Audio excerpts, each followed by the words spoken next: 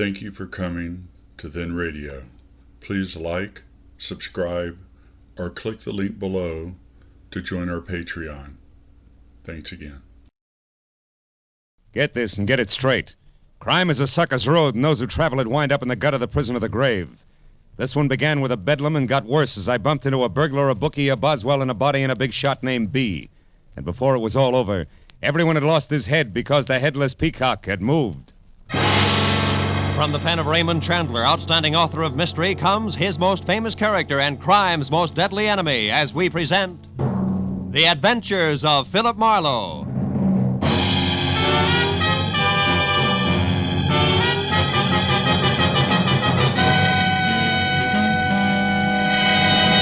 Now, with Gerald Moore, starred as Philip Marlowe, we bring you tonight's exciting story, The Headless Peacock.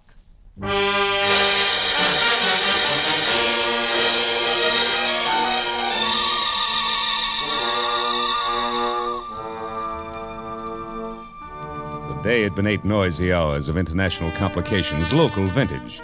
It had started when a Frenchman from Beverly Hills who spoke no English hired me to find the Filipino houseboy he thought had stolen the family's silverware to sell to a prosperous downtown Chinese. However, it had played differently since the Frenchman had been wrong all the way. And both the houseboy and the silverware had turned up in the cool of his own basement, where the servant had gone to do his polishing in comfort. Which was hardly the end of things, because even now, as I slumped behind the desk in my office exhausted, the accused Chinese, who was highly insulted, was on hand together with a nasty pet terrier tucked underneath his arm to tell me all about it.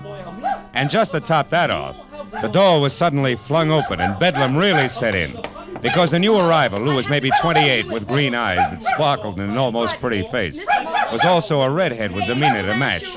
And it was obvious that, one, she wanted to hire me, two, she was in a hurry, and more important, she really... Hey! Just a minute! Hold it, both of you. Now, Mr. Tang, I've had enough. Here, on your way out, take this. It's the Frenchman's address in Beverly Hills. The mistake was his. See him. Goodbye, sir. Thanks, honey. It was going to be me or that windbag with Terry any minute. What can I do for you? Plenty, and all of it in a hurry. Sit down and listen hard, will you, Marlowe? My name is Dennis, front part Artie. Oh, which is short for what? The whole thing. It's really Ruth Dennis, R.D., see? Oh, that's cute, R.D., Artie. Yeah, what's the problem? It's a guy I love, Marlowe. He's tall, blonde, and his name is Gordon Holzer, and he sells shoes. But don't laugh, because when he connects, he does it by the carload. Also, I figure he loves me and at the moment is in lots of trouble. Why? Because when I came in on the train late this afternoon, Gordon wasn't on hand with the usual brass band. He wasn't at my apartment either. But a note was. It said he had to work late at the office. I waited an hour and then gave him a ring. They told me he wasn't in, hadn't been for 2 days. Next, I called his home. He has a bungalow up on Vista Del Mar, 7700 North. And when you got no answer, you started to worry, huh? Yeah, so I went up there. Gordon, of course, wasn't around, but somebody else was. Somebody small on the natty side, with no more eyebrows than a goldfish. He belonged to a new sedan, long and black. Did you talk to him? Oh, better than that. We wrestled. Have you got a cigarette? Oh, yeah, here. Thanks. It's all right. See, Marlowe, this guy was snooping around the place, so I decided to find out a few things. I made believe I had a gun in my pocket, and I told him to put his hands up. Oh, fine. Well, it worked for a while. Which brings us to the wrestling. Huh? Yes. When I mentioned Gordon's name, he knocked me down. But he wasn't very big, so I managed to hit him once with my bag before he got away. Also, I ripped his coat pocket open. And here, this fell out. It's a newspaper clipping. A picture of a fat hunk of jewelry that was once stolen from someone named Isaac B. Stolen from Isaac who? B is in bzz. Oh. Look, it's a peacock with the head broken off. But with a tail that's loaded with diamonds, rubies, and emeralds. What does it mean? What is it?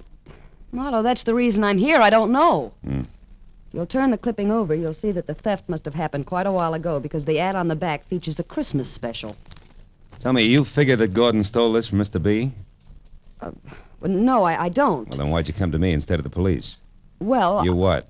Come on, Artie, let's have it all, huh? Okay. That's better. I don't suppose it's smart not to tell you anyway. Gordon isn't all shoe salesman. He's part lunatic when it comes to the horses. You know, the right pony a day keeps the doctor's bills away. I thought I'd cured him. Now I'm less than sure. So you figured that maybe he got in too deep while you didn't know about it, and now he's trying to even things up by playing with stolen property, is that it? I hope not. But even if it is, I still want to help him. Now, here's $100, Marlowe. Do you go to work for me, yes or no? Yes, on one condition. All right, what? If I find out the facts and pass them on to you, until and if he turns up crooked, then I drop it. Agreed? Agreed.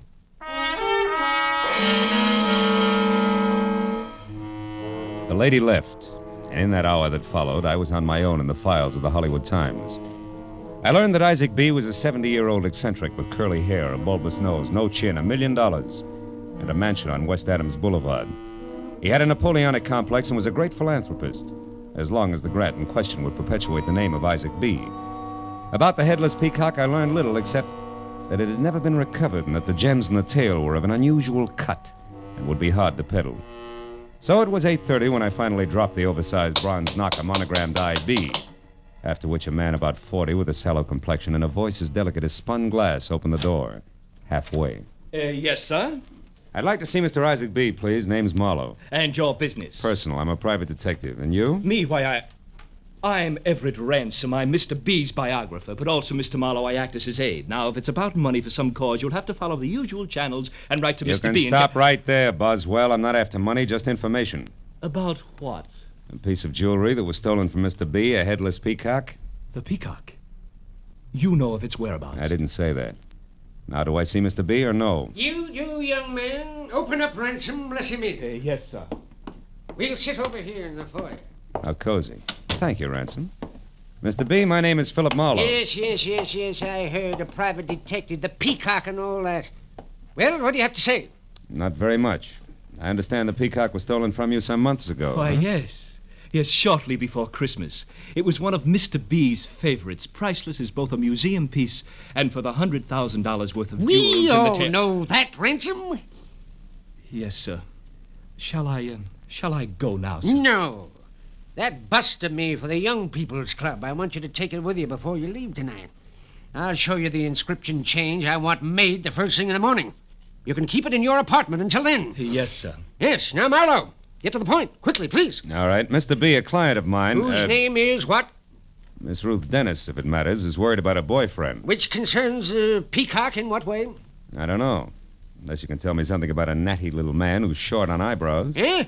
When last seen, he was carrying a newspaper picture of the bird. Mean anything? No. Is that all you know about the theft, Mr. Marlowe? Just about. That and the name Gordon Holzer and a bungalow on Vista Del Mar near Franklin. Holzer, bungalow. What are you talking about, Marlowe? Shots in the dark, Mr. B. Oh, shut. When they miss a mile. Good night, sir. Outside in my car, as I started away from the curb, I glanced into the rearview mirror and saw the reflection of a sedan that was also just beginning to move. A sedan that was both very long and very black. I kept to the quiet streets and stayed under 30 until I'd gone about 2 miles, and then, at the next intersection, a busy one, I made my move, which was a sudden spurt into thick traffic via a wide left turn that produced screeching tires and frank opinions. You stupid jerk! I swung around the block once, made it back onto the quiet street just in time to catch sight of the sedan going by fast. I followed it, and 20 minutes later, when it braked to a stop in Beverly Hills in front of a hat shop marked Lester's, I did the same. I piled out of my car and walked quickly toward what I thought would be the natty man without eyebrows. But when the door of the sedan opened, it was a woman, blonde and beautiful, who ran to the door of the shop, unlocked it, and hurried inside to where a telephone was ringing. There was an alley beside the building, and I ran back to where I could see inside. There were 5 telephones side by side in a phony front cabinet that spelled bookie. And on the wall above, a publicity picture of a natty man without eyebrows, sitting in the middle of a bunch of zany hats. No, Mr. Holzer. Beautiful blonde was talking on one of the telephones. And when I moved closer, I was happy to hear her address the party at the other end of the line as none other than Gordon Holzer. Uh-huh. He's on his way up there now. Well, where are you? Oh, returning home. That's fine. Key still in the mailbox? Good. Of course, Mr. Holzer, you decided to pay that $15,000 for sure this time, haven't you? You know, Mr. Lester wouldn't want you to disappoint him. I moved out of the alley quietly and went back. Entered the shop through the front door, which was still open. Beautiful blonde was just hanging up the phone when I stepped into the light. What? Good evening. Who are you? What do you want here? A new hat. Something chick. Any suggestions? Yes. Get out of here. This shop is closed for business. Bedding included? Why, sir, there must be some mistake. This is a hat shop. With 5 hidden telephones and a boss man who collects pictures of headless peacocks for a hobby? Sorry, baby, I don't buy it. Not even as a conversation piece. So shall we start all over again, huh, baby? Well, yes. Why don't we? And with this to keep us from changing the subject. A heavy service 45, honey. Looks a little bulky in that dainty hand, don't you think? It'll look worse when it explodes in your face. Now, who are you? By name, Philip Marlowe. By occupation? A private detective. And just to keep the interview rolling, I sleep in pajamas, tops and bottoms alike. Love Chinese Stay cooking, back. pressed almond duck in Come particular. closer. And don't don't prefer take another blondes. step Give me or I'll that! shoot you. You big bum. I don't know why I didn't shoot. I do. But lest we lose the question and answer period, your turn. Name. Patience. Oh, no. What's the rest of it? Hancock. A very fine Virginia name, Mr. Marlowe. Anything else? Yeah, there is. What's your connection with Mr. Lester, Gordon Holzer, and the Headless Peacock? If it's any of your concern, I happen to be Mr. Lester's business associate. But believe me, when he gets back from Pasadena, he... You mean just what you said. The man I'm looking for is in Pasadena. Don't look. Thank you, honey child. The interview's now closed because as of this minute, I'm off for the home of the Rose Bowl. Good night, Patience.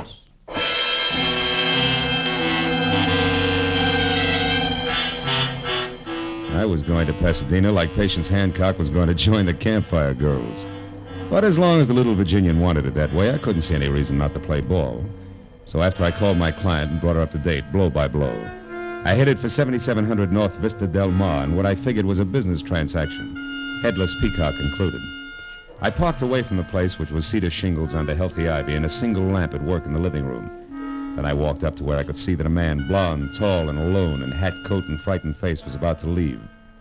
When the door opened, I took that as my cue to switch 38 from shoulder holster and announce myself. Well, what do you want with me? Words, Mr. Holzer, lots of them.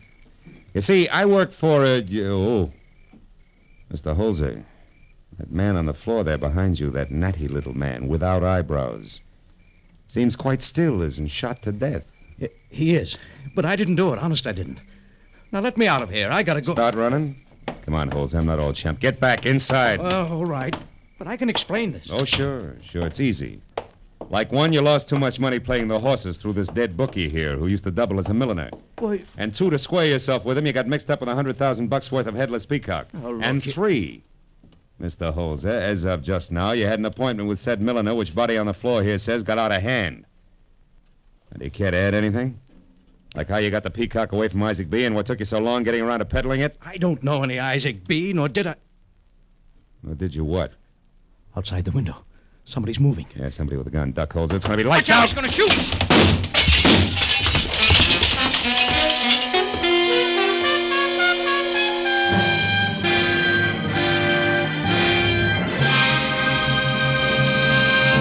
In just a moment, the second act of Philip Marlowe. But first, Sunday afternoon, a perfect time for music. Sunday afternoon, the time of the week when almost everyone takes time for relaxation. Combine Sunday afternoon with music and relaxation, and you have the Symphonette and the Choraleers, 2 outstanding CBS musical programs. Most of these same CBS network stations bring you both programs every Sunday. Relax and enjoy them tomorrow. And now with our star, Gerald Moore, we return to the second act of Philip Marlowe and tonight's story, The Headless Peacock.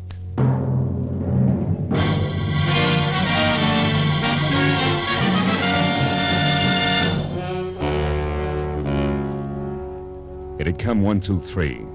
A corpse on the floor, shots through the window, and Gordon Holzer out the back door while bullets made lights out. And Marlowe on the floor, the smart move. It made this the time to call the law, so in case the character with the gun was still hanging around outside, I left the lights off, fumbled my way to the phone, and dialed 116 in the dark. A minute later, I had Detective Lieutenant Matthews on the wire. So you got a corpse, huh, Marlowe? Give it to me again, will you? Who, where, and why? A guy named Lester, supposed to be a hat designer in Beverly Hills, but stacks up better as a bookie. He was shot to death here at 7700 Vista Del Mar. Whose place is that? One Gordon Holzer. He has his name on the mailbox. Hey, got a motive, Marlowe? Well, it's a theory. Could be that Lester put on too much pressure trying to collect 15 grand Holzer owed him from bad bets on the ponies. There's more, but it'll keep till you get here, Lieutenant. Okay, Marlowe. A couple of the boys on their way now. Mm-hmm. I'll be over myself later. Stick around, will you? Yeah, okay. Goodbye. Marlowe, you promised me you wouldn't call in the police, but I heard enough to know you just finished talking to them. Didn't you, you two-faced cheat? You bet I did, cutie. What's more, when you hired me... I'm not through. I want to know something else. What are you doing here in the dark, and where is Gordon? All right. In that order, first the lights are out to keep me from being shot in the back. And second, your boyfriend Holzer left on the double because I was about to find out why Lester's body is here on Holzer's living room floor. Lester's body? You heard me. You mean that little man is in here, dead? Very much so.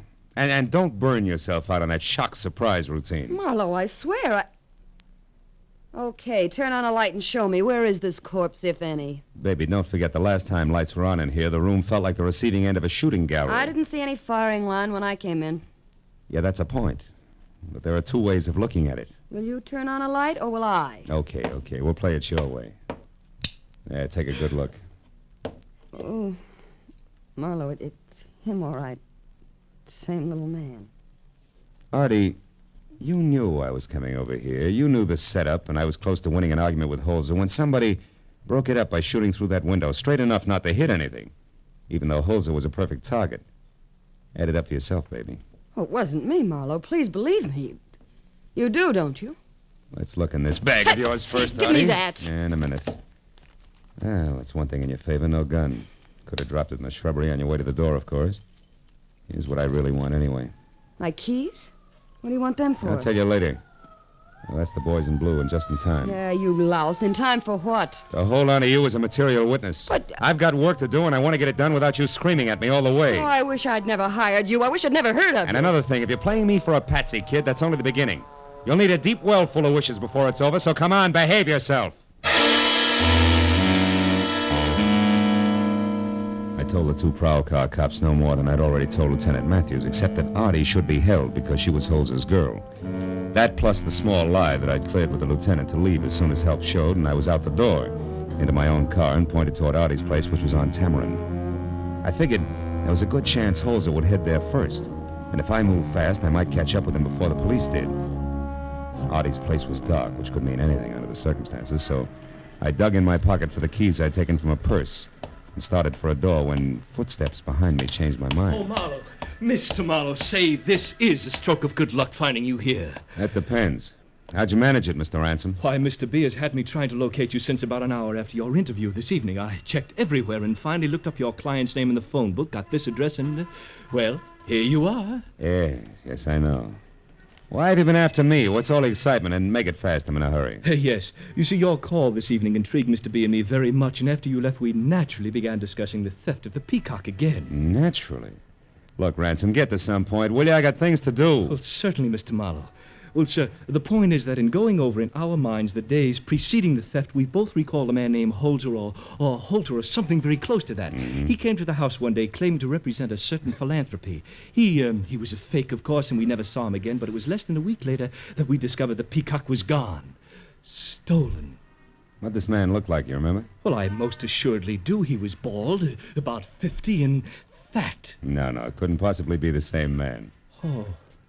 Oh, you found Mr. Holzer then? Once, briefly, there's no resemblance. Oh, I see.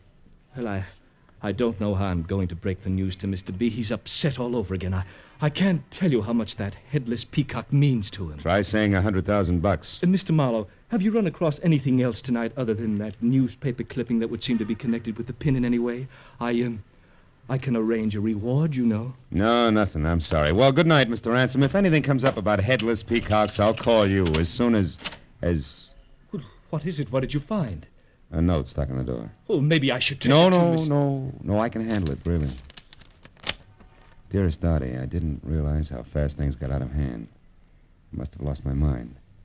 I'm going to undo all the wrong I've done, and I'm getting out. Love, Gordon. P.S. I should have listened to a smart girl in the first place. Why, Mr. Marlowe, the fellow sounds desperate. He's got a right to. That natty little man I mentioned earlier tonight is dead. Murdered. Oh, great Scott. But then, Mr. Marlowe, then how can this man possibly undo all the wrong he's done, as he says in that note? That beats me. But one thing is sure. This hands my little client a nice clean slate, which makes my next stop the police. I'll see you, Mr. Ransom, and happy peacock hunting.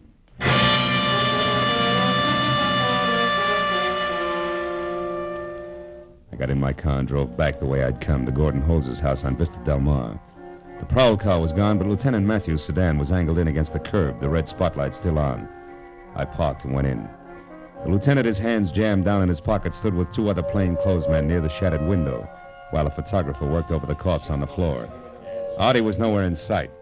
Matthews spotted me as soon as I walked in and bore down on me with all the frivolity of a heavy cruiser. Marlowe, I thought I asked you to stick around. Yeah, you did, but I got an idea that wouldn't keep. Yeah?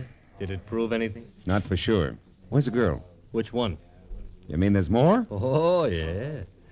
That red-headed fireball, Artie Dennis, you already know about. Yeah.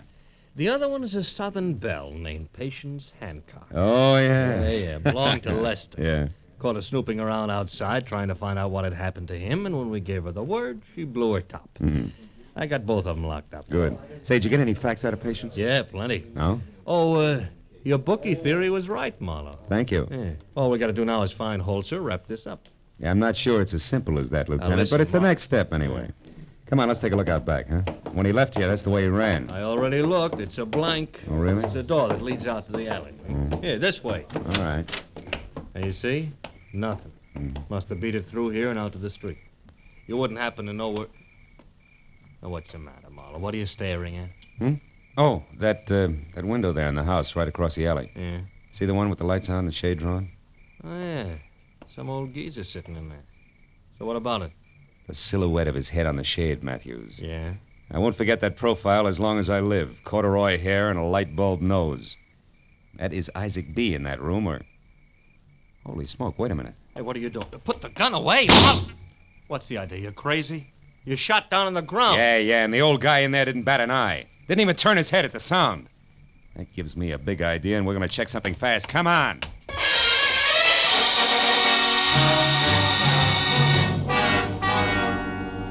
We ran back inside, and as I picked up the phone, Matthews found out for me that the house across the alley faced on Carmen Avenue. Then I dialed Isaac B.'s home number, and when I finally got a sleepy hello, I asked him a question. The answer he gave boosted the odds on my hunch into the sure thing class. When I hung up, Matthews unhappily agreed to play along, and with one of the plainclothesmen went around to Carmen Avenue to cover the front of the house across the alley. I went out to the back way again, 38 in hand, crossed the alley, climbed up on a brick wall, and moved toward the window. It was 18 inches open. I eased one edge of the blind aside and looked in. A life-size bronze bust of Isaac B., I've heard mentioned earlier, sat on the table in front of the window. And beyond that was Gordon Holzer, backed against a wall and staring in stiff fear at a pistol clenched in the hand of the biographer, Everett Ransom. Don't shoot. I made a mistake, I admit it. You certainly did, Mr. Holzer. A much greater one than you realize. But I want to return this now. I've brought the Peacock back to you. Don't you understand? Yes, but I'm afraid you don't.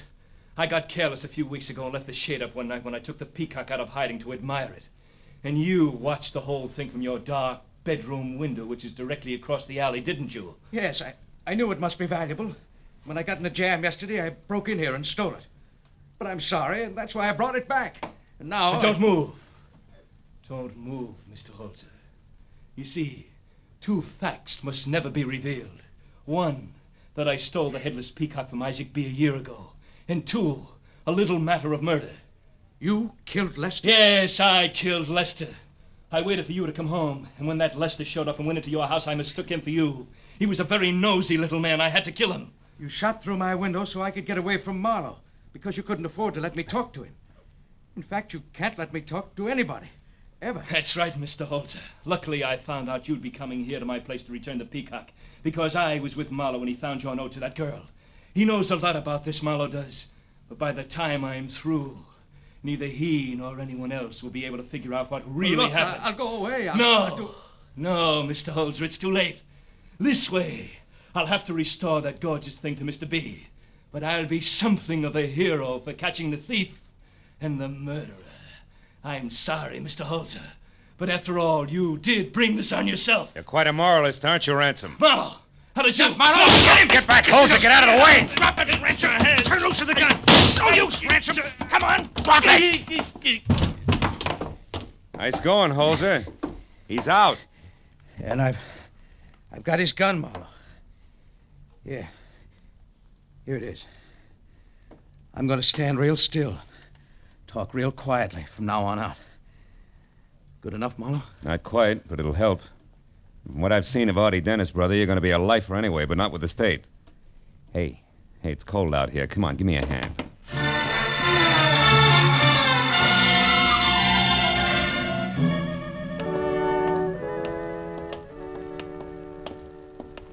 Thanks for getting me out of the pokey, Mr. Marlowe. You rat. No, I figure it's safe to turn you loose now, Artie. Uh-huh.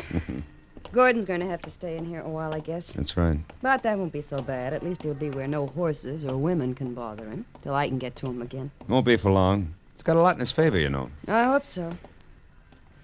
I still don't understand how it all worked out.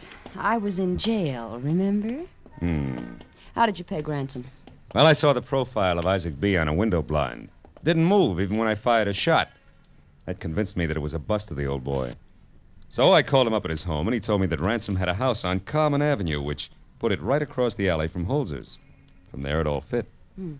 Well, why didn't Ransom kill Gordon when he fired those shots through the window? Oh, that. He still hoped to recover the Peacock for himself at that point. But he didn't know where Gordon had put it, so he couldn't afford to kill him right then. Oh, lovely. You know, Marlowe, all in all, we're pretty lucky, Gordon and I. Yeah. Try to keep it, will you, baby? Keep it that way on everything but the horses. Oh, you can make book on that, mister. Mm-hmm. Good night, Phil. Good night, baby.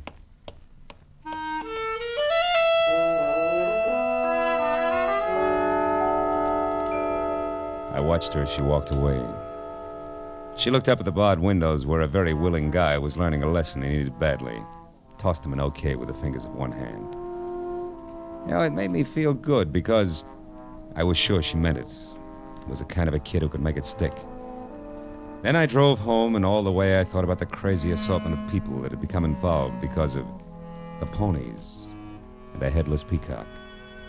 I was still thinking about it over a glass of milk in my kitchen when I glanced at the newspaper on the table, opened to the sports page.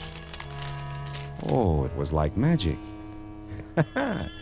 My eye was drawn to a box in the corner and down the morning line for tomorrow's races until it stopped at the name Lucky Peacock. Oh, it was perfect. A hunch. A hunch that couldn't miss. Lucky Peacock was a cinch to win by a head. Or maybe he'd lose by a head. Or maybe he'd... Yeah, well, it's no use, Marlowe. Tomorrow you go to the races.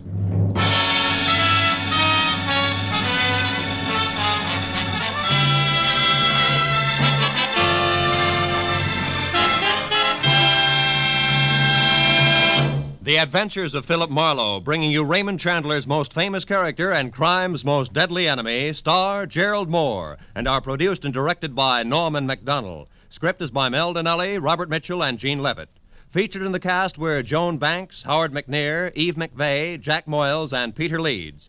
Lieutenant Detective Matthews was played by Larry Dobkin. The special music is written by Richard Orant and conducted by Ivan Ditmars. Be sure and be with us again when Philip Marlowe says...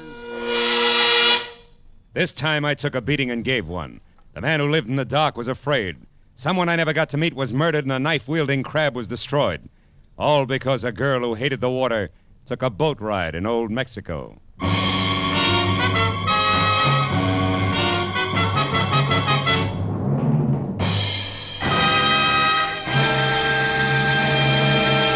One step to curing a disease is recognizing it and treating it.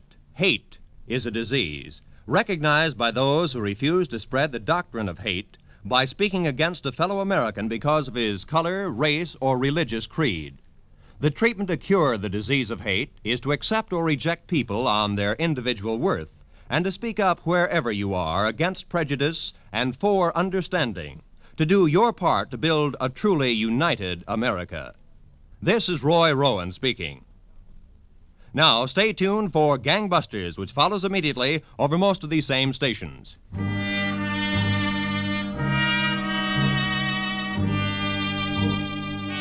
This is CBS, the Columbia Broadcasting System.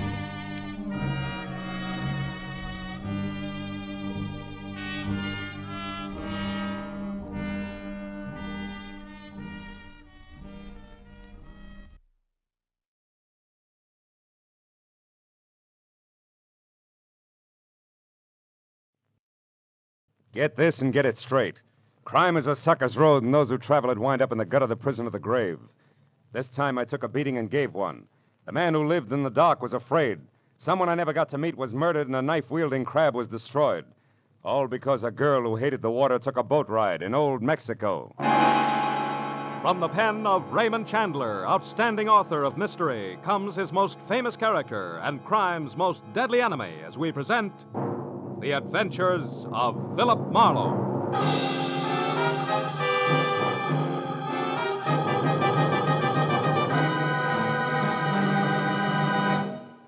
Now, with Gerald Moore, starred as Philip Marlowe, we bring you tonight's story, Mexican Boat Ride.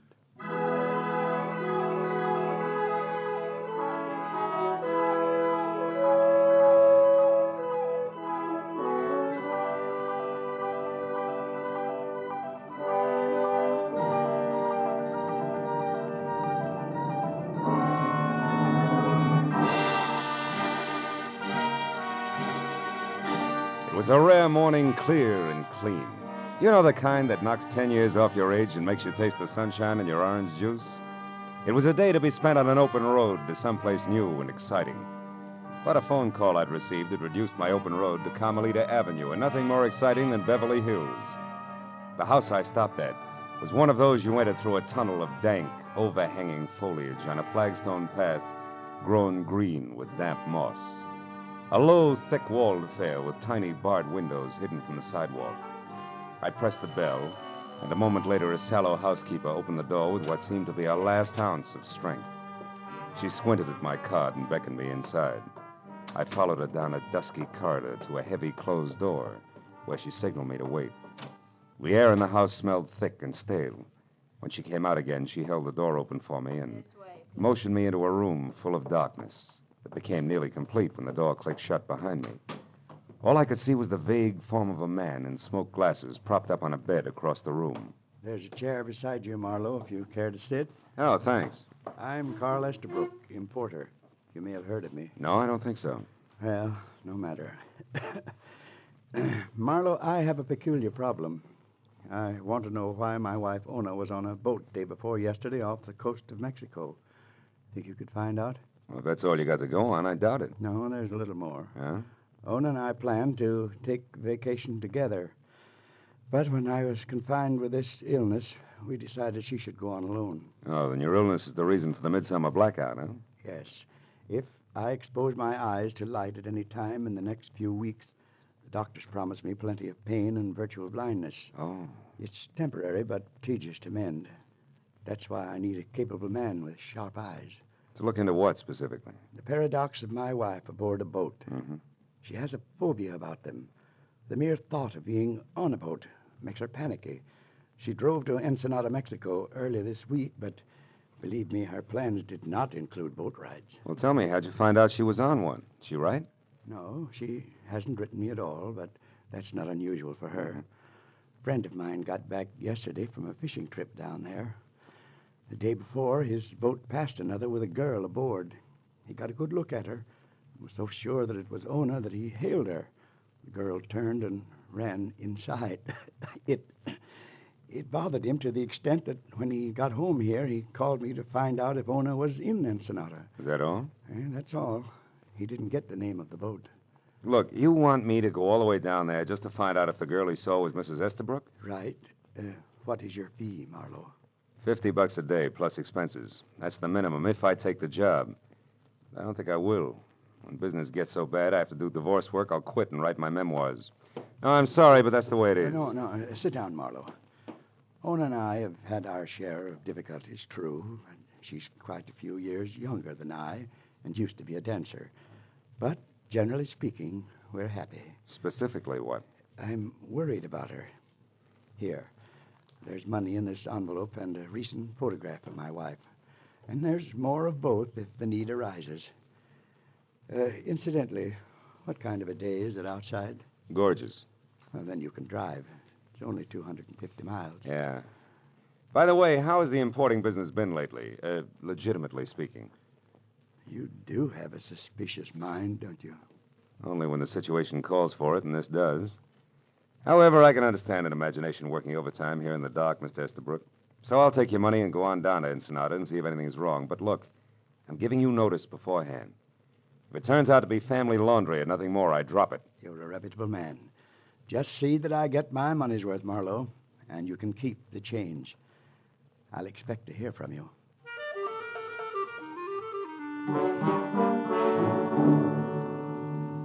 When my eyes adjusted to the dazzling glare outside, I looked in the envelope and picture of an impish, dark-haired woman and 5 $100 bills. For the first time, I realized what Estabrook had meant by keep the change. But it didn't help my attitude even a little. By 2 o'clock, I was on the road south. A late lunch in La Jolla with an old friend, a routine baggage inspection at the border, and then 70 twisting miles of lonely road brought me to Ensenada, just as the Mexican sun dropped into the sea. I drove past the piers and canneries at the edge of town, and then along the curving shore to the only hotel elegant enough to meet the demands of the woman I figured Ona Estabrook to be. After I'd gotten a room and cleaned up, I went to the desk and asked for her. She was registered, had number 74, and at the moment was out on the patio. All of which sounded ridiculously normal. And I thought again of an imagination at work in a dark room back in L.A. I thanked the clerk in crippled Spanish and turned in time to catch the end of a long, cold stare from a pair of frog-like eyes that bulged out of an otherwise handsome head on a man in a gray gabardine suit. I didn't think my language had been that bad. But when Popeye followed me out onto the patio, I wasn't too sure.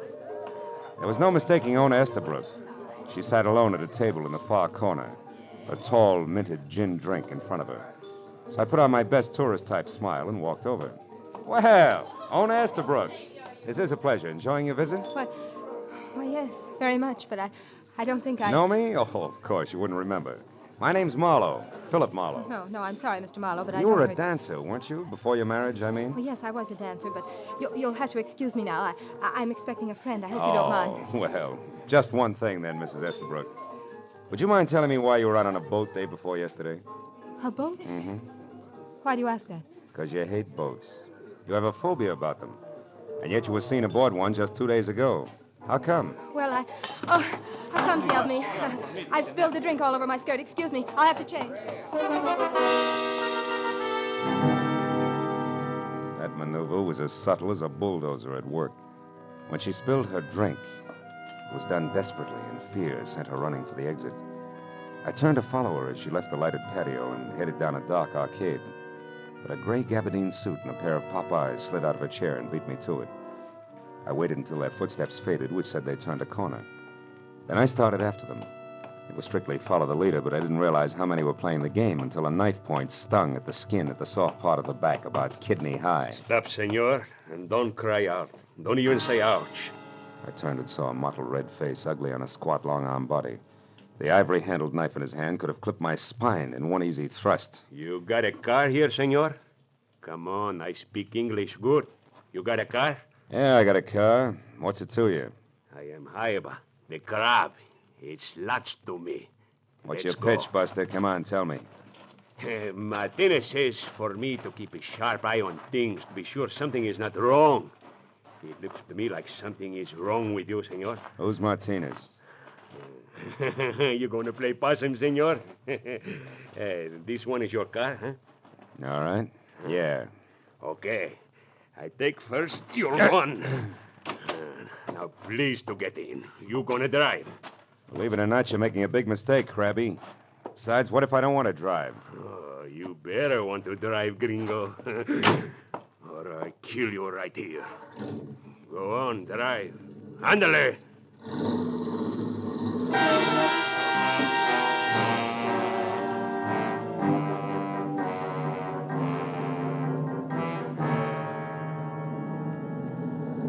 See, stop here. And now we get out. It's nice and quiet here on the beach, no? Walk over there to that old adobe wall. We're gonna have a talk there. It's gonna be dull, Buster. We've got nothing in common. Please, senor, don't make it hard on me. I don't know why you gotta come and mix everything up again when time is running out. Why did you come? I needed new huaraches. Look, senor, you think I'm ugly? You're no beauty, Crab, let's face it. See, and I can act even uglier. Maybe I could go on the radio and make a big hit, no? Or maybe I make the big hit on your face. Oh!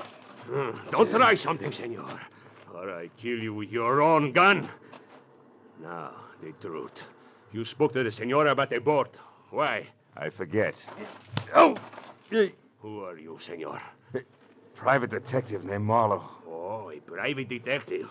Who are you working for? Dolph Bentley? I never heard of Dolph Bentley. Who's he? You're lying. The senora knows him.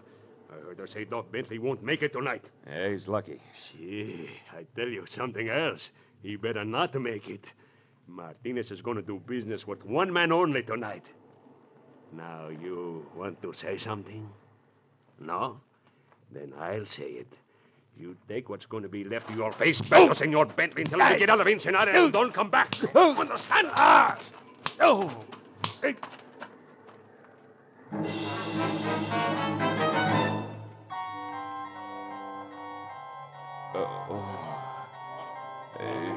Wait a minute. Wake up. Stop, Craig. Come on. Who are you? Oh, it's you. I'll kill you. Wait. Hey, take it easy, will you? You're in good hands now, Marlowe. I'm a fellow American. Oh. You know, you're pretty lucky, you know that? I am? Oh, sure, yeah. Where'd my pal go? Oh, him? Oh, I chased him off. You know, it's a wonder he didn't put a knife in you. These fellas are mean with knives. This guy was no slouch with a gun butt, either. Hey, where'd you come from, anyway? Oh, down the beach a ways. I just finished working on my boat, and I was taking a walk, and I heard the commotion, came over to see about it. This guy was beating you up, so I yelled and started for him, but he ran. Oh, is that right? Mm-hmm. I'm glad somebody stopped him. Thanks very much, Mr. Roman. Oh. Lou Roman's my name. Uh-huh. Yeah, I'm pleased to meet you, Marlowe. Thanks. You know me? Well, yes, I took the liberty of looking in your wallet to see that devil had robbed you. Oh. It doesn't seem so, though. Yeah, I guess I got here just in time. You're a private investigator, I see. You working on a case now? It's debatable. So far, the case is working on me. Oh. I'd like to find a guy named Dolph Bentley, though. Dolph Bentley? Yeah. Guy who beat me up had the idea that I was hired by Dolph Bentley. Did you ever hear of him? No, and I come down here every year to fish, too. Uh-huh. Know a lot of folks around here, but I never heard of that one before. Why are you after him? Well, he's tied up in some way to the Crab, who seems to work with another guy named Martinez, who in turn is going to do some business of some kind tonight with somebody other than Dolph Bentley. I don't know. And it's all connected for some screwy reason with a woman who took a boat ride the day before yesterday. Well, what about that? The woman being on a boat, I mean. Oh, well, she can't stand boats. She's afraid of... Oh, my head. Wait. Here. Thanks. I better get you some first aid right Yeah, away. that's a good idea. Holy smoke, my car. Now, relax. It's right over there. Come on, let me help you out. All right. Easy now, easy. That's it now. I'll drive you. Where are you staying? At the hotel, huh? Yeah. Thanks, good. Roman. I'm still dizzy. Easy, I got you. I got to get back there.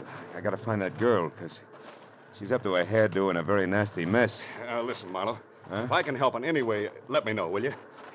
You know, us Americans have to stick together in a place like this, right?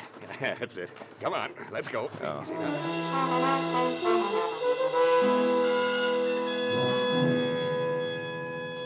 Lou Roman, the hail fellow, was indeed well met.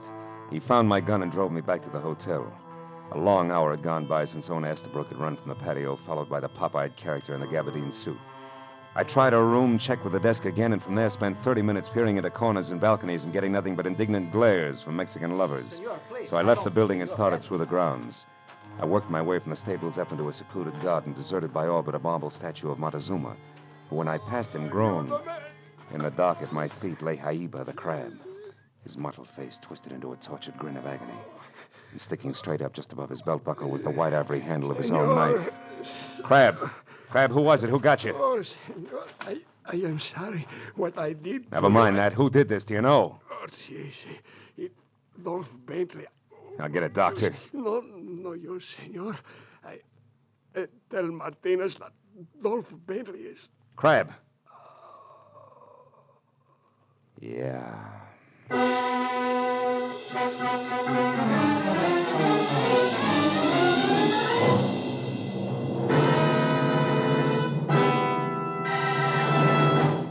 In just a moment, the second act of Philip Marlowe. But first, when you're 65, if you have worked in business or industry, call any office of the Social Security Administration for information about your old age and survivor's insurance.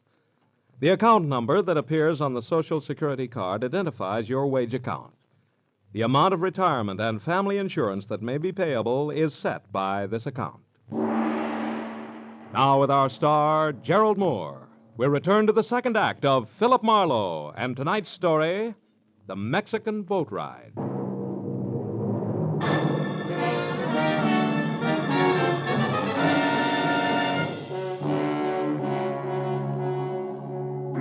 Even as the life trickled out of the ugly little man called Haiba, and his face, which had been knotted tight in pain, went slowly limp, and he was still, I knew that I'd have to get next to Dolph Bentley before the importance of Ona Estabrook aboard a fishing boat off Ensenada would make any sense. Also, I knew that there was a good chance that said Mr. Bentley and the gentleman in gray gabardine, known to me as Popeyes, were one and the same. So I started back for the hotel. But halfway there, I stopped at the sight of a figure ahead scampering toward an all-alone taxi parked near the main entrance. It was Ona Estabrook. I took off after her. When she was in the cab and away before I could get close enough to do any good. I tried the next best thing, which was the sombrero doorman nearby, who I figured might have heard the address she'd given the driver. Yeah, but what I didn't figure was that the doorman might not habla much English. The Senora Estabrook. Si, senor. Her enters libre a minute ago. Yeah, that's right. I know that. Now, look, where did her go? Which way in the libre? Libre. Uh-huh. Oh, un momento, senor. Libre! Oh, no. No. Ya viene, senor. No, Coming look, pronto. amigo, I don't want a taxi. No libre. No libre. None whatsoever. Chico no quiere. Now, please, come here. Let's back it up a little, huh? Senora Estabrook in libre, right? Si, senor. Okay. Now, where did she go? What direction? ¿Qué dirección? Oh, ahora comprendo. Ajá. The senor. The senora. ¿Qué dirección? ¿Comprendo? Si, senor. Senora Estabrook go to the pier, the fishing pier. Which one? Which fishing pier? ¿Cuál pier? The small pier, senor. The little one near the big cannery, the fishes cannery. That's senor. all I want to know. Gracias, amigo, and... Uh-oh. Senor, what are you seeing at? I'm not sure. But even if I were, I wouldn't be able to explain it to you. Buenas noches, pal. Thanks a lot. I had been seeing the silhouette of a man huddled close to the ground and slinking out from a hotel along a high hedge that led back toward the statue and the body of Aiba, a man who I knew could be the elusive Popeyes. I followed the walk that was close into the hotel until I was on a line with the hedge. Then I started after him fast. I still had a good 2 yards to go when he heard me and pivoted, so I swung first! Oh!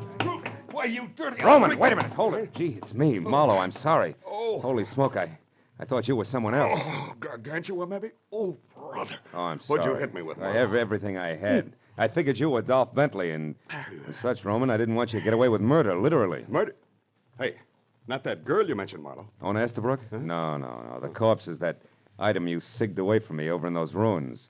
Somebody got to him with his own knife there near the statue. Then I was right.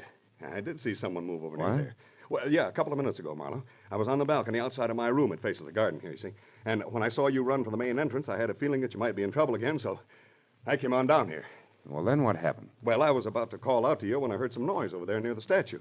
It was a man. He was running away fast, heading toward those stables. A man wearing gabardine, maybe tan, maybe gray. Maybe Dolph Bentley. Thanks, Roman. You've been a big help. When you get back to the hotel, tell him about the dead man, will you? I gotta run. The stable was a robust left fielder's pegged to home plate from where we'd been standing. So by the time I got there, I was out of breath and facing nothing more important than thick darkness, a lot of hay, and a couple of horses who couldn't sleep nights talking things over. Until I moved around a corner past the stalls and close to the half-open door of a shack, marked both cabina telefono and the equivalent in English that showed a single unshaded light. And under that, a man standing alone next to a telephone, writing something on the back of an envelope. He was wearing a gray gabardine suit, and when he lifted his Popeyes from a paper in front of him, I knew the next move had to be mine, 38 in all. Let it go, Buster. Keep your hands close to your sides. Just as you say, senor. I'd be a fool not to obey you. You're so right, a dead fool. So keep that in mind while we chat, won't you, Mr. Bentley? Bentley? Uh-huh. How did you find out who I am? It was easy. All I had to do was listen to a dying man's last 2 words when I asked him to name his murderer. He said, Dolph Bentley. Any comment? Yes. You know a lot, senor. Don't resent it, friend. I learned it all the hard way. Don't move, Bentley. I was only changing my position, senor. Which will be prone if you try it again. Now, what do you know about this whole mess and an American girl named Ona Estabrook, who I figure is no mobster? Nothing, senor. You're a liar, Bentley. Which brings me to the point. One, why the pressure on the girl? And two, what's so important about her taking a ride on a fishing boat? Come on, brother. It's getting late for a murderer. Start talking straight the first time out. All right. I'll start with a question. Senor, how does all this concern you? You gain a percentage if the smugglers are not interfered with, perhaps? We were talking about the girl, remember? Yes, I remember. But you see, senor, I have little to offer on that score. How little? A single observation. In your country, senor, people who do not mind their own business are called nosy. Here in Mexico, we have another term, asno. Which means what? Jackass, senor, who, unlike the cat, cannot see in the dark. But can try his best, Bentley. No gun, senor. Okay, amigo, no gun, but this. Asno.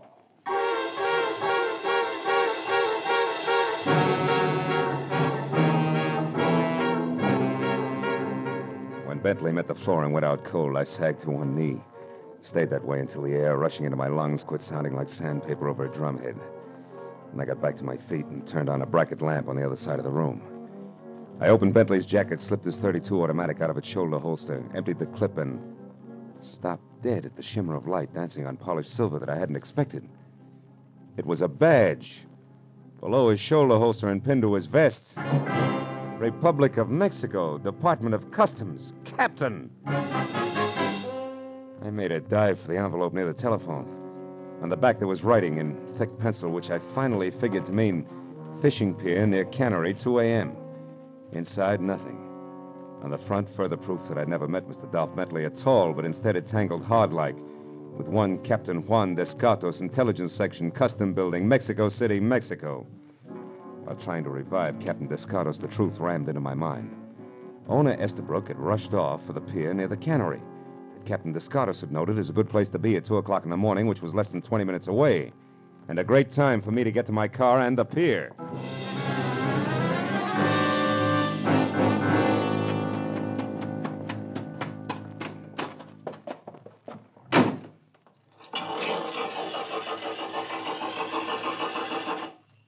It won't work, senor. You're a bright boy, thanks. Welcome. Do you like the job on the car, senor? I think it shines well for the 8 pesos you owe me. Nobody asked you to bother, Junior, but I'll see you later. Right now I gotta run, huh? For 8 pesos, $1 you can ride, senor. I'll replace the distributor cap. What? Come here, you. But, senor, it was very dirty all over, inside, too. The steering wheel black as can be. Look, I ruined my best rag cleaning That's it. tough. Now give me that distributor cap, or you'll be the saddest pair of dark eyes between here and the Panama Canal. Senor, Oh, never mind. Here. you pay me the $1? Yeah. Just put the cap back where it belongs. Quick, will you? I'm in a hurry. Well, come on, let's go.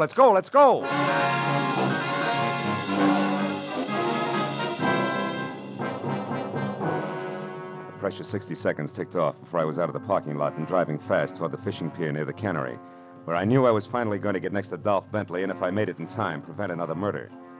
When I screeched to a stop away from the pier, piled out of my car, and ran the length of the oil-soaked planking to where a single boat was making ready to cast off, I saw one of the two persons aboard the small ketch was Ona Estabrook.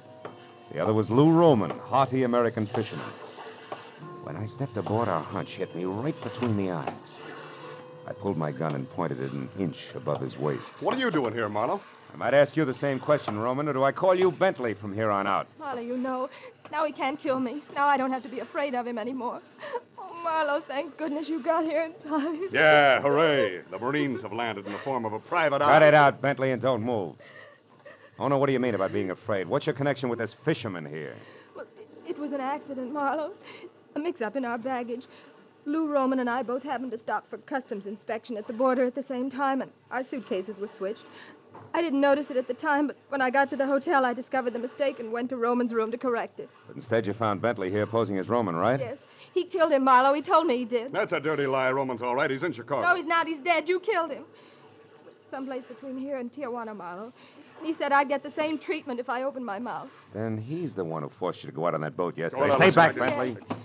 So that people wouldn't be suspicious, he made me appear at the hotel, in the patio there, and at the restaurant. Well, why didn't you run? Well, I couldn't. He wasn't around. Another man was. A horrible man with large eyes that never left me. Yeah. So why don't you drop it, Marlowe? No sale, Bentley. You see, I know that the horrible man with the large eyes can't be one of your henchmen. His badge says so. What? He's an officer, Marlowe? Yeah, Captain Owner. Give up, Bentley? You had better. There are too many men ready to take you. Descartos. Where'd you come from? Oh, I have been here quite a while.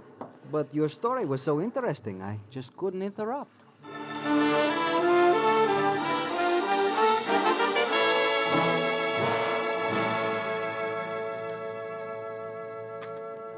And when Marlowe took you for Dolph Bentley, Captain Descartes, you played along because you didn't know who he was. Is that it? Yes, senora, and I did not find out until I heard Bentley call Marlowe a private eye.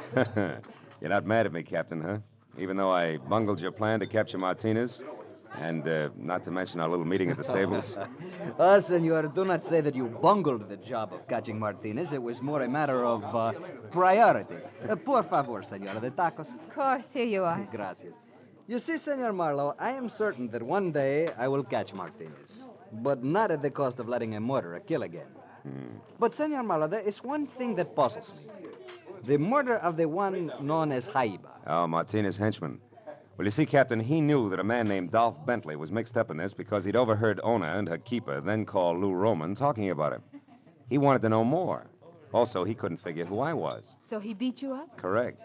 Bentley, of course, only saved my life because it was an easy way to find out just how much Jaiba did know, after which he got to him. Enough? Not quite, senor. There is still one thing. How did you know that Lou Roman was actually Bentley? On a hunch, Captain. And by positive identification from you, Ono, when we were on the boat. But now it's my turn. I got a question for you, honey. Have you had enough vacation? Uh-huh. As a matter of fact, Marlowe, I wired my husband just before we came in to eat. Oh. I said the change did in your world of good. Be home tomorrow to stay. Love always. Well, Captain, will you pass the tacos, please? They're awfully good, really.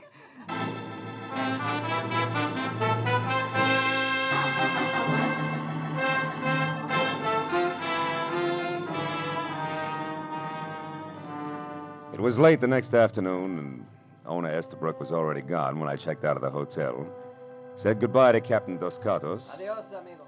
and headed north for the border, where 2 hours later I stopped for customs inspection of my baggage.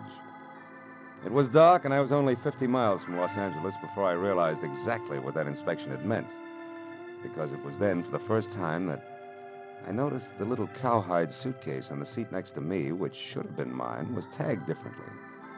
The name and address of a man who lived in Long Beach, California. When I got there, I kept driving. I knew I could ship it to him and ask for mine in exchange when I got home. Oh, yes. I'd had just about enough for a while.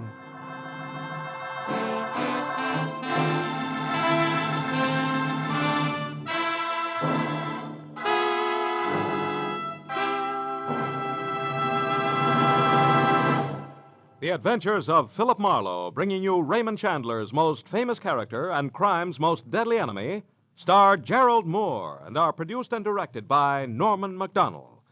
Script is by Mel Donnelly, Robert Mitchell, and Gene Levitt. Featured in the cast were Mary Shipp, Harry Bartell, Nestor Paiva, Bill Boucher, Ralph Moody, Bill Shaw, and Jerry Farber. The special music is written by Richard Arant. Be sure and be with us next week when Philip Marlowe says... It started with death on my doorstep and got worse when I lied to a sympathetic bull, was pistol whipped by a gorilla with dimples, and fought with a kitten on the Keys. And it might have gone on that way all night if I hadn't been helped by the king of the beasts.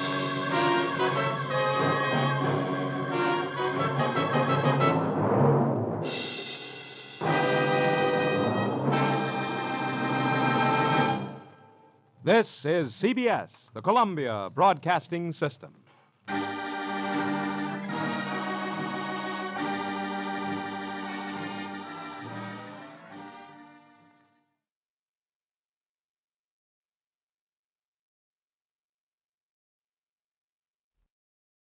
Get this and get it straight. Crime is a sucker's road, and those who travel it wind up in the gutter, the prison, or the grave. It started with death on my doorstep and got worse when I lied to a sympathetic bull, was pistol whipped by a gorilla with dimples, and fought with a kitten on the Keys. And it might have gone on that way all night if I hadn't been helped by the king of the beasts. From the pen of Raymond Chandler, outstanding author of mystery, comes his most famous character and crime's most deadly enemy as we present The Adventures of Philip Marlowe.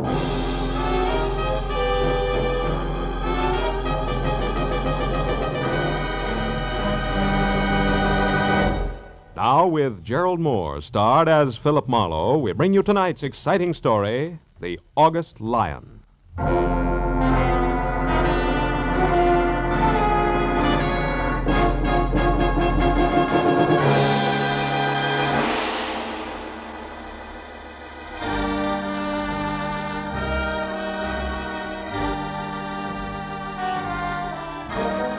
It was one of those in-between hours, along about 10 on a night at home when you don't quite know what to do with yourself.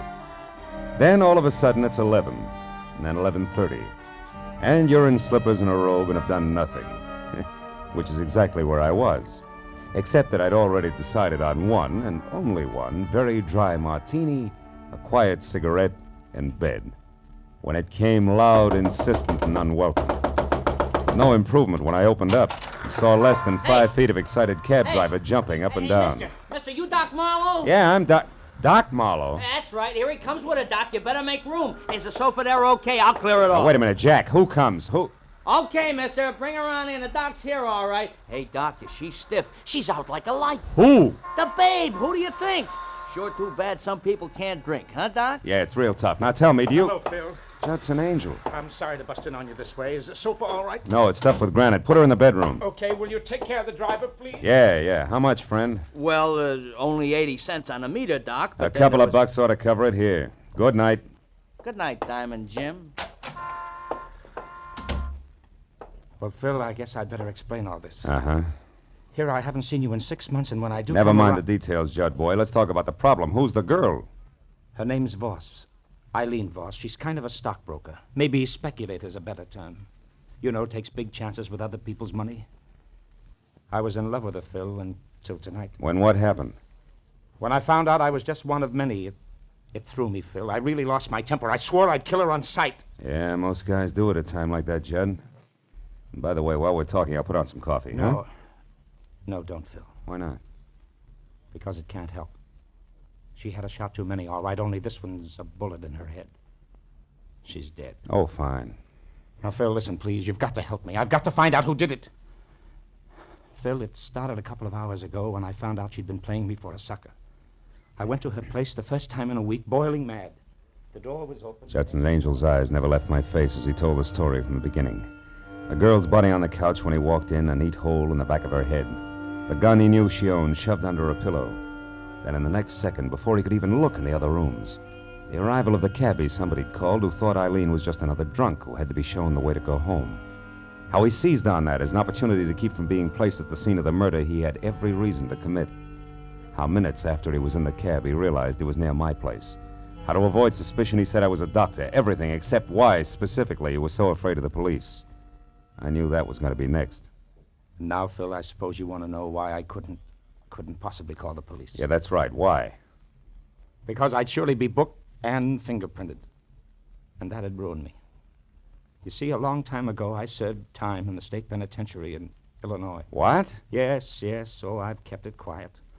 Only Phoebe Hammond in my office knows. It was for forgery, Phil. It was under another name and way back when I didn't know the difference between clever business and crooked business. It's taken 10 years to work up my reputation as an accountant. So you see, if I get mixed up in this, it'll all come out and... Well, smash, lots of pieces, no more. Oh, you've got to help me, Phil. You've got to find the real killer before the police get to me.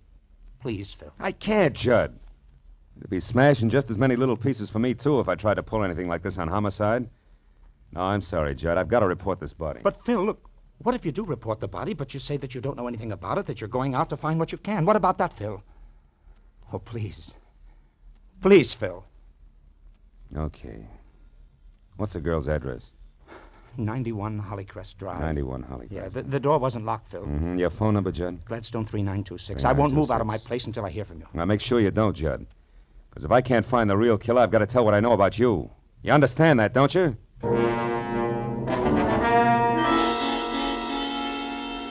When Angel left, I called Detective Lieutenant Matthews at police headquarters and lied that there was a corpse in my apartment about which I knew nothing, and that I was on my way out to see what I could find.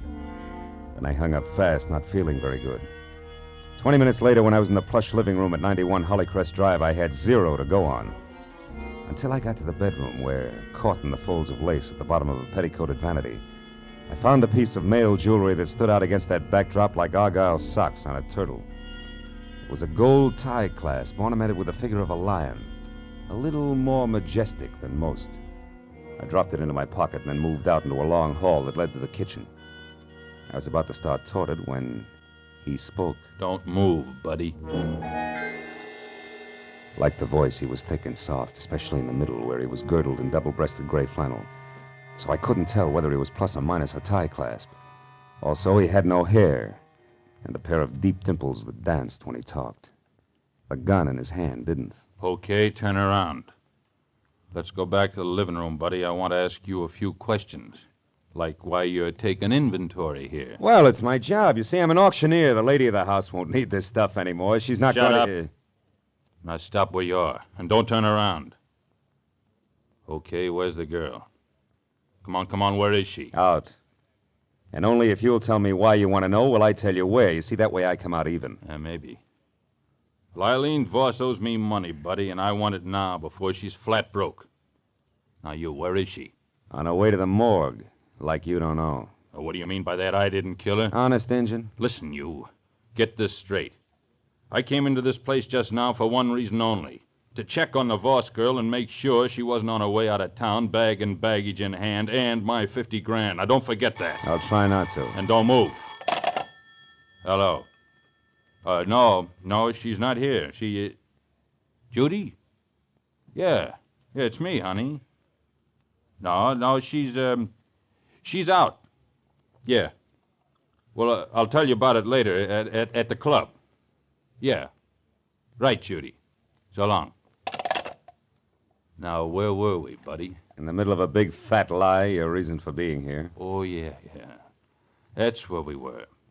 And you know, that's a good old place to leave it. Oh, buddy.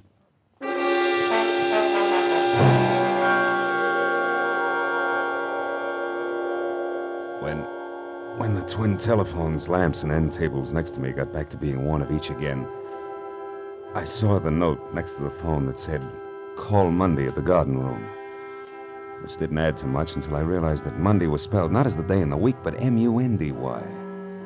And recall that the garden room was a cozy collection of crepe paper flowers where some people did their serious drinking.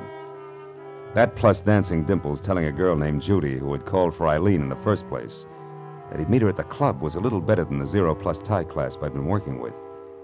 And a half hour later, that little became a lot, and things started to dovetail because a placard under glass in front of the garden room bragged about the glamour-puss pianist featured inside, whose name was first Judy, second Monday, not his day in the week.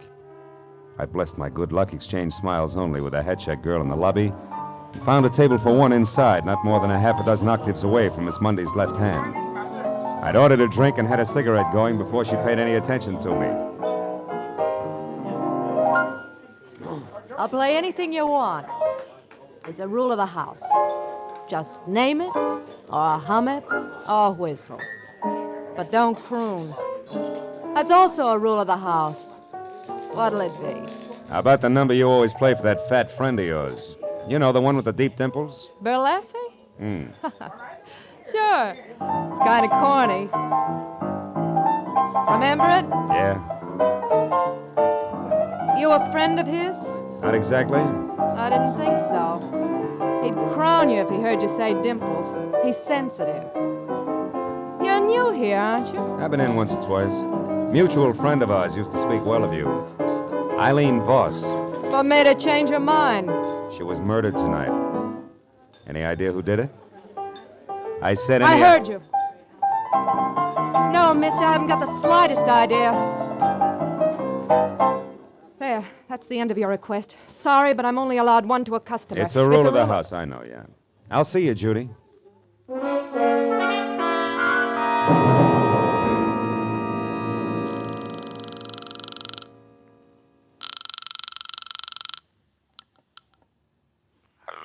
Mrs. Marlowe, Angel. Oh, Phil. Where are you? What have you found out? In that order, I'm in a phone booth at a club called the Garden Room. And what I found out so far won't impress Detective Lieutenant Matthews of the Homicide Squad at all when next we meet. But nothing in the apartment? No lead of any kind? I'm not sure, Judd. I ran into a round man with a sleek gun who piled me up and left before very much was said. But, Phil, the garden room, the girl there's a friend of Eileen's. Talk to her. Yeah, I already did, Judd. Got me the round man's name and no more. It was Berleffi. You mean anything? Berleffi? Yeah, A fat guy with dimples and no hair? that's right. He claimed Eileen had 50 grand that belonged to him. Yeah, that must be him then, Phil.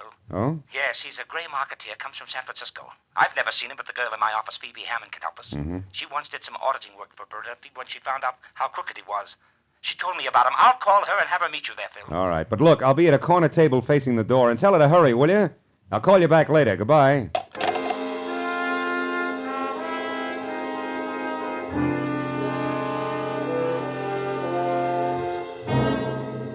It was exactly 1 o'clock when what was at least 3 parts CPA to each part woman pushed the front door out of her way and entered. At the top, there was close-cropped hair, streaked with some gray. No hat.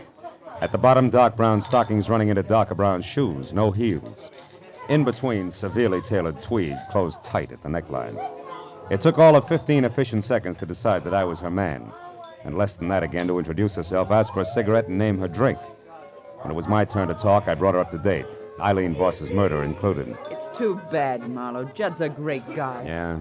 It was only lunch today that he was knocking himself out, trying to figure what would be 4-0 for my birthday next week. Now this. Tell me, what can I do to help? Well, at the moment, Berleffi. All I know about him, Miss Hammond, aside from what I've told you he said at Eileen's, is that he and Judy Mundy are a team. And Judy was a friend of Eileen's. How cozy. Isn't it? Well, it goes like this. Berleffi's front name is Steve, and he's out of San Francisco via Detroit and Chicago.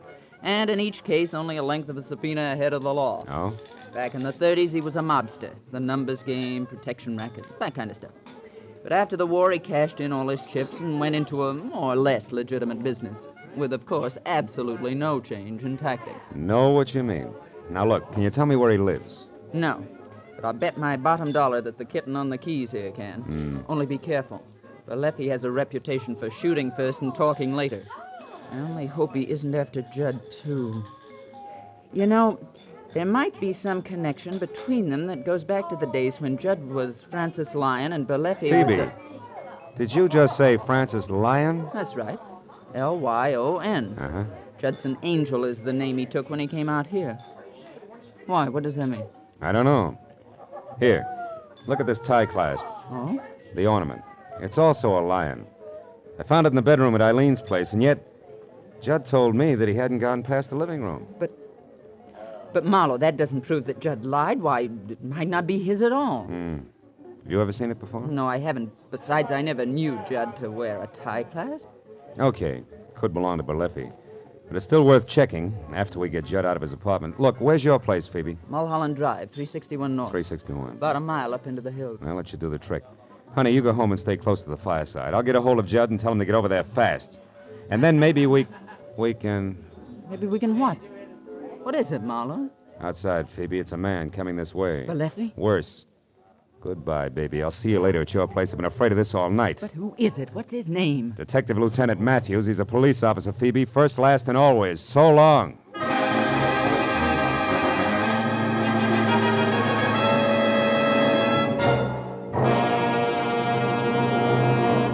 In just a moment, the second act of Philip Marlowe. But first, music you like best of all, whether it's classical favorites or popular old ballads, is the music you hear when you tune in Sunday afternoon to the Symphonette and the Choral Ears. This Sunday, the Symphonette plays popular operatic pieces and has as guest Milton Kay, pianist, who will play the final movement from Rachmaninoff's Concerto No. 2 in C minor.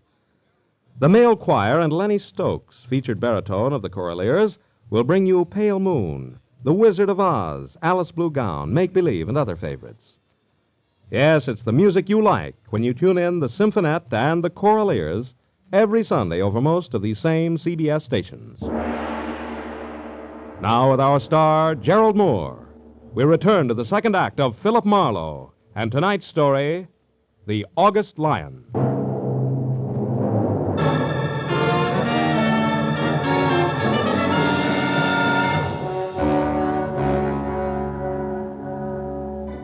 When I left Phoebe Hammond at the table and moved toward the bar, my first impulse was run, do not walk. This is a different kind of an emergency. But a quick glance into the mirror behind me tagged that as suicide and pushed try nonchalance into its place, because I could see that Detective Lieutenant Matthews had already spotted me. When he was closer, I could also see that nonchalance would go over like punching him in the nose on the steps of City Hall. All right, Phil, that little game is over. Now let's have it straight and fast. Who are you working for?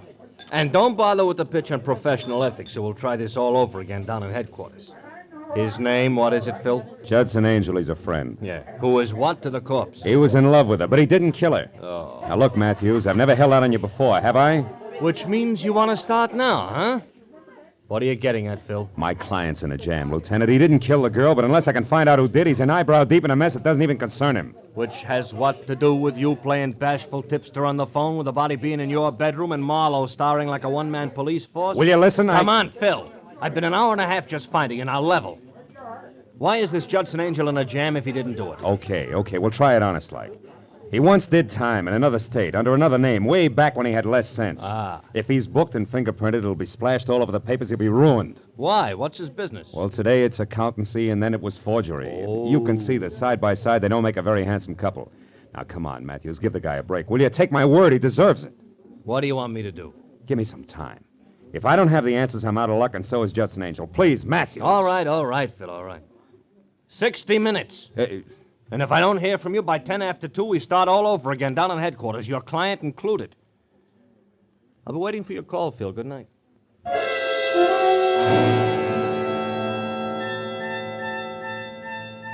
Detective Lieutenant Matthews was nobody's keystone cop, and I knew that when he said 60, count 'em, 60 minutes, he meant just that and no more. So I found a nice and public phone booth at a gas station across the street, and while I kept one eye out for Berleffi and Associates, I dialed Judson Angel's number. But in the next second, when I was through to him, I knew that I could forget about Berleffi on my end. Phil, I'm in trouble here. Outside, a man and woman. They're coming up the walk now. He's fat and gray flannel? Yes.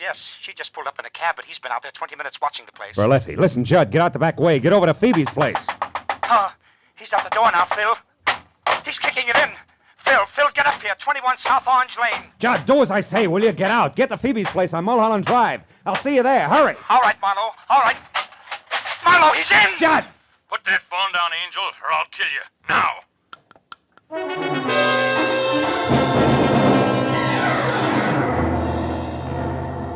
When I screeched to a stop at number 21 South Orange Lane, which was lights out, front door open, and no car parked in sight, I went inside.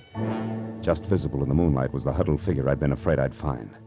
What I didn't know until I was nearly next to it was that it was Judy Mundy, not my client, and only unconscious, not dead. There was a large white envelope lying next to her, and beyond that, a litter of broken porcelain that had once been a lamp. I switched on a light, found some brandy, and then brought her to as fast as I could.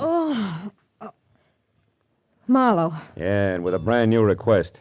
Here, take a drink. Now, I'll ask the questions. One, what happened here with the three of you? Where's Berleffi and, more important, Judd Angel? Come on, baby, talk fast. All right. I think Angel got away. I don't know where he is. Berleffi? Dead, I hope. I got him to thank for that lamp getting together with my head. How come? Angel made a break for it, kicked out the lights, and tossed a lamp at the same time. Hero Berleffi used me for a shield, then took off after him. Your connection with both Berleffi and Eileen Voss, what was it? I forget. Come on, Judy, baby, talk. You're not going to get another chance this side of the witness box. Witness box? What for? Your girlfriend's murder, trial by jury, an old Yankee tradition, you remember? Wait a minute, Marlowe. I didn't have anything to do with Eileen getting killed. They can't tie that onto me. They can try. Now, what'll it be? It'll be what you want. That's better. I only got chummy with Eileen in the last month, Marlowe, because Berleffi told me to. He was my boyfriend. Hooray for love. Go on. What was in it for Berleffi? He wanted to know where Eileen got her tips on the market. That way he could skip paying her any commission. Figures. What went wrong? Nothing. Only instead of finding out how well she knew who, I discovered she was going broke, period. The rest of it, you, Eileen being dead, that muscle woman you talked to in the bar, all Wait a the minute, music... wait a minute. What about that girl in the bar? You two get together? Oh, not for very long. After you left her table, she went outside, so I followed. Why? Because the cow jumped over the moon. Why do you think? I was still working for Berleffi, remember?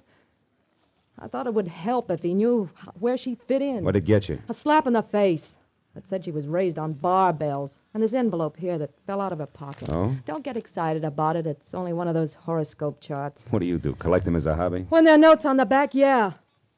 However, for friend Berleffi was unimpressed. Yeah, look yourself. It's double talk. Cost plus 10%. 90 days will yield the same. Yeah, it's strictly a CPA's margin notes. Doesn't mean that you owe. Marlowe, your mouth's open. What is it? You look dumb. Dumb I am and have been all night. Sweetheart, in your own clumsy way, you may have saved Judson Angel's life. What are you talking about, Marlowe? According to this horoscope, it's written in the stars. Maybe I'll make a good cop happy. Goodbye, sweets.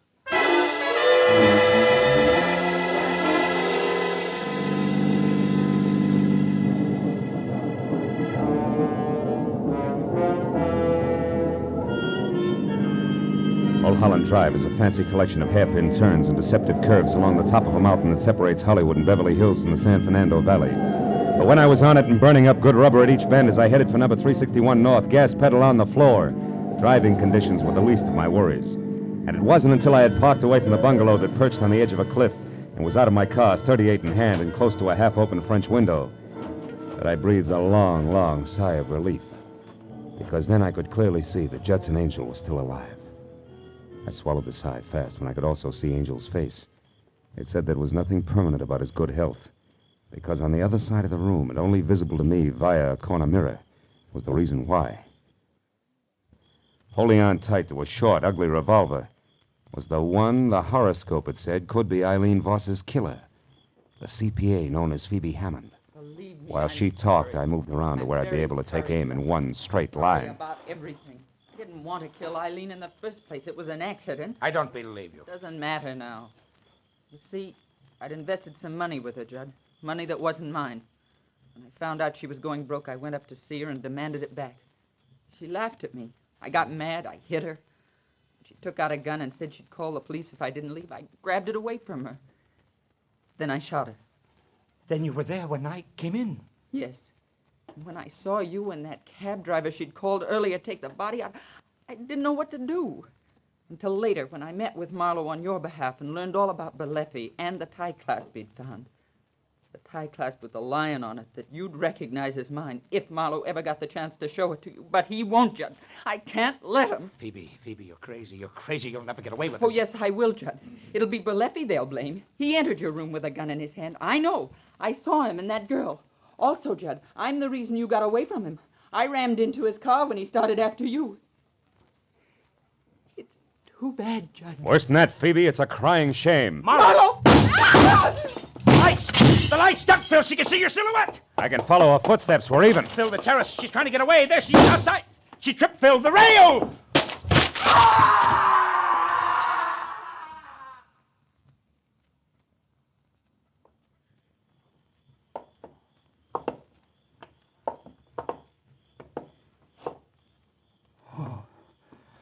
Oh, holy smoke. Phil, it's a good 200 feet down to solid rock. Yeah. Come on away from it, Judd. Time we made a phone call.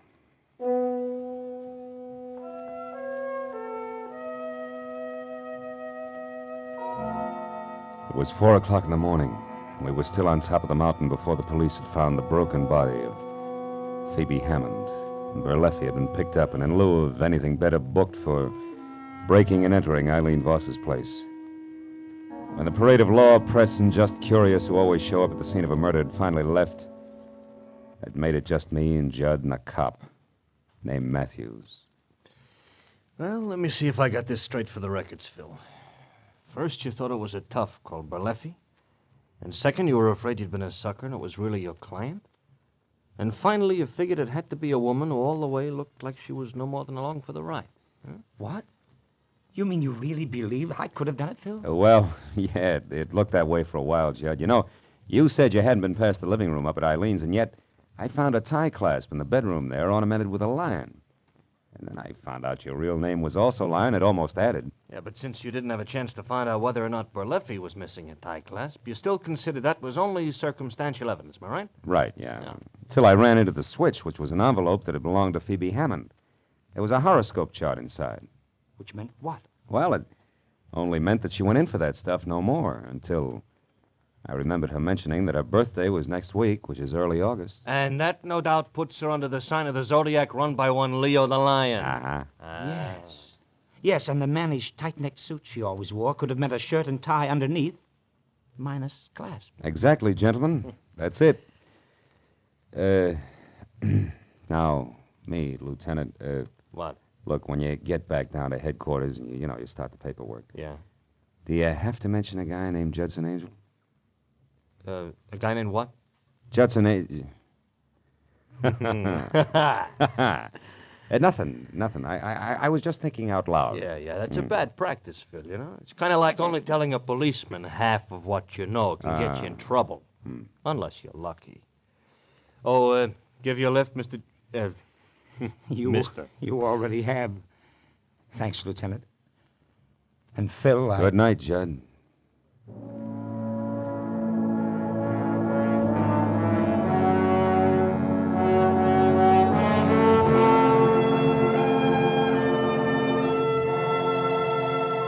When Judd and the lieutenant left, I figured I'd have a last cigarette on the terrace.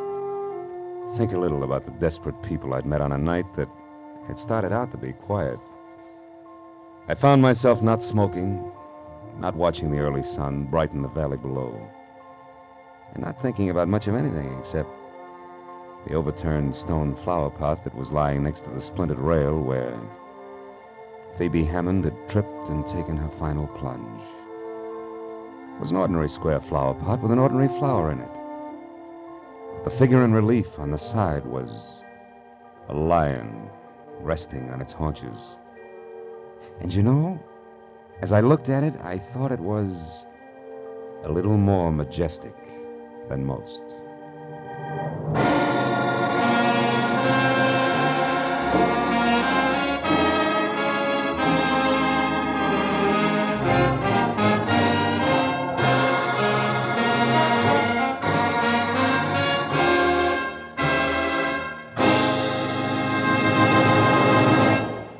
The Adventures of Philip Marlowe, bringing you Raymond Chandler's most famous character and crime's most deadly enemy, starred Gerald Moore, and was directed tonight by Cliff Howell. Script is by Mel Donnelly, Robert Mitchell, and Gene Levitt. Featured in the cast were Gene Bates, D.J. Thompson, Wally Mayer, Barney Phillips, and Jerry Hausner. Lieutenant Detective Matthews is played by Larry Dotkin. The special music is written by Richard Arant. Be sure and be with us next week when Philip Marlowe says... It started with an Indian gift of a piece of pottery and led to a brown bear in moccasins, an archaeologist, much laughing water, and finally, death in an alley. But just to make matters worse, the Indian giver was a female, and 100% genuine, hot-blooded Apache.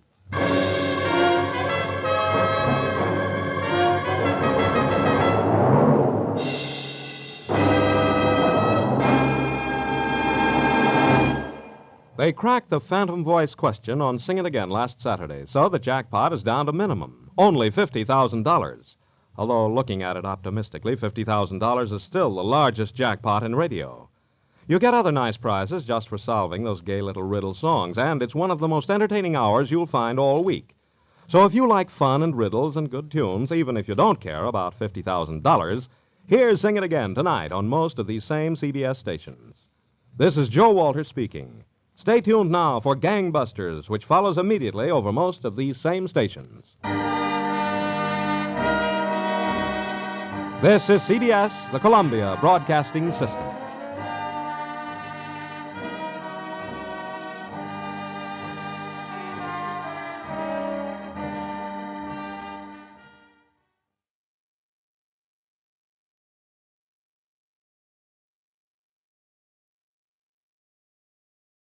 Get this and get it straight.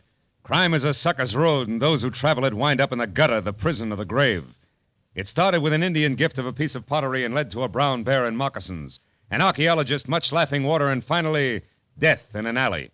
But just to make matters worse, the Indian giver was a female and 100% genuine, hot-blooded Apache. From the pen of Raymond Chandler, outstanding author of mystery, comes his most famous character and crime's most deadly enemy, as we present...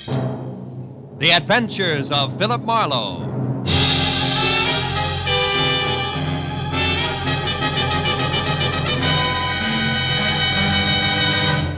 Now, with Gerald Moore, starred as Philip Marlowe, we bring you tonight's exciting story, The Indian Giver.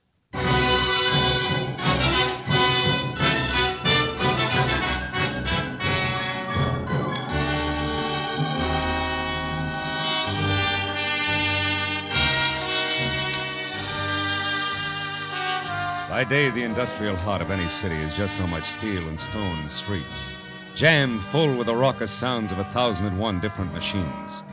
But by night, all of that is gone, and there are only endless, smooth-sided, lonely canyons that overflow with a steady humming silence that everywhere hangs like a distant echo of the day that's passed. And Los Angeles was no exception at 9 o'clock at night, as I pulled up and parked in front of a grace-curtained storefront on a deserted downtown street that marked the showroom of the wholesale curio dealer who had telephoned my office an hour earlier. And in a Dutch accent laced tight with worry, it urged me to call on him at once. A raised gold lettering on a side door that showed a strip of yellow light at the threshold said Alex Van Noord, private, in an ornate 18th century script. So when I knocked, I was ready for something continental with thick bifocal glasses.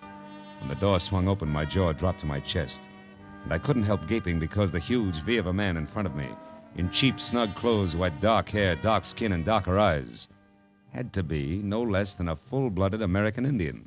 Moccasins and all. What you want? Mr. Van Noord, is he in? Name your business. Well, it's personal. What's yours? Hate.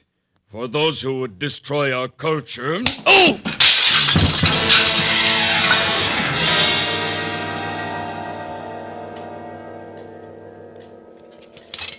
Oh. Mr. Marlowe. Ugh. Mr. Marlowe, let me help you up, sir. I'm Van Noord. Are you all right? Oh, sure, I'm fine. Hey, that Injun, he certainly can hit hard, Oh, huh? yes, I know. He also struck me down. Oh? I tell you, Mr. Marlowe, it's terrible. Yeah, it's also a little confusing, Mr. Van Noord. Hey, exactly why did you call me in the first place? Oh, well, it began this morning when I received a shipment of Indian curios from my buyer in Santa Fe, New Mexico. Oh? Well, everything in the crate was in order, except one extra piece of pottery, a bowl. Bowl? Indian bowl? Yes. Oh. It appeared no place on the invoice. Oh, I didn't pay much attention to it till I noticed that the 2-inch wide band of inscriptions near the top were not like any others I'd ever seen. Inscriptions, huh? Yeah. No, you mean those Indian signs, broken arrow, deer wigwam kind of stuff? Yeah, so my curiosity was aroused, and I called my representative in Santa Fe. Uh-huh. However, he knew nothing of the bowl either, so finally, I put it in my display window there and forgot about it. Until about noon, when a frail, sandy-haired man stepped in. You know his name? No. Only that he said he was an archaeologist and that he wanted to buy the bowl. He refused to sell it, huh? Why? For 2 reasons, Mr. Marlowe. One, I could see that he was fighting hard to control his enthusiasm. And 2, I had no idea what to charge for the bowl. Mm-hmm. I told him to come back tomorrow again, and then I removed the bowl from the window. It wasn't until 5 o'clock that the second visitor appeared. Another archaeologist? No. A beautiful girl named Mona Waters. Oh. She was very sophisticated, wore an expensively tailored white, smart suit, no jewelry she wore whatsoever. Mm-hmm. She described the bowl I had placed in my storeroom perfectly, and then asked if I had seen such a piece of pottery or if I had one for sale. I said no. Same reasons? More or less. Mm-hmm. Anything else, Mr. Van Noord? Well, there isn't much more. The young lady gave me her address, the Walker Hotel on Wilshire Boulevard, room 515. Walker Hotel. Asked me to call her if I came across a bowl like the one she described. Then she left. Naturally, my interest at this time was near the bursting point. Naturally. What'd you do about it? The only sensible thing I knew of. At 6 o'clock, I closed my place and I went to the public library to borrow a book on hieroglyphics of the Indians of the Southwest. When I got back, I found the rear door forced and poof, the bowl was gone. And you called me? Huh? Yes. Then this Indian shows up. He claims I would rob his people of everything, and then he hit me. Makes perfect sense to him, no doubt. Yes. No. Will you try to recover the bowl for me, please? Well, if you can answer one question without stumbling, yes. Huh? Why no police, Mr. Van Noord? Because objects of art, Mr. Marlowe, aside from their intrinsic worth, and the clay bowl has none, are only valuable for resale. Create a public disturbance, such as the police, and the thief will destroy the object and another day steal again. Mm-hmm. No, please, you try, Mr. Marlowe. Huh? Yeah, I'll try, all right, Mr. Van Nord. And when it comes to our two-fisted brave who's so crazy about the preservation of Indian culture, I'll try real hard. Good night, sir.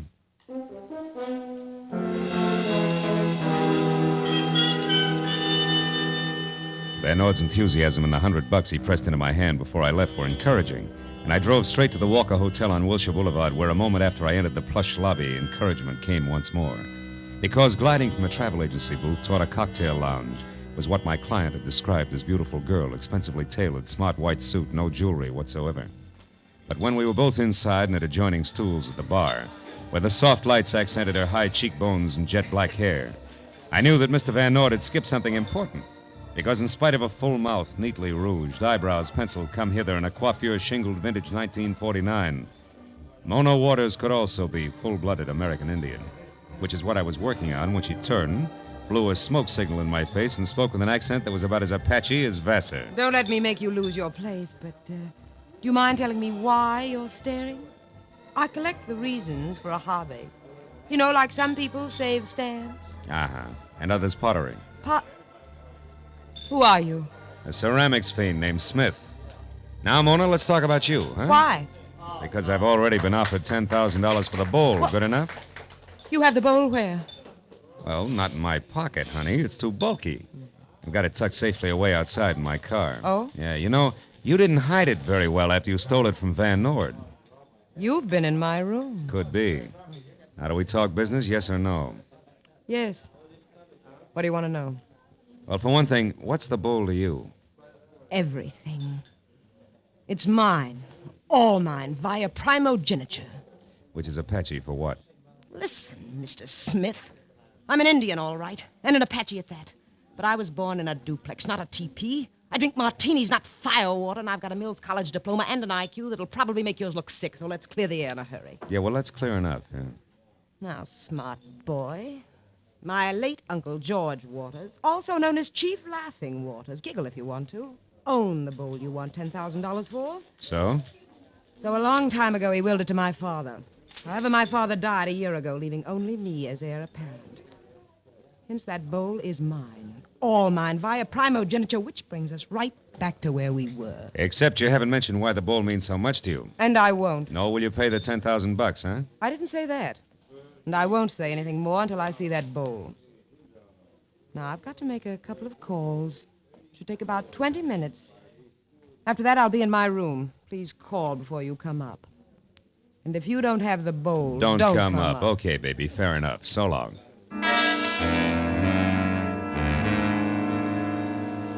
It had been the kind of conversation piece wherein each party's quite sure that the other's a liar, but not quite sure why. So a moment after I was on the sidewalk and out of Mona's sight, I darted for the side of the hotel in the rear entrance where I made my way to a self-service freight elevator that got me to the 5th floor, just as the Apache with gloss closed the door to a room at the far end of the carpeted hallway. I was about halfway there when it came. The door to 515 wasn't locked, and when I threw it open, I found about what I'd expected. Mona slumped in a corner of the room, pride heard only, and opposite her a wide-open window, which I figured led to a fire escape, until I was standing next to it and saw that there was nothing but sheer wall that plunged 5 stories to the sidewalk below. And on a line with the hotel's 4th floor, a rooftop that at best was a good 15 feet away. When I closed the window and turned back to the room, Mona was already on her feet. That sly jerk. He waited till I had the door closed behind me, and then he swung. Oh, brother, when we meet again. Oh, Mona, who? Did he get the bowl? Get the bowl? I thought you had that, Smith. I was kidding, and you know it. Now, once more, who was it? His name, Mona. Jimmy Brown Bear. Jimmy which? Brown Bear. Smitty, a lot of Indians have Indian names. It's a custom.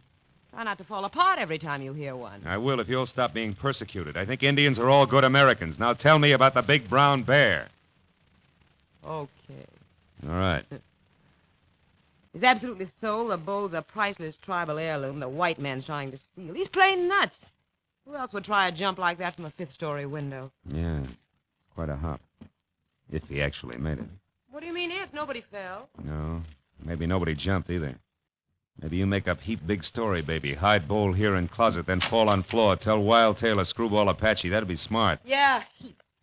But also smart if you take Long Nose out of Injun Girl's affairs before it get blown off. Stand still, Buster. You Tomahawk, caliber 38. How unfriendly. But effective. Now, Smith, what's your real name? Sammy Blue Ox. My father calls me... Junior. Let me clear up a very important point. That Indian bowl, in some strange way, is the answer to the location of enough lost Spanish gold to keep you, me, and everyone we ever met off the bread line from here on out. Okay, I'm intrigued, but the point you were going to clear up. Just this. I've got a dandy idea where I can find both the bowl and Jimmy Brown Bear right now. That's something I want to do all by my lonesome. Now back into that closet and keep quiet. While you head where? On the warpath, via bus. I'm a hot-blooded Apache, remember? So long, baby.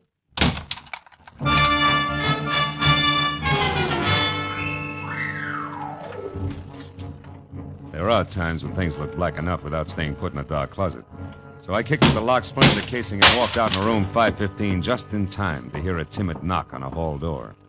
When it opened up, one frail, sandy-haired man wanted information. Oh, I beg your pardon, sir. Hmm? Can you possibly tell me where I can find Miss Mona Waters? Who are you? My name is Clark Erskine. I'm an archaeologist. I'm sorry, friend. I can't say any more than Miss Waters is out after a wild-eyed Apache who's got a piece of pottery tucked underneath his arm. What? Oh, not the bowl. It's supposed to be in Van Noort's place.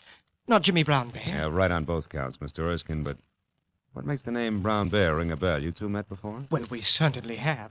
Why, that idiot has hampered every archaeologist who has so much as set foot in New Mexico. Well, now that you've mentioned it, Mr. Erskine, why your keen interest in the bowl? What does it mean to you? What does it mean to me? Yeah. Well, my good men, those inscriptions circled around it are going to prove invaluable. Possibly another Rosetta Stone. An open sesame to the countless undecipherable writings we've already collected. About Spanish gold, maybe, huh? Spanish gold? Oh. Well, sir, what are you talking about? Nothing. Look, Erskine, one question. How did you know that Mona Waters was staying here at this hotel? Well, it wasn't simple I'll to learn. When Mr. Van Noort refused to sell the bowl to me until tomorrow, I wanted to be certain that he also didn't sell it to anyone else. So I watched his showroom. Oh, that's smart. When I saw Miss Waters there, I recognized her at once as an Apache, and I followed her here, where I found out her name and room number. Now, I'm going to wait for her until she returns. I'm not going to give up. That bowl means Now, too wait a much. minute. Wait a minute. Hold it, Erskine. You happen to know Jimmy Brown Bear's hometown? Come on, quick. Well, yes, I do. It's Sakona, New Mexico. Sakona, New Mexico? Yes. By bus. Thank you, friend. I'm sorry to have to leave you to do your waiting alone, but I gotta catch a bus. But where, Mr. Marlowe? At the downtown Central Bus Depot to put cart before horse, to turn tables, a switch. In short, Mr. Erskine to track an Indian. So long.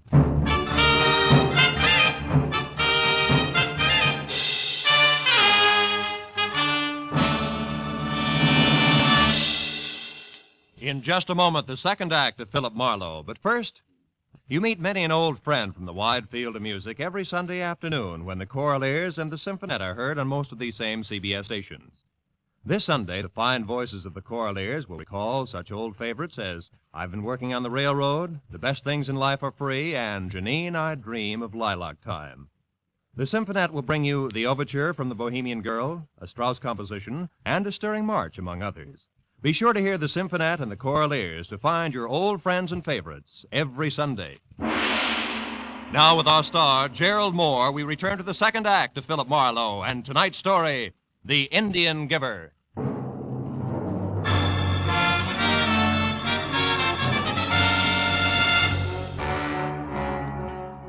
Tracking an Indian over the busy concrete of downtown Los Angeles sounds a lot tougher than it turned out to be. Apparently, a 6'4" Apache in a full-crowned black hat and moccasins was an oddity even in a city of oddities. And everyone who'd seen him remembered him, from the guy behind the bus depot's ticket desk to the newsboy outside the flop house nearby, where Jimmy Brown Bear had made camp. The next bus was still 45 minutes away, so I decided to visit the flop house. But Jimmy Brown Bear must have seen me coming and was expecting trouble, because when I stepped into the hall, I saw him duck out the back door to the alley. I ran after him and watched him turn down what would have been a dead end to a normal man, but Jimmy made a jump at a 9-foot wall, caught the top, and was pulling himself up when it happened. Jimmy stiffened on the wall. When the second shot came, he dropped rigidly like a poison fly and lay very still. I started over to him, but stopped at the excited voice of a cabbie running toward me from the open end of the alley. Hey, mister. Hey, what happened? I heard a couple of shots here and I... Uh-oh. Yeah, that's what you heard. Holy mackerel. Hey, wait. That's the Indian. You mean you knew him, too? Yeah, I hauled him around in my cab tonight. Who did it, mister? You? Oh, don't be silly, will you? The shots could have come from any place. Any one of those windows is on fire. Oh, yeah? Yeah. Well, between those buildings there, Hey, that dame running for the street. Will you get out of my way? Not so fast, buddy. You know her? Yes, I know her. Mona Waters. Brother, will you get the cops over here right away, will you? I gotta catch that girl. No chance, mister. She's long gone. Oh, no. Marlowe, is that you? Van Nord. Well, I certainly didn't expect to find you here. What in the world is going on here? Among other things, murder. Yeah, it's that Indian, Mr. Van Nord. The same one. What? Good heavens. Mr. Marlowe, did this happen because of the bowl? No doubt. Mona Waters just got away between those two buildings. Oh. I'm pretty sure she's the one who took the bowl out of your place tonight because Jimmy Brown Bear got it away from her later. Now, she's got it back again, and he winds up like that. Then you think the girl killed him to recover the bowl? Right now, I'm too balled up to think anything. Say, just a minute. How do you manage to show up here? Why, I started home in this man's taxi and found out that he was the one who brought Mr. Brown Bear to my shop tonight. Yeah, that's right. I picked the Indian up right out here on the corner. So we came down here because I thought if we found where the Indian was staying, it might be a help to you, Marlowe. You were waiting in the cab when he was shot? No. I started into this place alone, and then I thought better of it and came out to get you, cabby, to come in with me. And then I heard the shots. Mm-hmm. Now, look, Mr. Van Nord, you better keep your nose out of this mess. Huh? Go on home and sit on your curios. I'll call you when I got something.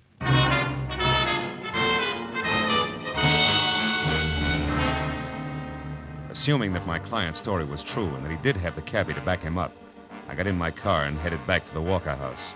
I parked at the side of the hotel and started for that convenient rear door again when I saw the commotion of half a dozen excited passers-by bending over a man stretched out on the sidewalk. Hey, how do you like that? It's enough to make a fatalist out of you, ain't it? Absolutely. What happened? Why, that poor guy there is walking along minding his own business and practically gets his back broke by a hunk of pottery some jerk must have heaved out of one of them windows up there. Pottery?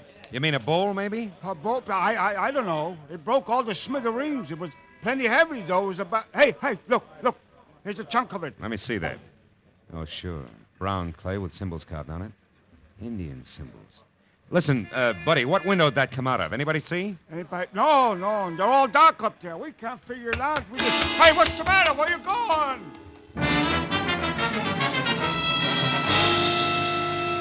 There was no doubt about it. The broken piece of pottery I'd clenched in my hand must have come from the Indian bowl.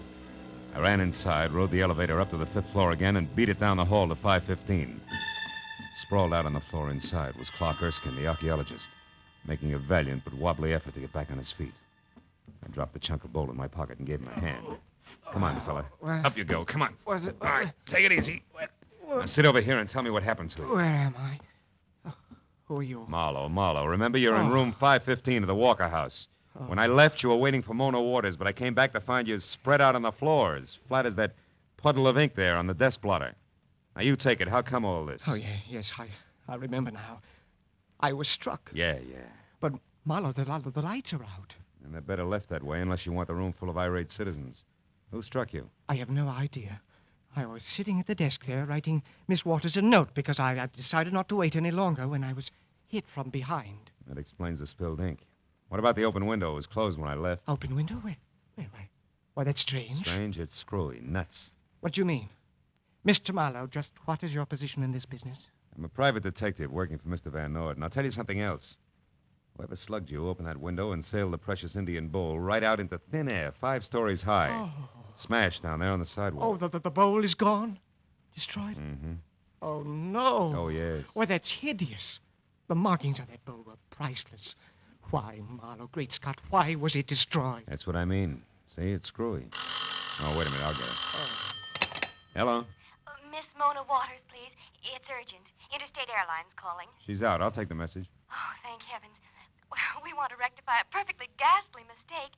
We're afraid the relief operator may have given Miss Waters 2:12 a.m. instead of 1:12 a.m. as the departure time of her plane tonight. But, baby, it's 12:30 now. If she leaves at 1:12... I know. We're just sick about it. Can she make it? I hope not. But I'll do my best to deliver your message in person. You're a dear girl for calling. Goodbye. What was it, Marlowe? Something important? Not archaeologically. I'll see you later. Oh, wait. Isn't there anything we can do about the bowl? Oh, sure. Get a bottle of glue and a dustpan and hop to it. So long, Erskine. I'm off to the field of the Thunderbirds.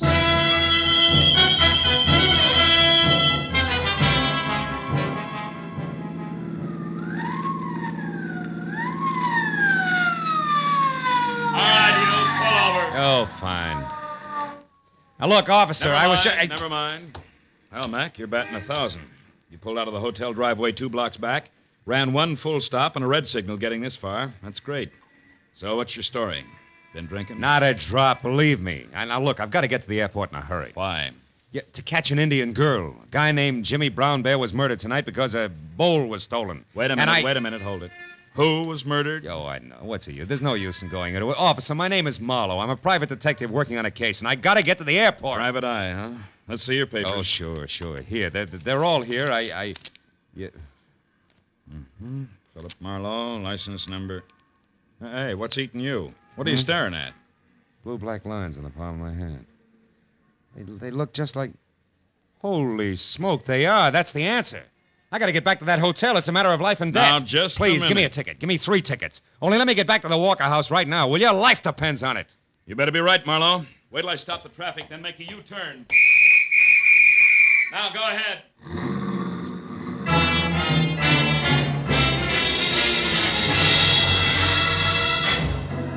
I made it back to the hotel in something under 7 minutes for the round trip. I ran for the elevator, waited for the car to come down, and when the gate opened, bumped head-on into Clark Erskine himself. I backed him into the elevator again at gunpoint and pushed the 5th floor button. I didn't say a word.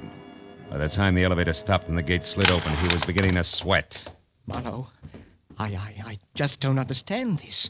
Why the gun? Take a guess, Erskine. I want to know what happened to Mona Waters. Why, I don't know. She didn't come back. Here, this is 515. Remember, go on, open it up. And get inside! Now, listen, you. I know who killed Jimmy Brown Bear, and I found out plenty about the bull, so talk.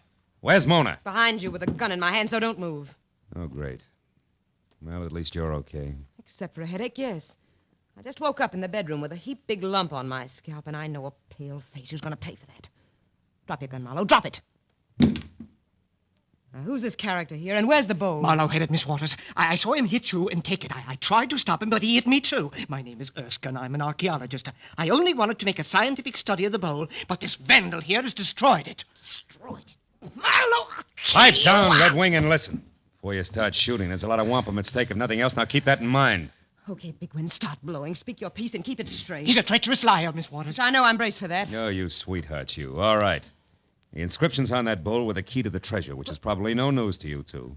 You didn't know how to work it, Mona. But Erskine here did. He found out that some of the lines were etched into the clay and others were raised, like the face of type in a printing press. Do I go on? Pray do, Professor. All right, now look. If you look closely, beautiful, you'll see ink on his fingers. Also, you'll notice that a bottle of ink poured out on your desk blotter there made the same kind of ink pad you use for a rubber stamp. That ink was spilled by accident. Now, don't listen to him because... Shut up. Go on, Marlowe. Well, after he knocked you out and left you in the bedroom, all he had to do was roll that wide, flat border of the bowl through the ink. Then roll it again over blank paper and it printed. What's more, baby, if we look real close, we'll find a perfect printed map on your hotel stationery stuck in one of his inside pockets. No, you don't. You'll never get the chance. Marlowe, the gun on the floor. Duck, Mona, lights out!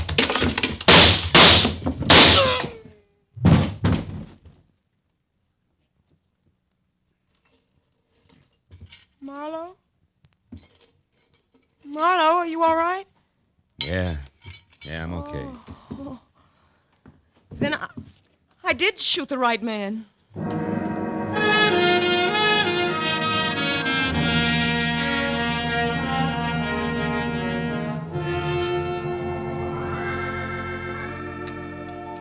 Cream and sugar, Miss Waters? Thanks. Well, that's about the story, Mr. Van Ord. Mona here slipped the Indian bowl into your shipment to keep it away from the guys she knew were after it. Then, of course, she had to follow the bowl here to L.A. Erskine followed her. I see. It's amazing, isn't it? Positively amazing. Marlowe, how did you discover that the intricate pattern on the bowl worked like a printing press? Oh, well, after Erskine had made his print of the map, he threw the bowl out the window to smash it so no one else could duplicate it. I got hold of a chunk of it and clenched it in my hand. I found out later, when I passed that cop my credentials, that the chunk of pottery had left separate, distinct lines of ink on my palm. Terribly clever. Isn't he, Mr. Van Noo? Oh, take it easy, baby. Indeed, he is clever, Miss Waters. But what of poor Jimmy Brown Bear? Well, Erskine followed me from the hotel to Jimmy's place and shot him, so I'd never have a chance to talk to him. He was a ruthless little guy, Clark Erskine. But if he survives that bullet wound, the state will get him for murder. Yes.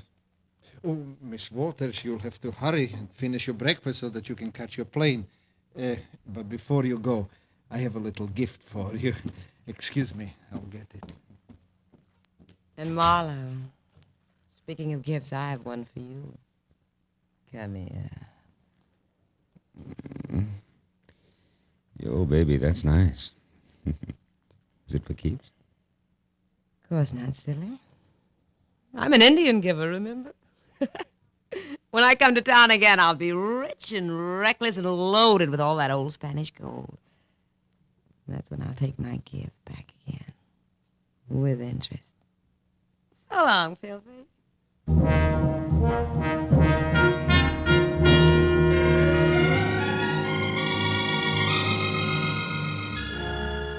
Well, when I finally got home, completely fagged out at 10 o'clock in the morning, I took one look at my favorite chair, the big, deep, soft one, and then sank down into it good and hard.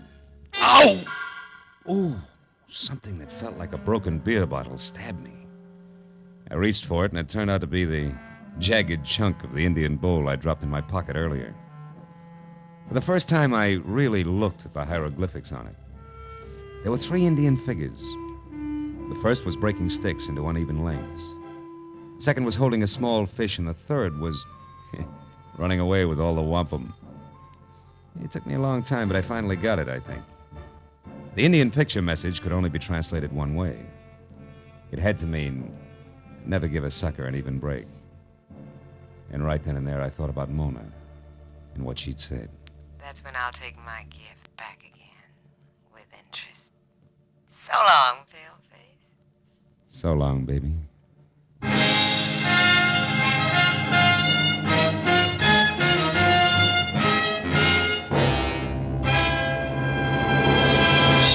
The Adventures of Philip Marlowe, bringing you Raymond Chandler's most famous character and crime's most deadly enemy, star Gerald Moore. Tonight's story was produced and directed by Cliff Howell. Script is by Mel Donnelly, Robert Mitchell, and Gene Levitt. Featured in the cast were Betty Lou Gerson, Hans Conried, Clark Gordon, Howard Culver, Peter Leeds, Jane Webb, and Jay Novello. The special music is written and conducted by Richard O'Runt.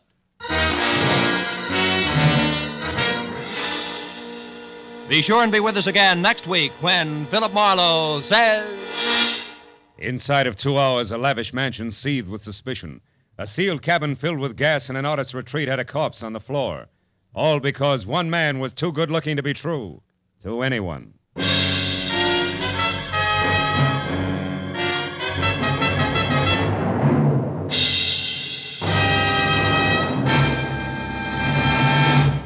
There'll be a couple of unusual twists for mystery fans on Gangbusters and on Basil Rathbone's adventure tonight. Gangbusters will present a former chief of detectives on the New York City Police, narrating the case of a bet on a long shot that ended in murder. Basil Rathbone's drama will find that suave gentleman going to jail himself in order to deliver a man to the police. This is Roy Rowan speaking. Now, stay tuned for Gangbusters, which follows immediately over most of these same CBS stations. This is CBS, the Columbia Broadcasting System.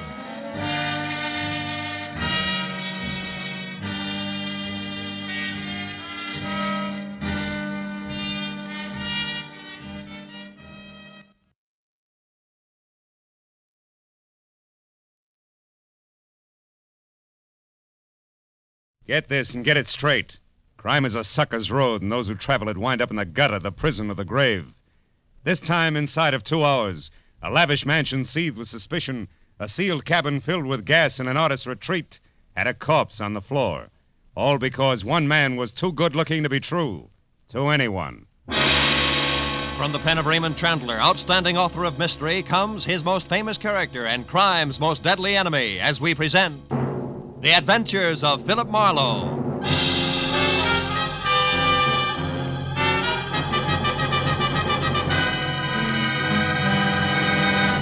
Now, with Gerald Moore, starred as Philip Marlowe, we bring you tonight's exciting story, The Lady Killer. The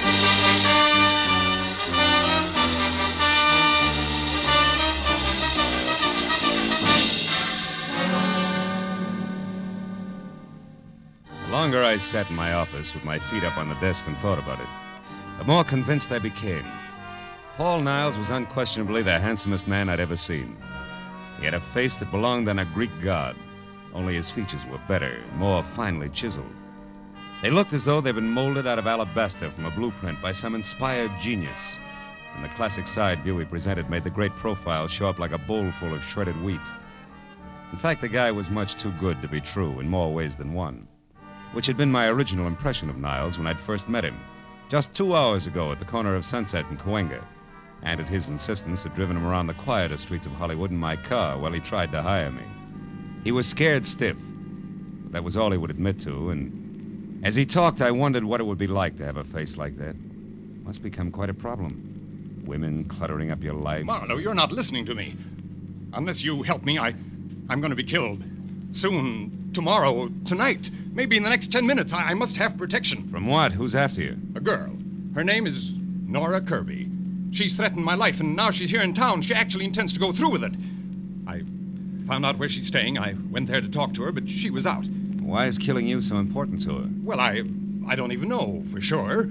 It's something ridiculous. Nora Kirby obviously doesn't think so. Let's have it, Niles. Why? I can't tell you that. I see. Also, I suppose you don't want to take this to the police where it belongs, and you can't give me the reason for that either. Yes. I came to you because I need private help, and I'm willing to pay well for it. Now, you don't have to concern yourself with the reasons. Simply see that Nora doesn't get to me. Now, here, as a starter, here's $200 for just that. Keep it. I only accept money from the people I work for. You mean you won't help me? I just want to know where I'm going before I start. Now, wait. You can get off here. Don't you understand? My life's in danger. I'm scared. Not enough to loosen your tongue any. Here, this is as far as I go. But tell me one thing first, just for laughs. What business are you in? Why, I'm a composer. I write music. Mm-hmm. The way you said it, it's either a front or a hobby. How do you get your dough? I have friends, wealthy ones, who have faith in me. That's more than I can say for Marlowe. So long, Mr. Niles. Go on. Out. All right. But here, at least take my card, and please call if you change your mind. I'm desperate, Marlowe. I'll pay you even more if you'll only... Goodbye, Mr. Niles.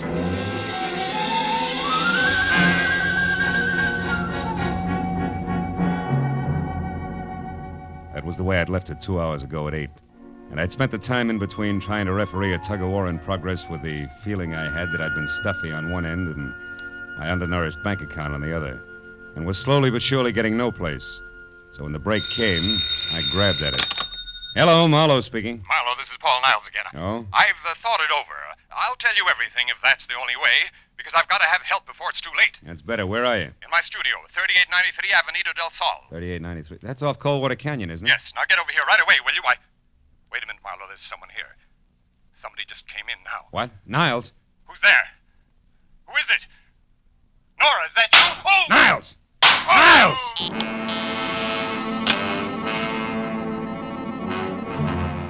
When Niles' phone went dead, I hung up, ran to my car, and was headed for Coldwater Canyon before I stopped to think of what I'd heard on the telephone could very easily have been bait for a patsy routine.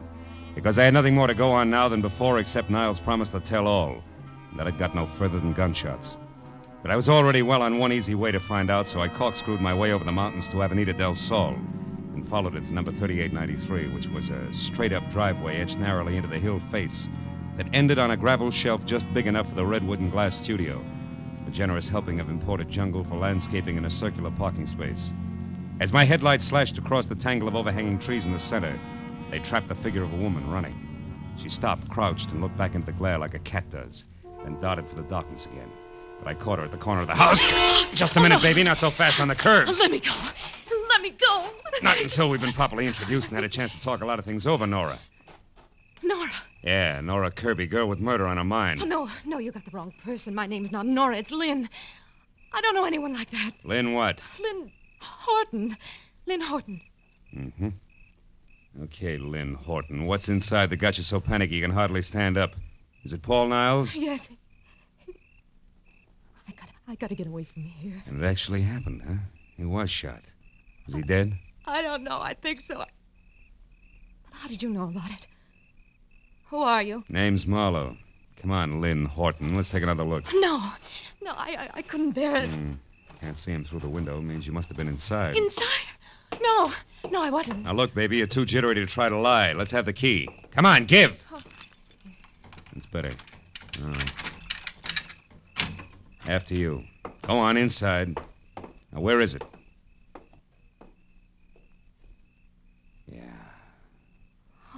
Paul. Paul. Come on, Lynn. Come over here away from him. I can't believe it. I can't. What's your connection with him? I was just a friend. I tried to help him with his music. Mm-hmm.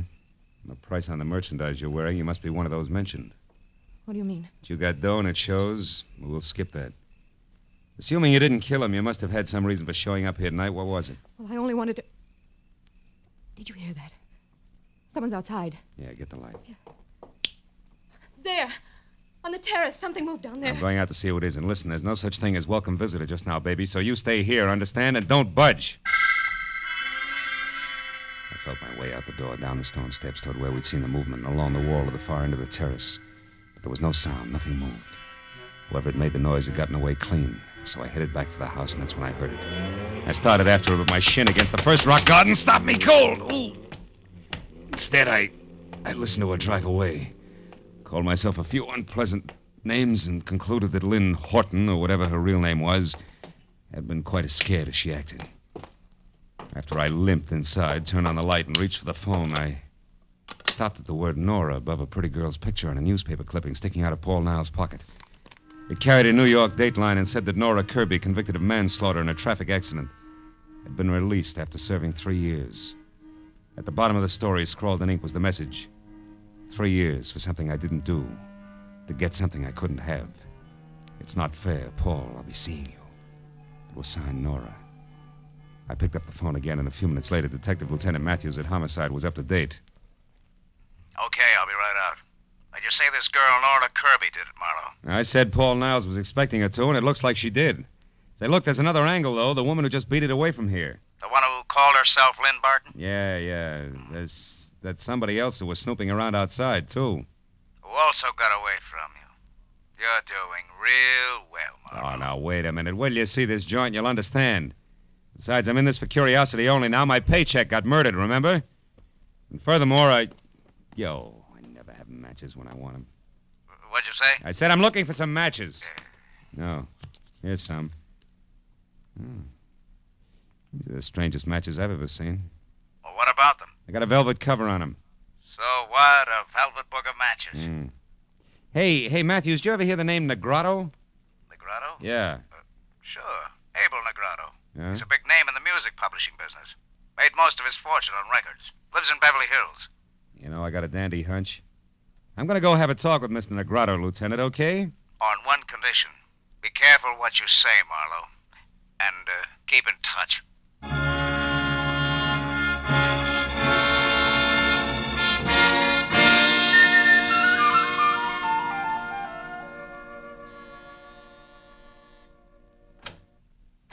Good evening. You aren't Mr. Negrotto, are you? No, I'm not. I'm Garrett Horton. Mr. Negrotto is busy. Horton? Yes. Something wrong with that? No. No, it's a more common name than I suspected, that's all.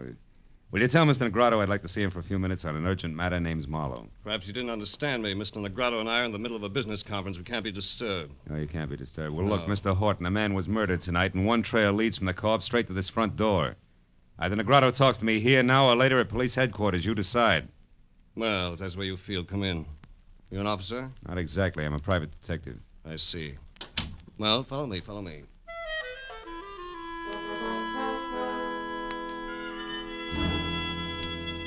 He led the way through what looked like the outer lobby of the Taj Mahal, and down a silk-padded corridor to a set of carved doors that would have fit any roundhouse in the country.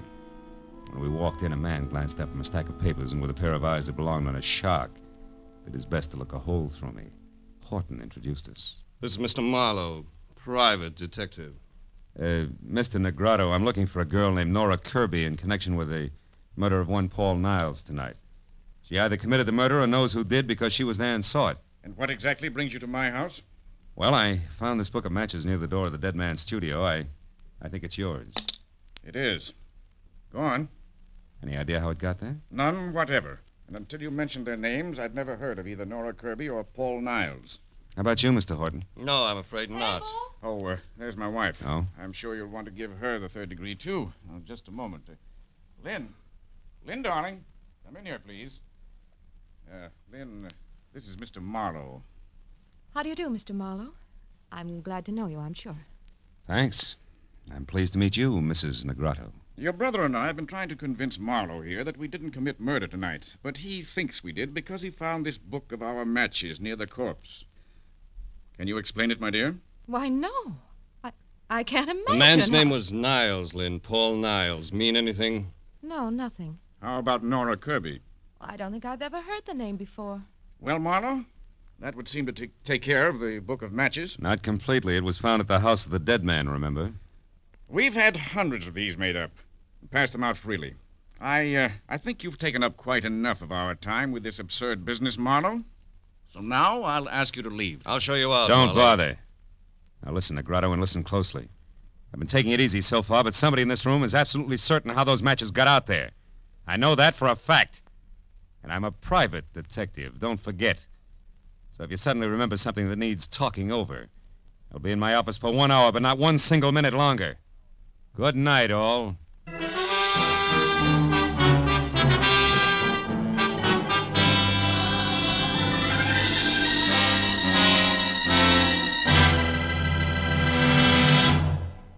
In just a moment, the second act of Philip Marlowe. But first, every Sunday afternoon, CBS brings you 2 outstanding programs of music.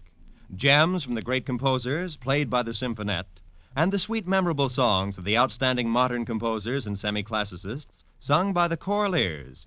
Each program is designed especially for fine Sunday afternoon listening. Hear both the Symphonette and Choraleers this Sunday afternoon on most of these same CBS stations. Now, with our star, Gerald Moore, we return to the second act of Philip Marlowe and tonight's story, The Lady Killer.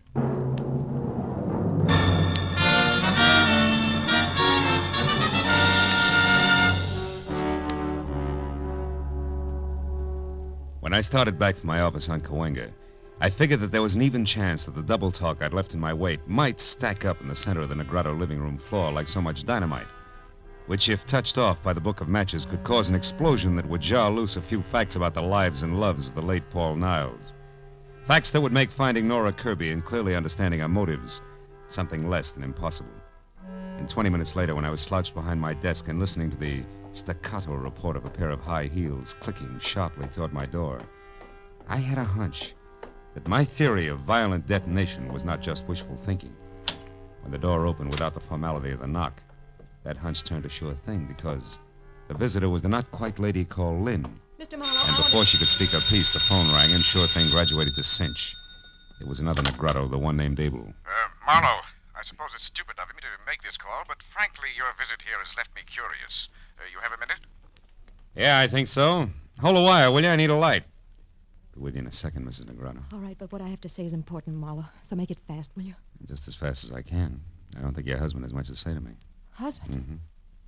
That's Abel you're talking to? Yeah. Now, do you mind handing me those matches there? Thanks. Hello! Sorry to have kept you waiting, Mr. Negrado. I never seem to be able to hang on to matches. That's odd. You apparently did all right on that score tonight, Marlowe. Is that the reason for the call? More or less. Marlowe, you know as well as I do that servants, guests, anyone who's ever been in my home could have left those matches near the body of that Paul Niles. That's right, Mr. Negrado. Anybody. Which also includes you, your wife, your brother-in-law, and others in the family I've still to meet. What's your point, please? I'm in a hurry. Very well. Marlowe, I called to find out if you're holding anything back from me. If this murder concerns the Negrados beyond the appearance of those matches. I can't say. Because there is something. Because I don't know. Anything else? No, there isn't. Yes, Marlowe, there is. Oh? To be honest, I admire the way you handle the situation. What's your address? I may have work for you soon. Tonight. Thanks, Mr. Negrado, but I don't think I'll be available. At least not till I get through with the job I'm on. Which is what? Handling dynamite while I play with books of matches. Good night, sir. What did he want, Marlowe? Among other things, an express desire to hire me. To do what? Report on you, I suppose. He didn't say. What makes you think that's what he wanted? Addition, Mrs. Negrado. A rich old husband, a beautiful but bored young wife, and an unemployed Adonis always add up the same way. Also, you were here in my office just about clinches things, not to mention your presence near the corpse, the key you used. And I've heard enough, Marlowe. Look, I didn't want to get mixed up with Paul. I couldn't help myself. I swear I couldn't. He was different, Marlowe. Handsome. More charm than I'd ever known in anyone. Yeah, real lady killer, I know. What are you getting at? Just this. I'll pay you any price you name. Only don't tell Abel that I had anything to do with Niles. He's a jealous man, Marlowe, insanely jealous. If he knew about us, he'd... Kill Mrs. Negrano? I don't know. Marlowe, what do you want? Right now, everything you know about Nora Kirby. But I've never heard of her before tonight. You're lying. No, I'm not. It's the truth. No. Now, what do you want? Nothing. Good night. You mean you won't say anything? Oh, Marlowe, I don't know how to thank you. Don't try. Also, don't get mixed up about me, baby. The fact that I won't blackmail you doesn't mean I don't like you. And the door, Mrs. Negrado, leave it open on your way out, will you? I'm expecting another visitor. No, my husband. No, just another man. The anchor man on a triumvirate I once left some dynamite with. I won't bother explaining that. Goodbye, Mrs. Negrado.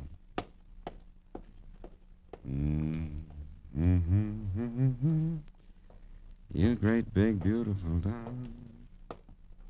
Oh. Come on in, Mr. Horton. I've been waiting for you. Why, Mr. Marlowe? Something I said or didn't say at the house? Not exactly. It's more a matter of intuition, high explosives, and the fact that both your brother-in-law and sister have already paid their respects. Now, what can I do for you? I'm not at all sure. It's the first time. I'm only here because I noticed something very strange about the way my sister looked at you when you spoke of the murder of this Paul Niles. When she left the house shortly after you did, I followed her here. All of which makes the next question, why, Mr. Horton? Because I don't trust her. And more important, every penny I own is tied up in a business venture of mine that her husband is backing. She originally met Abel through me, and if she should in some way be in trouble, the kind of trouble that her husband wouldn't put up with, I might suffer for it in the long run right along with her. Uh-huh. And by the trouble, Mr. Horton, you're referring to something specific, I take it. I am. Lynn has had a very mixed-up background, Marlowe, so it's entirely feasible that in some way she's connected with this Nora you spoke of who killed Paul Niles. You mean as an accomplice or even as accessory before or after the fact? Pretty thoughts about your own sister. Which I can't help. I doubt that you have anything to worry about, Mr. Horton. However, I will say this, that if Nora Kirby hadn't gotten to Paul Niles, sooner or later you would have had plenty to worry about. You mean that... I mean that now's a great time for you to go home and sit on your investment. All is well, Mr. Horton, for the time being.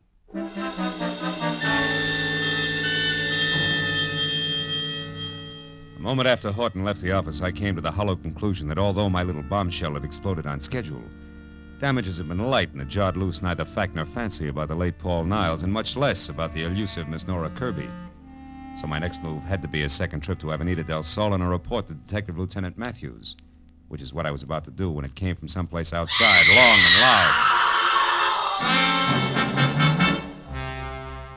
I ran the length of the corridor outside my door, then belted down the single flight of stairs to the street, where in the half-light of a distant lamppost, I saw the shadowed figure of a girl slip behind my car, then dart toward a storefront nearby. I started after her and stopped at a noise behind me, which was a... Oh, mistake!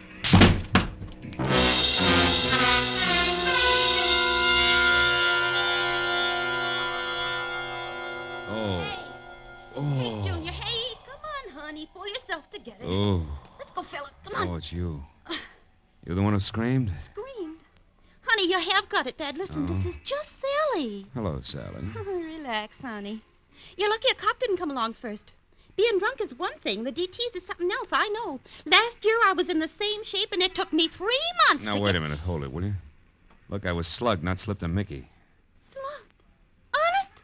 Slugged, honest. Now, if you don't mind giving me a hand, I'll get up. Ooh! Easy, honey. Oh, here, let me help you. Oh, I'm sorry. Oh. I figured you all wrong. Never thought you was slugged. Any idea who done it? No. Look, tell me, didn't you see anything? Before you found me, I mean? Didn't hear a girl scream, see her run away? Nothing at all. Oh. Honey, you must have been out longer and you thought maybe... Hmm? Hey, look, this card here on the ground. Yeah? What's your name, honey? Philip Marlowe, why? Why, I'll tell you why. I'll tell you more than that. You know who slugged you, honey? A polite guy. A very polite guy who left his card. Yeah, engraved and all. Paul Niles, know him? I used to. It won't work, Sweets. Niles gave me that card earlier tonight. Must have dropped it just now. Also, Niles is dead and you. And what? Back of that card there in pencil. Give me that, will you? Gray's Motel, 1000 Santa Monica Boulevard, Bungalow 9. Sweetheart, I may have something good here. About who slugged you, you mean? Better than that, about who killed Niles and where she can be found. Goodbye, love. Here's 5 for your trouble, and bless you. As I piled into my car, I knew that putting Niles' conversation piece about having just come from Nora's place when he first met me, together with the address on the back of his card, was taking a lot for granted. But I sold myself that playing a long shot was better than not betting on anything at all, and I kept driving fast. When I came to a stop away from the place, which was run down, spread out, and quiet, I had a feeling that what I had earmarked, long shot, was quickly moving up to even money. And when I was standing next to the motel bungalow marked 9, that feeling became fact because inside and piled in an awkward heap on the floor was a still form of the girl the newspaper clipping had labeled Nora Kirby. It was another full second before I realized something even more important. On a hot night in August, there wasn't a single window open, and Nora Kirby was huddled close to a gas heater that was on but showed no flame. I picked up a stone at my feet, took one deep breath, and then crashed the pane of glass, unlocked the window, and got inside and over to the girl, who I figured was taking the hasty way out of a murder that she no doubt had a very personal reason to commit. I stopped figuring when I was nearly next to her. I knew that she was still alive, and that a man gripping a .45 in his hand had just opened the front door. Don't make another move, Marlowe, or I'll kill you. Well, comes the switch. Brother-in-law Garrett Horton. I never would have guessed. You wouldn't have had to try if you'd kept your nose clean. Now, get away from her. Why? So she can die as a suicide, which the police will chalk off as logical, since she's already wanted for murder that you no doubt committed? Exactly. Murder I committed because there isn't anything worse one can do to a blackmailer. So that's it, Niles. The lady killer was blackmailing your sister. You found out and killed him before he could cause too much trouble. Family trouble that would end up hurting the good thing you've got with husband Abel, huh? Yes. Now, shut up and get away from her. We're going outside. You're kidding. Marlowe. Marlowe, I'll shoot you if you don't start walking. You're still kidding. Horton, you can't kill me without killing yourself. This room is jammed tight with the gas you turned on after you brought her in here unconscious. After you sapped her outside of my place because she was on her way to see me and tell me that you had murdered Niles. The flash from that gun in your hand, Horton will blow us all to bits. Face it, brother. For you, it's all or nothing at all. Go on, shoot. Go on, try it. Try it. I can't. I can't.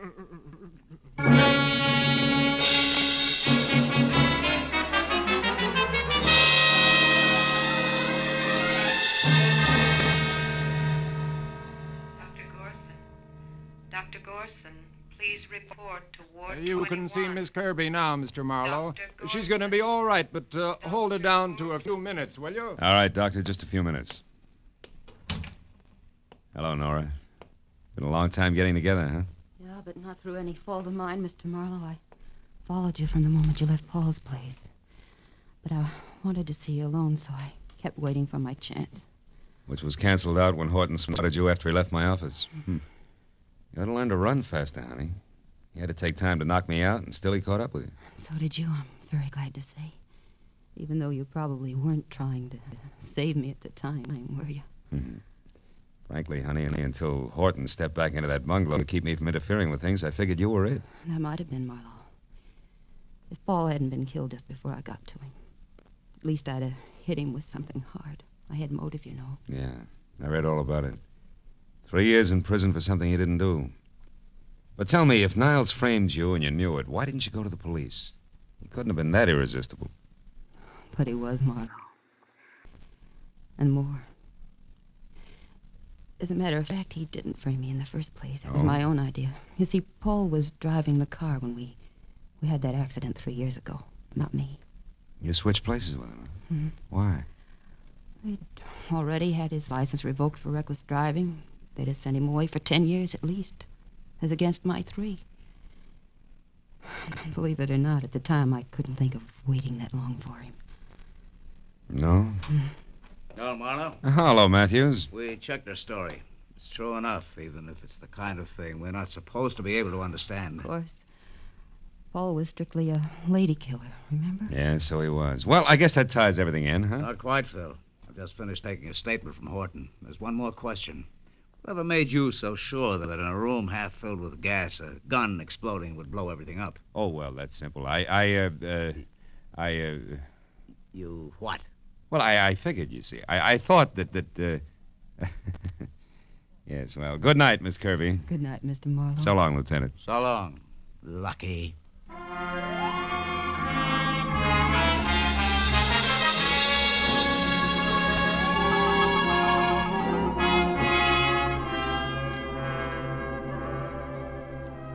By the time I got back to the quiet of my apartment on Franklin, it was a little better than 2 in the a.m.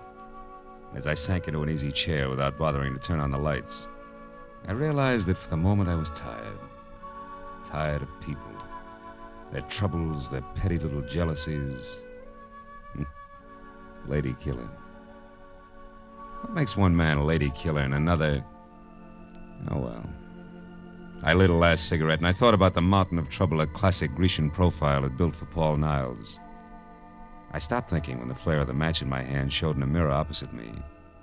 The mirror that also reflected the face of the guy holding the match.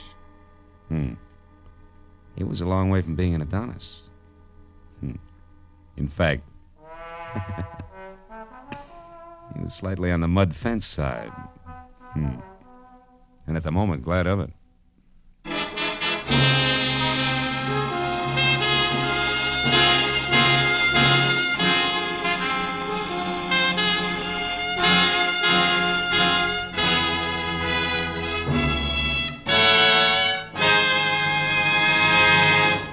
The Adventures of Philip Marlowe, bringing you Raymond Chandler's most famous character and crime's most deadly enemy, star Gerald Moore, and are produced and directed by Norman MacDonald. Script is by Mel Donnelly, Robert Mitchell, and Gene Levitt. Featured in the cast were Gene Bates, Paul Dubov, Ted Von Eltz, Ann Morrison, Don Randolph, and Edmund MacDonald. The special music is by Richard Orant. Be sure and be with us again next week when Philip Marlowe says... It started with a man on trial for his life, and an A1 citizen eager to testify. But there it was interrupted.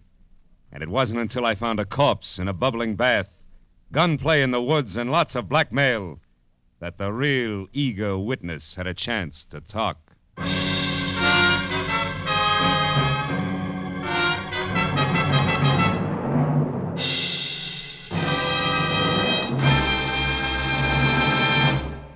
It will be New Orleans, city of romance and drama, which sends its detectives into action on gangbusters tonight.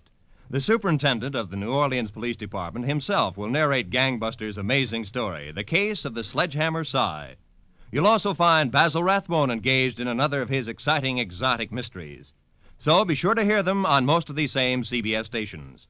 Gangbusters and Basil Rathbone's newest mystery adventure.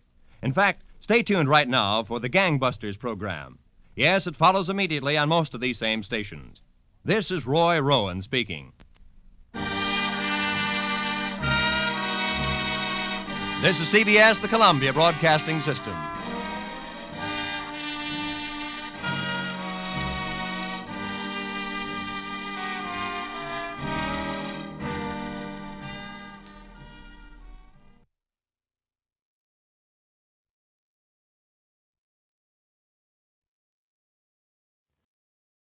Get this and get it straight. Crime is a sucker's road, and those who travel it wind up in the gutter, the prison, or the grave. This started with a man on trial for his life and an A1 citizen eager to testify. But there it was interrupted. And it wasn't until I found a corpse in a bubbling bath, gunplay in the woods, and lots of blackmail that the real eager witness had a chance to talk. From the pen of Raymond Chandler, outstanding author of mystery, comes his most famous character and crime's most deadly enemy, as we present The Adventures of Philip Marlowe.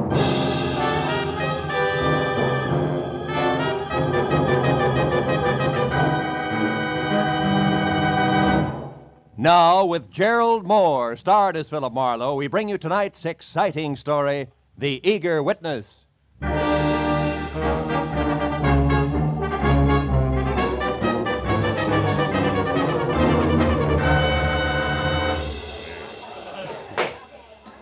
Division 88 of the Superior Court of the State of California and for the County of Los Angeles is now in session. The Honorable Albert Winston, judge presiding. Everybody rise.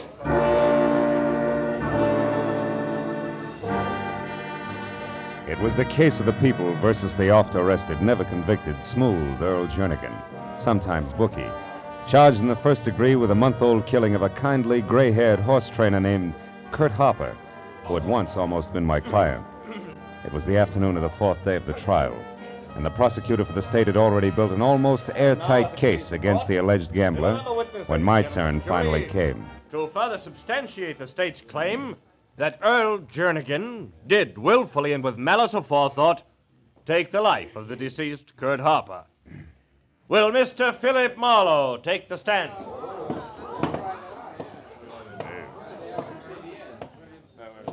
Raise your right hand. Promise to tell the truth, the whole truth, and nothing but the truth, so help you God. I do. State your name and occupation. Philip Marlowe, private detective. Take a stand.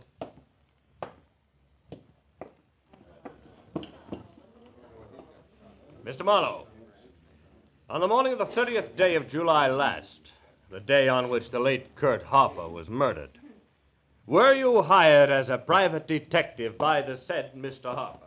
I was. And at that time, Mr. Marlowe, did Mr. Harper state his reason for hiring you? He did. He wanted me to act as his personal bodyguard on the following day when he planned to drive to San Francisco. Did he say why he needed a personal bodyguard? He did. He told me he was afraid for his life, that he refused the gambler's demand that he drug a certain racehorse a week earlier, that gambler had threatened to kill him. I see. Now, Mr. Marlowe, did Mr. Harper name that gambler? Yes, he did. Who was it? Earl Jernigan. Thank you. No further questions, Your Honor.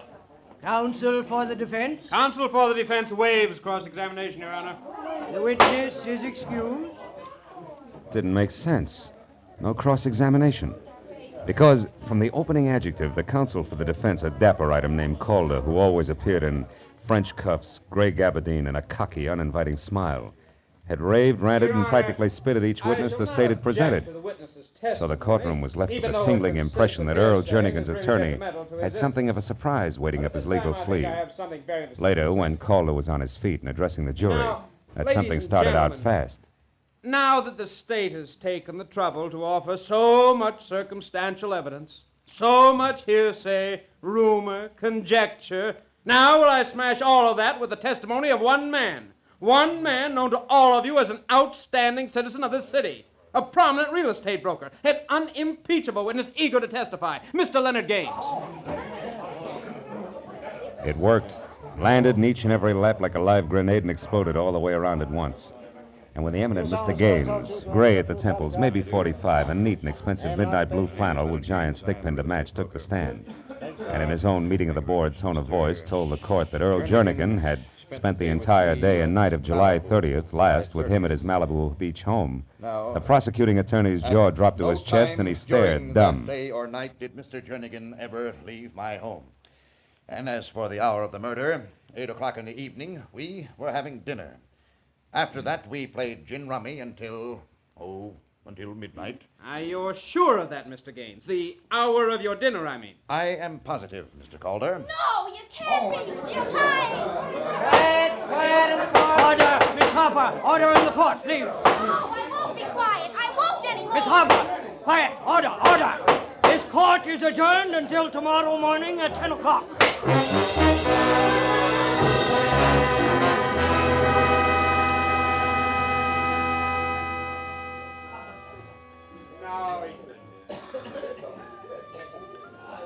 Another scotch and soda, mister? Yeah, I guess so. Oh, wait a minute, baby. I think I'm going to have company. Mr. Marlowe, can I talk to you for a minute? I'm Gail Harper, yeah, I know. What I don't know is why you're not doing 30 days on a rock pile for that rumpus you just kicked up in court. Would you like a soft drink? No, thanks. All right, just one, baby. Check. The judge said he understood and left me off with a short lecture, which was what I had counted on. Oh. You mean all that fireworks in there was planned, not just spontaneous combustion? That's right. I had to have time. Look, Mr. Marlowe, will you work for me? Oh, well, now look, will baby. Will you help me prove that Mr. Leonard Gaines is a liar and that Earl Jernigan did kill my father? Now, take it easy, Gail. It's a big mouthful, you know. Mr. Marlowe, listen, please. There isn't much time. We got to prove this tonight or never. By noon tomorrow with the outside, the case will go to the jury. Okay, what do you want me to do? Take over where I left off. But first, let's get out of here. All right. And never mind that drink, miss. Where do we start, honey? With Leonard Gaines' ex-wife, Debbie Jansen. Here's a snapshot of her. They were divorced about 6 months ago, Mr. Marlowe, and she wasn't very happy about it. No, huh? Made you figure she was your in? Yes, and I was right. Mr. Marlowe, it took eavesdropping, bribery, second-story work, but I found out plenty. I'll bet you did. Like what? Oh, hold it, Gail. Light's red. Like the fact that Debbie and a guy called Eugene Maury are putting a bite on Gaines for $20,000. Blackmail, Mr. Marlowe, with the payoff scheduled to be made sometime tonight. Right now, she's staying at the Sunland Sulphur Springs Lodge out in the valley. Gaines used to go there once in a while for his arthritis. And the why of the whole business is a letter Gaines once wrote to his ex-wife. No fooling. Uh-huh. Well, tell me, what's that to do with Jernigan's trial and Gaines being Oh, it's green now. I think there's a connection because yesterday I overheard Debbie tell this Maori something about Gaines' scheduled appearance at the trial today and... Yeah? Oh, Mr. Marlowe! Hey! Those jerk California drivers. The man behind the wheel. What about him? That thin-faced, blonde hair. I've seen him before. I know he was trying to hit one of us. Oh, fine. Well, that'll keep things from getting dull, won't it? Then you're gonna help me. Well, now look, who could resist you, baby? Okay, tonight I check in at the lodge at Sunland Sulphur Springs. Come on, let's get out of here.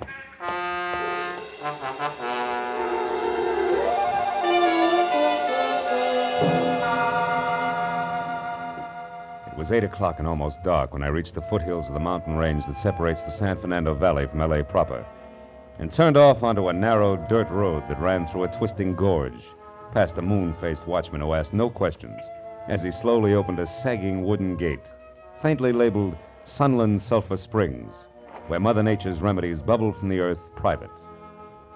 It was another 5 minutes along the same dirt road uphill and through thick foliage before I was at a parking space out of my car and walking the last quarter of a mile toward the lodge itself that was spotted with widely separated cottages, also sagging, and each tagged Casa, and followed by something Spanish and hard to pronounce.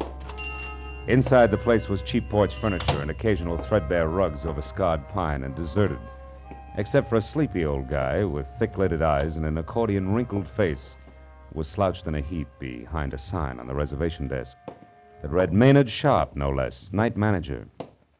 When I gave him my name and said that both my rheumatism and I needed a rest, he came too, almost. Roomy, Mr. Marlowe. Well, let's see. Can let you have most any one of the cottages. Half of them are empty. Things kind of slow this time of year. How slow can you get? You'd be surprised. How's about Casa Francisco de Leon? Casa Francisco, Yeah, that'll be fine, Mr. Sharp. All righty, sir. Now, if you'll just sign the register here, I'll get your key. But, As I signed my name, I checked the guest list quickly. And the next second found what I wanted, Deborah Jansen. And next to that, in a different hand, her cottage for the night. Casa Rolando de Barandido. That's close enough. Well, anyway, it was all I needed. I took the key from Mr. Sharp, a misnomer if ever you heard one, learned the location of my quarters, paid him in advance, and left. Thanks, son. Outside, I turned to my right, past a large open bath that smelled like rotten eggs and talked to itself like a junior Vesuvius, as more warm sulfur waters, equally unpleasant to smell, bubbled from a pipe in the center.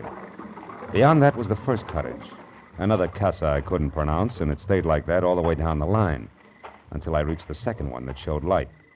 It was the casa known as Rolando de Barandido, and when I moved closer and around to a window that was screen only, I knew that my client had done her eavesdropping well, because in the center of the room and putting on her coat was the ex-wife named Debbie, and standing nearby and holding on tight to the cigarette in his hand like it was support was what had to be the boyfriend, Eugene Mowry. You're sure that Gaines will go through with this all right? For the 100th time, Eugene, yes, I'm positive. Can't you understand? He has to. Besides, $20,000 won't break him. It won't more than bend him a bit. Now stop worrying. But I can't. Debbie, why must you go alone? Now, why can't I go with you? Eugene, please, we've been over that. I told Leonard that I'd meet him in town at the Beverly Crest Hotel at 10 and alone. He agreed to also be alone. Except for the money. Debbie, you do handle things well. Come here, darling. The kiss for your brilliance. Oh, please, Eugene, there isn't time. Oh, what's the matter? Are my kisses losing their flavor at this point? Don't be a fool. Look, it's late, Eugene. It's after 9 already. I've got to hurry. Now, go on. Go on, be a good boy and leave now. We shouldn't even be seen together tonight. Well, why not, Debbie? It's not smart. Here. Meet me at the Tulip Room, darling, at 11 as we planned. Then, Eugene, we'll have time and reason to relax. $20,000 worth of reason.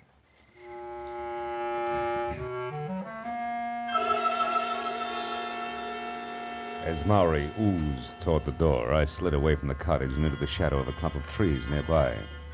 stayed there as he walked out of sight down the road that led back to the parking space. Then a few minutes later, when Debbie clicked off the light and left, I moved out of hiding and started slowly after her at a safe distance. Until from someplace in the night, an ugly, snub-nosed automatic that belonged to someone blonde and thin-faced as a near automobile accident stopped me cold. Where you going, Jack? For air. I love to walk in the country at night, okay? I wouldn't know, Jack. I'm a city boy myself, but as long as that's what you want, it's Jake with me. As long as it's where it's good and dark. Now, go on. That way. Move.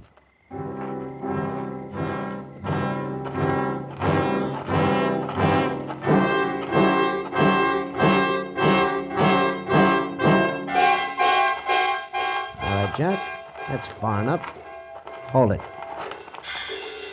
Turn around and face me. Why, so I can watch you pull the trigger? Never mind why. Just turn. Okay, turn it is. That's better. Now, one step closer. One step closer. Hey, what's that? A pheasant, my friend, taking wing! Now, before I beat you into little pieces, let's have it. Who are you? Who do you work for, and what do you want with me? Come on, gunman, talk! Okay, no more. My name's Langley. Work for Earl Jernigan. Oh? Yeah, I've been watching you ever since the trial started.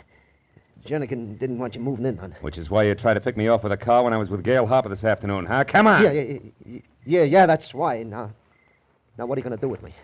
For the time being, Buster, leave you as is. Flat on your back, because I've still got to catch up with a lady before she reads a letter! City boy.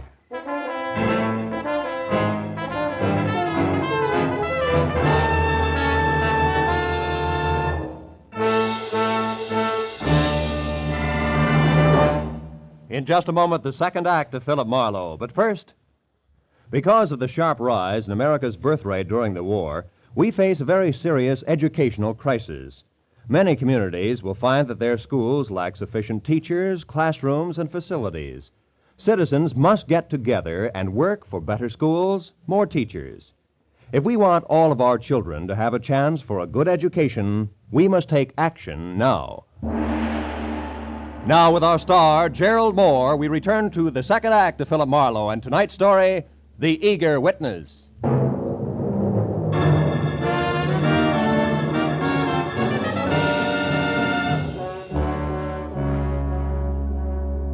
It was strictly hit and run. I piled Langley into the Manzanita and didn't even wait to see him bounce. Instead, I took off through a gully that was a shortcut to my car, because I knew that Jernigan's watchdog had nothing to offer compared with the hot-headed Debbie Jansen, who at the moment, no doubt, was well on her way to the Beverly Crest Hotel, and a blackmail rendezvous that was a cinch to wind up in the final destruction of the letter. That was my theory, but I dropped it like a hot rock just as I crossed the path to the sulfur pool. Mr. Marlowe! Somebody screamed! Yeah, he's there by the spring! Oh, gosh! Oh, my gosh! Sure had to happen to me. It was nothing but sulfur fumes and the thick gurgle of the springs until Sharp played his flashlight over the pool. Then we saw. Oh, my gosh. And the water that was turning red from blood oozing around the knife in her back. Look! It's Miss Jansen. Come on, Pop, give me a hand. Let's get her out of there. Yeah, Come on. Take it easy now. Take it easy. That's it. Debbie. I never should have tried it. Tried what? Who was it, Debbie? Who did this? He got the letter. Who? Who got the letter, Debbie? Debbie. Marlowe, did she pass out? For good, Maynard. She's dead. Oh, she seemed to be mumbling something about a letter. Did you get what it was? Yeah, only part of it. A killer apparently took the letter away from her. Believe me, that's bad. Letter? What's a letter? Wait a minute. Huh? Oh, it's probably that pheasant again. Letter? Pheasant? What are you talking about, Oh, I son? guess I'm just getting jumpy. Hey, there is somebody. Come on, Pop.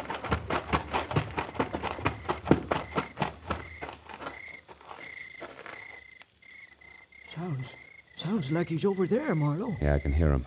Oh, no, that ain't gonna do you any good, son. Not in that brush, it ain't. And what's more, I wouldn't go any further if I was you. But Pop, all he needs is 10 seconds and he can destroy that letter for good. Well, just the same, there's 1,000,001 places a killer can hide in there and lay for you, son. Yeah. Yeah, Pop, well, for the moment it's a stalemate. I'd sure love to find out who that snake in the bush is. You know, I've run a peaceful place up until it's getting to be like one of them there movies. Only thing left out is a posse. Yeah, you're so right. Murders in the night, lost letters. It's corny enough without a posse. Yeah, and might dangerous, too. Yeah, I see what you mean. Are you ready to... Yeah, I'm ready. Yeah, I'll lead you back to the office. My Jasper, I don't understand this one bit. Miss Jensen is stabbed to death over that letter, and in her dying... Hey! Huh? What is it? Up ahead there. Somebody ducked behind that big tree. Keep the chatter going, Maynard. Walk on up the path. Don't let him know we spotted him. Go on, talk. Well, okay, sure. I was saying I don't understand. Well, our place here is generally as quiet as a tomb. As the old man grimly ad-libbed his way up the path, I followed a few feet behind. When he got even with the tree, I turned suddenly, took 3 fast steps, and grabbed... Come here, you! Hang on to him, you! Hang on to him, hang on! Well. Mr. Leonard Gaines, the unimpeachable citizen himself. Stand still, Gaines. A gun. What's the idea, Marlowe? Try running and it'll come to you. I suppose you've got a legitimate reason for being here all thought up? I'm here because I have got a touch of arthritis. I need a treatment and a night's rest. Arthritis isn't all you're going to have if I find what I think I'm going to find in your pockets. Empty 'em, Buster. I said empty 'em. All right, I'll empty them. That's better. Sharp, you're a witness, and I demand that you stop. Just a minute, Mr. Gaines. You're in a pretty bad spot to demand anything. There's our baby. There's the letter we've been looking for. Pick it up, Gaines. Pick it up and read it. Now, see here, Marlowe. See there, Gaines. Read it while you're able to. Yeah. My dear Debbie, if I didn't know you so well, I'd resent your stupid accusations. Now, look, Marlowe. Read it!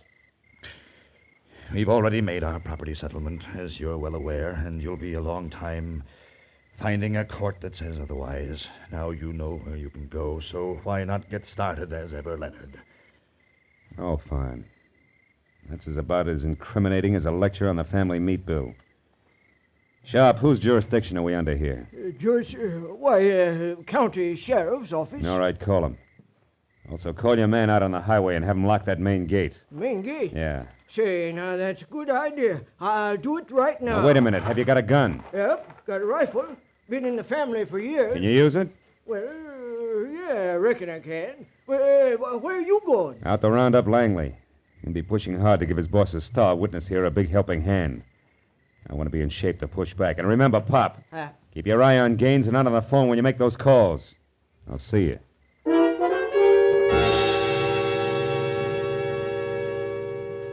The second time that night, I started down the hill and toward the car lot, keeping in the shadows and moving slowly this time. Because it was odds on that Langley had taken everything in. And I knew that he'd try to part my hair with a gun barrel and pull Leonard Gaines out of the jam he was in the very first chance he had.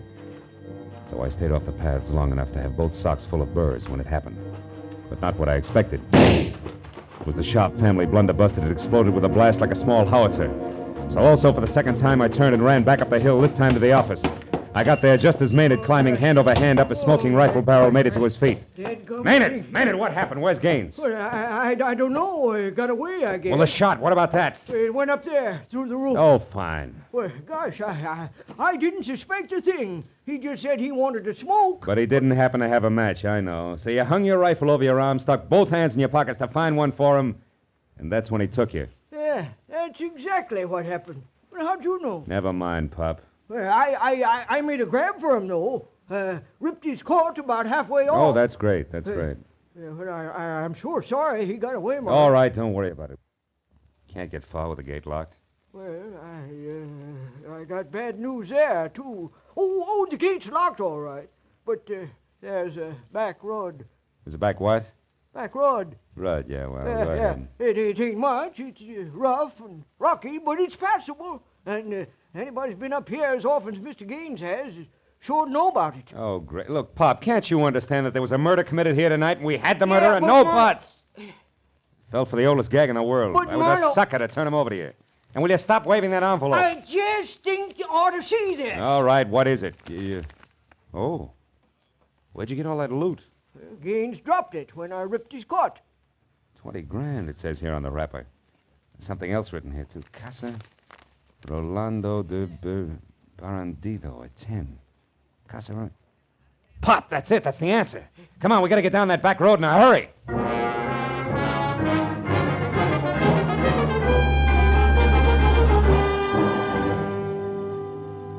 With sharp at the wheel of the pickup truck, we bounced over the pair of sometimes parallel ruts studded with stones the size of bowling balls. It was called a back road. For the better part of 2 miles before he cut lights and motor and whispered that if Gaines was going to get stuck at all, it was sure to happen in a dry wash just around the next bend. I told him to wait and went ahead on foot. He was right. Gaines was stuck in more ways than one. His car was up to its hubcaps in sand and his wallet up to its stamp compartment in blackmail, conducted by his ex-wife's murderer with the same lever she'd had, the letter. It was Eugene Maury, and clenched in his hand was a tattered white envelope, nothing more. I'll make it easy for you. I held my .38 in close to my side and edged up behind him. 20,000. Now, Maury, I don't have that much. You lie. You're going to pay her that. I don't know. I know because we worked the deal out together. Only she got greedy. She tried to double-cross me and pull it alone. Oh, so you killed her? Yes, I didn't intend to, but when I found out that she tricked me, I was furious. The first thing that I knew, I'd stabbed her. That's enough of that. Just give me the money. You've nothing to worry about. Now, listen, Maury, I tell you, You listen, Gaines. You're in no position to bargain. It's better than having your $200,000 gambling debt exposed and your reputation ruined, isn't it? Or facing the trigger man, Langley, if you refuse to alibi for Jernigan, isn't it? Or bucking a perjury charge if you do alibi? Oh, no, you got yourself in a corner, Gaines, so pay off. It's only 20 grand. But I tell you, Maury, I don't have it. You're lying again. No, he isn't. Don't move, either one of you. Leave your hands where they are. I got the 20 grand right here, and it's pretty well earmarked as blackmail payment already. But just to round things out, Maury, I'll take that envelope you've got there. This? Well, what do you want this for? Funny man. Because it's no doubt postmarked with an hour, a date, and a location, which together with Brother Gaines' own handwriting places him out of town on July 30th, a time he swears he was at his Malibu home all day with Jernigan. Right, Gaines? Smart boy, aren't you, Marlowe? You still got a chance, Gaines. You better gamble with me. You've got nothing to lose now. I'm with you. Stand still, Buster, or so help me out. Now, Gaines, go! Oh! Oh, my leg! Were you thinking of going someplace, Mr. Gaines? No. No, I'm not going anyplace, Mr. Marlowe.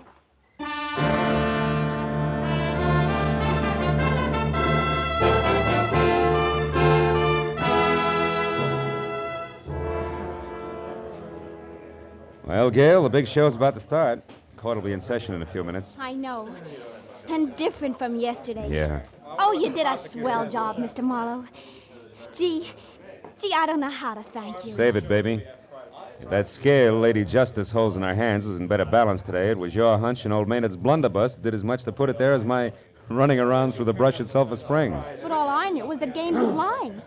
I didn't know it was as complicated as it was. Well, that's because Debbie Jansen was twice as treacherous as we figured. I still don't understand. How did you know that Eugene Maury had killed Debbie? Well, you see, baby, I overheard her tell Maury that she was going to meet Gaines in the Beverly Crest Hotel at 10 for the payoff. Uh-huh. But I figured that was a lie strictly for Maury's benefit when Pop gave me the packet of money Gaines had dropped. It had that complicated name of a cabin and the time of the appointment, which was also 10 written on it. So I knew the real meeting was scheduled to take place out there. See? Oh, I see. Then she was going to send Maury off to the Beverly Crest while she collected the money at Sulphur Springs and then beat it alone. That's it, honey. You see, if her cabin had been named something simple like Number 4, then Gaines could have remembered it. Instead of that Casa Robino del Bangadoro, or whatever it was, he had to write down, you see? Well, then things might have been different. Ah, you'd have found a way. After all, you figured out it was the postmark that was important. Only after I'd been slapped in the face by a perfectly harmless letter with no envelope. Had to be the postmark. What else? Oh, they're starting. Yeah. Good luck, Mr. Marlowe. Give him the works. Don't worry, baby. I'm the eager witness today. We're going to knock 'em dead. Literally. They got it coming. I watched Jernigan's face as the preliminaries got underway. The killer was beaten. When the court finally settled down to work and the prosecutor took over, I listened to his deft build-up as he primed the jury and the dramatic ringmaster voice he used when he called. Will Philip Marlowe take the stand, please?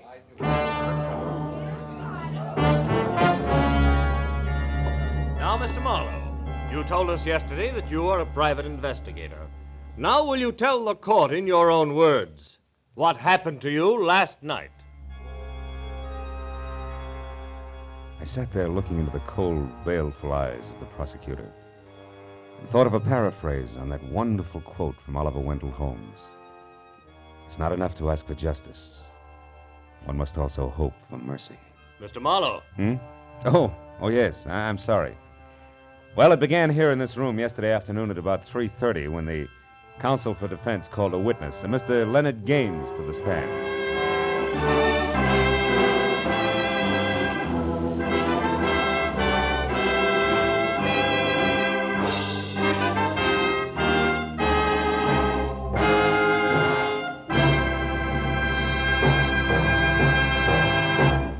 The Adventures of Philip Marlowe, bringing you Raymond Chandler's most famous character and crime's most deadly enemy, star Gerald Moore, and are produced and directed by Norman MacDonald. Script is by Mel Donnelly, Robert Mitchell, and Gene Levitt. Featured in the cast were Joy Terry, John Daner, Michael Ann Barrett, Junius Matthews, Ben Wright, Lou Krugman, Larry Dobkin, and Bud Whittam. The special music is by Richard Orant. Be sure and be with us again next week when Philip Marlowe says... The trail started in Montana, with a bum with two names rushing away from his lady love, and led fast into L.A. past a southerner from Canada, a worried wool dealer and a chorus girl with a .45. When it finally stopped at Murder in the Park, the tramp was still in a hurry.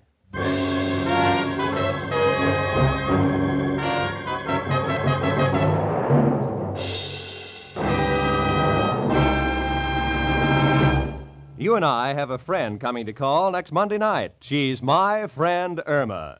If this beautiful, lovable, but dumb blonde isn't your friend now, she will be the moment you hear her over most of these same CBS network stations next Monday following the Lux Radio Theater. My friend Irma will bring you plenty of laughs and great entertainment. So be sure to make friends with my friend Irma these Monday nights on CBS, where you'll hear them all this fall. This is Roy Rowan speaking. Now, stay tuned for Gangbusters, which follows immediately over most of these same CBS stations.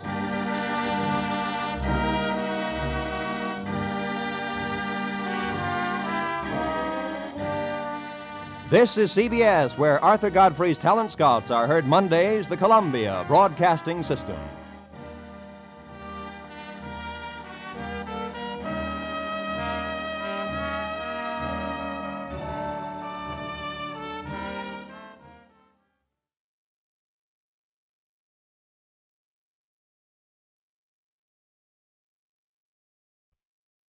Get this and get it straight. Crime is a sucker's road, and those who travel it wind up in the gutter, the prison, or the grave. The trail started in Montana with a bum with two names rushing away from his lady love, and led fast into L.A., past a southerner from Canada, a worried wool dealer, and a chorus girl with a .45. When it finally stopped at Murder in the Park, the tramp was still in a hurry. From the pen of Raymond Chandler, outstanding author of crime fiction, comes his most famous character in The Adventures of Philip Marlowe.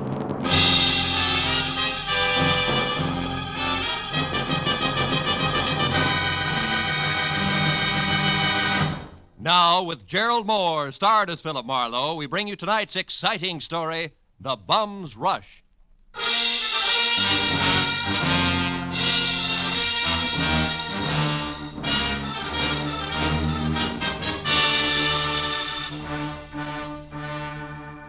You know, there comes a time in everyone's life when a relative wants a favor. But this was a particularly nice relative. In fact, a great old gal. She'd written my name and address in the center, and her name, Jessie Gavins, Eagles Rock, Montana, in the upper left corner of the envelope. The stamps totaled away a mail special, and the letter inside started off like one of those, "I was wrong, you've got to find him for me, you've got to" types. But it didn't wind up that way. Clipped to the letter was a $100 check, and under that, a not-too-good snapshot of a bald man holding a rake, who wouldn't have been helped any by better photography. 10 minutes later, at exactly 8 p.m., my long-distance call was put through, and the voice that belonged to Aunt Jessie was snapping at me from Eagles Rock, Montana, like the end of a whip. Certainly I wrote it. How many Jessie Gavinses do you think there are in Eagles Rock? Philip, I want you to find Jonathan Miter and see if he's all right. Yeah, you said that in your letter. Jonathan Miter is my fiancé. Aunt Jessie. Oh, I know what you're thinking, young man, but I'm 51 and he's 55, and there's nothing wrong with the September song if the harmony's close enough. Yeah, I hope my harmony's that good when I'm 55. Why are you worried, honey? Because he left here last week on some kind of a big deal. It's a secret. That's all he'd tell me, and I haven't heard a word from him since. I see. Well, tell me, what sort of a deal would it be? I mean, what business? He's not in any business. Oh, what was his work before he retired? Well, he's not exactly retired either. He's not Look, Aunt Jessie, I'm getting at this. What does he do, or what did he used to do for a living? Frankly, nothing. Well, I might as well tell you. Most folks around here, Philip, think Jonathan Miter's just a bum. Maybe he is. He came to town, Philip, on a freight train a month ago, and he's been raking leaves for handouts ever since. That's how I met him. But he's a fine, honest, proud man, and I'm going to marry him. Congratulations. Yes. Look, you didn't happen to give that fine, honest, proud man a wad of money to finance this big deal of his, did you? Oh, no. Well, then don't.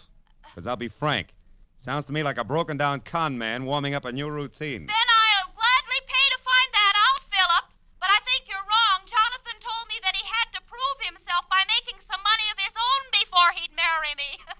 As if I didn't have enough to take care of two people already. Okay, Jessie, it's a little off-center, but I'll buy it. Philip, Huh? when you find him, don't tell him that I hired you. As I say, he's very proud, and it'd hurt him. And now all I can give you to go on, aside from that snapshot I sent, is an address, 764 Hope Street in Los Angeles. 764 Hope Street. Well, how'd you get that? From checking through every single thing of his I could lay my hands on. It was on the back of an envelope. Of course, it may not mean nothing. You're so right, Jessie. Please, now, don't joke with me, Philip. Jonathan was so serious and in such a hurry, and there was a funny, brave glint in his eye when he left. Do your A best. brave glint. Oh, no. Okay, Jessie, no jokes. Goodbye, darling.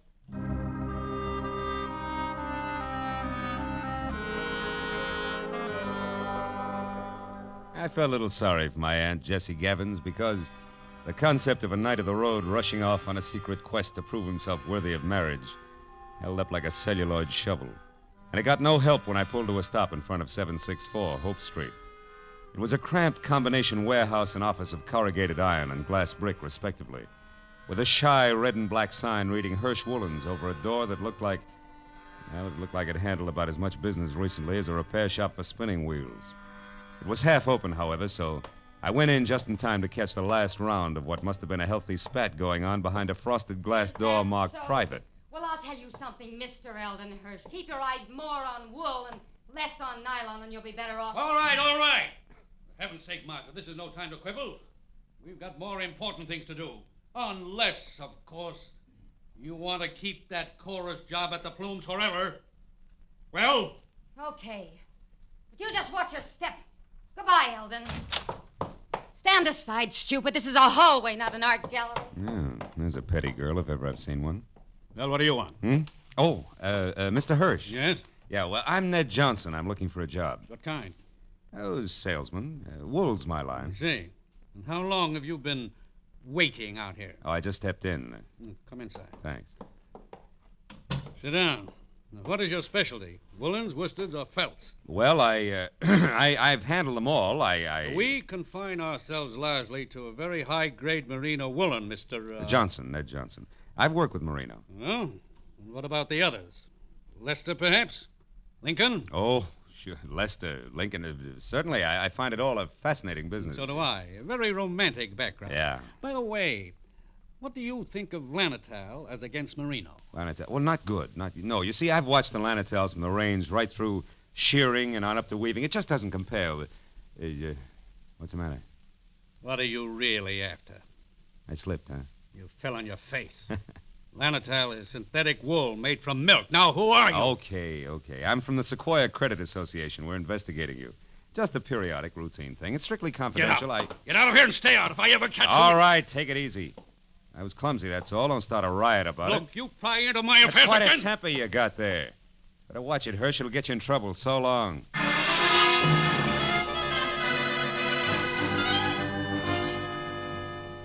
I hadn't exactly been wool gathering with Hirsch and Company, but I hadn't exactly made strides on the connection between a bum in a hurry and 764 Hope Street either.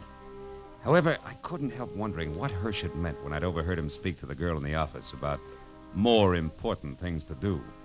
So when he slammed the door on my shoulder blades, I went around to the alley for a peek in his warehouse. But I skipped that when a man stepped into view wearing the identical face I had in my pocket on a snapshot. It was Jonathan Mitre. He'd swapped the rake for a silver-tipped cane and patches for 14-carat class from spats to a Hamburg, which might well have covered a bald head. But it was the same man, no doubt about it. So I decided to play this one strictly 3 cushions with reverse English. Hey! Huh? Hey there, you! Oh, were you addressing me, sir? Yeah. Don't I know you? Oh, sure I do. Points east, huh? No, you're mistaken, my man. I haven't been east in 30 years. Oh, come on, friend. I'd know you anyway. You're good old Jonathan Mitre. Sir, I am Ross J. Crowley of Canada, and I have never had the dubious pleasure of your acquaintanceship until this very moment. Ross J. Crowley of Canada, huh? Mm-hmm. Okay, Mitre, that's the way you want it. What are you doing around the wool business? Setting it up for a fleecing or just pulling it over somebody's eyes? My good man, you've obviously confused me with someone else. Now, pack off, recognized fella. I'm in a hurry. Now, wait a minute, Pop, wait a minute. Let's get this straight first. Your name's not Crowley. Why are you using it? By Godfrey, sir, you're trying my patience. Stand aside. Come on, let's have it. Oh, very well, if you insist. Here it is. Look out. Hey, come back here, you old goat. Why don't you look out? Why, you awkward roughneck. Why don't you look where you're going? I was, but I couldn't get around all 3 of you. 3? What do you mean, You 3? and your 2 big feet. If you can't keep those gunboats out of people's way by yourself, hire a pilot. Oh, by now my boy's so far ahead I couldn't catch him if he stopped for lunch. Thanks to you. Goodbye. Went as far as the corner anyway, but I'd been right the first time.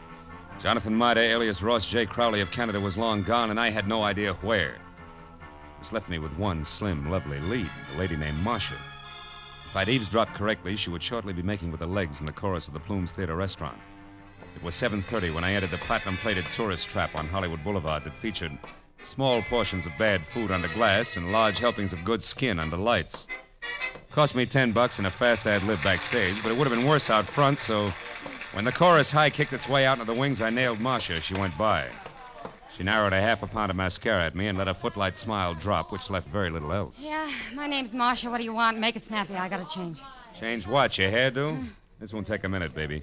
All I want to know is where Jonathan Mitre can be found. How should I know? I never heard of him. You're stalling on your own time, baby. I got all night. Nuts to you, Jack. Blow. Come back here. This is important. Now listen, you. I don't know anybody called Jonathan, what's his name? And put one more fingerprint on my arm and you'll get bounced out of here on your head. You know, there's just a chance you could be on the level. Look, the guy wants about 55 and spats with a Hamburg over what is no doubt a bald dome. Carries a black cane with a silver tip and for some reason answers to the name of Crowley. Crowley? Yeah, that's it, Ross J. Getting warmer, huh, kid? And don't bother telling me you never heard of him. So I've heard of him. So what? He's a good pal of mine. Met him a couple of nights ago. He's quite a sport. I'll bet he is. Where can I find him? What do you want him for? I want to talk to him, that's all. Where's he live? Up a tree. Like I said, Buster, blow. And like I said, baby, this is important. So important, I'll have a lopsided line in the next number if you don't talk, because you won't be there. You'll be on your way to the pokey. Now, where does he live? I don't know. He's from Canada. You can come closer than that, sweetheart. Give. All right. He tells me he takes a walk in the park every night. He raves about the gladiolas. Like they grow in Coldwater Canyon Park, maybe? Maybe. Thanks, you're a good kid. Keep your powder dry, baby. I'll see you.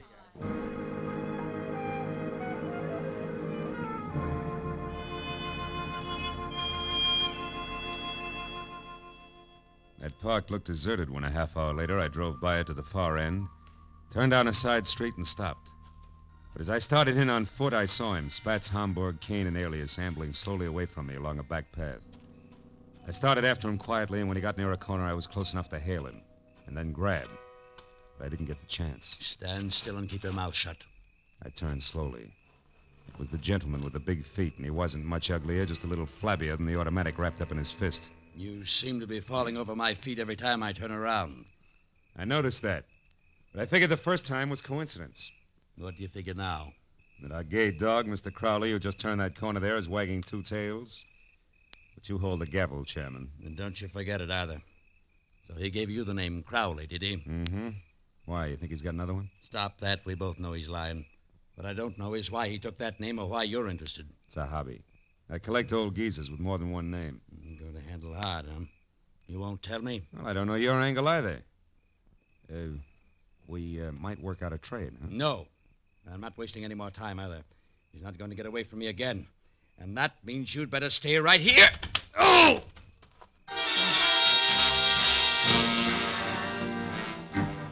piled me up on the ground with a stomach full of pain. I saw him run down the path. When I got back to my feet, he was taking the corner. I just started after him when it came. I froze and listened. But there was nothing more to hear. I walked softly as far as the corner. He was face down, the toes of his oversized shoes digging into the grass, and the gun he hadn't time to use spilled a few inches away from his clenched, dead hand. And across the park and rushing for Coldwater Canyon Road as fast as his feet could go was a bum with 2 names and a Hamburg hat.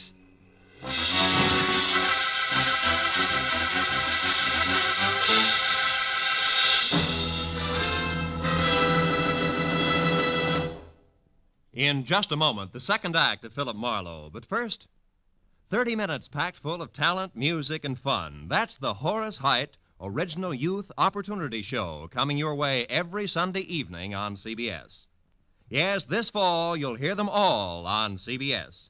A galaxy of stars. And one of the brightest is genial Horace Heidt, who keeps the fun rolling with one hand and with the other pushes open the door to opportunity. Gives a talented youngster his big break toward fame and fortune in show business.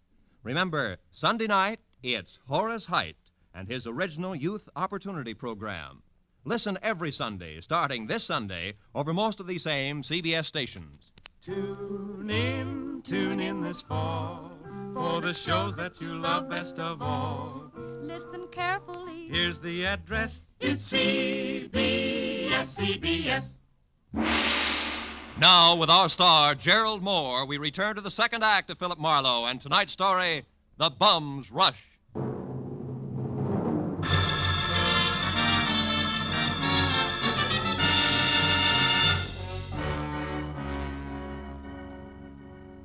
When I took after the fleeing figure known to my Aunt Jessie as Jonathan Mitre, or Ross J. Crowley, he was still barely visible ahead with arms and legs flailing the night air like so many test streamers in a wind tunnel.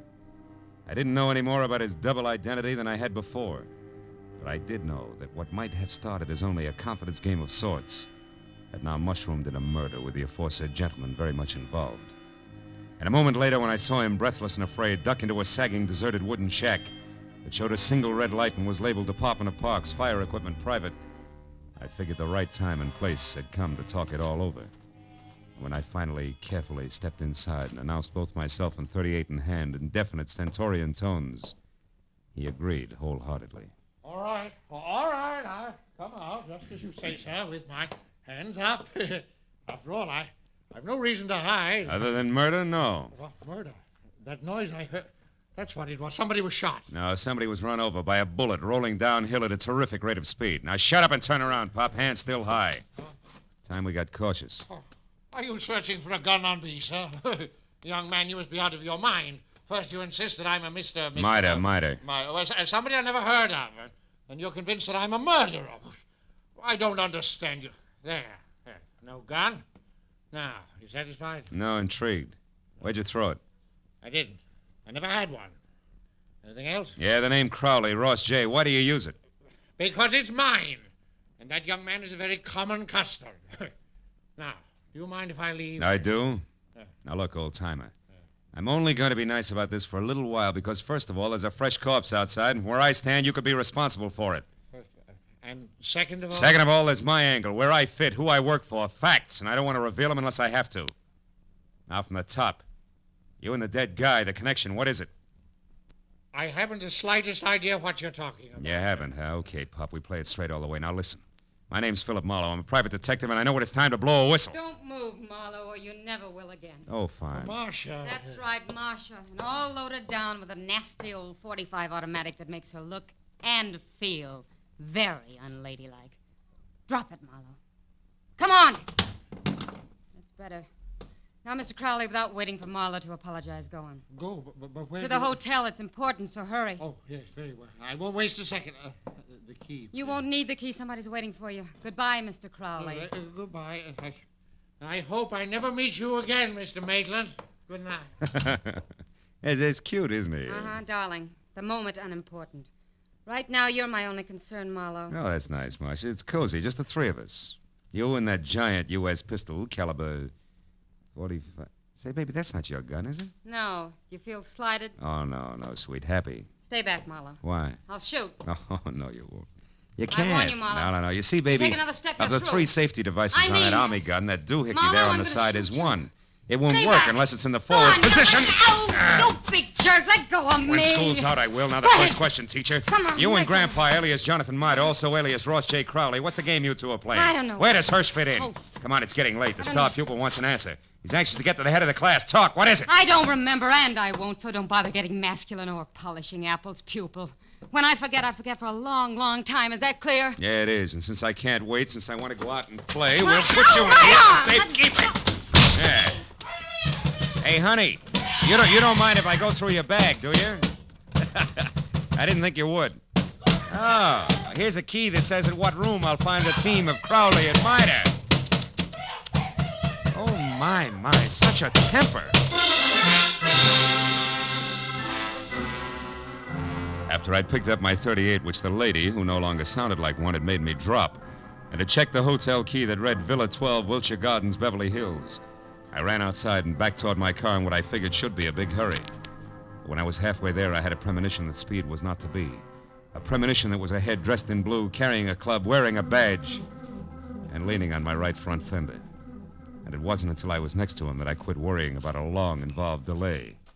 Because the officer on hand, one Kurt Lemley, was an old and I hoped still good friend. Well, hiya, Phil. I've been waiting here for you since I called in about that body up there. Some kid heard the shot. Oh, so you had once pegged this all-alone and very suspicious-looking car, huh? Yeah, surprised it was yours and disappointed.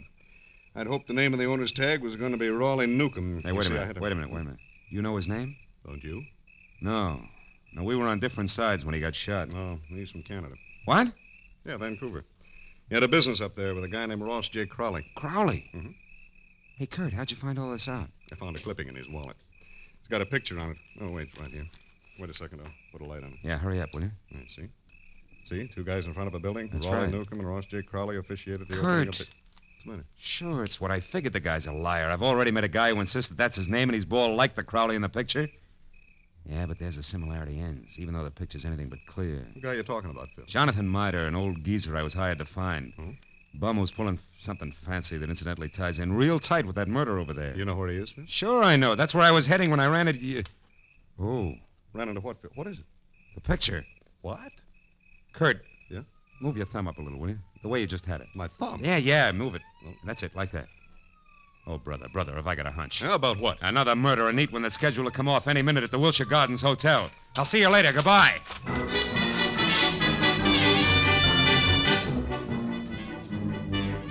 At best, it was 10 screeching stop-and-go minutes from Coldwater Canyon Park across Beverly Hills to the Wilshire Gardens Hotel on the boulevard of the same name.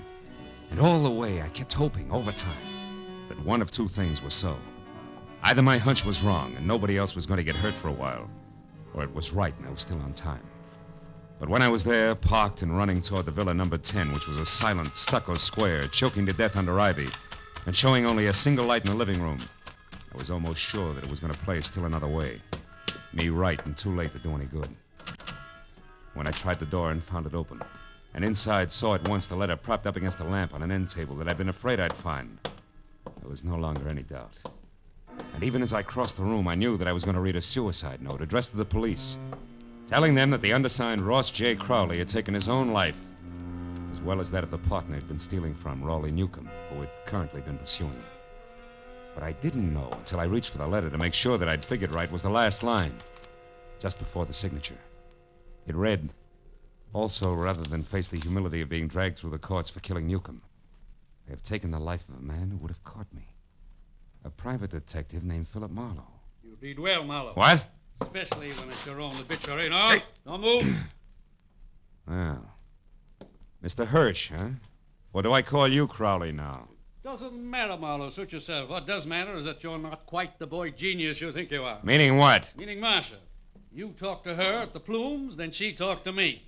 Between the two of us, we've maneuvered you around just like we wanted to, so we could include you in our plans. In other words, Marlowe, when Marcia sent Mida here from the park, we knew you'd follow.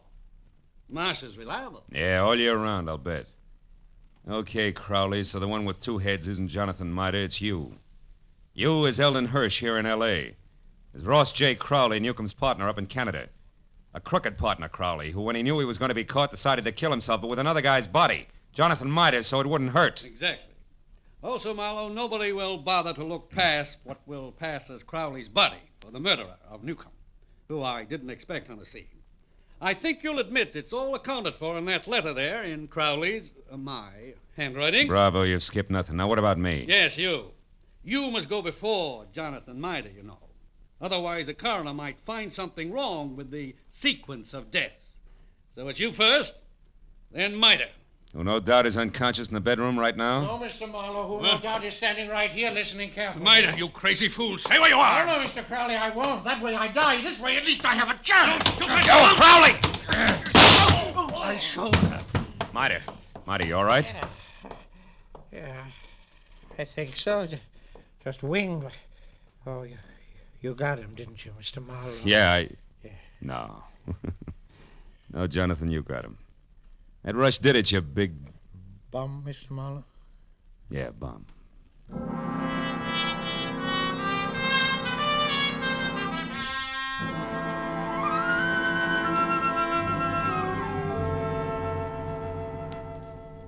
It was 2 long hours of first aid for Jonathan.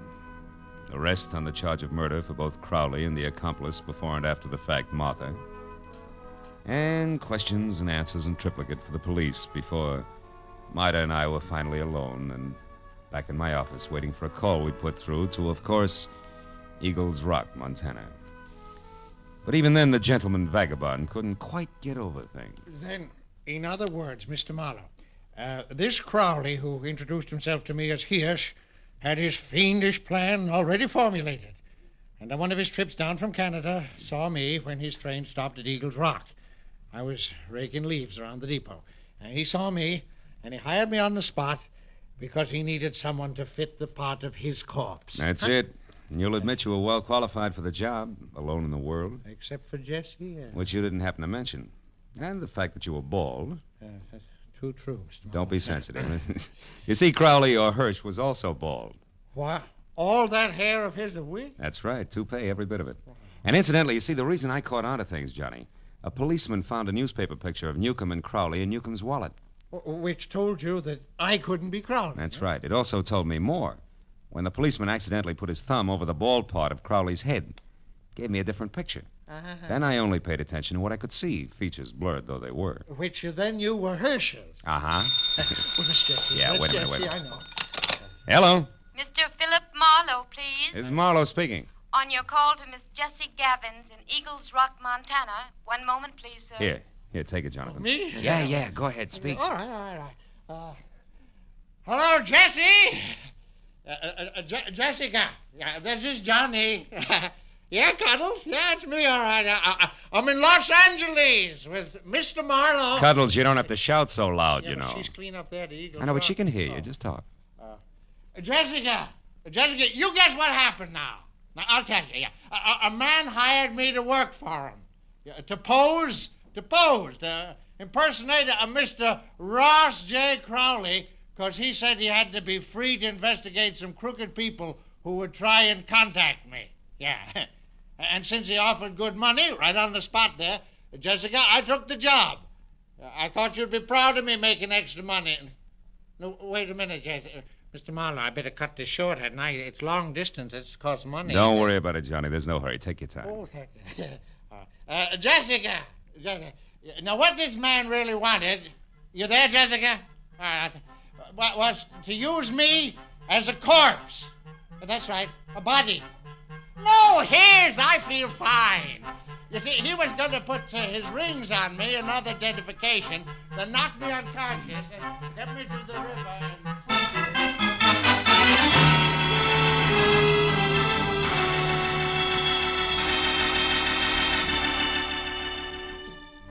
By the time I got Jonathan Mida down at Union Station and aboard a northbound train with specific instructions to stay away from strangers, and got back to my own apartment on Franklin, it was better than 3 o'clock in the morning.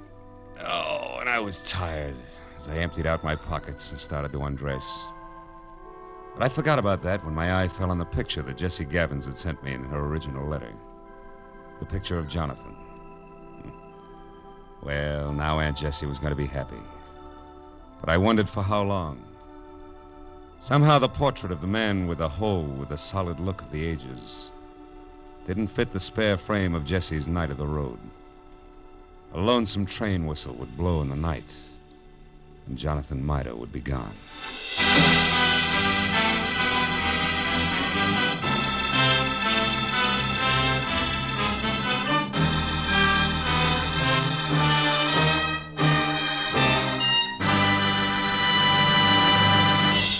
The Adventures of Philip Marlowe star Gerald Moore and are produced and directed by Norman MacDonald. Script is by Mel Donnelly, Robert Mitchell, and Gene Levitt. Featured in the cast were Georgia Ellis, Hans Conried, Ann Morrison, Herb Butterfield, Wilms Herbert, and Bill Boucher. The special music is composed and conducted by Richard Arant. Be sure and be with us again next week when Philip Marlowe says... The lady tourist was a school teacher out after glamour, and she got it. But only after she learned that in Hollywood, the 3 R's could be reading, done in a dark room, writing found in a dead man's pocket, and arithmetic that added up to murder, ×2.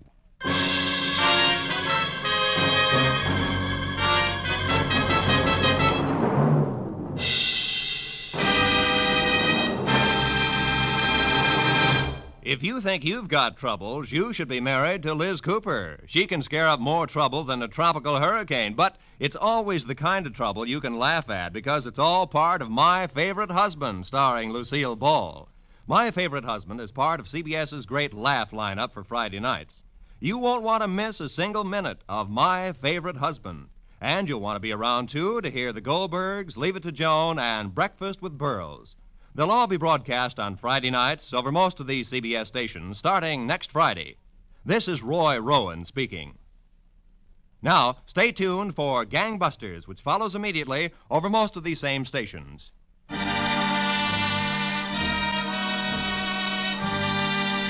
This is CBS, the Columbia Broadcasting System.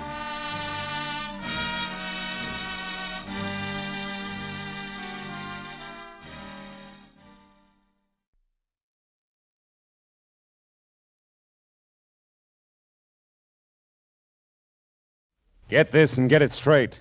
Crime is a sucker's road, and those who travel it wind up in the gut of the prison of the grave. The lady tourist was a school teacher out after glamour, and she got it. But only after she learned that in Hollywood the 3 R's could be reading done in a dark room, writing found in a dead man's pocket, and arithmetic that added up to murder ×2.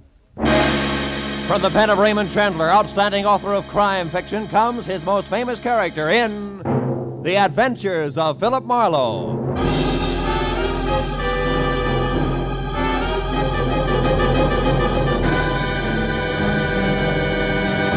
Now, with Gerald Moore, starred as Philip Marlowe, we bring you tonight's transcribed story, The Rustin Hickory.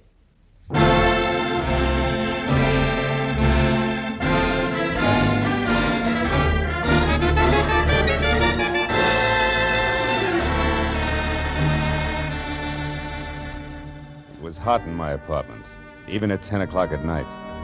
The sultry wind blowing through curtains at the far side of the room didn't help a bit. It was the kind of night that made me wish I was something else, a butcher, baker, candlestick maker, anything. After a long, hot day spent in the downtown courts of law, listening to the petty arguments of a petty larceny case, I was tired of petty people. The paper I had picked up on my way home wasn't helping any. 10 killed in an air crash. Mental cruelty, says local songbird. I made myself another highball, lots of ice, easy with water, and picked up the paper again. It was still more of the same. Cy Nestor killed in office on Sunset Strip. Cy Nestor. He'd hit the papers before. Bookie, B- picture producer, general racketeer. Somehow I wasn't too surprised he was on the receiving end for a change. My drink was good for 10 more pages of equally dull reading, and I was set for the next in line when the phone rang. Mr. Philip Marlowe? It was the first attractive voice I'd heard all day. Mr. Marlowe? And you know, I thought she might be fun.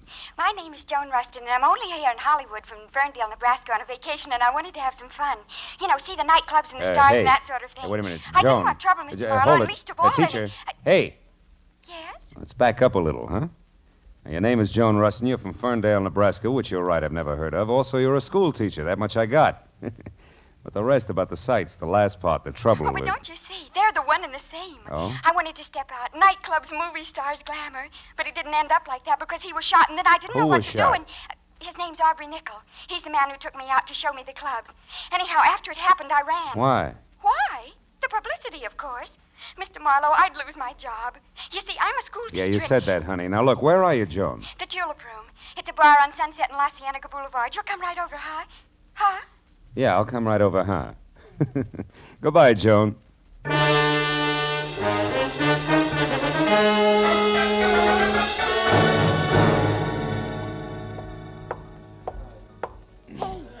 Mr. Marlowe. Yeah, but where are you? Over here in this booth. Hurry. Okay, hurry it is. Hello. Now tell me why all the secrecy and you... Oh, And what? Oh, what are you staring at? you. I expected braids, Joan. Horn rims, calico, maybe. Not ice blue satin, drape plunging, and, Yes? yes. Start at the top, honey, and slow this time, huh? Well, yesterday I met this man, this Aubrey Nickel I mentioned. Oh, he's really nice, Mr. Marlowe. He's a photographer, has a darling place up on the Sunset, Sunset Strip. You went there to have your picture taken? Uh-huh. I wanted something, well, something glamorous. That's easy. And look here what I got. Oh, by the way, I ordered a drink for you, a Scotch drink. Here. You like Scotch drinks, don't you? Yeah, Scotch drinks are my favorite drinks, Joan, thanks. You're welcome. Now, isn't it wonderful? The picture, I mean. I'll say it is. I'd never say school teacher. No, that's the idea. Just like a model in a fashion magazine, isn't it? Aubrey took it from inside his photo shop while I was outside on the street looking in his window. You know, like a smart career girl just strolling along the avenue. Mm-hmm. And see how he faded out the background? That way I'm the focal center. Focal center. Isn't it nice? Oh, yes, it is, yeah. But look, Joan, the rest of the story. Now, the man was shot. You don't want publicity, remember? Oh, yes, of course. Well, we made a date, Mr. Marlowe, for tonight. I was to be at his place, his shop on the strip at 8, which I was. But when I got there... He was gone. Well, no. He might just as well have been for all the attention he paid to me. Oh? He had something on his mind. Acted as though he didn't even expect me. Why, I had to mention this picture here twice before he got it out of a drawer for me. But then, just like that, he changed. Said if I wanted glamour in nightclubs, why not? Oh, by all means. Why not? And off we went to Cyrano's, no less, and sat at a table with 2 men and a woman who was actually Irmgard Fury. Actually, who? Irmgard Fury, the starlet. Oh. Don't you read the papers? Oh, golly, her picture's been in every theater section and magazine for the last 6 months. Of course, she hasn't made a movie yet, but she probably will soon. Wait a minute. Irmgard Fury. She has red hair, a figure, lots of each, huh? That's right. Oh, and so sweet to talk to. Well, believe it or not, when we were in the powder room and she couldn't find her lipstick, she used mine. Now, that's really democratic. Look, Joan, there was a shooting. You remember that. Now, you were sitting at a table with 3 men and this Irmgard Fury? That's right.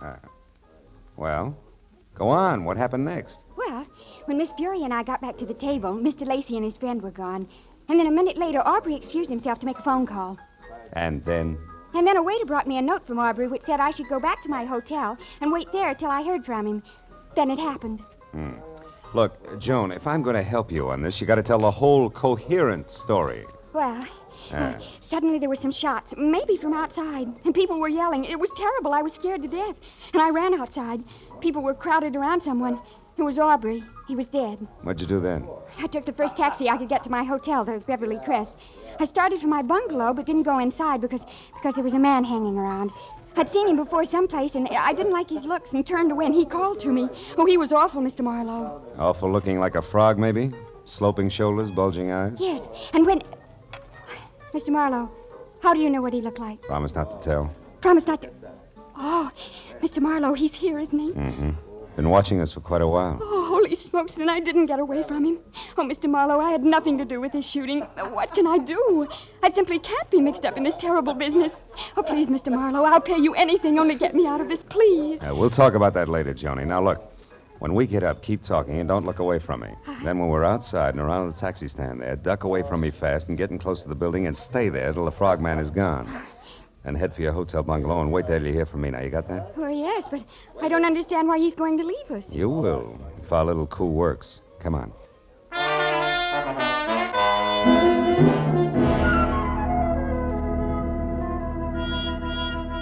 It played easier than I'd expected because, like a good shadow, the frogman gave us a small head start, which was all I needed. The second Joan darted away from me, I moved quickly up to the first cab in line, opened and slammed the rear door fast, said goodbye out loud to Joan, who was not in the back seat, then slipped the driver 5, winked hard, and practically shouted a very far-away address at him. When he lurched from the curb, I stood there and waved a minute. It was what was still supposed to be Joan.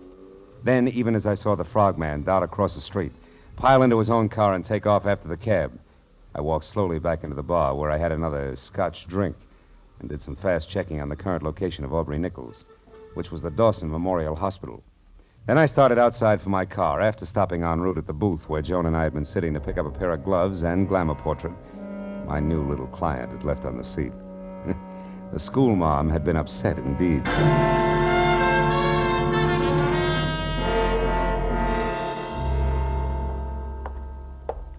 Dawson Memorial Hospital, Dr. Chambers? Yes, one moment, please. Go ahead. Yes, sir. Oh, I want to know the condition of a patient who was brought in here a little while ago, Mr. Aubrey Nichol. Oh, I'm sorry, sir. We're not allowed to give out such information. You'll have to inquire at the superintendent's office. Third door I on wouldn't bother, Phil. Well, Detective Lieutenant Matthews, good evening. Good evening. Nichol is dead, Marlowe. We Oh? did not get a statement from him. That's too bad. Any idea who did it? No. Have you? I didn't even know him. A client of mine. Yeah, Mr. Smith? That's right. That's remarkable. Yeah, Mr. Smith. He asked me to inquire about his condition. Uh-huh. Well, it happened about an hour ago in an alley behind Cyrano's. Aubrey Nichol was a photographer up on the strip, but pretty much of a phony. A big front boy, strictly. That's all there was to it, huh? Walk down here with me a little. Oh, sure. We figure there may be some connection between this shooting and Cy Nestor's death this afternoon. Nestor also had an office on the strip. What do you figure the tie-in is, Matthew? A man named Ham Lacey. You ever hear of him? Yeah, he was one of Nestor's #1 boys in the racket, right? Yeah, something like that. Of course, officially, Ham Lacey is known as the vice president of Nestor Enterprises Incorporated. Also production manager of that second-rate movie studio Nestor owned. Well, anyway, Lacey, another man, and Aubrey Nichol were at Cyrano's tonight with a starlet named Irmgard Fury and another gal we haven't been able to tag yet. Now, tell me, wait a minute, Phil, Lieutenant. When Nestor was killed, did it look like the usual mob tactics? No. Nestor was beat up by fists. Not sapped, not cut up with brass knucks. Your death was caused by a blow to the temple from a poker that was standing next to a phony fireplace in which he could have hit his head when he fell. Well, it's probably not Lacey and Associates, huh? Probably not. He's got an alibi. Yeah? Besides, we already got a fair line on who did it and why. We found a note in Nestor's pocket signed D. Tobin, which threatened Nestor with a beating if he didn't stay away from the undersigned's wife and send her back home at once. Nestor, you may or may not happen to know, had this Irmgard Fury or something under contract to him, saw lots of her. So, again, the two deaths more or less tie together. Yeah, you've already talked to, oh, by the way, her name is Irmgard Fury. No, I ain't talked to her. No. I figured I'd wait till I knew a little more. Also, I didn't figure Nichol would die without saying anything. No. Oh. Well, now it's your turn. We found this negative in the alley near Nichol's body. This is a night shot of the Sunset Strip and nothing more. Means anything to you? No, why should it? Now, look, I told you before, Lieutenant, I never even met Nichol. Yeah, and I listened, didn't I? I noticed. Yeah, but now let's level a bit, huh, Phil? Who your client is and what he or she has to do with this is one thing as long as we're both on the same side. But playing dumb when it might count is quite another. Now, once more, Phil, huh? The picture? Still 0, Lieutenant. Honor bright. Anything else? Yeah, just to save you a little time, Phil. Yeah, let's do. Irmgard Fury's address, 441 West Bedford Drive, Beverly Hills. You got a pencil? 441 West Bedford Drive. Now, play it close. Be sure to call when you think it's time. And if you're wondering about why all this help from me, try this. What you know and won't tell, plus what I know and will tell, might do the trick. Say goodbye to me, Phil. Goodbye.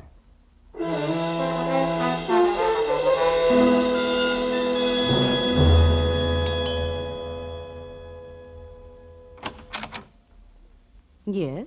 Miss Fury, my name's Philip Marlowe. I must talk to you at once. About what? Your husband, I'm a friend of his, and he asked me to get in touch with you. It's because of what happened this afternoon up on the strip. Oh. Well, what's wrong? Is Dave here in town? Yeah, he is, and he's in trouble. You see, the police are after him, All and right, hold it, mister. You've said enough. Huh? What are you, cop or a reporter?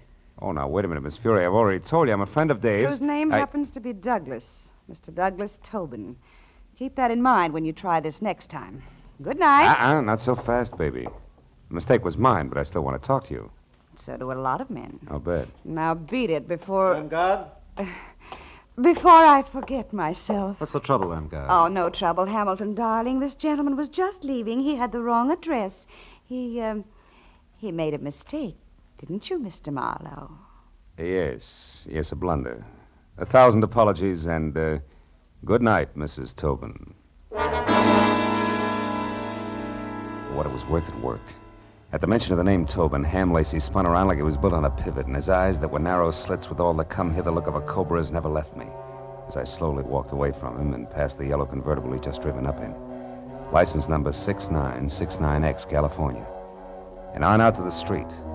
All of which only meant that Lieutenant Matthews was probably right about there being some connection between Cy Nestor's murder and the death of Aubrey Nickel. When I opened the door of my car and started to climb in under the wheel, the voice in the night helped not at all. If you don't do as I say, I'll kill you. Okay. Now get out. Take it easy. All right. Now close the door and turn around. You're back to me. Now, look, if this is a stick-up, Busty, it can save us both a lot of time. Shut up. I'm not a hold-up man. Now, move over there, close to those trees. Go on. I want to ask you a question. All right, that's far enough. Now, what have you got to do with Helen? Helen who? Helen Irmgard Fury. That's what she's known as now. What have you got to do with her? Tell me. Very little, Mr. Tobin. Tobin? You know who I am? And so do the police. Why don't you call it quits while you're still in one piece? No, not quits. That's what you want, what all of you want. Me arrested and out of the way in jail and maybe out of the way for good. No. But that won't be. Helen's mine, and you're not going to harm her. Careful, Tobin. You're getting excited. Yes, excited enough for this. Go!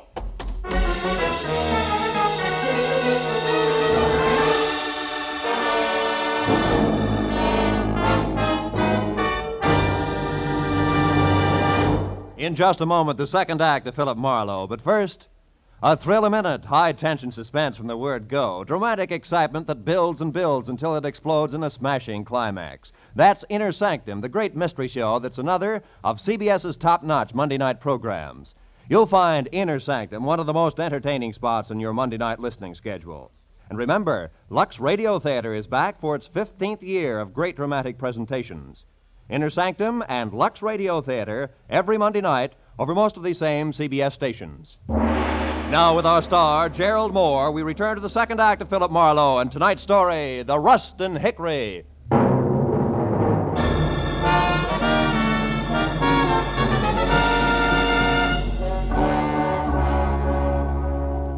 When the whirling pinwheels of light slowed down to being street lamps again, Douglas Tobin had pounded shoe leather on enough sidewalk to be safely out of sight.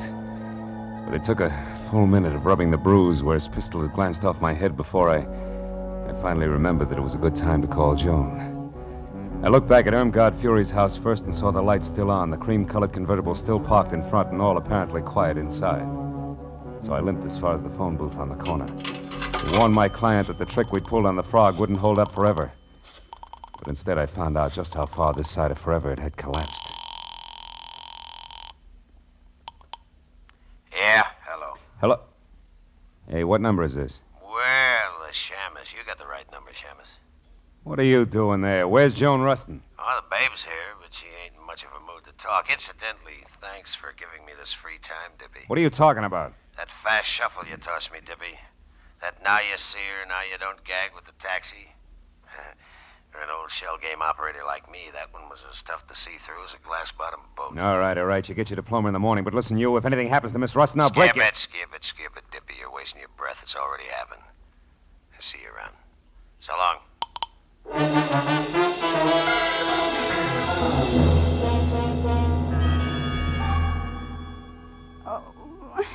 Joan, come on, baby. Come on, snap out of it.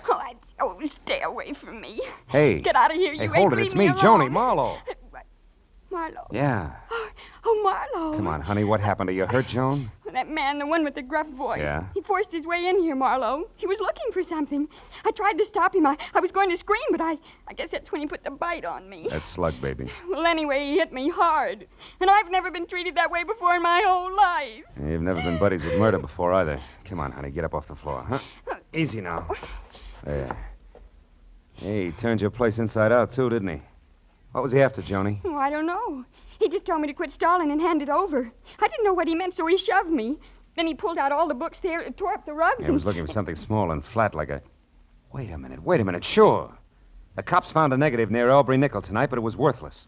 There must have been another one, an important one. And Lacey and Froggy, who no doubt's his helmbait, must think you've got it. Me? Well, that's impossible. All I had was my picture, and, well, I don't even have that now. No, but I do, out in my car, and it gives me a great idea. Come on. Well, where, Marlowe? I don't get it. What's my photograph got to do with this? Maybe plenty. You see, when Aubrey printed that picture of you, he faded out the background almost completely. You remember? Uh-huh. That's a stunt in fashion photography to make a subject stand out. But in this case, Joan, I figure it was played strictly in reverse. How do you mean? That Aubrey took you to Cyrano's tonight on business, big business. And you were holding the merchandise for him all the way. Here, let's take a look. Oh, Marlowe, my pretty picture frame. Better this than your pretty head later, sweetheart, believe me. Yeah, here it is. Look, see? A negative the size of a postage stamp. But I'll bet old flashbulbs the $10 bills this baby's really loaded. Marlowe, I'll bet that baby's loaded, too. What are you talking about? The gun in that man's hand there behind you. Oh, fine. Wait. Easy, Marlowe. I'm not looking for any more trouble. I just want to be sure that you'll help me first. You're a private detective. I searched you before, so I know. I'm in a jam. It's worse than I figured. The cops are after me for murder. No kidding. I can't understand it, Tobin. All you got is a motive deep enough to swim in, and you've been dropping clues like Hansel and Gretel drop pebbles. All right, but I didn't do it. Well, I beat up Sinister, sure, but he was going with Helen, my Helen. I hated everything and everybody in this phony town because they took her away from me. Even changed her name for her, Irmgard Fury. But I didn't kill Nestor. I swear I didn't. You've got to help me, Marlowe. With that 38 in your fist, are you asking or telling? Oh, I'm asking, brother. Here, take it. Take the gun. I'm in a fix, and I know it. Okay, hothead. I'm already in Dutch for hiding Matthew's key witness here. Think how I'll look keeping his chief suspect under wraps, too. Oh, maybe I'm a sucker, but I believe you. All right, where do you hang your hat? The Country Cottages, number 7. It's a kind of a motel court down on Melrose Street. Number 7. Now go there and stay out of sight. And I mean stay out of sight. Yeah. Oh, okay. Thanks, Marlowe. Say, I'm sorry I batted you down tonight. That makes a lot of difference to the lump on my head. Go on, Tobin, beat it. Okay. I'll keep in touch with you. And where are we going, Marlowe? Call a friend of mine. We need a big enlargement of a small negative.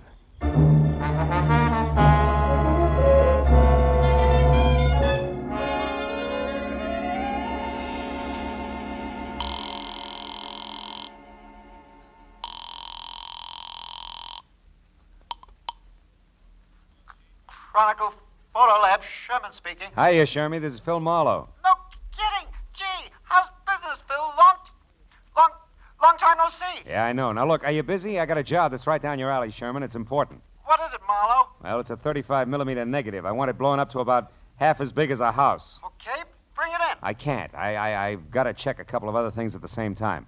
Now, look, Shermy, can you meet me at the Aubrey Nickel studio on the Strip in about 10 minutes, back door? Wait a minute, back door? Yeah. How come the back door, Phil? So we can kick it in without attracting too much attention.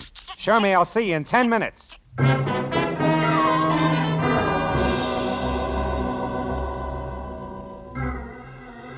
I piled Joan into the car, drove down the Strip, and once past Nickel's studio, which was enough. Joan had posed for a picture in front of the place, and directly across the street, behind her, just as I knew it had to be, was the neat plastic sign reading Sinister Enterprises on the diminutive but glossy imitation Swiss chalet where Nestor's body had been found.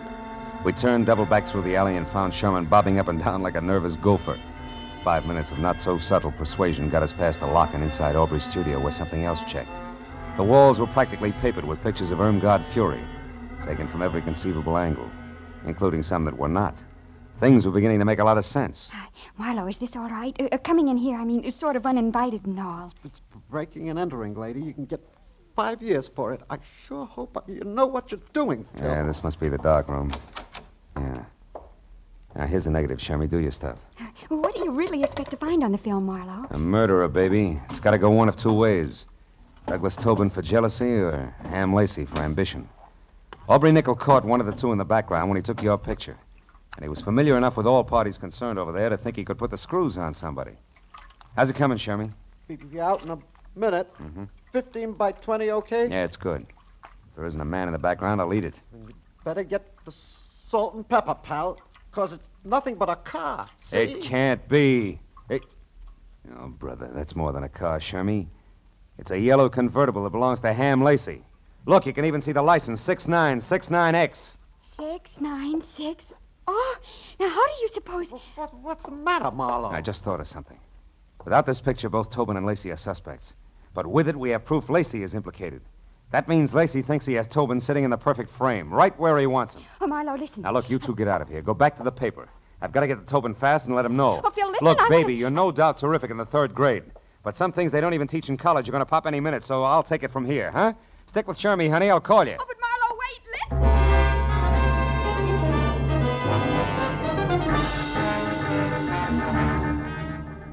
I made it from the strip down to Melrose and then east to the cluster of dusty lean-tos with bath known as country cottages in something under 10 minutes. Parked down the street and cut back through the alley on foot. I got to the door of cottage number 7 with about 30 seconds to spare. Now, wait a minute, mister. You got me wrong. Oh, no, I haven't, pal. You can tell me you didn't knock off Sinister, and I'll believe you. But nobody else will. I've got you right where I want you. Now, wait a minute. Because of your note found in Nestor's pocket. You're the jilted boyfriend, the hick from back home, who came to Hollywood with murder in your heart and knocked off the guy who stole your wife. Now, look, yeah, and then you went after the cheap photographer who gave her her stuff. Oh, yeah? And after that, you knew you couldn't escape, so you blew your brains out. that's And by the fine. time I leave here, that's the way it's going to look. Not tonight, Ham. Yeah, Yeah, stand still, Lacey. Toss the gun over on the bed. Go on. That's better. So you figured Aubrey was lying about having a picture that pegged you as Sinester's killer, didn't you? You figured Aubrey saw something but had no proof, so you shot him. But you were wrong, Ham. He had all the proof we need. What's that? Joan, who's out there? Oh, Phil. Joan. Phil. Joan, are it's you Miss all Fury. right? I hit her. She's the one who killed Sinister. I tried to tell you that. I followed you here to tell you, but instead I saw her with a gun pointed at you. I grabbed the first thing I saw, this broken rake handle, and I hit her with it. I hit her awfully hard, Phil. She isn't moving. You don't think she's... Dead? No. She's probably thinking over the big lesson you just taught her with that stick there. Oh, what's the matter? 8 each. You know what that rake handle's made of? Why, it's hickory, isn't it? Yeah. What else could it possibly be but a hickory stick?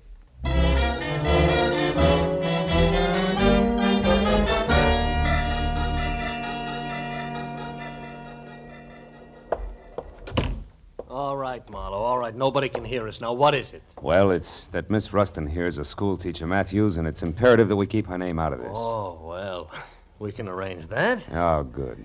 You know, Matthews, it's funny how one step leads to another. Yeah? Ham Lacey never would have gone so far as to kill Nestor on his own. But when he learned that Irmgard had done it, he saw an opportunity to turn the whole situation to his advantage. He and the girl agreed to frame Tobin and then go along as a team. You know, of course, that that's just your theory. Just a Now, minute. sit What do you down mean? over there and be quiet for a change while Miss Rustin and I wind this up. Matthews, listen. Now, quiet, please. Pulling rank, huh? Phil. Now, Miss Rustin, in solving this case... Just you, a minute. She didn't solve the case. I... Miss Rustin, if you hadn't solved it, and right when you did, you'd be talking to this guy exclusively via Ouija board from now on. Let's face it. Oh, what a corny pitch. Now, tell me, Miss Rustin, how did you peg Irmgard Fury? Well, when we got the picture of the yellow convertible, I remembered that I'd gone to the powder room at Cyrano's with Miss Fury to freshen our makeup. But she couldn't find her lipstick. She emptied her purse looking for it, and she finally had to borrow mine, you know. Oh, how democratic. I said that. So now you own it? Now tell me, Miss Rustin, how do you figure the lipstick figures? Oh, it wasn't the lipstick. I happened to notice among the things from her purse a keychain chain with car keys on it and an identification tag in the form of a little license plate. Oh, and the numbers were... 6969X. That's right. And since Ham Lacey had an alibi and those keys were in Miss Fury's bag, you figured it was her who'd been driving. It was she who'd been driving, yes. Isn't this revolting? Yeah, she. She wanted to kill Nestor because he wouldn't turn loose of her so she could claw her way on up to the bitter top. And when she found him unconscious, it was easy. How literary. Well, that's that, I guess. Thank you very much, Miss Rustin. I hope your stay in our town has been... Oh, what's the matter? Joni, baby, don't cry. I just thought of the most dreadful thing. I've had a wonderful time. I went to Cyrano's. I hit a movie star on the head, and I helped solve a murder. But I'll never, ever be able to say one single word about it to anybody in Ferndale, Nebraska. Darn it all.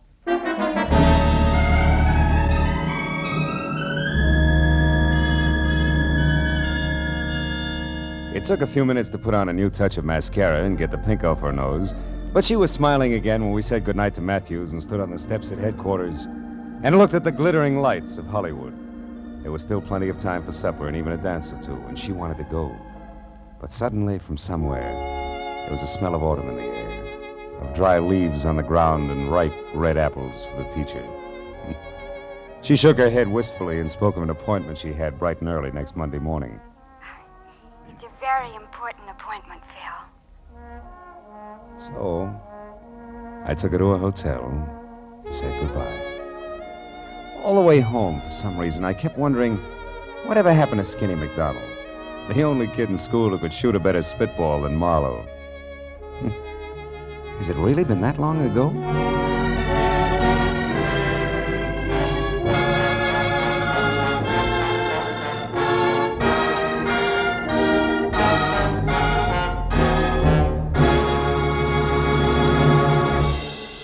The Adventures of Philip Marlowe star Gerald Moore and are transcribed and directed by Norman MacDonald.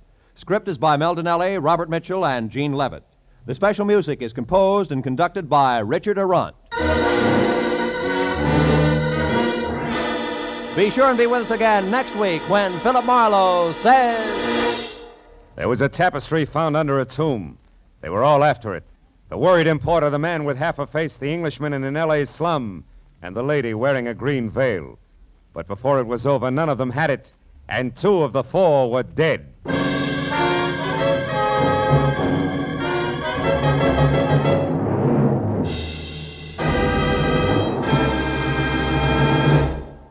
Now, stay tuned for Gangbusters, which follows immediately over most of these same CBS stations. This is Roy Rowan speaking.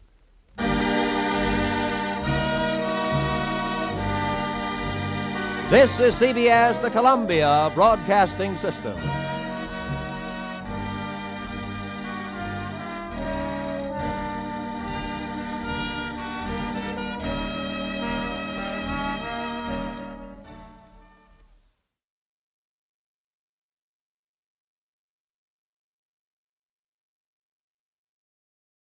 Get this and get it straight. Crime is a sucker's road, and those who travel it wind up in the gutter, the prison, or the grave. There was a gorgeous tapestry found under a tomb, and they were all after it.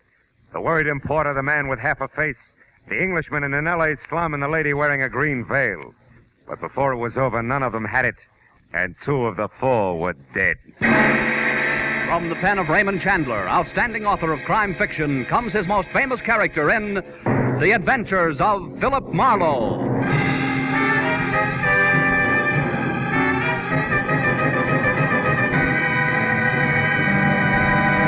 Now, with Gerald Moore, starred as Philip Marlowe, we bring you tonight's transcribed story, The Baton Sinister.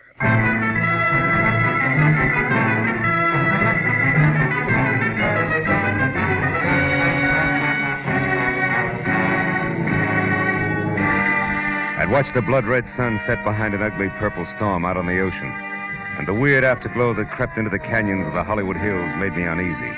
Added emphasis to the disquieting phone call I received at my office from a man named Pollard Schindler, whom I knew as a very capable worldwide broker of bizarre art objects. In words that fell over each other in urgency, he asked me to meet him at my place at once. As I drove to my apartment, I figured the trouble lay ahead, but I didn't realize how close it was until I parked and started out of my car. A bullet smashed the corner of my windshield, and I ducked for cover, then hugged the building and headed for the rear where I was sure I'd seen a gun flash. I was halfway there when the side door flew open and Pollard Schindler himself stopped me. Marlowe! He was white-faced and shaking, his eyes ringed by dark blue circles of fatigue. Marlowe, that shot. Yeah, somebody threw a slug at me, Schindler, from back there. I was afraid of this. We can't talk here, not now. Come, let's get in your car and drive. Hurry. Wait a minute. What's all this about? Who shot at me and why? It must have been that lizard, Myron Loft. Oh? He's followed me all the way from England, Marlowe, because... But I tell you all about it when we're safe. Right now, we must get away from here. Okay, but watch yourself. Come on. Well, so far so good.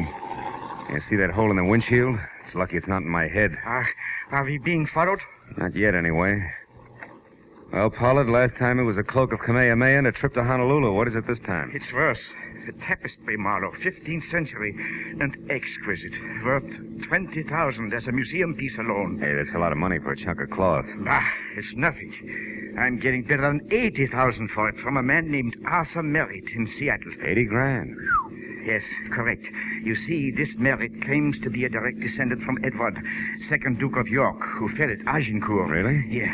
He spent a fortune tracing his genealogy and collecting family treasures, and regards this tapestry as his greatest prize.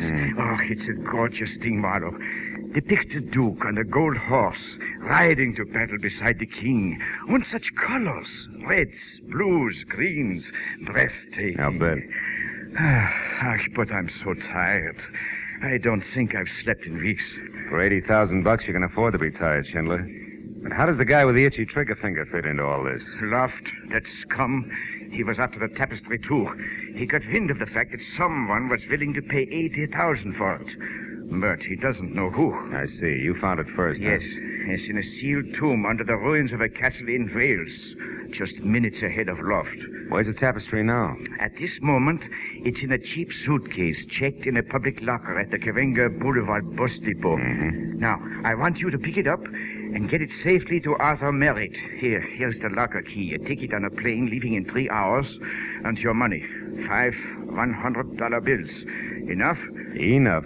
Where'll I find Arthur Merritt? 76 West Street, Seattle. He'll be expecting you. And Marlowe, I feel better if you get the tapestry soon and keep it with you until plane time. You're really afraid of this guy, Loft, aren't you? He'll stop at nothing. I warn you. Now, I'll get off here at the corner, Marlowe. All right. Incidentally, when you get the tapestry, don't go back to your apartment. Loft may be waiting there. Now, I'm at the Hollywood Crest Hotel. Hollywood Crest, huh? Yeah, call me when the job is done. Goodbye, Marlowe, and good luck.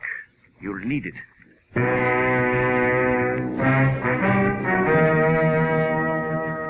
The key Schindler left was numbered 410, so I drove to the bus station and went in. A casual walkthrough showed me that locker number 410 was the last on the left. Then I ambled over to the lunch counter, ordered a sandwich and coffee, and sat down to case the rest of the customers. Finally, I spotted him. A dark man in ragged clothes with a profile out of Western Asia who was also watching number 410. The profile glanced around nervously and looked away fast when he caught me watching him. I eased the key to 410 out of my pocket and slipped it under my sandwich. Told the waitress I'd be right back and started toward him. He saw me coming and made for the back exit, broke into a run. When he got to the door, we played follow the leader down the tunnel to the alley behind the bus barn and around a corner. There the game stopped. Because a claw that belonged on a lobster reached out, grabbed me by the shirt front, and pulled me up against 18 inches of curved Damascus steel, sharp enough to shave with. I knew then why he'd shown me only his profile. Half his face was handsome, the other half... Well, when he spoke, he hissed through the flexible half of his mouth. Stand still, my friend, or I slit your gizzard for you. Where is Myron Loft? I don't know. I never met the man. Up close, that is. Liar, you are working for him. Keep using that knife of punctuation, pal, and I'll admit anything. I followed the fat German. I watched him put the tapestry in one of those lockers inside. Therefore, I knew that Loft or his hireling wouldn't be far behind. You mean me? You're off base. What's Myron Loft to you? What indeed? Only I know the true value of that tapestry, for it was I who paid for it, with half my face and half my mind. But before I'm through, Loft will know, too. Where is he? I don't know, but I wish I were with him. Shall I kill you for being stupid? Go to Loft and tell him that Akkad is not dead, but has come back to teach him the price of treachery. This'll surprise him, no doubt, huh? He murdered me so I would not talk. He left me for dead. Sent me hurtling, unconscious off a bridge in a truck of blazing oil. It made me like this. Claw for a hand, a face to frighten demons. But it did not kill me. Nice guy, Loft. And the tapestry itself. Tell him it will bring him nothing but despair. For I have put a curse of worthlessness on it that... A car! There, from the alley. The shot. Did you see who it was, Akkar? No, but I didn't have to see it to know. He thinks he has finished it now. But he is wrong. Look for the Baton Sinister. What? Look for what, Akkar? In the Duke's shield, the Baton Sinister. Akkar.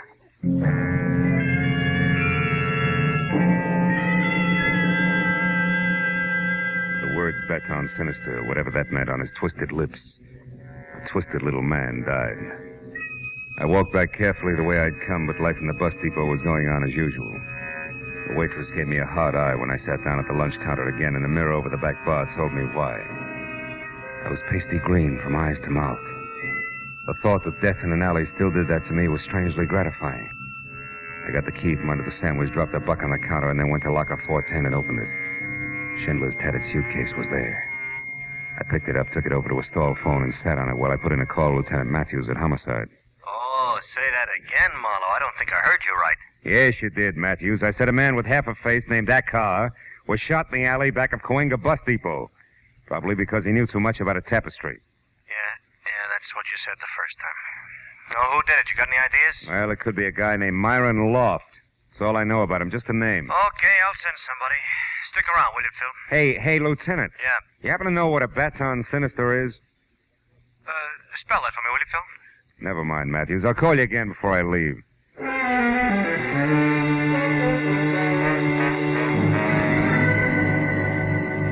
When I left the bus depot, I drove to my office, took the suitcase upstairs, and after I locked myself in, I opened it under the lamp on my desk.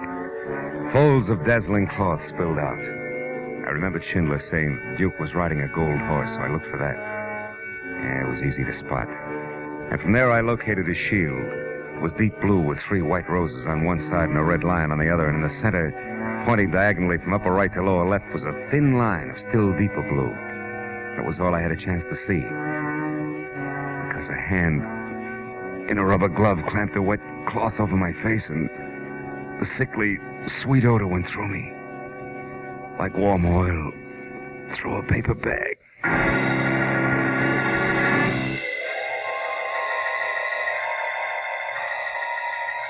100 years later, I had a strange dream. I saw a pair of high-heeled green suede shoes, and then a woman in a green veil looking at an empty suitcase. It must have been a dream. Because I couldn't move and my eyelids were lead. And when the green veil and green shoes left, everything went black again.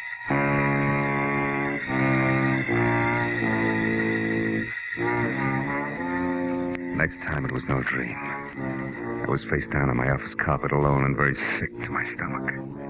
I'd been chloroformed. I crawled over to the desk and pulled myself up. The suitcase was open and empty. Somehow I got the phone off the hook, dialed information, and a minute later had my client on the wire. Marlowe, you sound sick. What is wrong? I am sick. You're going to be too, Schindler. Your tapestry's gone. It was stolen. Gone? Stolen? Yeah. Oh, no, it can't be. You blundering, stupid fool, Marlowe. Why did What did you say? I'm sorry, Phil. Screaming and hysteria won't get it back, will it? No. How did it happen? Well, I brought it up here to my office, but somebody was already in here laying for me. I was chloroformed and out for about half an hour. When I came to, it was gone. Now, listen. You know a man named Akar, horribly scarred from burns? Akar? No. Why? Did he get it? Yeah, not the way you think. He was killed at the bus station. What? Killed? Good heavens. Did Loft do it? I don't know. Akar thought so, and I'm getting tired of hearing that name Loft. Hey, incidentally, what's a Baton Sinister? Baton Sinister? Yeah. A mark in heraldry, but why that mark? Well, it might be important. What is it actually, Pollock? Well, it's simply a short line on a shield or escutcheon. It runs diagonally from Sinister Chief to Dexter Base. What does that mean? From upper right to lower left, maybe? If you're facing the shield, yes. It's the mark of fraudulence. But why? Well, I was told to look for the Baton Sinister by, Hey, wait a minute, Pollard. Huh? There's something on the floor here. It looks like an envelope. Yeah. There's nothing in it, but it's addressed to... Holy smoke, this is addressed to Myron Loft, 946 South Grand Avenue, L.A. I knew it. I knew Loft was behind the theft, Marlowe. But now we've got a chance to get the tapestry back. Where is this Grand Avenue? Yeah, it runs through a slum called Bunker Hill. Any cab driver knows it. I'm going down there now, Schindler. Good. I'll get there as soon as I can to cover you. And Marlowe, listen. The man is a devil. Be careful.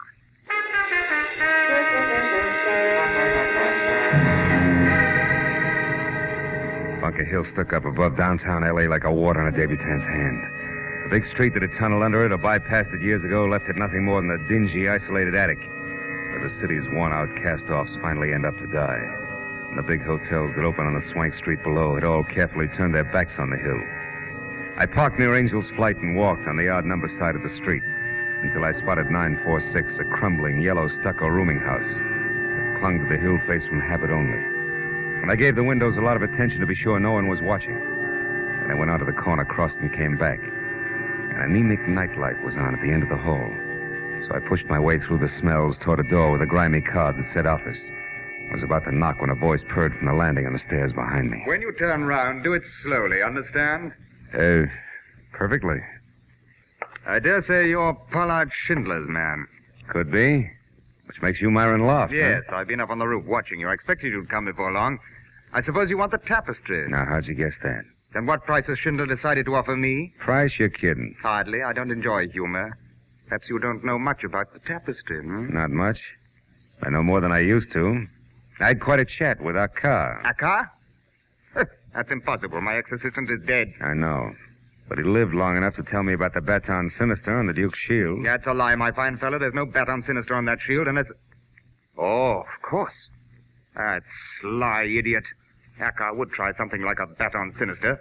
But for what purpose, I can't imagine. Just to make sure that you'd pay for his murder. What's that? Must have been a shock to find out he'd survived that burning truck accident you tried. So you finished him tonight with a bullet. Oh, that's strange. How much more do you know along this line? Enough to make bargaining more than worth your while, and I haven't kept it all in my head. I see. Well, my door's a second on the left. Now move along now, quickly. I see no reason to hurry. I do. See what you mean. Although the accent was Oxford, the gestures were strictly Skid Row. So as I preceded Myron Loft and gun into my lord's sagging chamber, I watched carefully for the chance I knew I'd have to take before long. But a small step toward a dark corner... No, don't try that. ...told me it wasn't going to be easy. The gentleman with the flaccid voice was being very wary about me. Now turn about and face me, quickly. So wary about me, in fact, that the quiet footstep behind him went unnoticed. The footstep that had been made by a green suede pump that belonged to a lady with a veil also green. I now knew I'd actually seen earlier in my office. When she took her next step, the gun she clenched in her expensively gloved hand was raised high. It came down hard. Girl of my dreams, I thank you. That was neat, and believe me, not a moment too soon. He's not dead, is he? No, he's just out cold, is in deep freeze. But, aren't we being a little matter-of-fact about all this? We are. Did you expect tears? Well, from the veil, yes. That's where I'm probably being misled. I should concentrate on your green suede shoes. They seem to be more in character. And you seem to be quite ungrateful and gabby. So why don't we just move on some? Over there, that bundle. It could be the tapestry. The Hey, lady, you're not after it too, are you? No, I came here to save your life. Oh, I love you. that's charming. Come on, mister. Are we warm? Hot. Yeah, this is it, all right. Good. Now get back. Yeah. Away from it. Oh, no. Oh, yes. Way back. And for safekeeping, into that snug little closet there. Without so much as a peek? At the veil, I mean. Without so much as another word. Your mouth, I mean. Go on. Inside. It won't hold you for long, but I don't need long anymore.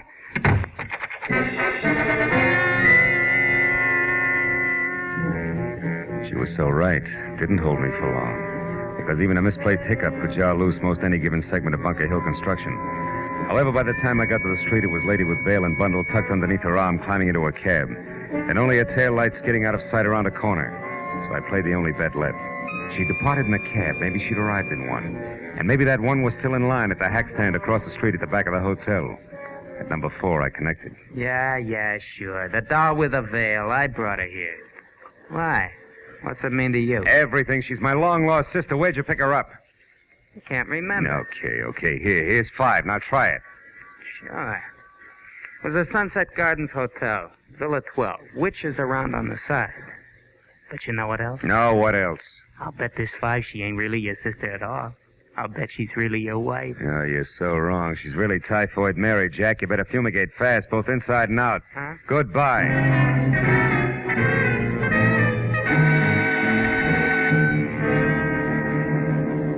I was 30 anxious minutes weaving my way through the thick westbound traffic that any snail could have easily outsprinted before I was finally parked away from Villa 12. Then out of my car and running toward the squat chunk of termite-proof old Spain. But I hoped I'd again meet up with both the lady who wore a mosquito net for a hat and my client's hard-come-by drapery. But the bungalow in front of me said no such luck. Because it was dark, closed tight, and as quiet as snow falling all the way around. Until I was in the back, where each villa had its own junior picnic grounds, complete with barbecue pit. Then from somewhere behind me, I heard it. First the rattle of paper. Then a few footsteps, high heels, that I knew could be the green suede ones on flagstone. After that, over near the pit, liquid poured on wood, and then sudden flame. It was the lady whose shoes I knew all right, but this time no veil. Only a face that might have been pretty if it weren't for the prancing shadows the flames threw over an expression that was a little more than determination, a little less than psycho. I moved close to her quietly. And when she had the tapestry unwrapped and was ready to make a little offering to the fire gods, I took my cue.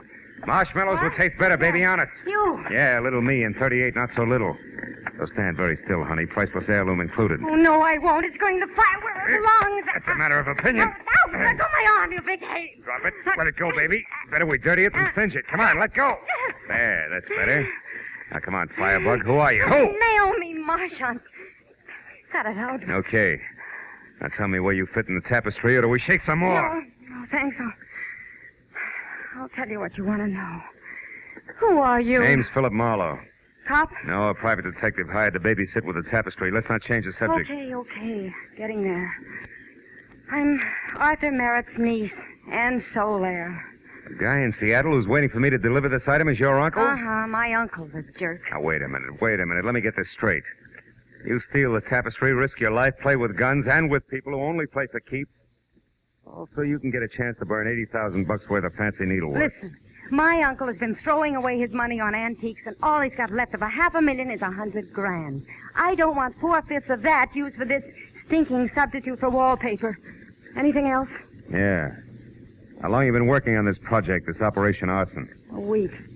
Came down from Seattle when I learned that the man my uncle was dealing with was named Pollard Schindler. You can fill it in from there. Now, do you mind if I leave? I'm looking forward to bed and a good cry. $80,000 worth. Do I go? Yeah, on one condition. Your gun, baby. It stays.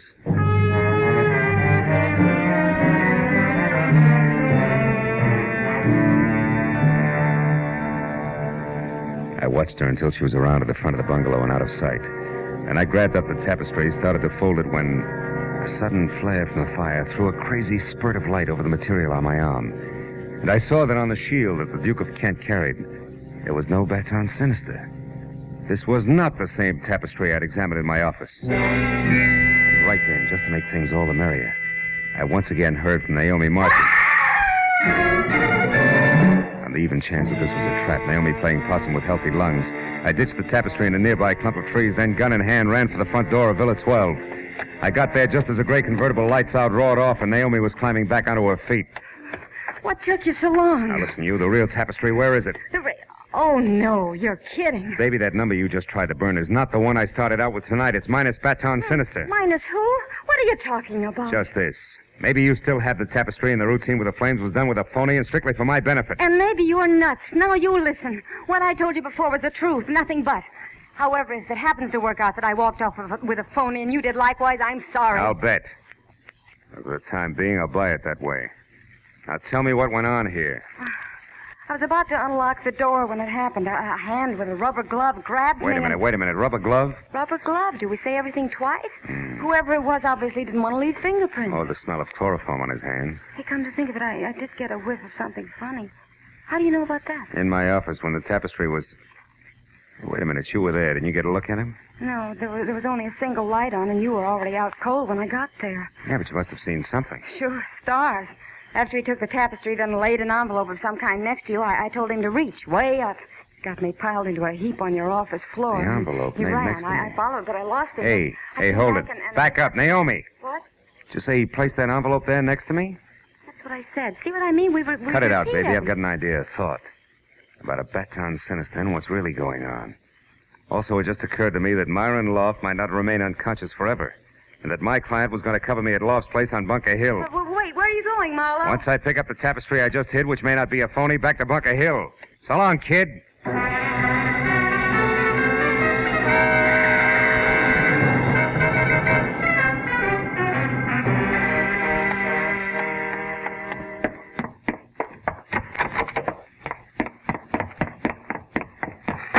Oh, no.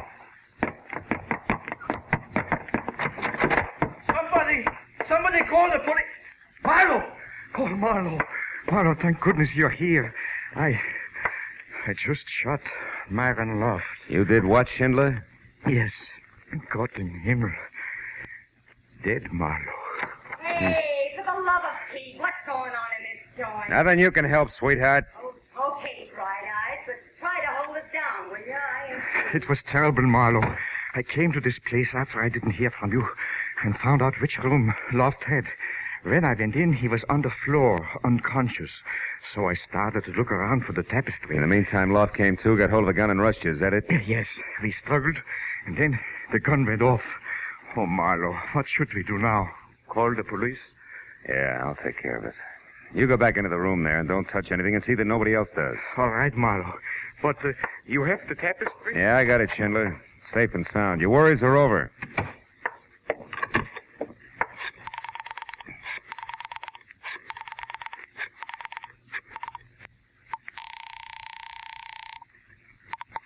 Homicide, Detective Lieutenant Matthews speaking. Marlowe, Matthews. Oh. I'm at 946 South Grand Avenue, and so's another body. What? At Myron Loft, I mentioned. My client, Pollard Schindler, just shot him in self-defense. Which also clears up that death of that car out behind the bus depot, huh? I mean, Loft got him and then tried for your client, but missed. Yeah. Yeah, if you believe my client. Yeah, well, Oh, Marlowe, what are you reaching for? Few very tasty but hard to swallow facts. One, my client's a liar. Two, my client killed both Acker and Myron Loft. And three, I've been set up and used as the neatest chump, patsy, sucker, fall guy. They all fit. He even shot through my windshield for realism. Pollard Schindler never had the real tapestry, Matthews. He had only a phony. He gave it to me to deliver and then swiped it from me. After which he put me on the trail of the real one. Uh-huh. So while swiping it back for him like the good private detective you are, you'd come up with the real one, huh? That's tidy. I'll be right down, Phil. Okay. You told the police what happened, Marlowe? Yeah. I told them, Mr. Schindler. I told them everything. Now there's nothing for us to do but wait.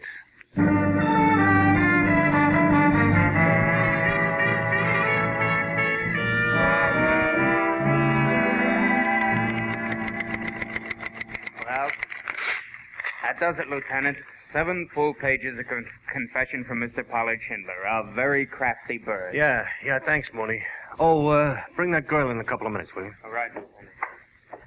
Well, Phil, here it is, the whole story. Yeah? Yeah, look, Pollard Schindler went after the tapestry in England, but Myron Loft got there first. However, Schindler was the one who knew where he could sell it way above museum price, so Loft had a duplicate made up and saw to it that Schindler stole it from him. And it was Acker who added the Baton Sinister, the mark of fraudulence in heraldry, to the fake tapestry. Yeah. But I still don't clearly follow the rest of it, Phil. I mean, here in L.A., huh? Oh, well, it wasn't much of a change. Another verse, same song.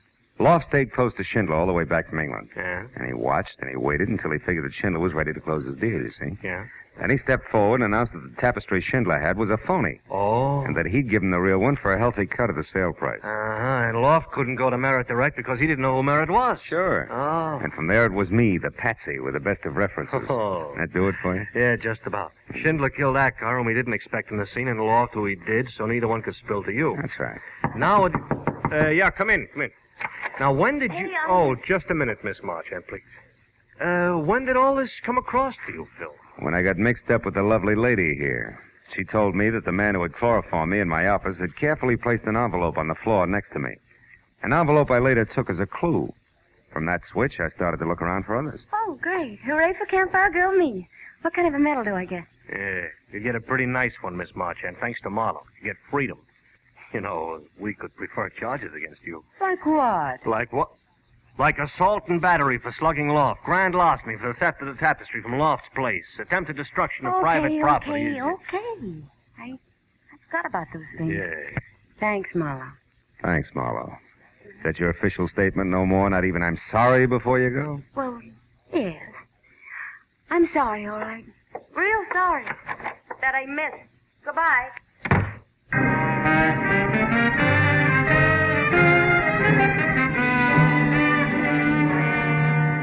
It was another hour, and my signature was on another dozen official papers before I was free to leave Matthews, who kept the real tapestry but gave me the one we got back from Pollard Schindler, the one with the Baton Sinister on it as a souvenir. So by the time I got back to my apartment, it was pushing 4 o'clock in the morning, and I was tired. Tired of a night that had been jammed full of crooked people who had taken crooked paths half across the world, chasing a buck. So tired, in fact, that I didn't notice Naomi Marchand leaning across the door opposite mine until she spoke. Marlowe, Marlowe, we could take that tapestry you have there, even if it's a phony one, and fly to Seattle and sell it to Uncle Arthur before he knows anything about what happened here. Marlowe, we could... Marlowe? No. Marlowe? Marlowe. Go away now. There was only one thing to Marlowe. do. Put both hands firm on her Marlowe? shoulders, spin the girl around and across my knees. Don't you thank me! Oh, well. I was too tired for even that.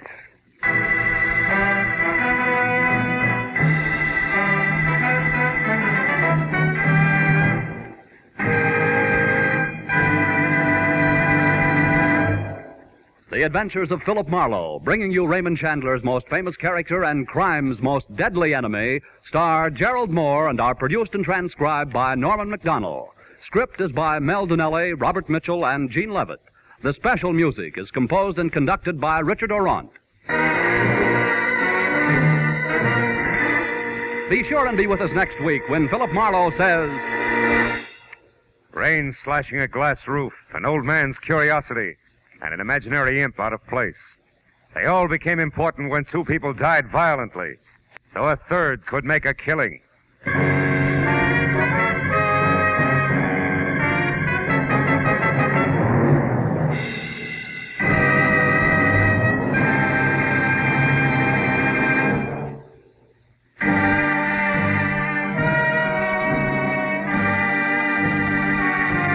Paul Masterson speaking. This is CBS, the Columbia Broadcasting System.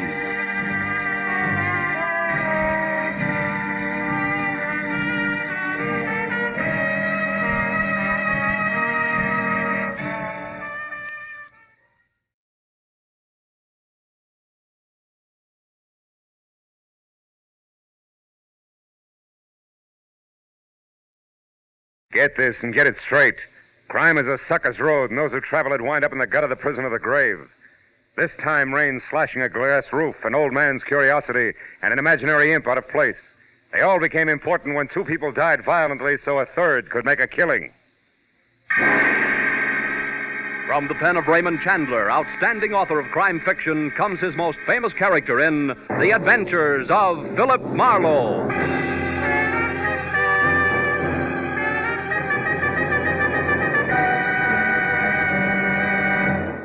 Now, with Gerald Moore, starred as Philip Marlowe, we bring you tonight's exciting story, The Fatted Calf.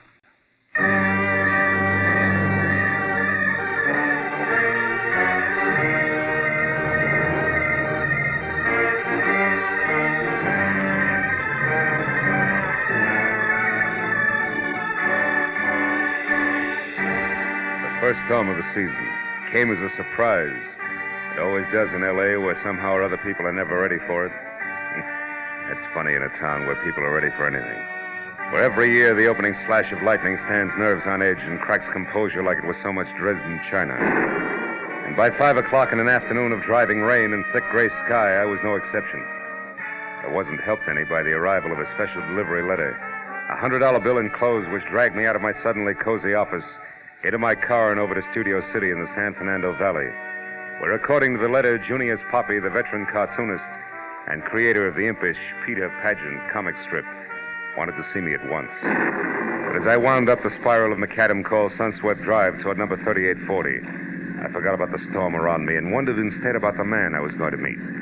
Wondered just how many parts pixie the originator of a half-leprechaun, half-very funny human being who tickled the nation's satiric funny bone daily from coast to coast was going to be. And when I was parked in front of the place, which was a few million raindrops bouncing off a roof that was all glass, out of my car and going to the front door, I had made up my mind. Junius Poppy had to be small, slight, delicate, and maybe self-effacing, but certainly pleasant. Mr. Marlowe? How wrong can I be? Eh? Oh, Mr. Poppy. Yes, of course. Come in. You're getting wet. Follow me. Now, don't touch anything. You're soaked.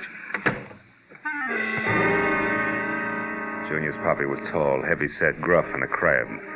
I dripped little puddles of water behind him through a long hall into a studio, which was a half a dozen easels under twice as many fluorescent lights, and a litter of Peter Pageant drawings everywhere. Then, while Mr. Poppy did not offer me drink, cigarette, or even chair, I became resourceful. I took off my own coat, dropped it in a corner where it sloshed into a disgruntled heap, And I defiantly lit a cigarette and started to... Please, I despise tobacco. Oh, excuse me. Now, first, Mr. Marlowe, a few facts. I've been drawing Peter Pageant for 27 years, but unlike most of the syndicated cartoonists, I employ no staff.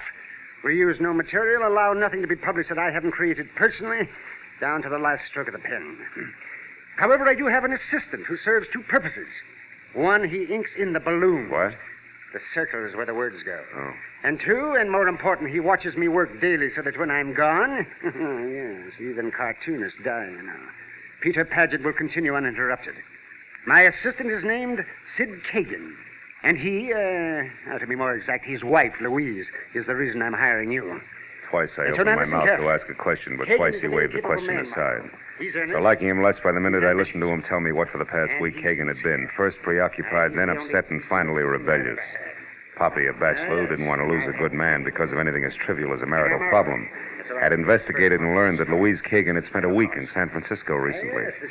But he hadn't learned any more because an appointment he had made with her to talk it all over, since the sleuthing was not subtle, It was the hadn't day quite before come off. yesterday, Marlowe. We were to meet at a cocktail lounge. I was early, and so I saw her come in and sit down. She's the type of tall brunette you don't miss. I was about to start toward her when she suddenly leaped from her table and hurried out of the place. For no reason? Please don't interrupt me, Marlowe. Of course she had a reason. She was frightened at the sight of a man approaching her. He was very ugly. Patent leather hair, sallow complexion, eyes that belonged on a hawk. He followed her out, but she got away from him. And then he disappeared, too. And Louise hasn't called you since to explain? Until late last night, no. And then she apologized and lied about why she didn't show up. Forgot, she said. Casual-like, huh? Overly casual-like, Mr. Manor. Please don't touch those drawings. Oh, I'm sorry. Yes, now. We made another appointment for 6:30 tonight at a different place. An artist hangout called the Talisman on Lancashire. This time, Marlowe, I want you to go in my place. Perhaps my approach is too mechanical. There's just a chance. Now, Mr. Poppy, a few questions. First, the Kagan's home address. 717 Magnolia Boulevard. 717. And Kagan himself, he's still working for you regularly? Yes, although he called this morning, said he was sick. Now, please ask your questions quickly. I must return to my work. Peter Pageant's schedule, 4 frames a day, hasn't been interrupted in 27 years. Oh, here, this might interest you. Here, take a look at this. The last frame has a lot of detail. Yeah, it has. Peter addressing the U.S. Senate, huh? It's cute. You always work in pencil and ink in later? Yes, that's right. Now, anything else? Yeah, there is, Mr. Poppy. The whole business. Kagan's problem. I mean, if it's only a case of a gal not being true to a guy, I quit, and you get your dough back. I graduated from the over-the-transom class. Louise Kagan is not the kind of girl who plays around. I know. What makes you so sure? Well, for one thing, an example. Maynard Roper. Who? Maynard Roper. He's an agent for Empire Features, the syndicate that handles my work. And though extremely handsome and what the ladies would call smooth, he got no place being, shall I say, attentive to Louise. I could tell, I observed. Now, satisfied? For the moment, I can still play that Roper just wasn't her type. I'll call you later, Mr. Poppy. Goodbye. And don't bother showing me out. I can find the way myself.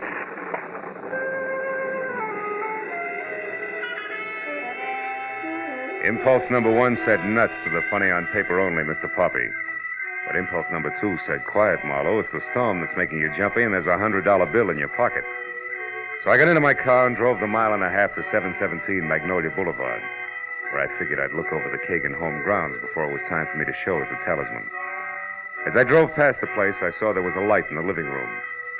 And a woman, brunette and attractive, who was no doubt the lady of the house, paging through a magazine. And things stayed like that each time I came around the block. But 20 minutes later, when I parked in front of a nearby corner drugstore to get cigarettes, I forgot the lady of the house because getting out of a parked car in front of me was a man with sallow complexion and eyes borrowed from a hawk, easily seen by the rain-splashed light from the display windows. And when he hurried inside into a phone booth, I saw the patent leather hair Mr. Poppy had already described. When he got his call through and turned his back to the street, I moved quickly to his car, opened the front door, struck a match, and read the name and address on the owner's card strapped around the steering wheel. It was Bert Slack, 200 Central Avenue, San Francisco, California. The city in which Louise Kagan had recently chosen to spend a week. The clock on the dashboard reminded me it was 6:15 and time to head for my rendezvous at the Talisman. But a little voice deep inside said Mr. Bert Slack shouldn't. So, for what it was worth, I reached under the dashboard and yanked the ignition wire. And I got back into my car, hoping to gain 10 minutes, and headed toward the club on Lancashire Boulevard.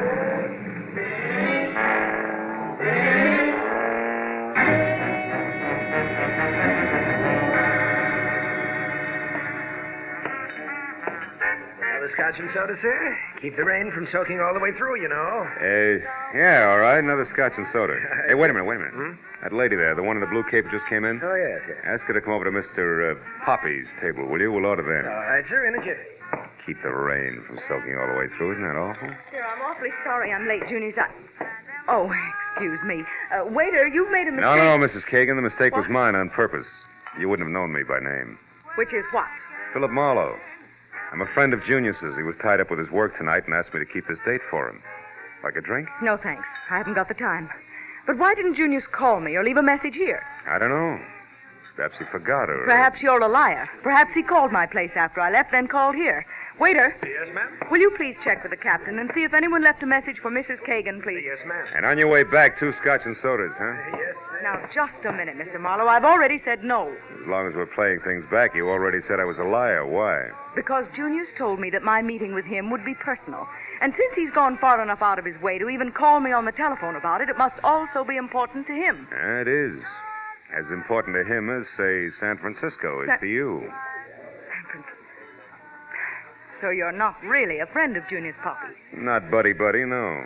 But I am a friend of Bert Slack's. You know Slack? Yeah. Now, why don't you sit down, Louise? Our drinks are coming. Well, here we are. 2 scotches and sodas. Just the thing to keep the rain... Oh. I already said that once, didn't I? Yes, you did. Yeah, well, 2 scotches and sodas, just like you ordered. Oh, and no message for you, Mrs. Kagan. Thank you. Mr. Marlowe, you know about San Francisco, you know about Bert Slack, and somehow or other you know I was supposed to meet Junius Poppy here, and he couldn't make it. So why don't you just sit here and think it out all by yourself, huh? I'm going. Come back here. Let go of my arm. When I'm ready, gentle lady. Which might be right now, don't you think? Oh, Maynard, thank heaven you're here. I usually am, Louise. Well, my good man, have you reached a decision? About the young lady's arm, I mean. Let go. Maynard, please see that he doesn't follow me. It'll be a pleasure, Louise. What are we drinking, Mr. Marlowe. Scotch and soda. Wonder what keeps that from soaking through. Maynard Roper, the handsome syndicate agent Junius Poppy had tagged very smooth, was also very snide. When he slid into the booth next to me and we each had a fresh drink while Louise Kagan put distance between us, I knew that the urge I had to punch him in his finely chiseled Grecian nose could not be blamed on the stormy weather. It would be just as much fun on a sunny day. And a couple of minutes later, when he got up, flashed, glistening uppers and lowers at me, and started to leave with a worse than snide, "Bye-bye, boy." I had to hold on tight. Somewhere along the line, I slipped. Hey, Roper, you forgot something. Oh? Well, what is it? This. Lothario. Also, you didn't thank me for your drink. It was rude of you. Bye-bye, boy.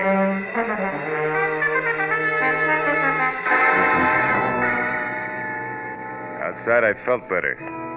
As I walked around to the alley behind the club where I parked my car, I noticed that the rain had tightened up to a drizzle that was about ready to call it quits. That a corner of the sky already showed dark blue with a single star front and center. What I didn't notice until I was in line with my front fenders was company on hand. I've been waiting for you. He was small, with wide-open eyes that flashed something close to hysteria, the length of a long, thin arm that was pointed at me and trembled while the hand awkwardly held a gun for what had to be his first time. I'm Sid Kagan. I want to know why you're following my wife, what you have to do with her. I do know that you're a private detective and that your name is Philip Marlowe. That Junius Poppy hired you. That much I found out. And you ought to be able to put the rest together yourself. You're a big boy now. Junius is worried about you, Kagan, because you in turn are worried about your wife. Look, he wants to help you all the way around. I don't believe you. I only believe that people are bothering Louise, molesting her, driving her out of her mind, and I want to stop them. I want to protect her. All right. Take a look at this picture and see if you can tell me whether or not this is one of those you say are molesting her. Picture? Let me see. I can't. It's only a calling card, Kagan. Don't give me that gun. Sure. With the clip out. Here. Now, also, I'll give you some advice. Go on home, Kagan, and soak your hot head in a bucket ice cold. It's the most you can do to help. Now beat it before I get mad. Go on. All right. I'll go. But remember, Marlowe, I'm still going to protect my wife. Yeah, I'll remember, Kagan. You jerk. Nothing as stupid as an amateur with a gun. Stand still, Marlowe. I'm no amateur. Oh, fine. I wouldn't bother looking under the hood either. We're now even. One torn ignition wire deserves another. Well, Mr. Slack. You and that 38 been waiting long? Long enough. So you're a private detective, huh? Now that's interesting. I'm a private eye, too. Really? You find crumbs in every profession. Where do we go from here? No place. It's a team, anyhow. I'm finished. I've done my little job. I'm leaving town. The personal business that brought me here is over and done with. All's well. You'd be smart to look at it that way yourself, Jack. Yeah, brilliant. We'll go over big with my client, with her. What's the difference how it goes over with your client now? Why don't you read the papers? Meaning what? The latest edition. Here, catch. And read. Dunya's Poppy found. Out loud, Marlowe, please. Found dead in his Studio City home. Creator of Peter Pageant shot to death. Mm-hmm. Surprised, huh? Yeah, plenty. Well, that's too bad. But I guess you'll get over it while you walk all the way down this alley without turning around. Now go on. Move, Mr. Marlowe, as directed. Goodbye.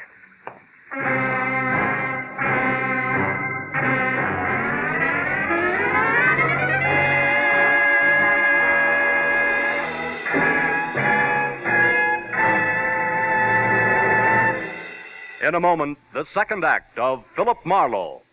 But first, you'll say, where is the time gone? When you listen to Club 15, the great quarter-hour show of melody, song, and patter starring Dick Hames with the Andrews Sisters, Evelyn Knight, and the Modernaires. You'll like singing host Dick Hames. You'll like song stars Evelyn Knight and the Andrews Sisters. In fact, you'll like everything about Club 15. Listen every weekday evening over most of these same CBS stations. Tune in this fall for the show that you love best of all. Listen carefully, here's the address. It's CBS. Now, with our star, Gerald Moore, we return to the second act of Philip Marlowe and tonight's story, The Fatted Calf.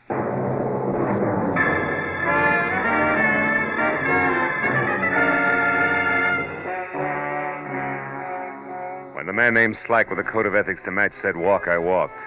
And by the time I'd taken 10 steps, I knew that he was already gone, so I went back to my car, cursed my way through a fast repair job on the wiring, and headed for my late client's studio again. When I got there, the usual messy routine of cameras, tape measures, and notebooks was still in progress, and I was about to go inside. But changed my mind when I saw Louise Kagan step blithely out the door and walk almost jauntily over the flagstones that led from the house to the parking area. Hey, Louise, wait! Oh, you again? Well, what do you want? Just one good, morbid reason why you're not making with tears over what's inside. I never lost any love in there. If I pretended I had, it wouldn't fool anybody for 5 minutes. Nobody liked Junius Poppy, and I was no exception. I'd go real easy with that kind of talk from now on if I were you. What's that crack supposed to mean? That not later than tomorrow morning, your husband, Sid, will take over Peter Pageant completely. So? So you struck gold, you're in, you got it made. Are you implying that I had something to do with Junius's death? Oh, I doubt that you pulled the trigger, baby, personally. But there's a good, solid connection, and I'm going to find it. Where's your husband? Inside with the police? No. I came here looking for him. He must be at home. Mm-hmm. How much do the cops know so far? Nothing except that Junius died between 2 and 3 hours ago. Look, why don't you trot in and ask them yourself, Quizmaster? I don't think they can help me. You see, I'm still interested in a big, ugly question mark all wrapped up with San Francisco. Look, Mr. And before I turn loose of it, I'll understand it, believe me. I'm going over to your place now to talk to Sid. Can I give you a lift? No, thank you. Suit yourself. I'll get there ahead of you, and I might find something you wouldn't want me to know about. All right. I'll ride with you. Let's go. Let's do that. Get in.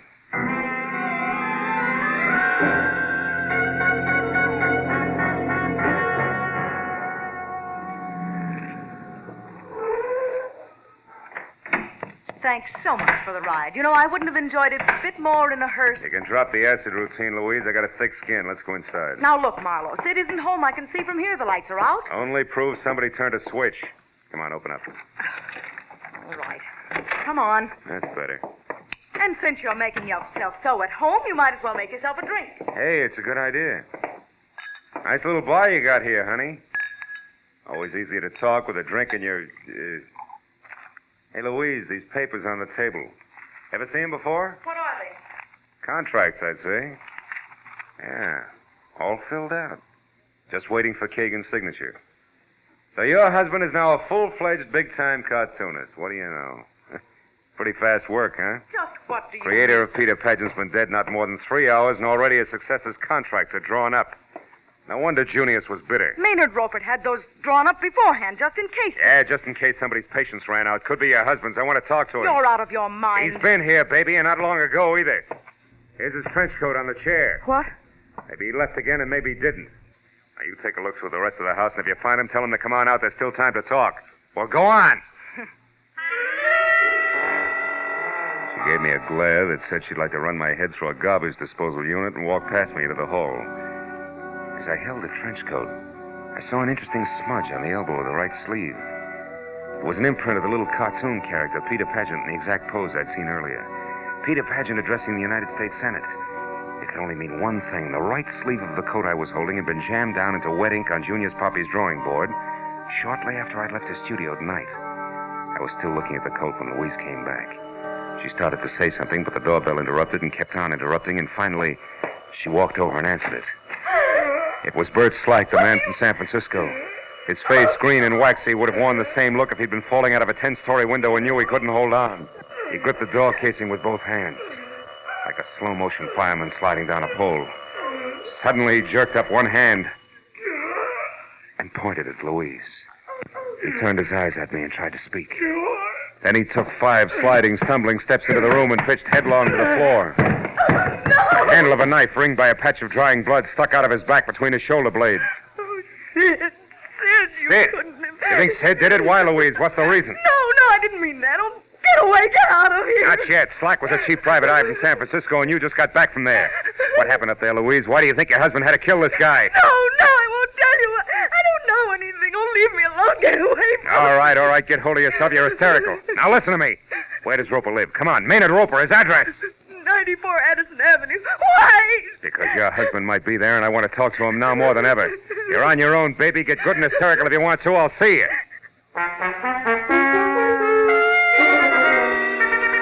94 Addison Avenue was a shellac pine under ivy bungalow hiding behind 10 feet of manicured hedge and flanked by a small swimming pool that involved more chromium than water.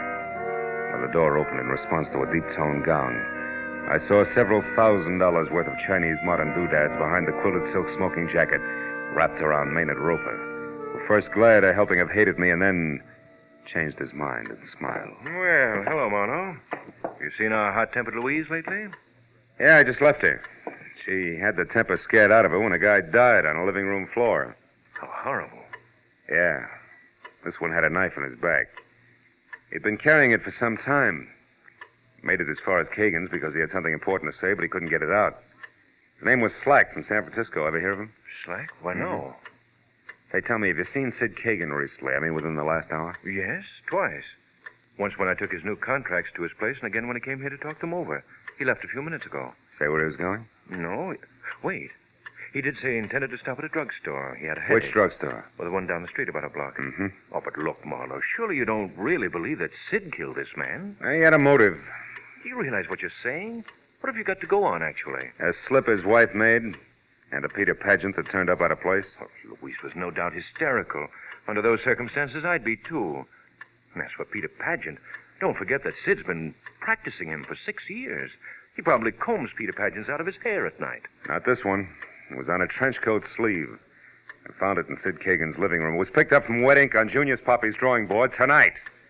In fact, it was the last Peter Pageant Junius drew before he was killed. That's what I've got to go on, Mr. Roper, so thanks and good night.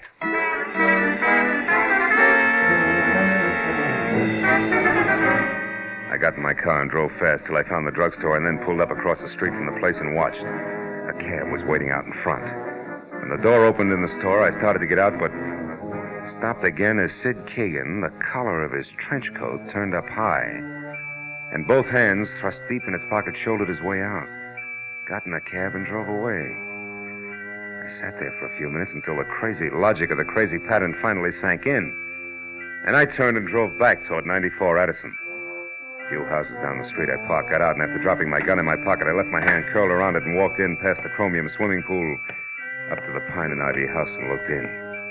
It was deserted. I turned and started for the gate again, but that was as far as I got. I'm not inside, Marlowe. I'm here behind you. Don't move. Automatic and all, huh? Didn't think you had nerve enough to stick here and wait for me, Roper. I had no choice. Raise them up slowly and don't turn around. I'll take your gun first. Okay, now get inside. So it was your trench coat I found at Kagan's, huh? You forgot and left it there when you took the contracts over. Yes, and when you told me about it, I followed you. I saw you spot Kagan still wearing his coat at the drugstore, and I knew then that you'd come back here after me. Why? Stand still. Sure.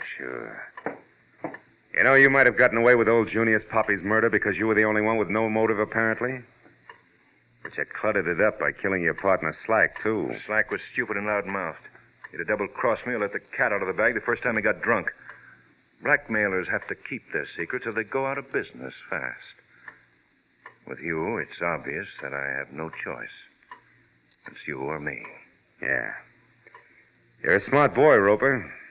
How'd you manage to cut in on what Slack knew? He tried to find out from me whether Sid loved his wife enough to pay to keep her out of jail and how much he could demand and expect to get. I told you he was stupid. Believe me, chum, the idea of getting rid of Junior so Sid could get enough money to make blackmailing him worthwhile was quite a switch. But one a good agent might think of. Stand still. Don't try for anything on that table. Why not? What are you saving me for? More conversation? No. I just wanted to get my breath. I've had quite a day, remember? All right. Let's go now. Where? Out back to the garage. Go on. Baby, Louise!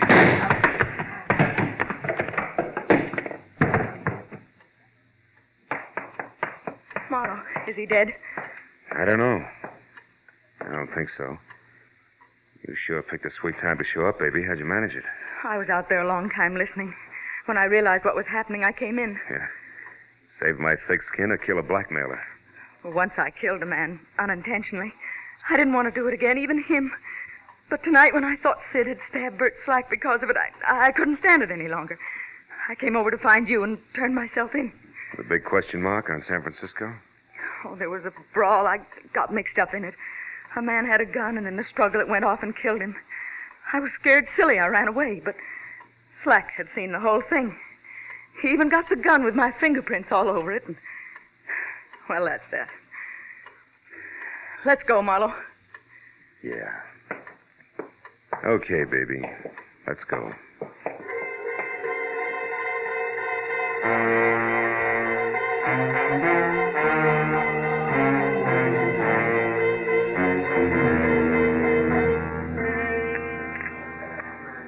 Two refills, please. Okay. Better have some more, Sid. It's going to be a long night. Yes. I still can't get it through my head that this has happened, Marlowe. I can't realize it. Slack saw that fight in San Francisco, got the gun with Louise's fingerprints on it, and came here to blackmail. That's right. He went to Roper for information on you, and Roper was smart enough to peg it and cut in. Killed Junior so you'd get more money by taking over the strip, and then... And then he and Slack began to fight between themselves, and Maynard killed him, too. Mm-hmm. How can there be people like that? Same way there can be rattlesnakes, black widow spiders, and cancer. Marlowe, what is going to happen to Louise? I don't know, Sid. Oh. But she's got something now she didn't have before. What is that? You. You loved her all the time. But she didn't know what that meant. She does now. Look, she might be finished with the police. Maybe you better go over, huh? Yes, I guess I'd better. Good night, Phil. And thank you. So long, Sid.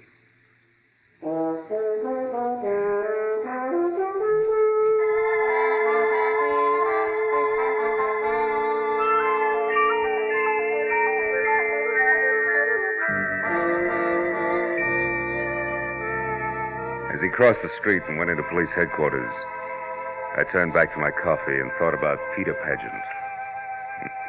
The impish, whimsical little character with a sly, knowing smile, half sad, half amused at the foibles of the world. Yeah, the world seems more and more to be made of halves. Like that old song. How's it go? Sometimes I'm happy, sometimes I'm blue. Sudden storms and sudden calms. Maybe most of us are only half alive, huh? Take me, for instance. Half of me wants to go home and sit in front of a roaring fire with a drink and a good book. And the other half? Yeah. There's always that other half.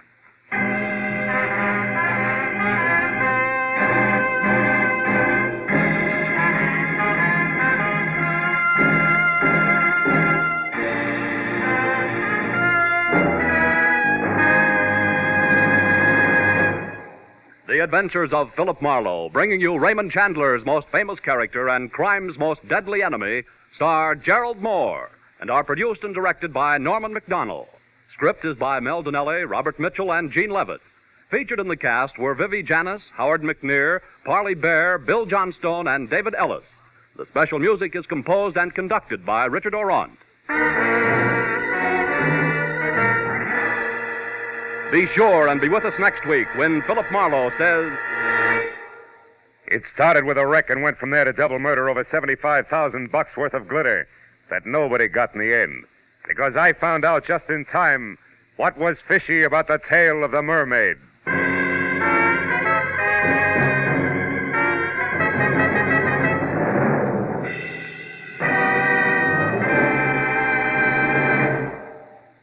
If you want to keep ahead of the headlines, listen every weekday evening, Monday through Friday, over most of these same CBS stations, to Edward R. Murrow with the news.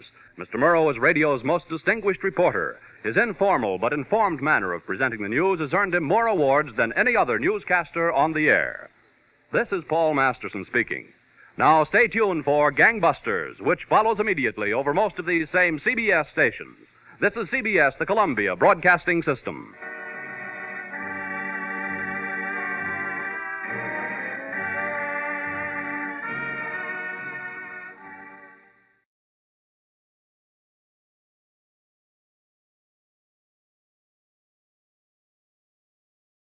Get this and get it straight. Crime is a sucker's road, and those who travel it wind up in the gutter, the prison, or the grave. This started with a wreck and went from there to double murder over $75,000 worth of glitter that nobody got in the end.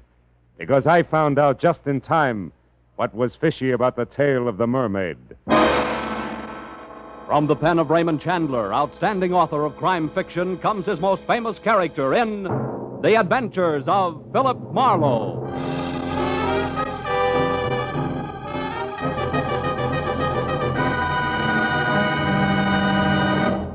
Now, with Gerald Moore, starred as Philip Marlowe, we bring you tonight's exciting story, The Tale of the Mermaid. At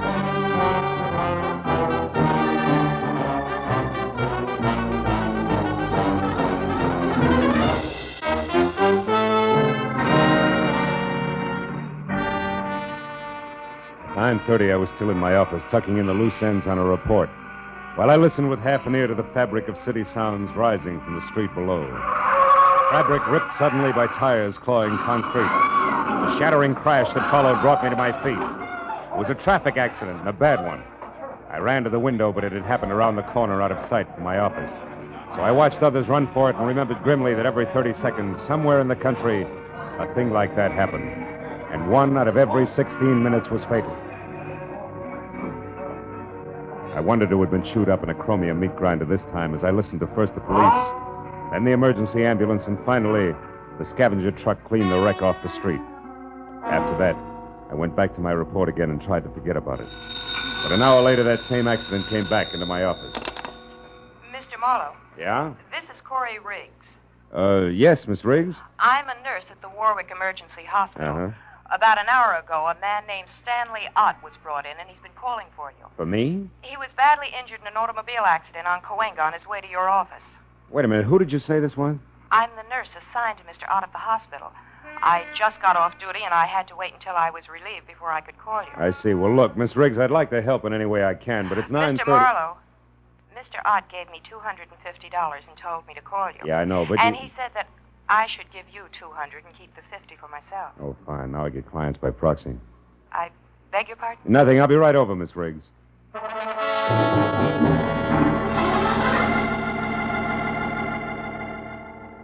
I didn't know anyone named Stanley Ott, and I felt a little like an ambulance chaser, but I was only 15 minutes in getting to the emergency hospital. As I walked up the ambulance ramp, a smart-looking brunette came toward me. Mr. Marlowe? I'm Corey Riggs, the nurse who called. Oh, hello. Can I see him now? It wouldn't do any good. You see, he went into a coma a few minutes after I called you. Oh, it's too late, is that it? Let's move away from the door, shall we? Sure. You see, Mr. Marlowe, before he went into the coma, Art wasn't rational. He was raving. About what sort of things? About you and a girl. Oh? As near as I could make out, she's supposed to meet someone tonight at 2 o'clock and collect $75,000. It's quite an assignment. Who's the girl? I don't know.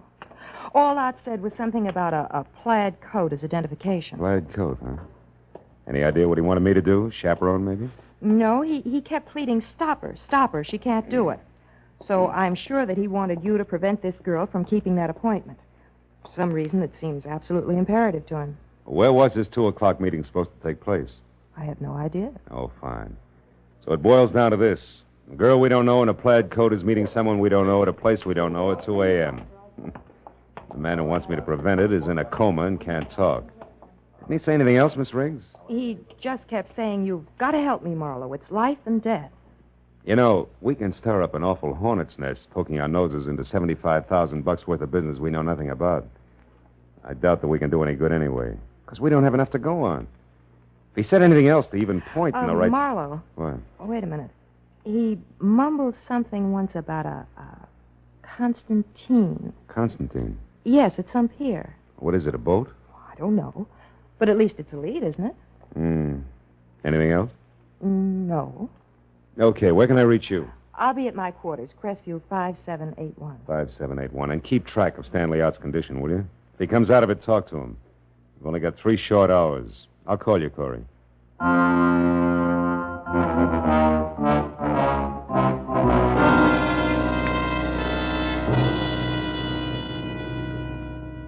I felt a little weird as I left the hospital because I was traveling on strictly second-hand information as to what had gone on in a delirious mind. But in spite of that, there was still enough coherence in what Corey Riggs told me to make a case.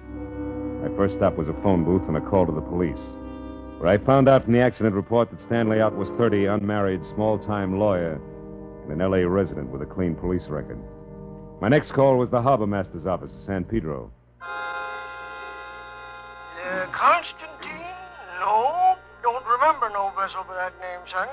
Just a minute, I'll look her up in the registry. Let's see, Constantine. Only one listed is a 4-masted schooner sunk off Pirates Point near Monterey in 1870. A little before my time. Not the one, eh? Not the one. So I tried the Coast Guard. No fishing boat called Constantine on this coast, mister. That was followed by a check of Yacht Harbor at Long Beach, negative. And a call to the pleasure boat anchorage at Santa Monica. No Constantine registered here, sir. After that, a long, futile reconnaissance of the waterfront from one end to the other. It left me 1 solid hour later out at the end of a tottering, almost abandoned concessions pier in Venice, swearing in blind frustration at the black, seething ocean below. I was licked.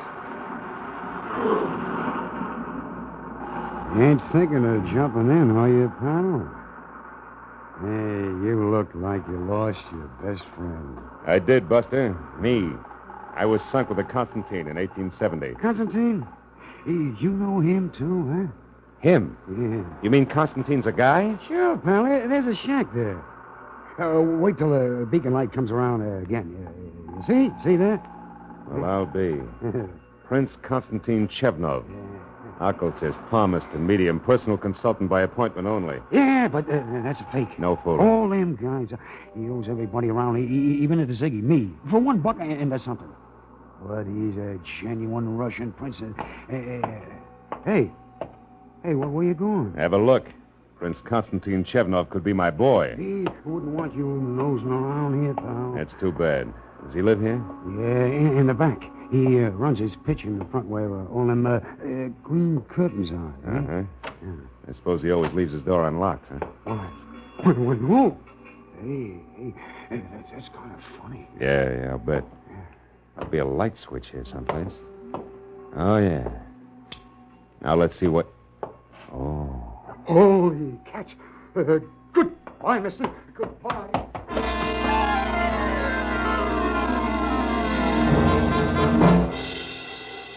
As the little wharf rat darted through the door and scampered away into the darkness, I went over to the body, face up on the cheap, gaudy carpet of the seance room. He was about 35 in a substantial gray business suit stained red in front where the bullets had gone in. His wallet was missing. There was no other identification on him. His gray snap-brim hat was spilled a few feet away, so I picked it up to look for initials and found instead a small file card stuck into the sweatband. Typed at the top was the heading, The Mermaid. Owner Otis Van Owen, only relative Evelyn Van Owen, niece. Mermaid stolen November 12, 1948. Insurance paid in full. In ink, Van Owen died August 1949, and under that in pencil, Konstantin Chevnov, Venice Pier, and Louis Paradise, 913 Seacrest Road, Pacific Palisades. It took 20 minutes to find 913 Seacrest. And when I stopped and got close enough, what I saw through an open window made Konstantin Trap I just left look as reliable as a post office by comparison. It was a miniature Egyptian temple, exotic and dainty, sickening lushness of red velvet and yellow silk. And in the center of the room was a bloated little man, balancing a long cigarette holder in one hand, while he simpered into a honey-colored French phone in the other. Was an arrangement I moved up quietly until I could hear him. A sentimental agreement. That is right, Evelyn. Your Uncle Otis and I were the best of friends for years. Well, thank you, child. Where are you now? Oh, the servitor. Good, good. I advise you to stay there until a few minutes before 2, and you will not forget to wear a plaid coat, just to be sure I won't make a mistake. What is it, Bud? What? Sideshow? Hey! Careful now. Sudden noises like this gun going off upset Mr. Paradise. What do you find so interesting inside? Conversation. About the mermaid, probably. Uh-oh. Too bad you dropped that one, Bud, because I'd bump you for a nickel, say nothing to 75 G's. I don't talk things over with punks. I reserve it for the head man. Go do something about it. Okay, Bud, I will. Go on, move. Round to the door and inside. Mr. Paradise gets some kind of kick out of stepping on big guys like you. The gopher face shoved his automatic into the small of my back and marched me inside, where the air was thick with cheap incense. The bloated little king with a long cigarette holder had stepped out. But he came back fast when the gopher called him. Hey, Mr. Paradise. He stared at me from across the room, and his nostrils flared for an instant. And he simpered again and sidled toward me. The gopher dug at my spine with his gun. Well, now, what is this, Rudy? Snooper, Mr. Paradise. Caught him outside peeking in the window. Oh? It is a bad night for snoopers. Who are you? Name's Marlowe. And the business? Snooping. He knows about the mermaid, Mr. Paradise. He does he? How much do you know? Speak up. She's got a fishtail instead of legs. You dare to joke? Don't you! Just stand here and take it, big man. You asked for it. Make a move and I'll drop you. I know what you are, Marlowe, but not how much you have found out. Now tell me, because the next time I slap you, it will carry more weight than my bare hand, I promise. You have company, Paradise. Should I get it? No, you keep this baboon under control, Rudy. I will answer the door. Oh, Prince, come in. Paradise, come in. Paradise, what do you Expecting mean? How far do you think you can go with my reputation? Do you want to get me hanged? Why, what is the matter, Constantine? You are upset. Upset? I'm out of my mind. Oh, what a shock. And such a stupid thing for you to do. What are you raving about? He found that body on his front room floor, right, Constantine? Exactly. Precisely. And what is more, I did not put it there. Of all the places in the world, why did you pick this one? Paradise, who is this? This stranger here? If you would close your mouth and open your eyes more often, Prince Constantine, you would not be the nervous wreck you are. This is Mr. Marlowe, another snooper. Another one. Paradise.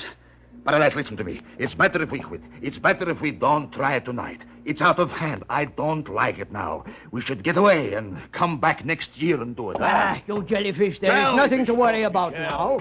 Insurance investigators often work in pairs. Is that not so, Marlowe? It's your pitch, round man. You don't need any help from me. You are so right. Rudy and I caught the first at your place, Constantine.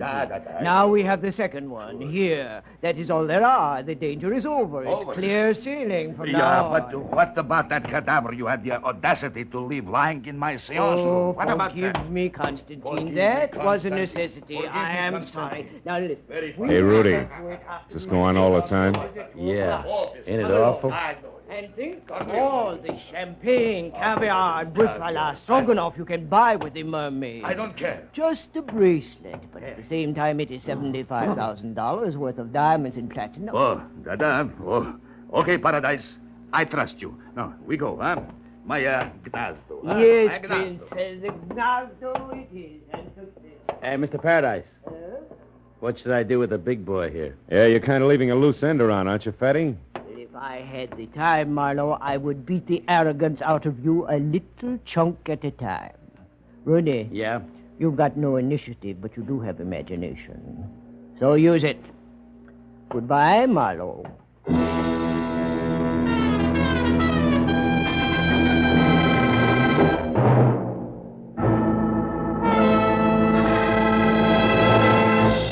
In just a moment, the second act of Philip Marlowe. But first, it's a big break in entertainment for you and a big break in a career for some talented youngsters when Horace Height's original Youth Opportunity Program opens the door to fame and fortune every Sunday evening on CBS. Popular Horace Height is host to young folks who want to break into show business. And every Sunday evening, one lucky winner does break in, to his delight and your listening pleasure. Yes, for music, comedy, thrills, and all-around fun. Listen to Horace Height Sunday evenings, another great CBS show heard over most of these same stations. Tune in this fall for the shows that you love best of all. Listen carefully. Here's the address. It's CBS. Now, with our star, Gerald Moore, we return to the second act of Philip Marlowe and tonight's story, The Tale of the Mermaid.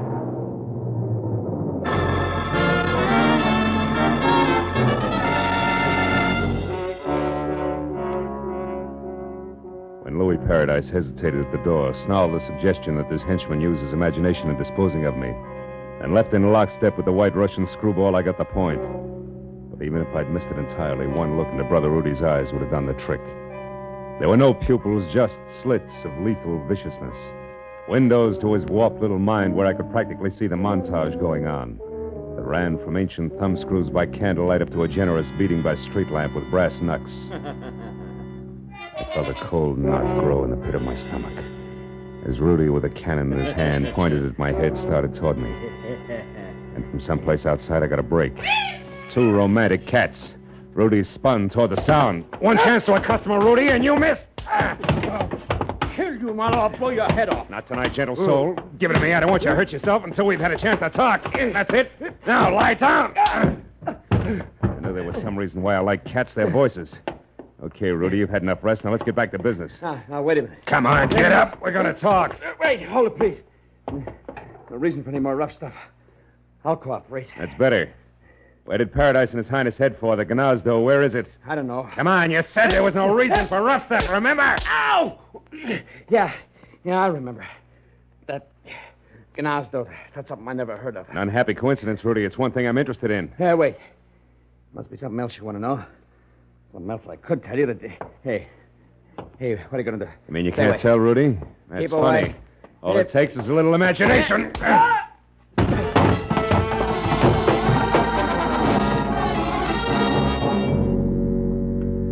With Rudy out of the way, I started through the place looking for all-important answer to what was the Gnazdo. The 20 minutes of turning drawers and closets inside out revealed nothing more exciting than Louis Paradise's address book.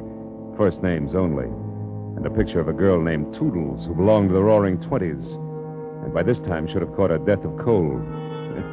His sister, no doubt. But no lead on the Gnazdo. So on the slim chance that my client Stanley Ott might already be back in this world and able to help, I got outside into my car and drove to the first drugstore where, after checking the phone books under everything from bars to bathhouses for a Gnazdo and getting no place, I called Corey Riggs at the nurse's home.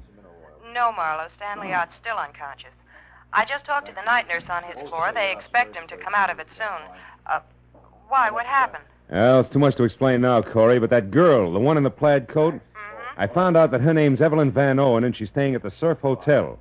Now, see if that much checks with Ott when he comes to, will you? All right. Oh, also, there's a diamond-studded item called the Mermaid, which accounts for that $75,000 he mentioned. Now, Constantine and the pier now equal a phony Russian prince who runs a spook palace out on the old Venice pier. Now, you got all that? Uh-huh. Good. Now, look, honey, listen real hard. Before Art passed out, did he by any chance say the word Ganazdo? Ganazdo? Yeah. No. What does it mean? I don't know. I think it's the name of a place. Oh, have you checked the phone books? Yeah. It's no dice, Corey. Also, I checked one Mr. Louis Paradise, who you might mention. Marlowe, wait a minute. What's the Hold matter? the wire, will you? There's a girl here, one of the nurses, who's trying to tell me something. Oh. It's the Ganazdo, Marlowe. Shh, wait a minute. She knows something about it here. It's Rosemary. You talk to her. Hello. You want to know what Gnazdo means? Yeah. Well, it's Russian, like Pashlamaya Gnazdo. Oh, that's... well, what does it mean in English, Rosemary? Fast, please, is important. Well, that means let's go to my place. Gnazdo's the word for nest, sort of like cozy apartment or cottage. My place, nest. You sure of that? Well, I'm positive. I was an army nurse in the war, and I spent 2 years in Germany after the shooting part was over. 2 years, a half a block away from the Russian zone. That's close enough. Thanks a million, Rosemary. Don't mention it. Here's Corey. Oh. That do it, Marlowe? Yeah, I think so. At any rate, unless I'm way off base, it's where both the Mermaid and all parties concerned are going to rendezvous at 2 a.m. That's less than a half hour from now. The Prince's place on the pier. I want to be early, so goodbye, Corey. I'll call again when I know more. Yeah, and give my everlasting love to girlfriend Rosemary. She always show a peach.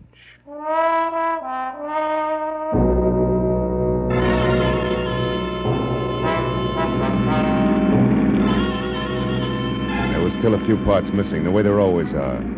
As I drove fast for the old Venice Pier and added as I went along, it came out something like a team of Paradise and Prince Whatchamacallit ready, willing, and able to pay $75,000 for a piece of jewelry that one Evelyn Van Owen now owned. A mermaid, which, according to the data I'd found on the insurance man's body, had once been stolen from Evelyn's late uncle. But I left it there when my rearview mirror said a long gray sedan that had been tagging me discreetly for the last 3 blocks was now being indelicate about it and closing fast. The driver was old pal Rudy, and as he came abreast, he headed for me.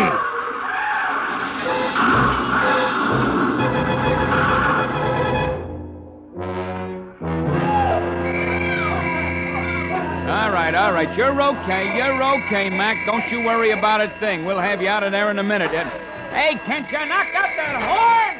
He knocked out the horn, he says. What do you think we're trying to do? It ain't so easy getting my hand past this printed hood. You know. Oh. Well, that's better. Hey, cabby, what'd I hit? Well, in order of their appearance, Ooh. Mac, your car into a telephone pole, and then you into your dashboard. Oh, fine. Yeah, you're sure lucky you bounced off the curb first, mister. I'll say. Slowed you down plenty. Oh, hey, here comes the ambulance. Yeah. Look at the roll. Not for me. I'm all right. Hey, come on, cabby. Help me out of this, will you? Sure. That's what we're trying to do. But don't you worry, the ambulance ain't for you. It's for the guy that sideswiped you and then tried to get away. I seen what happened, and I went after him in me cab. He turned into a dead end, no less, trying to shake me. Ooh, is he a mess? But I guess he'll live all right. Hey, what's he got against you anyhow, Mac? Just my life. Listen, your cab's still all right? Sure, there's someplace you gotta go. There is. The old Venice Concessions Pier, my friend, and the sooner the better. Come on.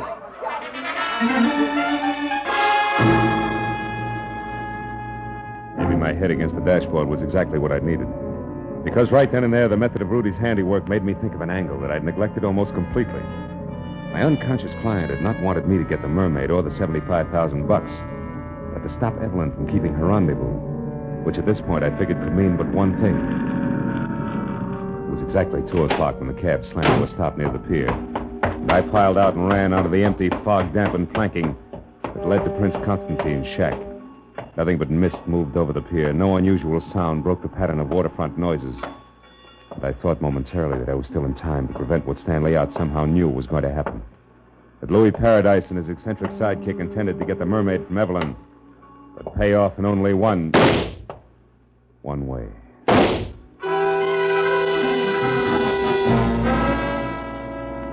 I ran to the rear of the shack on stilts and got close to the half-open door where I could see and hear and found out just what I'd expected.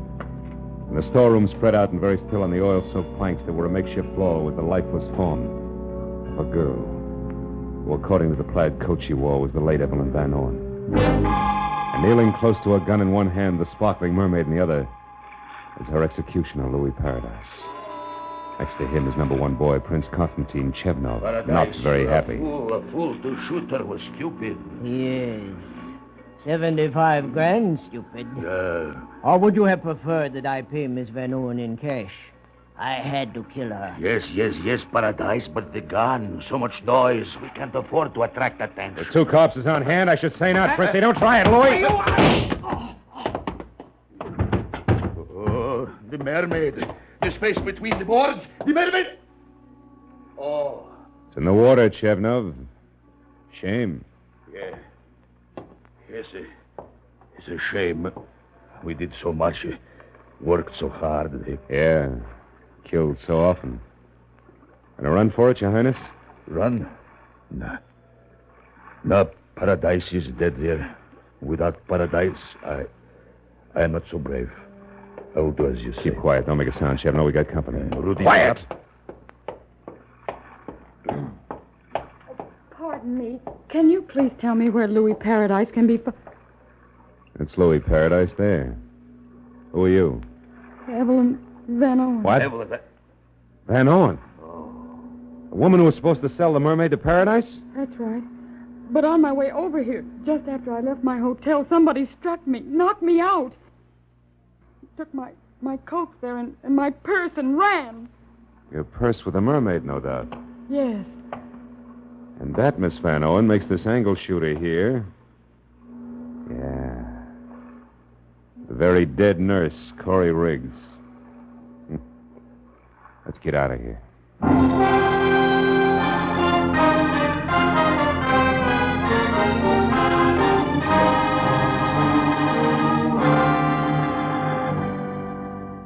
There's nothing to worry about, Miss Van Owen. Stanley's going to be all right. Oh, I'm so happy.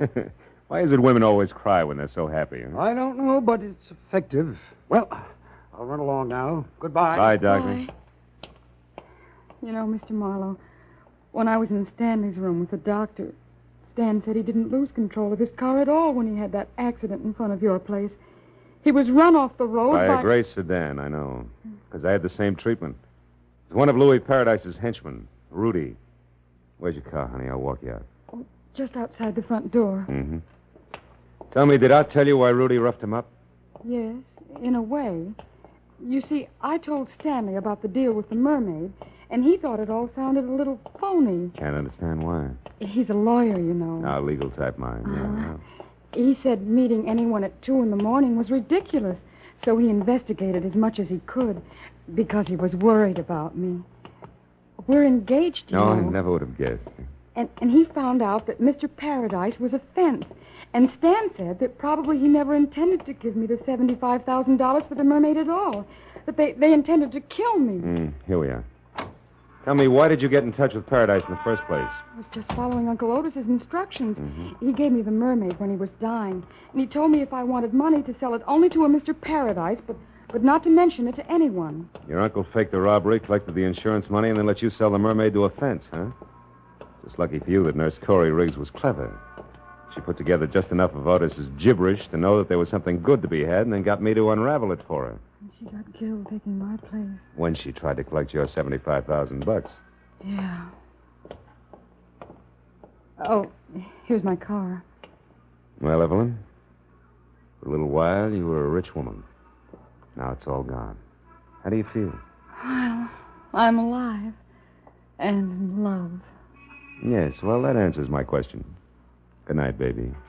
And good luck.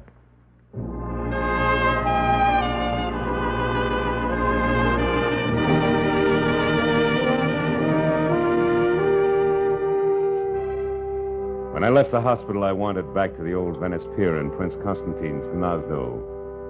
It was 5 a.m, and the police had finished cleaning the place up. But the word had gotten out. A crowd had gathered. They always do.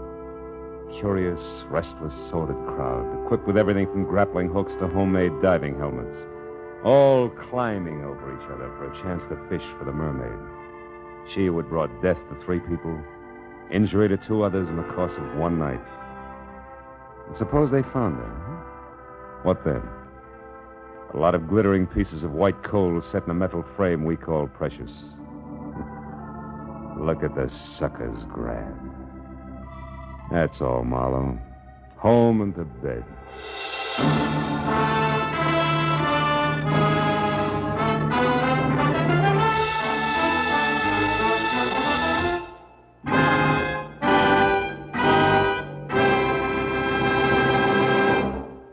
The Adventures of Philip Marlowe, bringing you Raymond Chandler's most famous character, star Gerald Moore, and are produced and directed by Norman McDonald. Script is by Mel Donnelly, Robert Mitchell, and Gene Levitt. Featured in the cast were Rita Lynn, John Daner, Michael Ann Barrett, Wilms Herbert, Junius Matthews, Herb Vigran, and Mark Lawrence. The special music is composed and conducted by Richard Orant.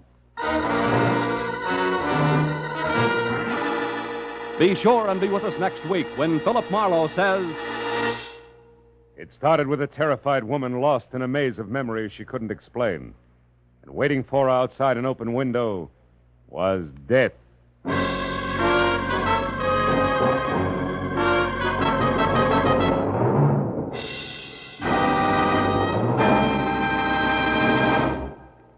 Another show has joined the CBS Sunday Night Parade. It's The Contented Hour, starring Buddy Clark and featuring the finest in popular and semi-classical music.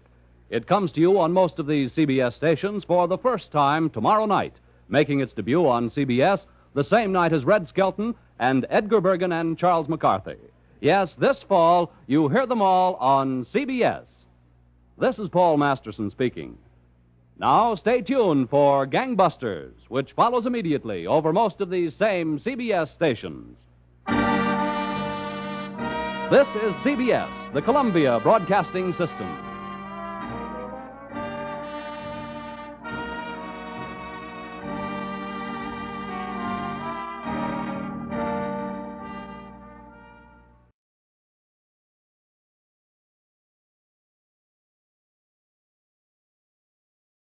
Get this and get it straight.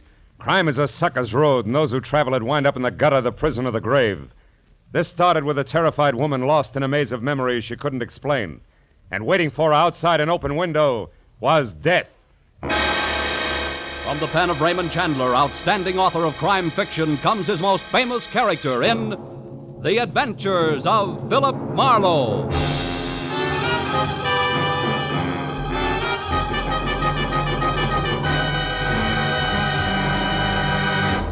Now, with our star, Gerald Moore, starred as Philip Marlowe, we bring you tonight's exciting story, The Open Window.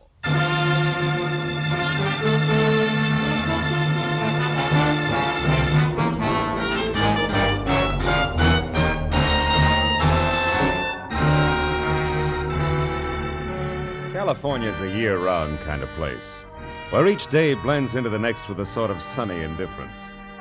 But the one just passed had been a little special. It was the cool, crisp autumn weather that reminded you of the East, where autumn meant kicking your way through knee-deep drifts of brown and yellow leaves, along a rutted country road that hinted of adventure at every turn.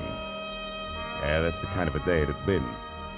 But now, at a little past 8, as I stood at the window of my third-floor apartment and stared out over enough improved Los Angeles real estate to house maybe 500,000 people that tonight I wanted no part of, because the world was out there minding everybody else's business, while I was in here minding my own. In here, everything was in order and cozy. I could read if I want to, write a letter if I want to, or just relax with... Oh, no. Is your name Philip Marlowe? Yeah, why? Because I have that name and this address written here on this card. I think I was supposed to see you. Do you know me? Well, no, frankly, I don't. What were you supposed to see me about? Who are you, Mr. Marlowe? I mean, what sort of business? I'm a private detective. Private detective? Wait a minute. It's not that bad a racket. Oh, now, look. Why don't you come in and we'll talk this over, huh? Come on. All right. Thank you. There. Sit down, won't you? You look like you can use a drink. You want one? Oh, no, thank you. I just need to rest a moment. Oh. I've been walking for hours. Well, now, tell me, what is it? A man, I think. Someone's been following me. I was followed here, I'm sure. I don't know why. Really? This is Los Angeles, California, isn't it? Yeah. I keep thinking... That is, I feel as though it should be Vancouver, British Columbia. Oh? I don't know how I got here or why I want to see you, but I've walked until I'm nearly exhausted, and I found that I'd written your name and address on this card here, so I decided to come and try to find out. Well, now tell me, do you know who you are? No, I don't know who I am. Uh-huh. This man you're afraid of, do you know him? No. But I believe he knew me. He reminded me of Vancouver, and that frightened me. I seem to remember I saw him a year ago. Maybe it was just the day before yesterday. See how crazy that sounds. But I can't help it. I can't remember. Here, take it easy. Now, you better lie down on the divan. That's it. Come on. Atta girl. Now, look, I think we ought to call a hospital and see it. Stay where you are. It's company in the hall, maybe for us. Now, just take it easy. Hey! Hey, you hold it! Hold it up there! Oh, great. Who was it, Mr. Marlowe? I couldn't see. Don't let it bother you now, honey. It's probably just one of my clumsy neighbors. He never watches where he's going. You know, the other night... Stop, please. All right. Whoever was out there was looking for me. I know he was. I know it. Now, look, honey. Isn't there something you can tell me? Don't you remember anything? I don't know. Here, look in my purse. There are things in it I don't understand. Maybe there'll be some help. Key. Address on a piece of brown paper. 8400 North Virgil. Tompkins. Does that mean anything to you? No. Little snapshot album with one of the pictures missing. Wait a minute. I remember now. That was stolen. Good. But I don't remember what the picture was. Oh, please try to find out who I am and why I'm being followed. Please try to find out why I'm afraid. All right, baby. Now, you stay here till I get back, huh? I won't bother anything. I'll wait right here. Oh, I'm so tired. I'm so tired.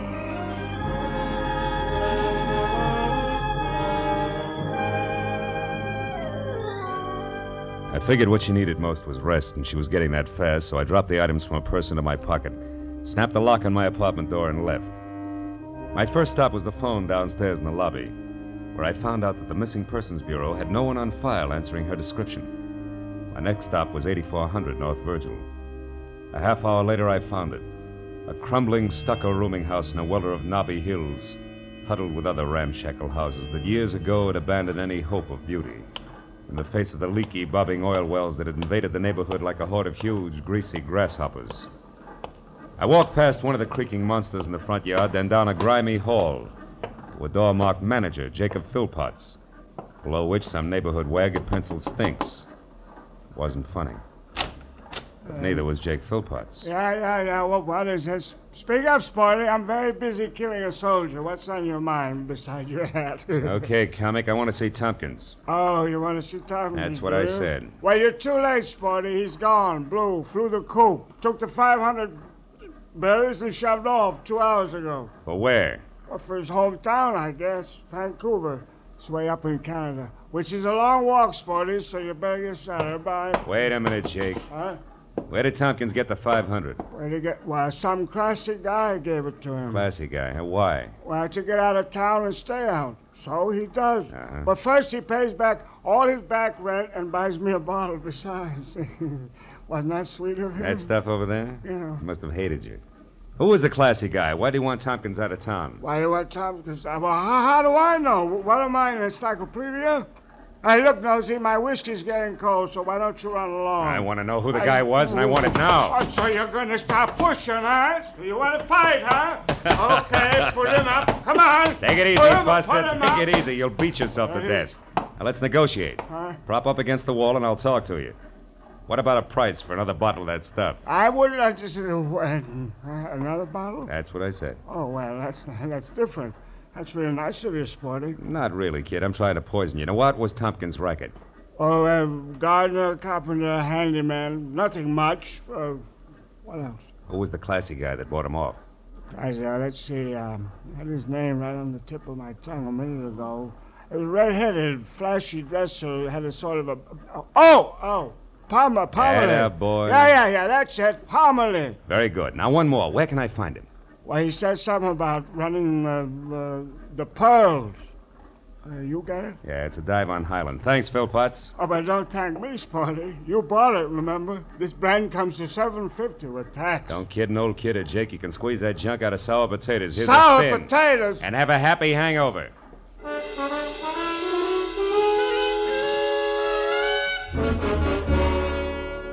Outside, the smell of the oil well as I passed it was welcome by comparison to Jake, which made it tough to reconcile anything I'd seen at 8400 North Virgil with a girl asleep on the divan in my apartment. As I drove back to Hollywood, then down Highland Avenue, the night was still strangely quiet. Everything seemed to come in whispers. Even the hunch I had that the vanishing Mr. Tompkins had sold out dirt cheap to the boss of the Pearls. Near 3rd Street, I spotted the place, parked a ways beyond it, and walked back. It was one of those dumps that dealt in bad bar whiskey, second-rate bop and a lot of darkness. I shook off a brace of lost weekenders on my way through, made it up the stairs to the offices where a block of orange light on the floor and a two-tone conversation told me to stop, It's not just look, talk and this listen. time, baby. Alan, as they say in Missouri. Have to show you, huh? Uh-huh. All right, Norma, I will. You're not easy to get over. I still love you, and I've missed you. So when you dropped me for your stuffy broker friend, I did a little checking up, and I found out plenty. About Cooper? About Cooper Gerard. I don't believe you. Oh, but you should, honey. You see, Norma, it's not about him specifically, but about a woman. A woman who's all wrong, who spells trouble this deep, and I can prove it. I went to work on it tonight, and things are going to be different from now on. Hey, buddy, buddy, I wonder if you Get can out of tell here, me get out where- of here. Go on. Hey, now, wait a minute. All I want to know is I where's said the- beat it, and I meant... Never mind, Buster. It doesn't matter anymore. My presence is now known. Come on in, Junior. You can hear better inside. I doubt it. I'll inhibit the performers, but thanks anyway. Buddy, all I want to know Try is... the end of the hall, then left. It's usually there. Okay, thanks. That's all I want to know. Hello. Hello. What do you want, mister? Make it snappy. Okay. Why'd you pay Tompkins to leave town tonight? Tompkins? Who are you? Marlowe, gonna answer the question, Parmalee? Why, certainly. I didn't pay him to leave town. I paid him for some work, carpenter work. Why? What's the matter, Alan? Feel the whip handle slipping? Not a bit, baby. Look, why don't you run along now? I'll call you later. Oh, here's your cigarette case. My cigarette case? Yeah, take it with you. We'll get in touch later. Okay, Alan. Good night, Marlowe. Good night, Miss, Picasso. Not that it'll do you any good, Junior. That's a cute kid. Smart, too, All I'll bet. right, all right. Why are you interested in Tompkins? Because a certain lady's interested. And a lady's name? None of your business. Okay. Go on. This key. What door does it fit, Parmalee? How should I know? Have you got anything else? Isn't that enough? Not enough to worry about, Marlowe, so I suggest that you leave. And in case you have any doubts, this thing goes off awful easy. I see your point. Yeah. And I'd just as soon shoot as not, so start down those stairs and don't look back. I bust for a couple of the boys. They'll be at the bottom to help you out the front door. Oh, and Marlowe, take some advice. I don't like your type, so don't come back.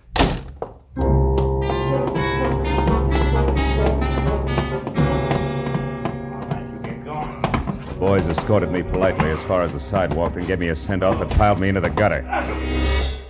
It's my own fault for letting Parmalee get the drop on me, but he was farther ahead of me than I figured. In fact, I was lucky all I got was the bounce. I limped back to my car, got in, and started home, but something about the trio of Norma Lacasso, Parmalee, and a broker named Gerard was off-center. And Gerard's connections were too strong to pass up.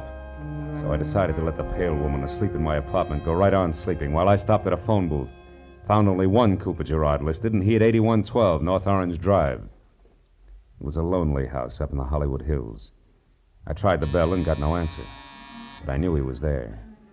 I slipped the enigmatic key out of my pocket and listened to the music coming from inside. I stuck it in the lock. It turned, just as the footsteps inside, so I pulled it out fast and let the party on the other side of the door do the honors. What is it? You're Mr. Gerard? Yes, I'm Cooper Gerard. What is it? I'd like to come in and talk to you. My name's Marlowe. I'm a private detective.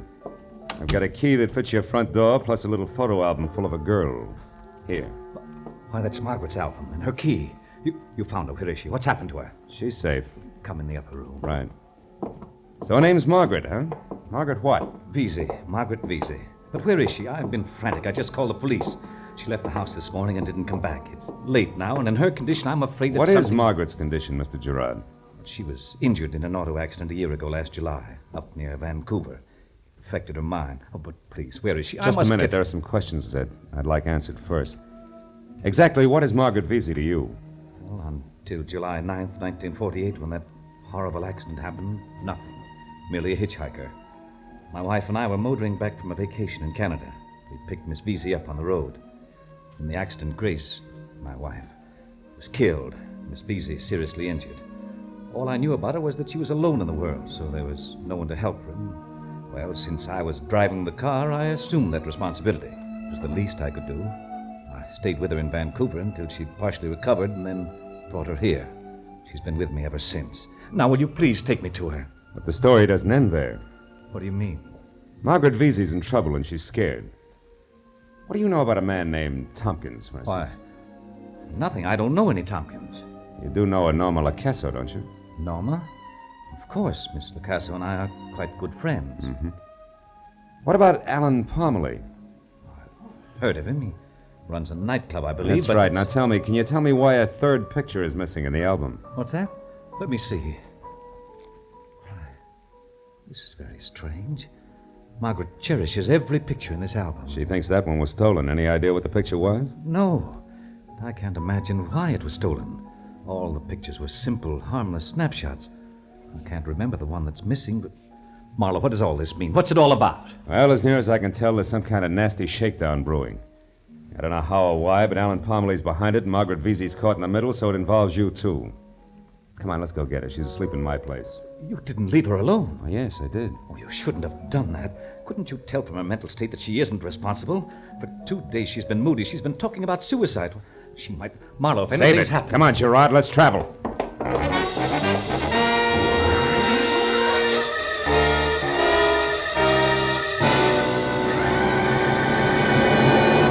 In just a moment, the second act of Philip Marlowe. But first, by the time you've listened to Johnny Dollar, Philip Marlowe, Gangbusters, and Escape and the CBS All-Star Saturday Night lineup, you may be in the mood for some sleuthing of your own. So try it with Sing It Again and the Phantom Voice. Don't always let the other guy or gal solve the mystery. Try it yourself with Sing It Again on most of these same CBS stations every Saturday night. Tune in this fall for the shows that you love best of all. Listen carefully. Here's the address. It's CBS. Now, with our star, Gerald Moore, we return to the second act of Philip Marlowe and tonight's story, The Open Window.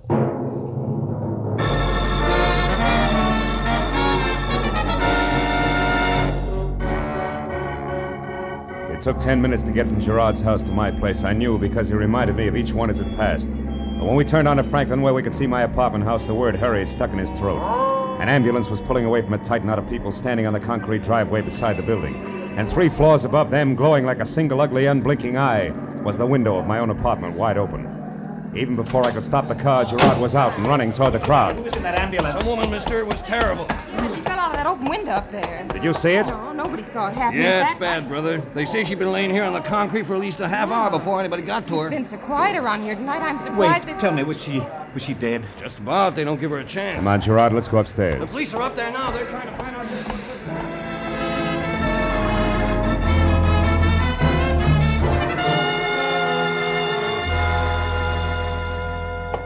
You say the woman came here to your apartment, Mr. Marlowe, and asked you for help. Is that right? That's right, officer. She was frightened and exhausted.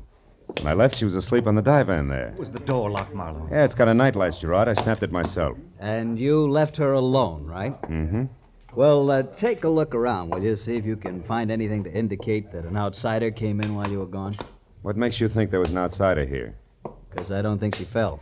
Margaret was in mental turmoil, officer. She's been despondent. It's possible that she jumped. Yeah? How many people have you heard of that jumped out of a window backwards, mister? I think she was pushed. Pushed? Yeah. Come here, both of you. I want to show you something. He went over to the window and pointed at 5 scratches where fingernails had clawed the paint off the casing. The one that had to be made by her thumb was the lowest. It was true. She'd gone out backwards. As the officer explained that to Gerard, I stared down at the dwindling knot of people 3 stories below. Then up again at the 5 jagged scars ripped deep by a terrified woman's nails. Stared at them until they screamed at me, as a sick mind must have screamed when she fell. Now, Mr. Marlowe, what about this cigarette stub with lipstick on it? Cigarette stub... Hey, that's exactly what I'd like to know. Gerard, where does Norma live? Why, the Hillcrest Apartments on Sunset. But surely Never mind what I think. You go to the hospital and find out about Margaret. I'm going to pay a call on Norma Lacasso right now. She's the type to be jealous enough to... Marlowe, listen, you're making a mistake. That cigarette stub must be Margaret's because Norma doesn't smoke. What? Norma doesn't smoke. And what about the cigarette case? Hey, Buster, you better check with Lieutenant Matthews at Homicide. I'll see you later. Hey, come back here, Marlowe.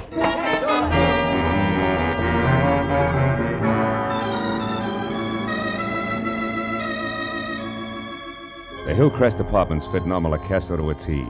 They were sleek, soft tones of burnished wood, streamlined in glass, and just enough chrome around for glitter. And when she answered a door in glossy green lounging pajamas edged in gold, smiled and tossed a head of hair that was almost burgundy back from her face, I knew what Alan Parmalee meant. Loving Norma Lacasso would be hard to get over. Hello, Junior. Don't tell me you're joining the league, too. It's fast, you know. Skip it, baby. I'm coming in. Do you mind? No. Would it do any good? Mm-mm. Get comfortable. I'll mix you a drink or something. Hey, Norma, you know Margaret Vesey, don't you? That peculiar girl that stays at Gerard's place? Yeah, I've met her. Why? A little while ago, she dropped 3 floors from an open window to a slab of concrete. Oh. Lay there over 30 minutes before she was found. Oh, Marlowe, that's dreadful. I'm sorry. Don't look at me like that. I mean it. I like Margaret. So do I. What's more, she didn't fall. She was pushed. Oh. Got a cigarette? Sure. Here. Catch. Thanks. Oh, just one cigarette tossed like that? Your manners are lousy. You're supposed to pass the case and let the guest help himself. Marlowe, you're hurting. And I'm going to keep right on twisting until that solid gold cigarette case drops. That's what I adore about men. They're full strength. That's better. Gorilla. All right, so help yourself. The picture's there under the bottom layer of cigarettes. But why it's important is beyond me. It's important to Parmalee, baby. Had you smuggled out of his office so I couldn't find it. Ah. Margaret and Gerard at some little amusement park, huh? Mm-hmm. Near Vancouver, probably. She told me how he used to take her out while she was recovering from that accident. So what? Even the autographs ought to make no sense to me. Here, this one's hers. Yeah, we had fun this day. This must be his, even the hottest day in Vancouver's history. Now, that's it, Muscles, all of it. Now, will you apologize for these welts on my arm? I don't get it. Whole deal's screwy. The only way it would make any sense is if... Norma, where's your phone book? Over there, under the phone. Mm-hmm. Why? What have you got, Marlowe? Just an idea so far. Stick around. Let's see, U.S. government. War assets, Weather Bureau. Climatological records, yeah. Mutual, 64421.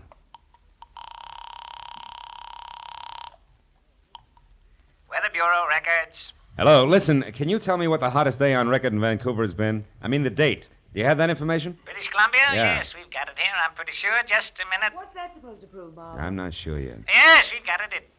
Hello? Yeah, I'm here. Go ahead. The book says the hottest day up there was on July 3, 1948, when the July temperature reached 3. 92 degrees. Some heat record, huh?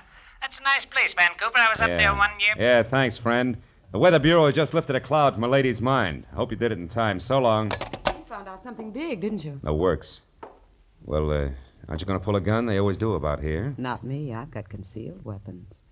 You've also got dollar bills in your bloodstream instead of corpuscles. But you're smart, baby, so take a tip. Stick close to home. Don't even use the phone. You're a real nice, shiny item. I'd like to keep you that way. Thanks. I'm going to take your word, Junior. But what does it mean? Trouble. Just as soon as I can stir it up. Good night.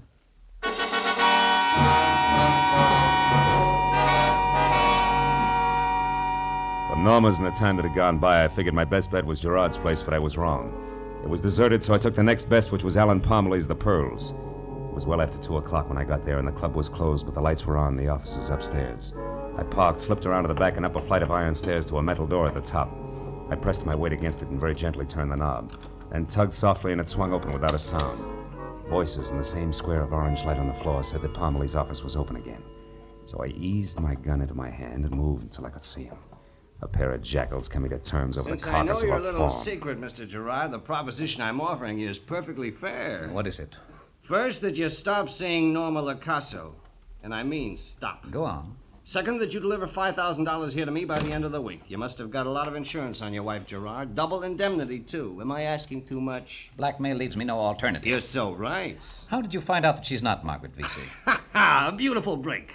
When you started seeing Miss La Casa, I began checking up on you, and 2 days ago, that checking up led me to the strange woman you called Margaret Vesey and a character named Tompkins. Ever hear of him? No. An itinerant gardener was looking for work at your place. Also, Gerard, an itinerant gardener who knew your Margaret Vesey, who knew her as someone named Grace. And Grace Gerard, lest we forget, was your wife. When he called her Grace, it scared her. She couldn't dope it, but I could. So I see. Where is this Tompkins now, Parmalee? Oh, don't worry about him. I sent him away. He'll keep his mouth shut. He used to be a gardener on the wealthy side of Vancouver where your wife lived. Small world, eh? A very small world. Now, wait a minute, Gerard. I'm going to kill you, Parmalee. I knew something like this would happen someday. My wife was getting her memory back. She was beginning to remember things, to realize that she wasn't really Margaret Vesey at all, but that Margaret Vesey had died in the accident. And tonight, I pushed her out of an open window. The doctors practically assure me that she'll be dead by morning. She won't be missed, and neither will you, I'm sure. Next one's for your belly, Gerard, if you move 1 inch. You, Parmalee, come around here. Wait from your desk. Come on. This time I'm glad to see you, Marlowe. You're the lesser of two evils. That's great. Well, it was a sweet story, fellas. Between you left out only one thing, the picture. You got it from the little album because you needed some tangible proof, didn't you, Parmalee? And it cinched the deal because the accident happened on the 9th of July. But Gerard here had his picture taken with a supposed hitchhiker on Vancouver's hottest day, which was July 3rd, 6 days before he claims to have met the girl. Picture? How'd you manage the master stroke, Gerard, the switch in identities in the first place? Come on, talk! What are you... It was a mistake. Both Miss Vesey and my wife were in the car at the time of the accident. The car burned. Then, somehow or other, later at the hospital, Margaret Vesey, who died, was identified as my wife, Grace. And since her memory was gone, you made the switch complete and called your wife Margaret Vesey and left it like that. You know, Gerard, I hope you make a break for it. Just once before we get to headquarters. Let's go. You too, Parmalee, move. All right, but you'll have a hard time sticking me, Snoop. I haven't done anything. Oh, yes, you have. Attempted extortion, and as of right now, you just incited a riot.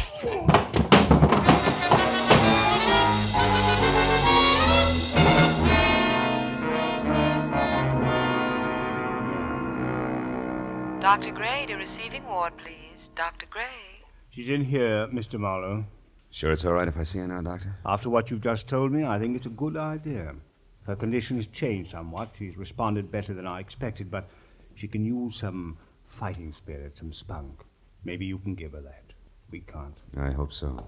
Don't stay too long, that's all. Hello, Grace. I'm Philip Marlowe, remember me? Why, yes, I think I do, Mr. Marlowe. Glad to see you. Oh, good. I just stopped by to tell you that I have all the answers to those troublesome questions in your mind. You don't have to be afraid of them anymore.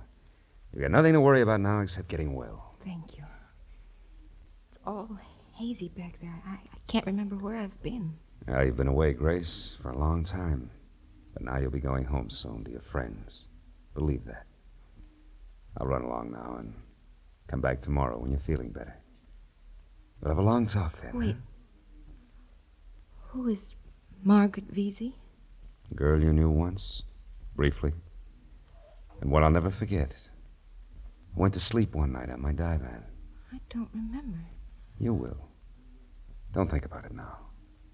Just think about home in Vancouver. You'll be there soon, I promise. Oh, that sounds wonderful. It's lovely in Vancouver. Yeah. That's what the weatherman says. Good night, my dear.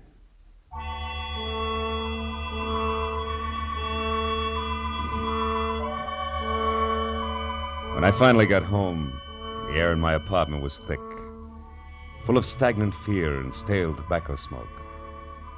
So I went over the window to open it up. But there I stopped because I remembered standing at that same window earlier that evening. Standing there thinking how happy I was that the world was out there. And how happy I was to be inside, looking out. And then I saw again the 5 deep scratches on the casing. Inside looking out, huh? There was a guy once, a long time ago, who said something like, "No man is an island entire of itself." Yeah, about 300 years ago he said that. Any man's death diminishes me because I'm involved in mankind. Yeah, sure.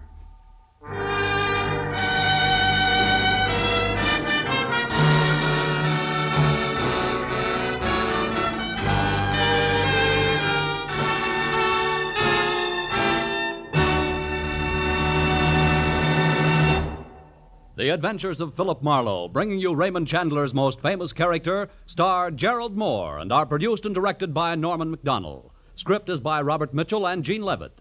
Featured in the cast were Betty Lou Gerson, Ed Begley, Lillian Byoff, Paul Dubov, Jay Novello, and Harry Bartell. The special music is composed and conducted by Richard Orant.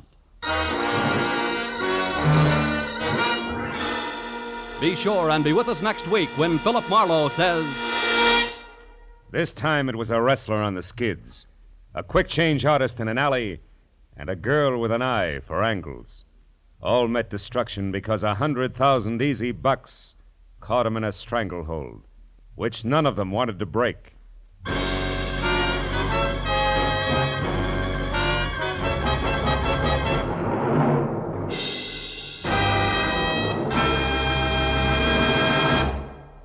The next time you're in the woods, make sure that cigarette butt, that match, or that campfire is completely out. Only you can prevent forest fires.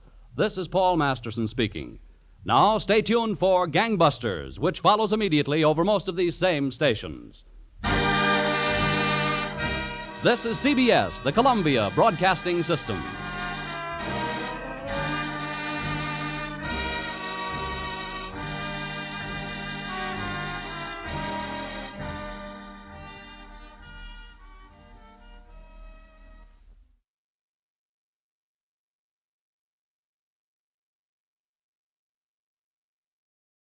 Get this and get it straight. Crime is a sucker's road, and those who travel it wind up in the gut of the prison of the grave. This time, a wrestler on the skids, a quick change artist in an alley, and a girl with an eye for angles all met destruction because 100,000 easy bucks caught them in a stranglehold which none of them wanted to break. From the pen of Raymond Chandler, outstanding author of crime fiction, comes his most famous character in The Adventures of Philip Marlowe.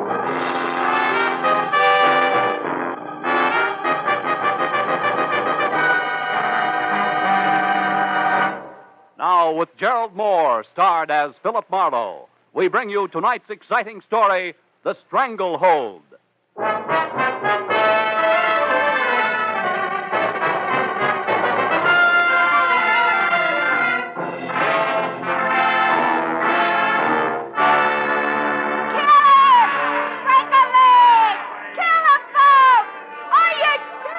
Sometimes men climb all over themselves for a purpose, sometimes for relaxation, and most times for no reason at all. Take professional wrestling. I watched in the ringside while two gargantuan hulks contorted their features in mock agony and bulged muscles at each other on a mat surrounded by tiers of onlookers, screaming through their half-chewed popcorn. While the fans, as usual, howled for blood, booed the decision, hooted the departing contestants, and waited for the next comic act, laughingly called the main event. I went again over the letter I'd received 2 hours ago by messenger from one Manny Faber. It had included a ringside ticket to L.A. Wrestling Arena, a check for $200, and the request that I catch as much as I could stomach of the match between John, better known as Peachy Keen, and Jules Caesar, the Emperor of Brooklyn. After which I was to come to Faber's house for instructions that involved John Keene plus 100,000 bucks of Manny Faber's money. So I watched a little closer as something that looked like a Sherman tank in a toga and leather sandals crowned with an olive wreath lumbered into the ring and sneered at the crowd. And since I'd long ago given up wrestling as a sport, I turned to the fan next to me wearing a derby on the bridge of his nose, waved a cloud of cigar smoke aside, and got some information. Oh, Caesar? You get your money's worth out of him, all right. Hey, what about this John Keene? How does he stack up? Peachy, you kidding? He's a bomb. Stinko. No show. A blink down. Look, they're fixing the ring up for him now. Get this. What's that, flowers? Yeah, peach blossoms. There's two peach blossoms all over his corner. What stuff 2 years ago, the stuff was okay, but now it's tired, you know what I mean? He won't even put on a show, little old wrestler. He's still called a champ, isn't he? Champ! Him! He won't even give you a laugh anymore. He's afraid of getting his pretty nose bent. What a bum. Cecil, tie him up a knot. Here he comes, look. Yoo-hoo, Peachy!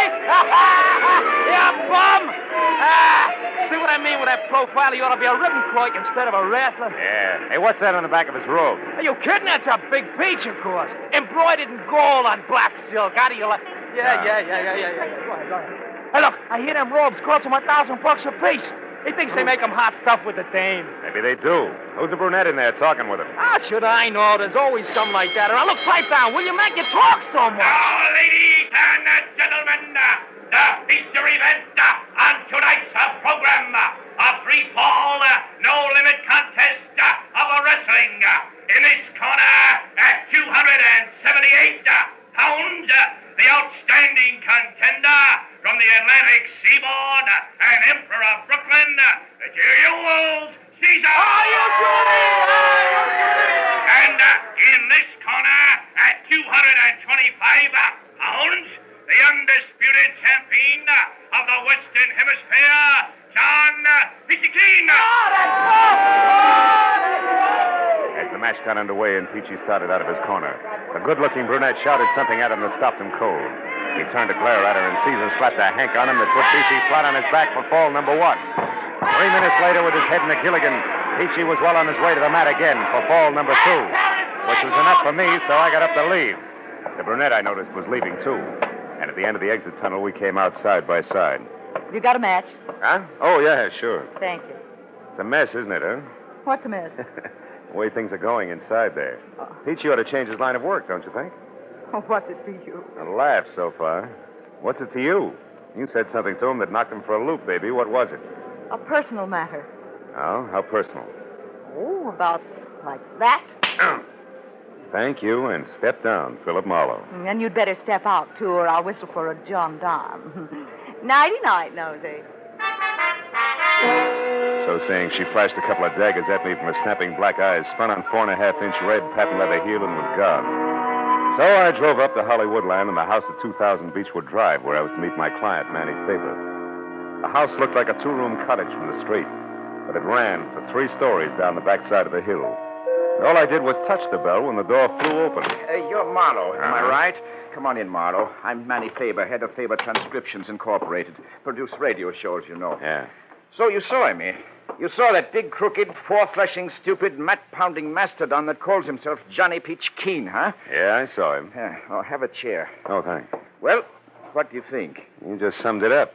What's that got to do with your $100,000, Mr. Faber? You haven't seen the late editions? No. They're full of it. Peachy Keen is suing me for 100 G's for slander. How can you slander a guy like Peachy? It's impossible. I know that, and you know it. But does a court of law know it? No. In fact, they're going to make it stick. No? How'd it happen? I'll tell you. A very sweet guy named Frank Gaynor. Yeah, I know him. A sports commentator. Yes, he's been doing 5 a week on my label and going big. But 3 days ago, what we've been expecting for months finally happened. Rest his soul. A week ticker. And just like that, he dropped dead on the street. Heart failure. Yeah, I read about it. Well, Frank always kept 5 broadcasts ahead, see? Made tape recordings in his own little studio. So I've been running his last 5 shows as a final tribute to him. Well, what happened? Yesterday, the whole 15 minutes of his broadcast was devoted to ripping apart John Peachy Keen. Here, listen. I've got the tape here on the machine. This is one part. A blight on the sports world. And furthermore, I have proof that Get John that? Peachy Keen has sold out to the highest bidder in small-time gambling circles in his last 3 matches. Now, I know for a fact that he has become so blatant in his underhanded dealing that even as dubious a business as professional wrestling cannot stand the stink. And officials have threatened to bar him from the ring. I can show beyond a doubt that John Peachy Keen has falsified medical reports to evade tough competition, and that he eventually... Yep. It goes on like that, Marlowe. Some of it opinion, most of it fact. And it's the facts that my lawyers tell me I've got to find the proof for or be a dead duck. That's why I asked you to come up here. Oh, excuse me. This is probably Ruth, Frank's wife. Nice show people once. Oh, hello, Ruth. Come in, honey. Hello, Manny. I haven't been able to find a thing yet. I can't imagine where Frank got his information. Oh, Ruth, shake hands with Mr. Marlowe. He's the detective I told you about. Mrs. Gaynor, Marlowe. How do you do, Mr. Glad to know you, Marlowe? Mrs. Gaynor. Manny, here's the key to Frank's private studio at 6122 Sunset. It might be a good place for Mr. Marlowe to start. Yes, all his files and equipment are there. Frank didn't like to work at home or at my plant on the strip. Wanted his own private setup. We looked there, but maybe we missed something. Okay, I'll see what I can find. Oh, by the way, do either of you happen to know a good-looking brunette connected in some way with Peachy? No, but he's quite a ladies' man, I understand. Why, Marlowe? That's just a hunch. I saw him talking to one tonight, a fireball. May mean nothing. Well, I hope you'll be able to locate the proof of Frank's statements, Marlowe. We've got to find it for Frank. Also, it'll break my heart to pay $100,000 to a no-good meat heaver named Peachy Keen. I promised Faber I'd keep in touch and left. I found Gainer's little recording studio tucked into the second floor corner of a small office building on Sunset. Unlocked the heavy soundproof door and went in. The room had a busy, cluttered look, as though Gaynor himself had just stepped out. A row of filing cabinets and a desk sat along one wall, and opposite them was the glassed-in booth with the tape recorders and microphone by which the solitary sportscaster had canned his radio programs. I dug through the files and found a folder labeled John Keene that held only a sketchy history of the wrestler. Some publicity pictures and a few clippings, one of which rated a long second look, because it was topped by a picture of the same brunette I'd seen at the ringside. It was captioned, Carla Bennett leaves for West Coast. I started to read the story when there was a sound at the door behind me and the lights went out. Don't move, Mighty. I'll kill you on the spot if you do. Up against that window, you make a perfect target, you know. So don't try anything cute. What do you want? A little more than I'm getting, it's what. I'm entitled to it, I am. The service is rendered, you might say. I can't help you, Busty. You've come to the wrong man. Oh, but not to the wrong place, Mighty? So, first things first, like I always say. Turn around, Mighty. It's not. Oh! Bartail getting it. Sleepy boy.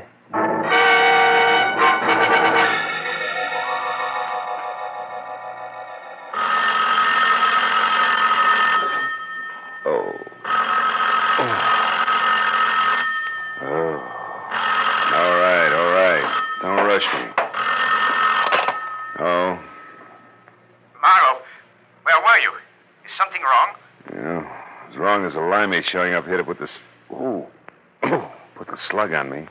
Limey? Yeah. Who was it? Why'd he slug you? Good questions, Faber. Hey, does the name Carla Bennett ring any bells? Carla Bennett? Yeah. No, I never heard of her. Huh? Oh, just a minute, Marlowe. Here's Ruth. Huh? Marlowe, I remember that name. Yeah? I'm sure Frank interviewed her once. Carla Bennett used to be Mrs. John Keene. Peachy's ex-wife? Yes, I'm positive. Why, is she mixed up in this? I don't know. But a limey who slugged me apparently took a newspaper clipping about her when he left. At least it's gone. Marlowe, this limey, was that all he was after? Well, he said he wanted more than he was getting. Hey, but look, the paper made this call. What do you want? To tell you that he'll be out checking on a few things himself. That's all. Oh. Oh, by the way, Ruth, any idea where this Bennett dame might be found? No, I haven't, Marlowe. No. I think she was staying at some woman's hotel on Vermont Avenue when Frank interviewed her at that time. Vermont. But that was over a year ago. Maybe she's a lady of habit. I'll try it anyway. Thanks, Ruthie.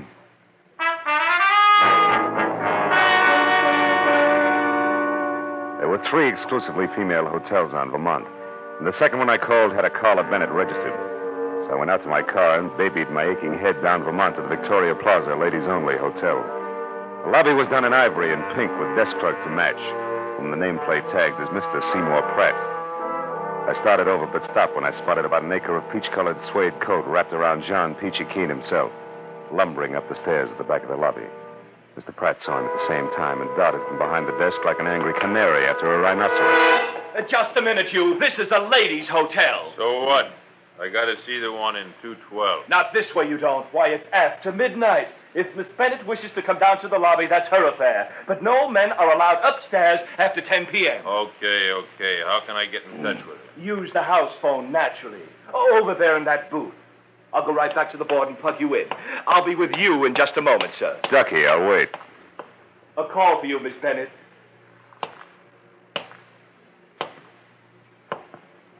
Good listening, huh? Now, see here. You know perfectly well you're not supposed to come back to this desk. This is for employees only. What about eavesdropping? Is that for employees only, too? Oh, why, how dare you Save it, accuse me Seymour.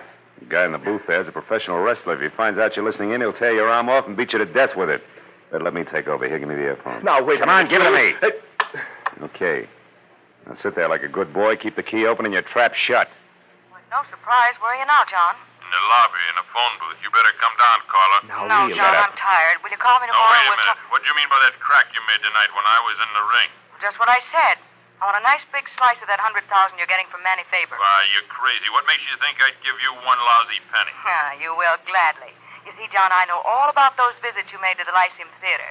One of us come back to L.A., hasn't it, darling? Why, you sneaking... Oh, shut up. After the life you led me for 4 years, you big ape, I'm entitled to all I can get. And that'll be plenty. So I advise you to run right back now and tell your friend that I know all about your little scheme. And talk it over good, John. I'll be waiting to hear from you. All right. I'll do just that. And you're sure going to be sorry you stuck your nose into this one, Carla. Real interesting. Are you quite finished now? Yes, and you were a big, big help, Mr. Pratt. Oh, there he goes, peachy suede coat and all. So long, Seymour.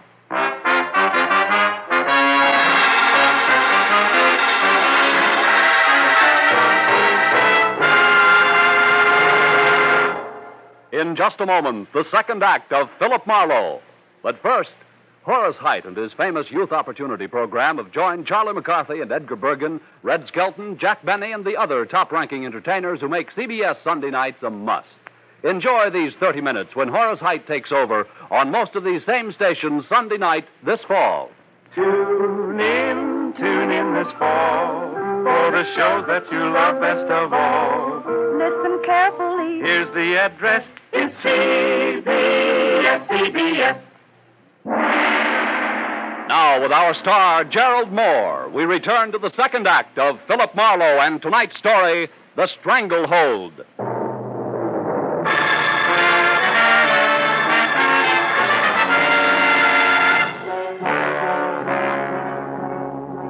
When Peachy Keen slammed out of the phone booth, he was burned to a crisp.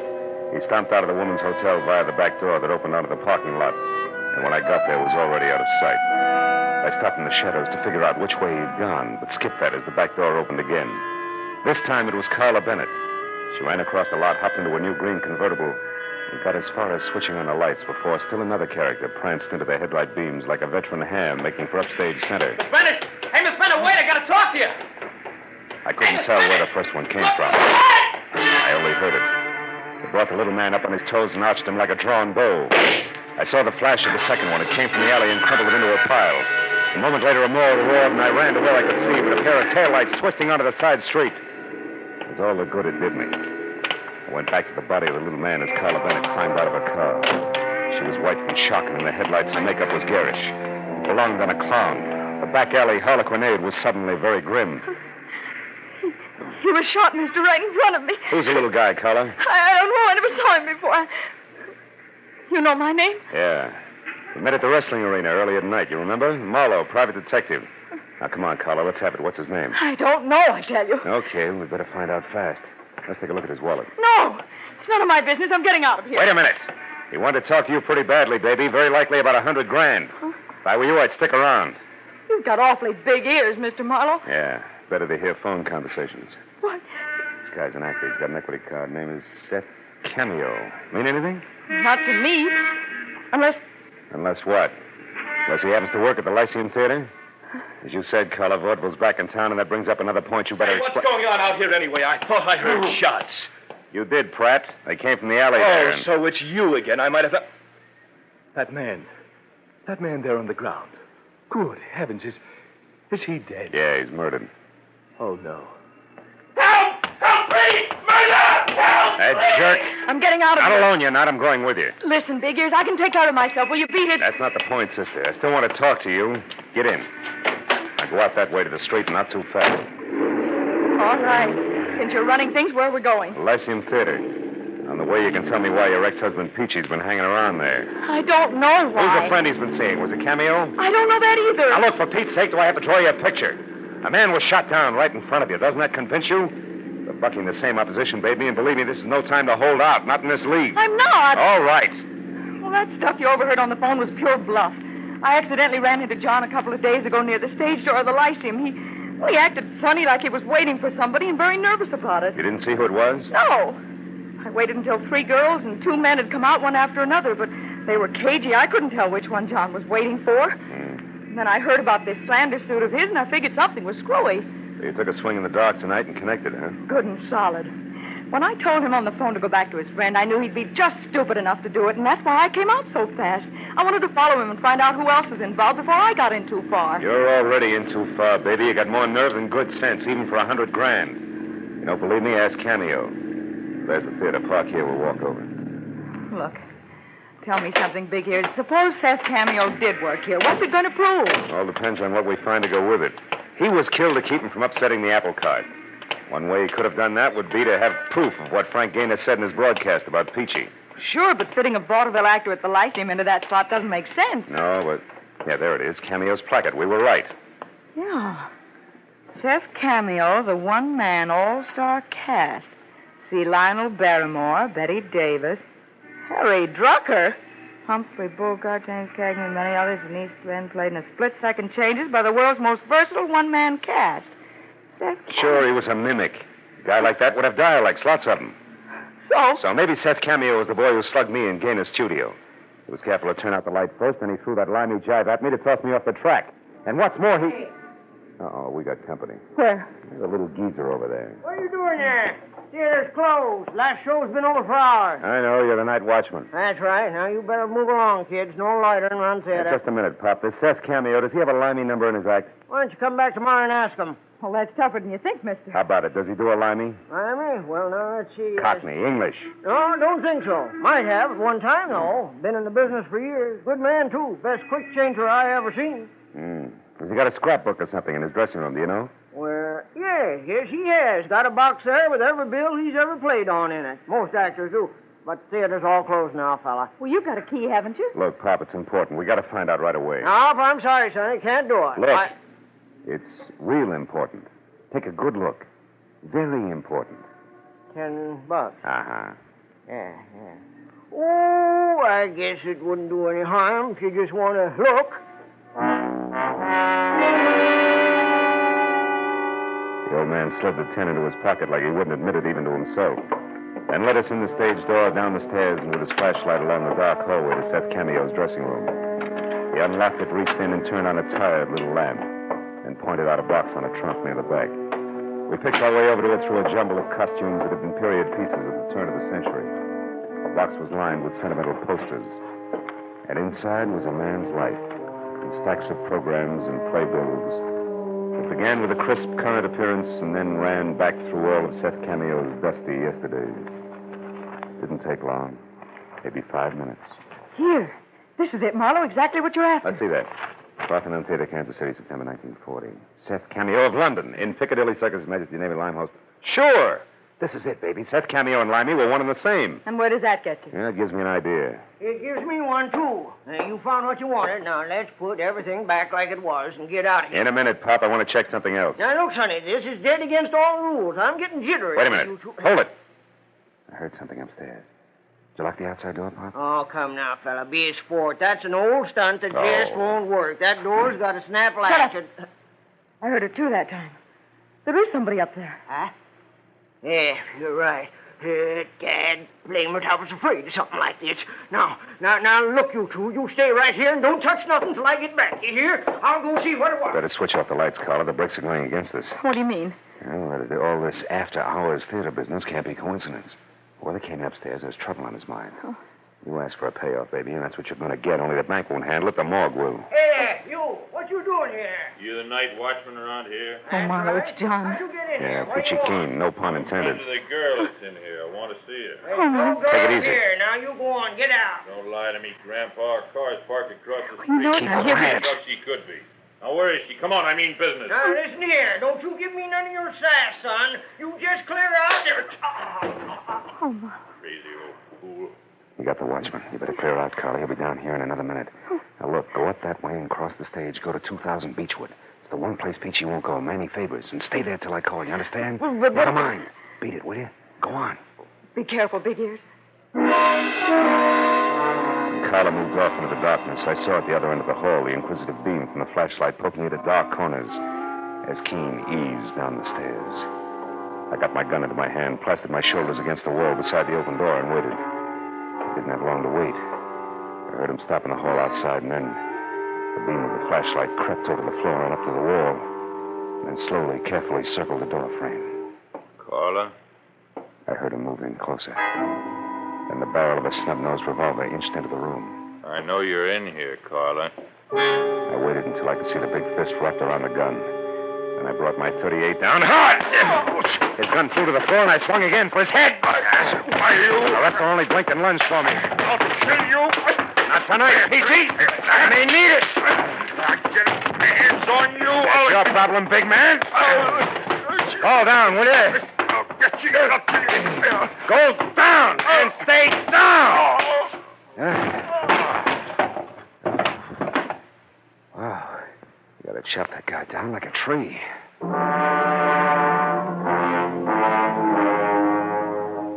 It had been short but vicious. And the one punch he'd landed had shaken me to my shoelaces. The wreckage of costumes, props, and a lifetime of old theater programs was scattered over the room like big moldy snowflakes in the crazy ankle-high glare from the still burning flashlight. As I sagged down onto a trunk to catch my breath, I saw something that brought me right back to my feet again. An illustrated program from the King's Theater in Buffalo that gave me a new slant on the whole mess. It billed Seth Cameo as the man with 1,000 voices, the perfect mimic. And the act that had followed him for a 30-week run was a girl whose face I knew well. I ran out of the theater into the nearest cab stand where I sent one driver to get the police over to the theater, and with another, I headed for Manny Faber's place on Beechwood, and what I was positive would be another murder. When I got to the front door, I knew there was no need to hurry. It was all over. Come on in, Marlowe. I've got news for you. It was Carla with a gun in her hand. And on the floor in the corner, her face tight with pain, was Mrs. Ruth Gaynor, glaring hate up at me like a wounded panther. There she is, Marlowe. I recognized her as soon as I saw her. She's the one Peachy was waiting for outside the Lyceum Theater. They've been working together all this time to frame that slander suit against Faber. Yeah, I know. But I didn't expect to find you like this. What happened? She knew I recognized her and pulled this gun on me. One she used on Seth Cameo, no doubt, huh? Uh-huh. She was going to use it on me, too. But I was way ahead of her. She's only in love with John Peachy Keene, but I was married to him for 4 years, and you don't live with a professional wrestler that long without picking up a few tricks. They call you the weaker sex. What is it, Ruthie? Your elbow? Is it broken? Let me alone, you two-bit flatfoot. I'll call a doctor and get you fixed up. For one reason only, I don't even like to see a Black Widow spider suffer.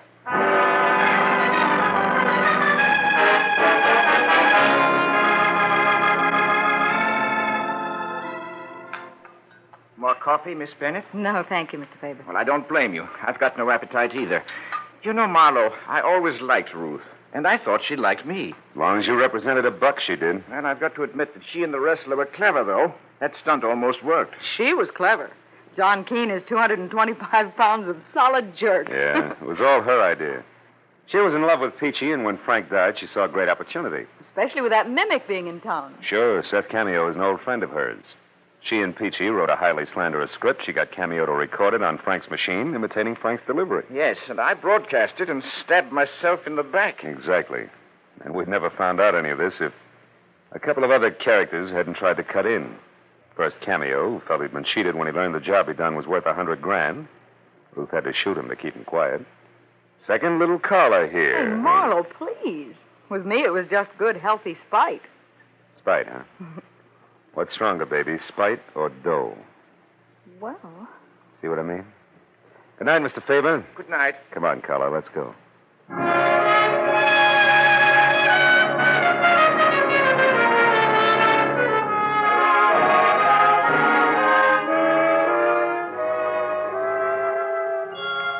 We didn't go home directly. We went on up Beechwood Drive, high into the Hollywood Hills, and parked where we could look out over the sparkling, sprawling city. And then we talked about Carla, her life, relative values, the city below us, and the dark hills above. And then, as we watched the first faint glimmer of dawn rise in the east, we both realized something. Not original, not very complex, and certainly not sophisticated, but very gratifying. In the final analysis, the best things in life, we both agreed, are still free. Know what I mean?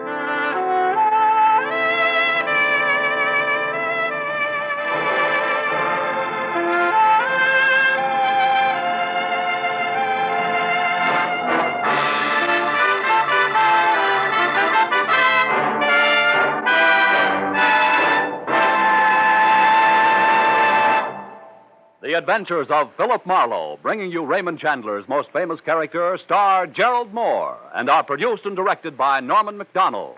Script is by Robert Mitchell and Gene Levitt. Featured in the cast were Vivi Janis, Ted Von Eltz, Charlotte Lawrence, Barney Phillips, Tony Barrett, Peter Leeds, and Junius Matthews. The special music is composed and conducted by Richard Orant.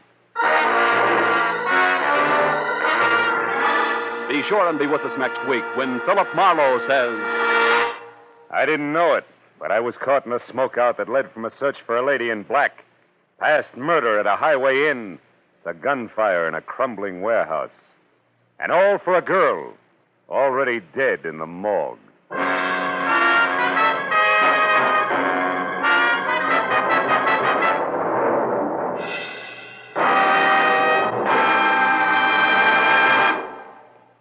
This fall, you hear them all on CBS. Red Skelton and Charlie McCarthy and Edgar Bergen have joined the parade to CBS on Sunday evenings. And be sure to hear the Contented Hour with Dinah Shore tomorrow and every Sunday over most of these same CBS stations. This fall, you hear them all on CBS. This is Paul Masterson speaking. Now stay tuned for Gangbusters, which follows immediately over most of these same CBS stations.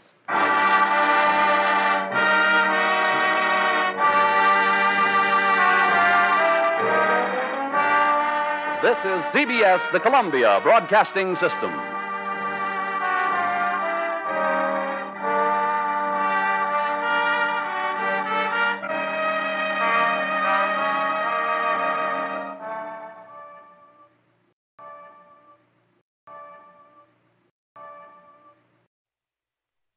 Get this and get it straight.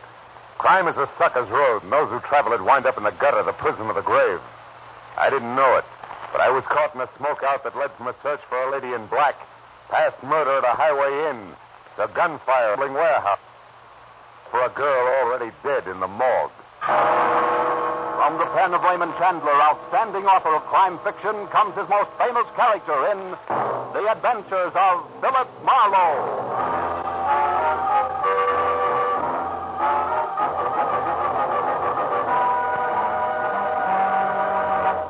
Now, with Gerald Moore, starred as Philip Marlowe, we bring you tonight's exciting story, The Smokeout.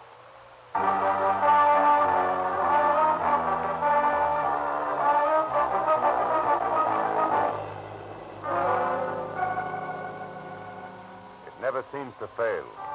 A sleepless night that leaves you with raw nerves and sandpaper eyelids is always followed by a day that never ends. A kind of long, tough day that keeps you on the move until life in the city is finally reduced to no more than a confused, clatterous stink of exhaust fumes and an aimless mob of shallow people milling around, looking for nothing but a chance to con each other out of a lousy butt. And this was no exception. Because when I finally decided to quit, to get out of it, to go someplace quiet and relaxed, I found myself instead in a hurry all over again. I was on my way to a very public building on Spring Street at the stubborn instigation of one Detective Lieutenant Matthews of Homicide, whose phone call 20 minutes ago had caught me as soon as I opened my apartment door. Where you been, Marlowe? Don't you ever check in at that office of yours? And on days like this, Matthews, they don't give me a chance. What's up? Tell me all you know about Vera Hamlin, Phil. Who's Vera Hamlin? A girl. No fooling. Are you real sure you don't know her? Positive. Am I supposed to? Maybe she used another name. Pretty, blonde, about 5'6", a sweet kid, apparently. I can think of a lot of women who fit that description, Matthews. Yeah, you could. But this one wrote you a letter yesterday. I didn't get it. Then I haven't been to my office at all today. Why? She wanted your help. How do you know? Well, we picked it up from the imprint in an open pack of stationery in her apartment. Oh? Better come down and take a look at her, Phil. Take a look at her. Where is she? In the morgue. Oh. She was struck by a car last night. Accident? What makes you ask that, Marlowe? Your dubious tone of voice, Matthews. Well, was it an accident? I guess so. Maybe I've been a cop too long. I get suspicious myself on dark nights. Can understand it. Come on down, Phil, right away. I'll meet you there.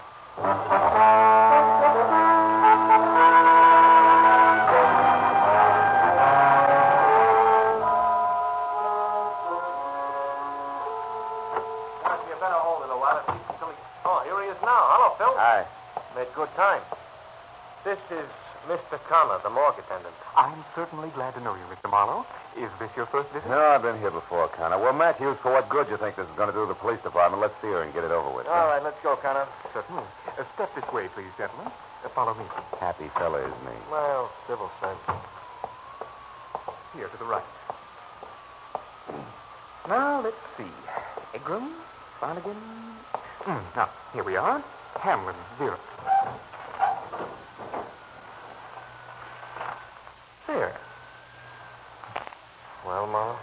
You know her, Marlowe? No. Okay, that's all. All right, Lieutenant Matthews. Come on, fellas, get out of here. Yeah. Now, look, Matthews, I told you on the phone I didn't know. What'd you get me down here for? Because there's some angles on this death I don't like the looks of.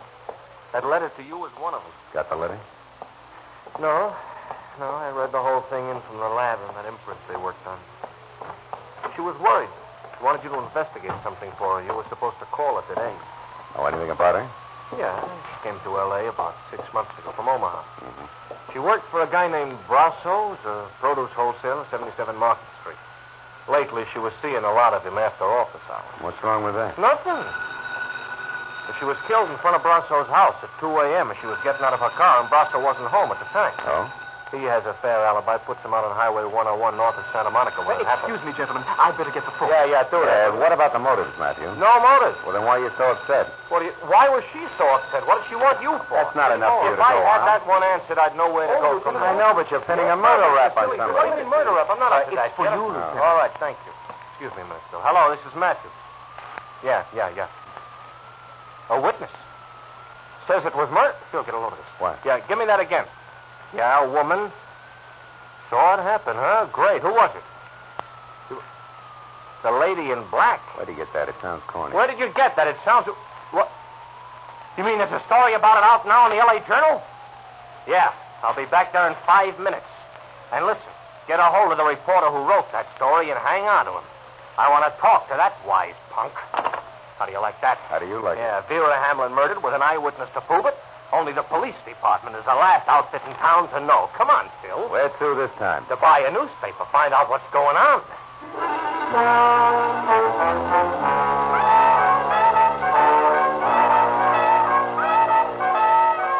Matthews was boiling as we left the morgue and headed to police headquarters. We made one stop on the way to pick up a copy of the Journal, which he read as I drove. The kind of smoky, well-illustrated sensationalism that clouds issues, doubles police work, and sells papers. Revealed exclusively to the Journal tonight that she was an eyewitness when a mad killer purposely swerved his speeding car into curvaceous blonde beauty Vera Hamlin outside her lover's Brentwood home late last night. If that's journalism, I'll eat my bag. Keep reading. You're a cop, not a critic. Yeah, but I got taste.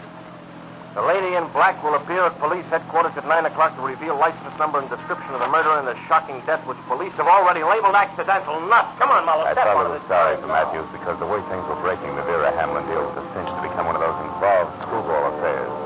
Where nothing goes according to the book, and I was glad I never got a letter. Now it was none of my business. All I wanted to do was drop Matthews off, get away from the whole thing, and try to forget about it. But when we piled up behind the waiting squad car at headquarters, a gang of night beat photographers draping the stairs stopped us. Give you a right, Lieutenant. Is your witness going to show? It's 9 on the button. Where's the lady inside? How do I know? I didn't find out there was a witness till I read it in the Journal. Yeah, that was a dirty trick. Hiya, Marlowe. Hi, Abbott. You're an old-timer, Abbott. You guys ought to keep punks like the Journal squirt in line. They just make it tough on everybody. Oh, don't blame us for that guy. He burned up, huh, Marlowe? You blame him? You know as well as I do, the Journal picked up that witness right here. Kept her under wraps until they had time to break the story. Well, he shouldn't let it throw him. You know, guys like that usually hang themselves. Sure, after the damage is done.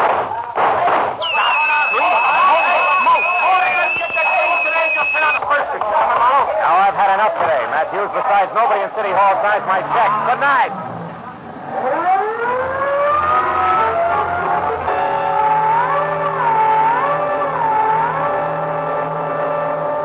I watched him out of sight and drove to the corner where one of the reporters told me that the green sedan had a lady in black in it.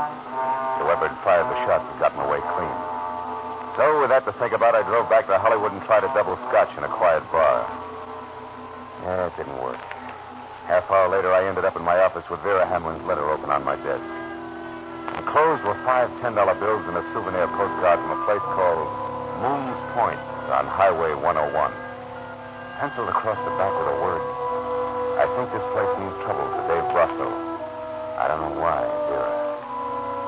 Maybe it was the memory of the girl's face in the morgue. Or maybe it was a stack of wrinkled tens on my desk that made me do it. But whatever it was, I went to my car, drove out past Santa Monica, and it took me an hour to get to Moon's Point on Highway 101. An isolated huddle of grimy filling station, rickety 6-cabin auto court, and weather-beaten lunch counter and bar, squatting beside the highway. I pulled up at the parking lot and went into the bar where the source of the quaint name Moon's Point met me. Moon himself, It was round, pale, and soft as a lump of green cheese. What can I do for you, mister? Dave around? Dave who? Brasso. Want to see him on business. What kind Private of business. Oh. Okay. Sure, Brasso's here. Out in cabin number 4 there with Mr. Stipple. Oh? You can got that back there, Doris, there if you want her. But I don't think they'll have much time for you, fella. Why not? The late paper just come in, the L.A. Journal. Is that all? I got much later news than that for him.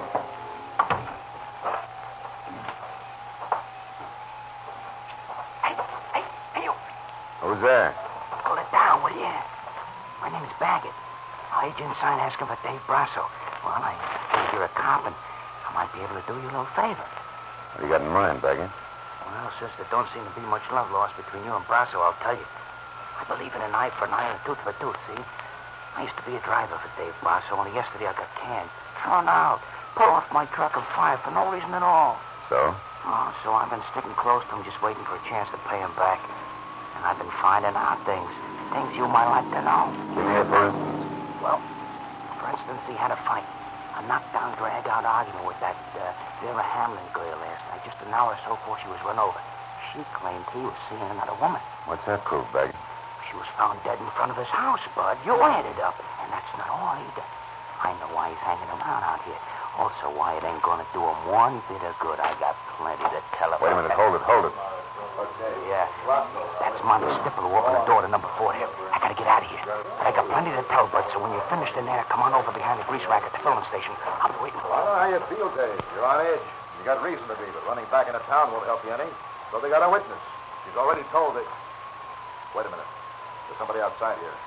Yeah, that's right. I want to see Dave Brasso. And Mr. Brasso is pretty busy right now, mister. Not too busy to see me. Oh, you cop? No. And you must be a crummy reporter, so scram. You look Mr. Brasso up at his place of business some other time. You mean after he skipped town to keep the witness from putting a finger on him? Why, you were snooping. Wait. Who are you?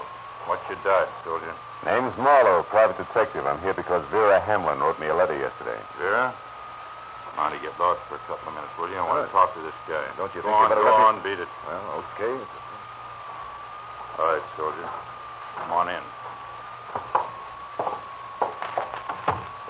You wanted to see me? I'll take a good look. Well? Okay, so you're big, Brasso. Husky enough to run over somebody and kill him. Without even getting into a car. I'll let that one go by, soldier. Where's the letter? Locked up in my office. What'd she say in it? She wanted something to look into and said this was a good place to start. Jealous little fool. Is that what the fight was about last night? Right. You do find things out, don't you, soldier? That's my business. Well, maybe you know who this lady in black here in the paper is and what she's going to tell. Maybe. Might even know who was jumping up to try to kill her tonight and shut her up. Who was that? You mean somebody... Come on, Brasso. Let's stick closer to the truth. You're a lousy actor. For instance, Vera wanted me to come to this dump because you and Stipple are holed up here. Why? That doesn't concern you. It's business. Sure, and when a girl accidentally gets in the way of business, she's run over by it. Is that the way you work? You keep harping on the same thing, soldier, and I don't like it. I was in love with Vera Hamlin. Maybe you're trying to use that to nail me in a frame. Maybe you're a sneak for that stinking louse Weber. Maybe you didn't get any letter from Vera at all, so get out of here and think up a new one. Your theories are getting way ahead of you, Buster. Who's Weber? Jerk. I said get out. I take that back for an answer, soldier, and you can get more of the same anytime you want it at 77 Market Street.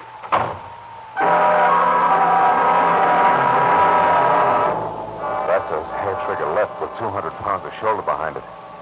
Piled me out of the door and flat on my back in the gravel. Which tallied my interview with him at 0 with one minor exception. My spiteful informer, Baggett, had some basis intact for his story, so I dusted myself off and made for the rear of the deserted filling station where the grease rack stood. There was nobody around. I waited a few minutes for him, and then I skirted wide around the auto court and looked in at the scaly window at the bar. Stipple was there with his nose in a beer glass, but no Baggett. I circled the building quietly, found nothing but indignant spiders and dark corners, and decided to try the grease rack again. When the back door to the bar opened, and Moon came out with a flashlight and a pail of garbage. He was halfway to a rack of cans when he froze. like a bird dog with one foot in the air. Holy mackerel. Flashlight stabbing at a man's hand, hanging out over the edge of a shallow ditch. Look there. There's somebody laying in the ditch. Yeah. No wonder I couldn't find him. It's Baggett with a knife in his back.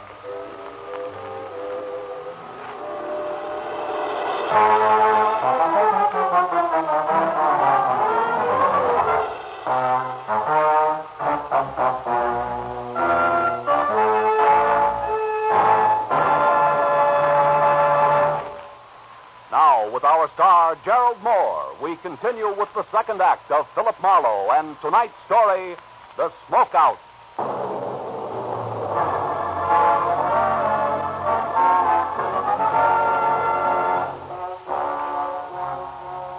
Even as death quietly hardened the hand at the edge of the ditch, the wheezing, pudgy circle known as Moon was already worrying less about why murder was sprawled at his feet and more about what the violent slaying of the truck driver was going to do to his roadhouse business as usual. Didn't make for wholesome listening. Dave Brasso, that Monday Stipple, all of them. They can take their trade and their trouble somewhere else. I got to make a buck like the next guy, but I sure ain't going to do it this way. Why, overnight, a joint... Hey, wait a minute, Moon. What troubles are you talking about? Brasso and Stipple, I mean. What is it? Come on, speak up. It may be important. To who? To me and the law. To Baggett here. Maybe a girl who died a little ahead of her time. A girl who what?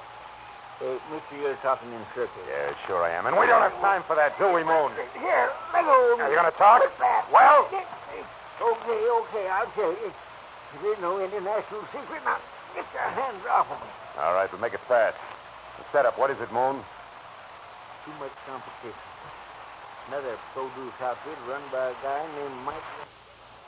He's been picking Brasso's trucks off along US 101 every other night.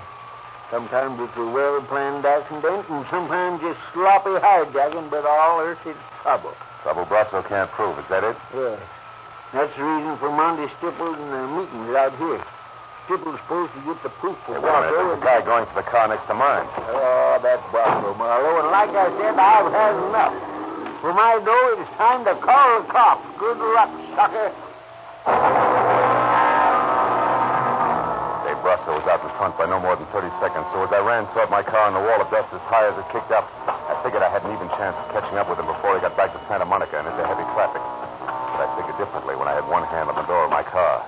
I had to. Company said so. I'm holding a gun. Please don't move. She was standing someplace behind me, and when I did as told, she moved around in a wide, careful arc until we faced each other across a chunk of dark night. It revealed only two things. One, she was holding a gun, and two, there was no mistaking her. This was a lady in black. Those car keys there in your hand. Throw them here, please. Now, wait a minute. I'm sure we can talk... Please, let me have them. Okay. Now what? Now, whoever you are, you can look for these when I'm Hey, gone. listen. I don't want to be interfered with. Now, wait a minute. Oh, I get it. You're afraid something will jar the sale price you've set for Brasso, huh? What are you talking about? That ever-sneaking routine known as blackmail. Or to be very specific, a mystery witness, you, the lady in black, who almost gets to the police to tag a killer. Almost so she could scare said killer into Jenna's frame of mind when next they meet. In other words, baby, it was all an act of pressure play on Dave Brasso. Now it's time to collect. Do I go on? No, you don't. You just do as I say. You just turn around and walk. And think a little. Think about the pistol shots that you neglected to mention, which somebody took at me while I almost went to the police. Or did I do that myself? Also for the sake of Mr. Brasso's frame of mind. It's possible. I don't think so. Now go and start walking. You don't make much sense standing here. As I moved away from her, she backed off quickly toward a car that was nuzzling a high hedge near the far side of the roadhouse. So I knew that any move I intended to make had to be done right then and there. But she must have known just as much because that was when the gun she held got mad enough to start spitting my way. I dove for the gravel at my feet, then practically burrowed my way across a dozen uncomfortable yards of chopped rock to the shoulder of a line of trash cans, all of which left me scarred, safe, and in time to do nothing more effective than swear. Had a pair of teasing tail lights on a green sedan that were already winking out of sight. Didn't help much.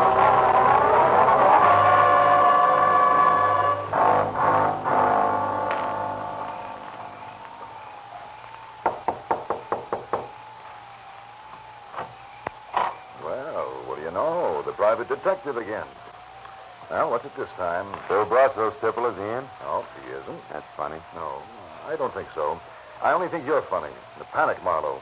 Moon and I have been watching you comb that gravel out there searching for the key. We couldn't catch the chatter, but she certainly made you look stupid. And just so you don't go on looking that way, don't bother playing so wide-eyed about Brasso being in here either. You see, I know you know he isn't. It won't work, sonny boy. Maybe a little pressure will. I doubt it. I don't bend easy, Marlowe. Also, I don't happen to know where Brasso went. But just so nobody gets too upset or quick with a gun, maybe we have to go back over to the bar to chat. Moon's expecting me. Besides, it's cozier there. It won't be once the cops start pouring in. Incidentally, it makes it your turn not to play dumb. I mean Ernie Baggett being very dead out in the back. Even Stevens, huh, Marlowe? Yeah. Okay. I know about Baggett. From Brasso? I heard you. Nice night. Marlowe? You know, Stipple, you're making a big mistake. What? Protecting Brasso can't pay off anymore. You said I was protecting him. I worked for Dave Brasso, period. If he knocked off a couple of people, and I'm not saying he has, it's got nothing to do with me. What's done is done.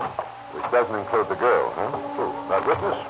What's the difference? What happens to her? She's living on borrowed time right now, any way you look at it. Why? Because of what she knows? No. Because of the way she handles what she knows. All that gab in the papers. You know, she's lucky those 3 shots that were thrown at her only came out of a pistol. Could have been a howitzer, considering the advance notice she gave. Hey, Moon. What?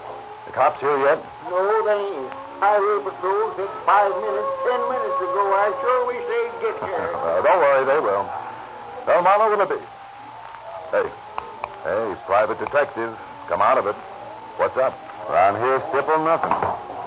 Nothing at all. Where are you going? To 77 Market Street, the Brasso Produce Company. I think it's where both your boss and the lady in black are going to get together. And what gives you that idea? A hunch, Stipple. Just a hunch. Goodbye.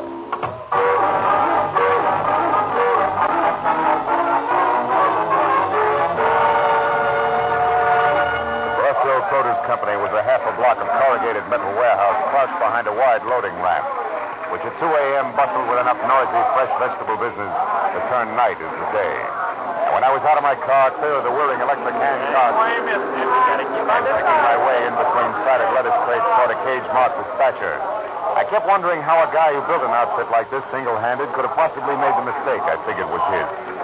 I stopped wondering when a face that had been stolen from a hawk pressed itself close to the inside of the cage and yelled at me. Well, what is it, mister? Talk up there. Billy, I'm busy here. Wait, please. Take 31 out now. I want to see Dave Brasso. Oh, that isn't here. Dispatcher. Yes. 21 a bushel. Right. Brasso's not in his office, mister. I'm not sure where he is. I'm not sure. You a cop? No, private detective. With expense account. Will 5 help? He just paid 10. Oh, let it ring. Come on, Buster, this counts. Here's 10. The lady in black? Yeah. Keep it down, will you? She stood around for maybe 20 minutes before she got talking to me. Not a bad-looking doll. All right. Now, where'd you send her? Come on, you got your 10 talk. Hang on just a minute. Where? The old shed in the back. Used to be a warehouse. They've got a real private office there. You'll probably catch up there if you run. I'll probably try. Thanks. The ex-warehouse turned out to be an ugly huddle of parched cobblers teetering at the edge of a deserted cobblestone alley, and quietly dying of old age. And except for a flicker of light from an open door deep inside, it was as dark and as quiet as the lining of a frock coat. Until I stepped in front of a gun, it was no surprise.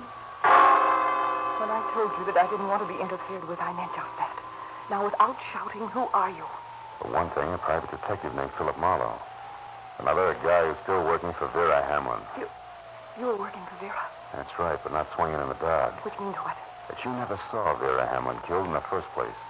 And that all this lady in black razzle-dazzle strictly a smokeout. Vera was my sister, Marlowe. Her letters told me all about Dave Brasso, about what he meant to her, about the runaround she was getting from him. So you added that to a phony hit-and-run accident and decided to pose as a surprise witness. So that Dave Brasso would try to pick you off and reveal himself as your sister's killer, if you lived through it. Right. And now, Marlowe, Marlowe, quick, get back. Brasso just turned that light off in there. He's coming out, and I'm going to meet him. No, don't. Look, Listen. If you want to help stay where you are, keep quiet. Oh, brother, I'd better be right. She moved. One slow step at a time toward the long, thin triangle of light the open warehouse door spilled across the sawdust flooring. I slid my .38 from shoulder holster to the right hand, and the hair on the back of my neck started to crawl. And suddenly there was nothing to do but wait. You can stop right there, Mr. Brussels. Huh? Who's there? Who are you? A girl named Hamlin, Mr. Brussels. Frances Hamlin. A girl who knows all about how my sister really is. It was only a sudden splash of light, but the no mistaking it. It was a pistol raised and aimed at the back of Francis Hamlin's head. It was all the cue I needed. Drop it, Sybil! Don't shoot again! Don't shoot again! Marlowe, quickly, Brussels, get out. Yeah, but he's harmless, honey. He and Stipple aren't on the same team as far as your sister's concerned. Did you hear that, Brocco? Yeah, I heard you, Marlowe. Well, then Stipples killed my sister. Why, Marlowe? I don't know. He's the one to ask about that. All right. Why, Stipple? Dave, why did you do it? Dave, stay back. Why? I did it because she caught me at my place, caught me talking to Mike Weber. You worked for Weber for the guy who was wrecking our business? Yeah, Dave, please, I didn't know what I was doing. She was going back to you to tell you what she saw. You big double-crossing lout. Dave, that's enough. No, it isn't. Please, Dave. I've got something to finish.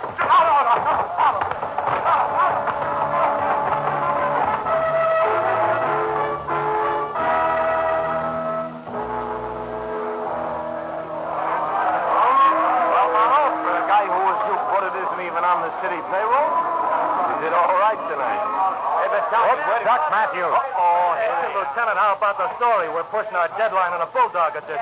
Yeah, we work for daily papers, Matthews. You've been holed up in that warehouse with Marlowe and that heavy for a half hour now. What gives? Hey, how bad is Stipple's wound? Look, the wound is nothing. It's a scratch, although I wouldn't say he ain't hurt. But the story, you'll have to wait until I'm down at headquarters. I haven't got it all myself. Oh, Lieutenant, you're kidding. Sure, I got lots of time for it. Listen, Abbott. Monty Stipple killed both Vera Hamlin and Ernie Baggett. He killed the lady because she found that he was crooked, and he killed Baggett because he was afraid Baggett knew too much. So now, so long. Oh, but Lieutenant, tonight I got something less than love for the gentleman of the press. Hey, Phil, come on. Miss Hamlin's over there. All right. Look, Marlowe, before it's impossible for me to stay away from those dear boys any longer, tell me, where did you run across the switch? I mean, what tagged Monty Stipple for you? Mistake he made, Lieutenant. Calling the shots when he was blindfolded. Or in other words, what? Matthews, I'm tired. Tomorrow, huh? No. We can talk then. Come on, Marlowe, friend. please. Okay. Well, it's something like this. Back at Moon's Point, Stipple told me how lucky the lady in black was. Only 3 shots were thrown at him. And he had no way of knowing how many shots had been thrown, huh? Attaboy. Unless, of course, he threw them himself. Sure. Francis had a smokeout plan, which was an inspiration to me because knowing Stipple was a liar and proving it were 2 different things. So you led him to the warehouse, and while Miss Hamlin here gunned for Brussels, Stipple gunned for her.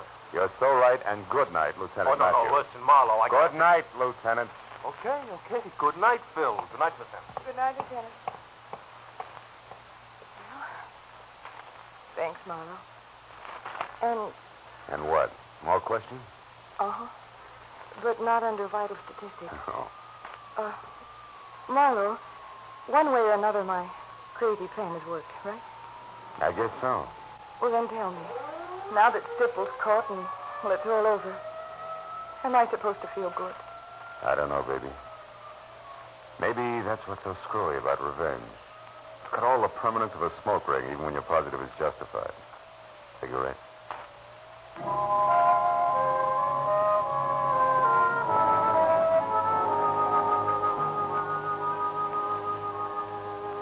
I'd been dog-tired when it started.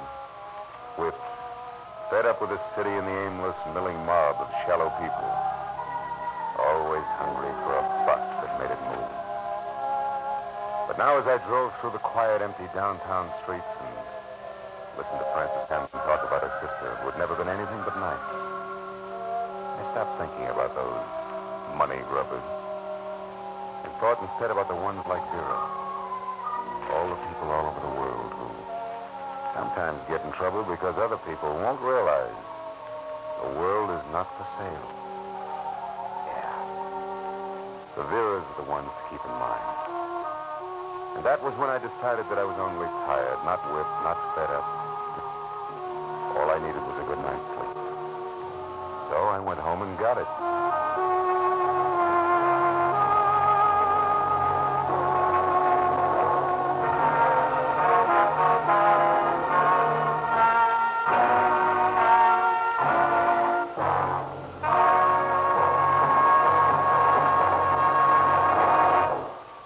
Adventures of Philip Marlowe, bringing you Raymond Chandler's most famous character, star Gerald Moore, and are produced and directed by Norman McDonald.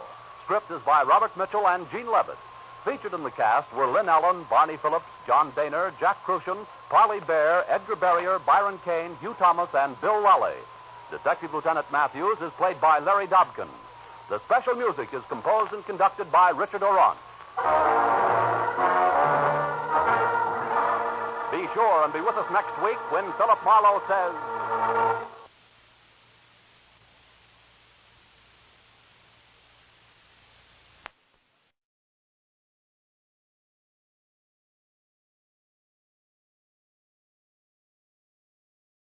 This time she had hair spun from a red sunset, skin as smooth as warm honey, and a generous mouth that laughed without moving. She was beautiful, except for her cold green eyes. From the pen of Raymond Chandler, outstanding author of crime fiction, comes his most famous character in The Adventures of Philip Marlowe.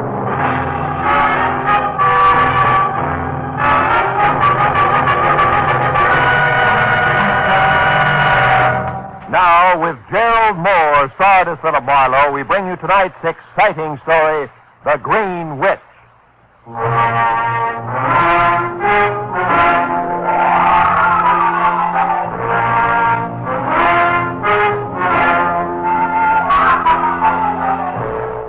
Once upon a time, Halloween had been a day and a night on which mortal man had tiptoed over the face of the earth, holding cold hands with fear and starting at each new shadow which the harvest moon cast. As still another twisted, grotesque goblin thirsting to drink dry a human soul. I read that in a book once. Read something else, too. The Vigil of Hallowmass, as a genuine spook show, had definitely started downhill with the Romans, as did almost everything else. Until now, Halloween has come to mean gate-stealing trick-or-treat. And, of course, the now practice of soaping or chalking everything in sight.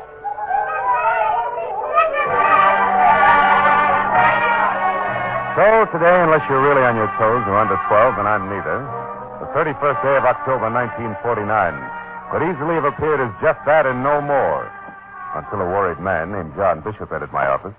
I said trick-or-treat, and so he unfolded a $100 bill and came right to the point. Marlowe, 4 days ago, a man I once knew broke out of an Illinois prison. My testimony in court a year ago sent him to that prison. Now, I'm afraid he's coming after me for revenge. His name is Dale Estes, and I want you to protect me from him. Is he here in L.A., Mr. Bishop? I'm not certain. However, this morning, a friend of mine told me of a man in a shabby brown tweed suit who asked about me, but wouldn't identify himself. That's all the description he could give. But here, Mr. Marlowe, here's a picture of Dale Estes. It was in last Thursday's paper. It's a prison identification picture. When you change the clothes and remove the number, it doesn't leave much. No. Tell me, Mr. Bishop, what do you want me to do? I want you to locate this man, Estes, and keep him from killing me. Police will do that for nothing. Yeah, nothing, plus a lot of noisy publicity, and I don't want. Because in the first place, it won't help my real estate business any, and also It's somebody you'd rather not have worrying about you, maybe. Yes. Madeline Hughes, my fiancée. Please, Mr. Marlowe, will you try to find Estes at once?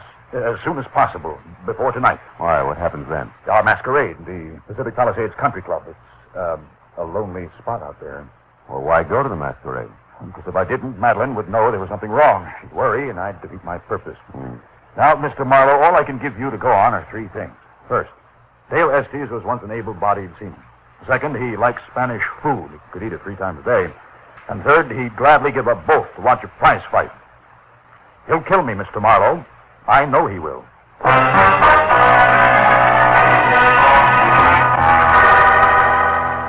Maybe the magic of Halloween night had something to do with it. I don't know.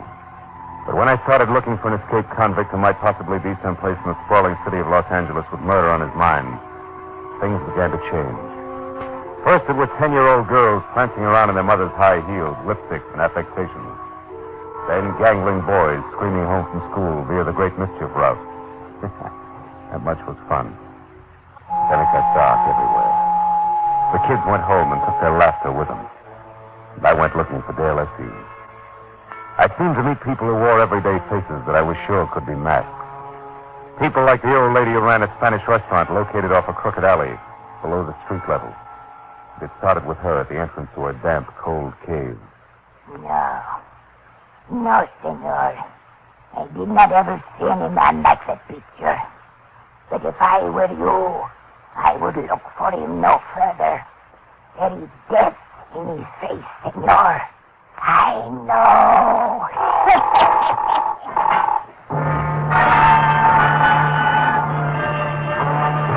There it got worse until in my imagination even the scarred, brute face on the sweating hulk in the distant dusky corner of the third gymnasium I tried seemed to belong less to a 20th century man and more to a prehistoric brute out of some dark, long ago jungle. Nobody like that ain't been watching me today. Nobody ain't been watching me at all for as long as I can remember.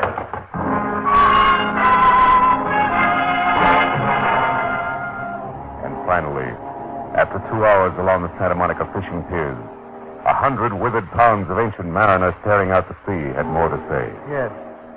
Yes, I know Estes. Estes was standing next to me when the boiler exploded that night off New South Wales. He was killed. But I told the skipper all about that once already. His name was Estes, too. And so was the first mate, Dale Estes. Everybody's name is Estes.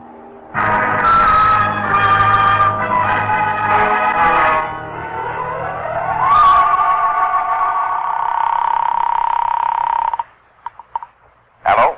Marlowe, Mr. Bishop. I haven't run across anything. Marlowe, listen, he's been seen again. Estes. What? Yes. Or at least a man in a shabby brown tweed, this time near my office. Marlowe, get over to 3130 North Havenhurst Drive as soon as you can. 3130, huh? Yes, it's a costumer shop, Alberto Zingaro. Zingaro. I'll meet you there. Goodbye. Bye. Alberto Zingaro, customer, had at least a tangible name and occupation. His shop was tattered awning, grimy windows, and scarred wooden door, all immodestly marked with the proprietor's name in handsome 12-inch high gold letters. With a card dangling from the front doorknob reading, "Back in 10 minutes, Mr. Alberto Zingaro." There was nothing left for me to do but wait, until from someplace within arm's reach the conversation was declared open. You have a match, please? Yeah, I guess so. Here. When I raised the cup flame toward a smiling face sporting a mid-July sunburn topped by blonde crew-cut hair, I got ready for trouble. It never came. Thank you. Good night. Uh-huh. Keep the change now. Marlowe? Yeah. Marlowe, is that Mr. Zingaro going off? No, just a guy out of matches. Oh. Well, I wonder where Zingaro is. He said everything would be ready and waiting for both of us. Me as Mephistopheles and you. Just a minute. We said nothing about me going to that masquerade, Mr. Bishop. Not a word. Mr. Marlowe, please. I'm sure Estes is going to try to get me tonight. Yeah, I know, but when you want... Gentlemen, good evening. I'm sorry to be late, but there was a costume that had to be delivered. Mr. Zingaro, this is Mr. Marlowe, the gentleman I called about. Oh, yes. You'll be able to fit him all right. I don't know. It depends, Mr. Bishop. On whether or not I'll stand still. Oh, Marlowe, please. I'll pay you anything. I know, but I... Okay. Fine. Wonderful. Zingaro, open the door. I am. Now, where is that light switch? Ah, yes. There. And now, here is your costume. This is my costume? Yes. You like it? You do. Oh, no, it's pretty grotesque, even for Mephistopheles. Beast with wings. My finest creation. It will surely bring you the first prize at the masquerade. A fiery bear's head, horns and all. It is as Faust saw the devil, the Lord of Darkness. And look, hunched high on your back, a black wing. You pull this cord here, and the wings flap. And as for you, Mr. Marlowe, now let me think. There's something you can whip up quickly, Zingaro. Now, look, Marlowe, I'd appreciate it if you'd stop on your way to the club and pick up Madeline. It's your fiancée? Yes, pick her up at my place. 2341 Law. 2341. Gentlemen, I have just the thing. Today, Mr. Marlowe. Tonight, Count Alessandro Cagliostro, 18th century impostor, criminal, and lover par excellence. That's me.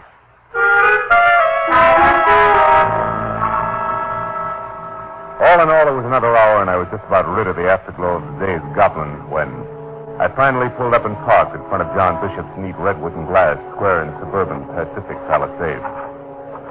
But when I was out of my car and walking toward the thin stream of light that leaked out of the front door, which was open inches, the Halloween goblins started coming back fast.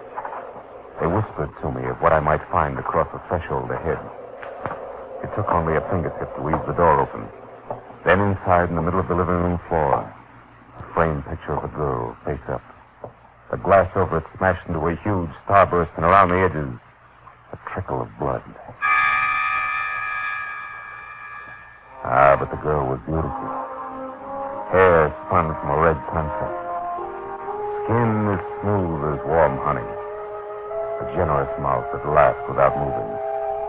Beautiful. Except for her eyes. They were green. A green of emeralds, clear and wide and deep. And they laughed, too. But the sound you felt somehow wasn't nice. You approve, Mr. Marlowe? Mr. Marlowe? Oh. Oh, forgive me. It's the first time I've seen a green witch. Well, it's Halloween, remember? Yeah. Of course, I know I'm missing the blacked-out teeth and the bushy eyes. My picture. What happened to it? Oh, it's probably the wind. What? But if I may, Count Alessandro Cagliostro awaits your pleasure. Oh, that's you. Yeah, that's me. Oh, how nice. And how handsome for so bad a man. All John said was you were an old friend. Your arm, please, Count dear. The Green Witch is ready. Do we drive or fly?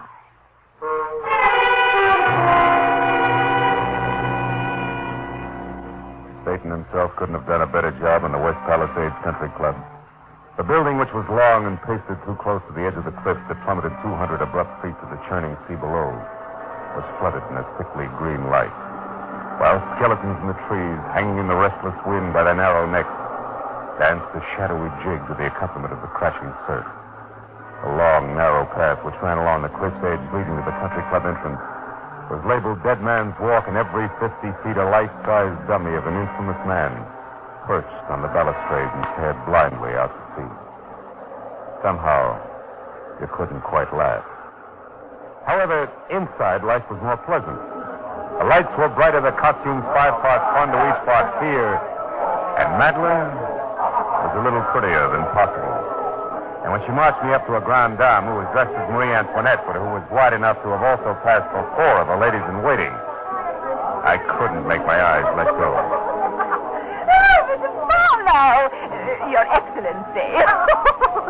As a lady of the reception committee, I welcome you to our club.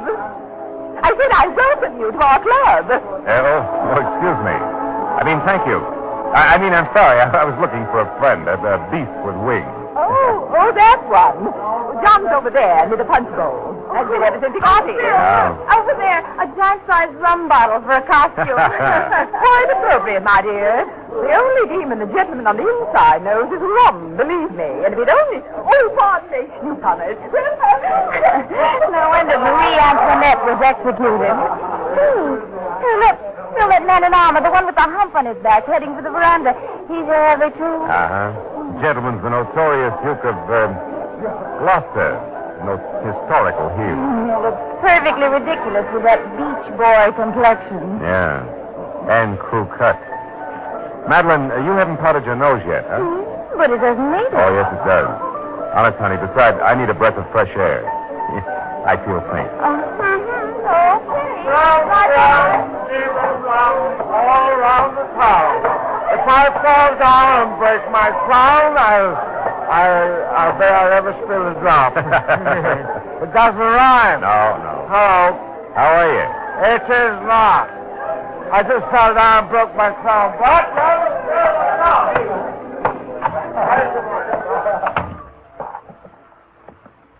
Say, Duke. Yeah? Duke, I'd like to talk to you a moment, please. What? Talk to me? Who are you? I can't tell. Your mask's pretty good. Quite deceptive. Yeah, well, maybe I can help you. For one thing, I'm an international villain of sorts, but another, just a nice run-of-the-mill guy. The kind who'd never refuse a stranger a light, remember? What? Oh, Oh, you're the guy... Yeah, the guy you asked for a light when he was standing in front of Albert Zingaro's costume shop. And before you can start talking about a smaller world we live in or start lying about how natural your appearance was there, let's have the truth. Come on, Tin Pants. Was it because of Dale Estes? Dale Estes? You slipped. All right. What's the difference? Yes, it was because of Estes. I know that he's an escaped convict. I also know he's the one way I can get Madeline away from that worthless Mr., shall I say, Bishop? Or would you prefer the full name, John Estes? Bishop and Estes are related? Yeah, like in brothers. Oh. Thanks, Duke. I'm much obliged. Hold on. Where do you think you're going? Keep your hands off, Iron Man. Your face is hanging out, you know. You'll not interfere. Not if I have... Get your hands off!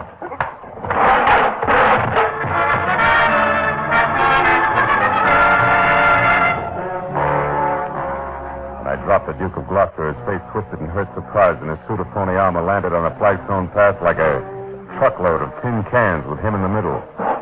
He was still clanking as I left him and went back to the ballroom where I spotted my client, a beast with wings at the punch bowl again, making himself even more hideous looking by pouring punch down a slit in his neck under a long papier-mâché chin. When I got close enough to speak his name, he spun toward me like I'd stuck a pin in him. What? What do you want? Hey, you're getting pretty jumpy, Bishop. You better take it easy. Also, you're getting a little thick-tongued. Don't you think you're riding the punch bowl too hard? That's really none of your business, is it? Certainly is. This is my business, too. You hired me to protect you against Dale Estes. But you didn't say one word about Estes being your brother. How about it? Well, I didn't think it was necessary. How'd you find out? From your sunburned friend with the crew cut, the hunchback in armor. Oh? He's been checking up on you because he doesn't think you're worthy of Madeline. Oh, that's so. Mm-hmm. Where's Madeline now?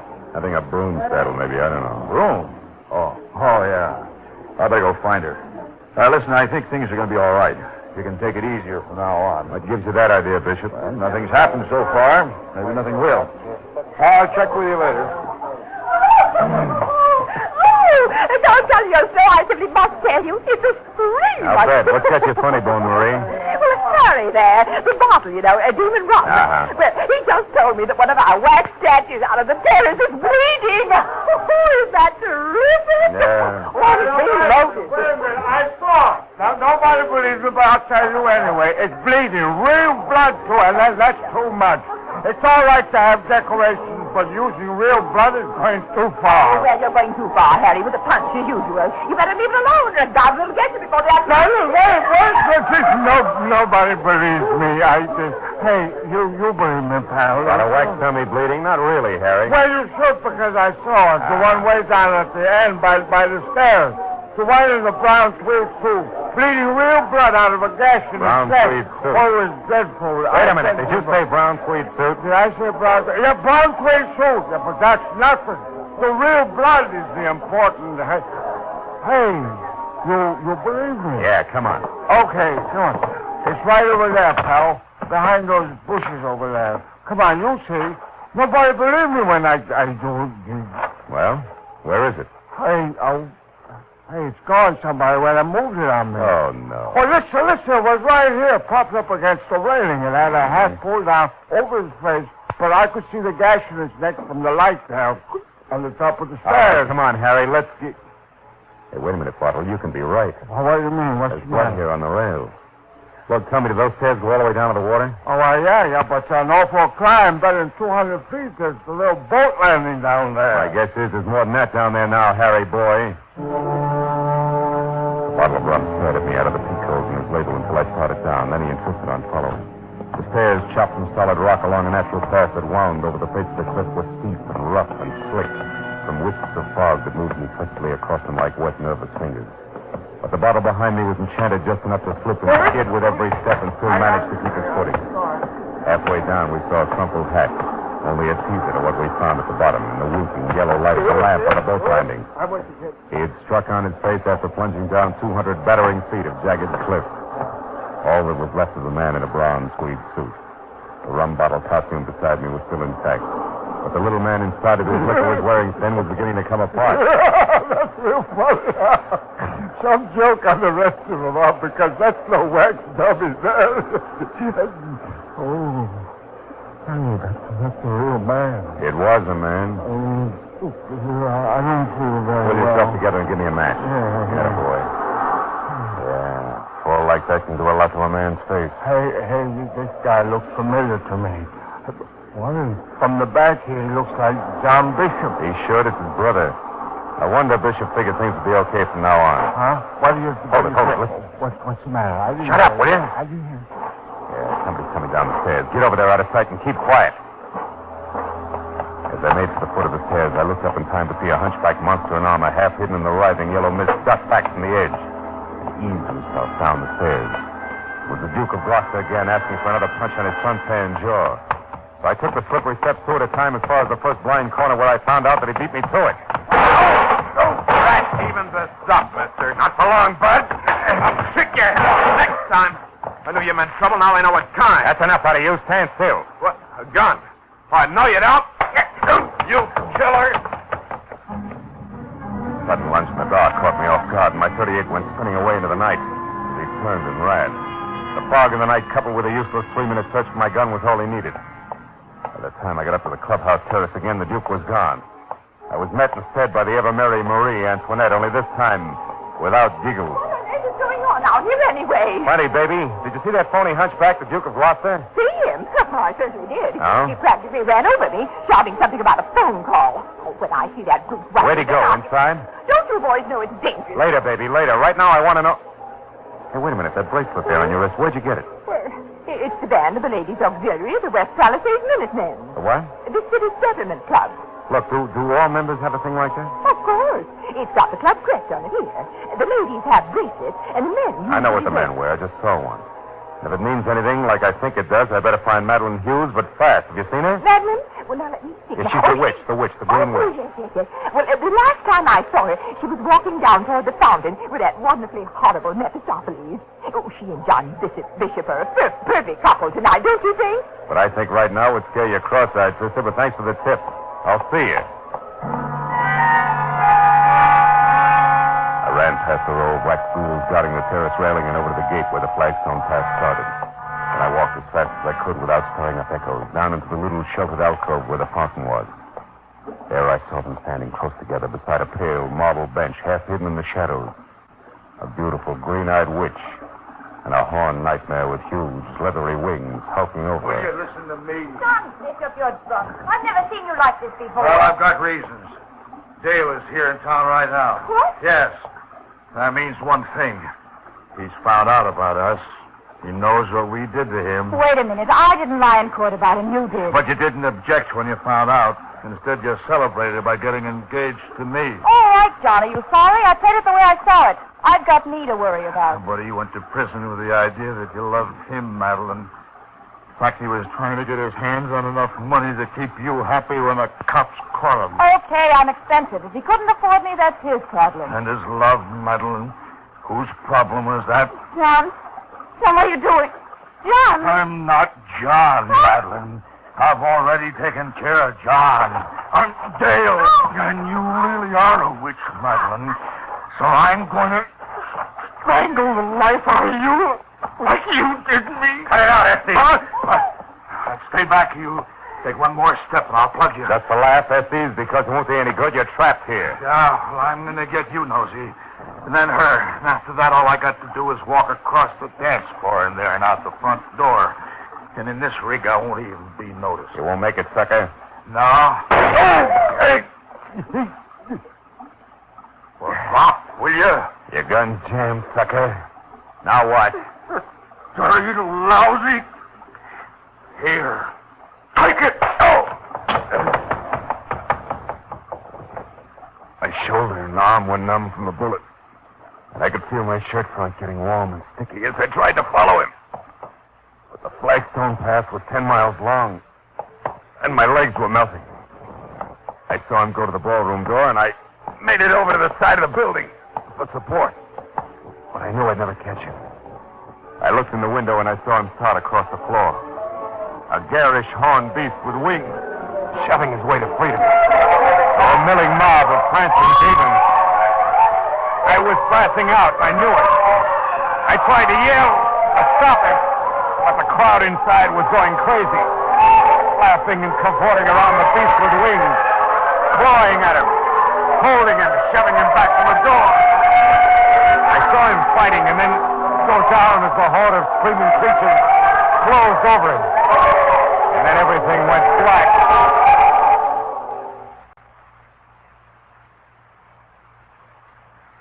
Marlowe? Marlowe? Are you awake, Marlowe? I won't stay long. I just want to thank you for saving Madeline's life. Oh, Duke of Gloucester, huh? Well, I'm really just Bruce Wiley. The doctor said... Doctor? What is this? Where am I? Santa Monica Hospital, Marlowe. You were shot, remember? 4 hours ago at the Halloween party? Oh, yeah. Dale Estes. He got away, huh? Got away? No, he didn't. I just came from police headquarters where Estes confessed. Want me to tell you about it? Yeah. As far as I'm concerned, I dreamed it. Well, Estes killed his brother, John Bishop, out in the terrace before the dance began. He traded his brown tweed suit for Bishop's Mephistopheles costume so he could move around inside. Yeah, that's right. Almost was caught there by little Harry, the rum bottle, remember? Mm-hmm. But when the coast was clear, Estes threw the body over the cliff and went in to dance in Bishop's Mephistopheles costume. Find Madeline, yeah. Now, look, I know this already, but after he shot me, it was a cinch to escape. That's where it gets fuzzy. What happened then? Brother, as handsome a piece of irony as I've ever seen. The Mephistopheles costume that Bishop wore... Don't tell me. Yeah. Won first prize. That's all. The crowd wouldn't let Estes leave until he received the award and unmasked. Oh, it's quite a scene. Police I called when I thought you were a killer showed up to take him away. Then we found you and Madeline out on the terrace and brought you here. And a happy Halloween to you, too. How's Madeline? Fine, thanks to your efforts. She's waiting outside now. I'll send her in, huh? She's awake now, Madeline. Oh, okay. Don't wait for me, Bruce. Hello, handsome. Hello, beautiful. Your throat's bruised. Yeah, it could have been worse. You figured it out just in time. Dale even had me fooled. His voice was so good. How'd you manage it? No, the corpse was wearing a wristwatch band from the Palisades Minutemen Club. It gave me the switch. When I knew it was Dale in the costume, I figured his only reason for impersonating his brother would be... And you didn't even have a gun when you cut in on him. That took a lot of nerve, handsome. Thanks. Don't mention it. Would you get the lights as you leave? Not so fast. You heard some pretty bad things about me tonight, and probably thought up a few of your very own. Matter of fact, I did. You got that kind of face. Cast spells. Gotta be careful with it, baby. Now, will you catch the lights on your way out, please? Wait a minute. I was going to tell you something first. I've been scared into me tonight, and I've been thinking things are going to be different from now on. Yeah?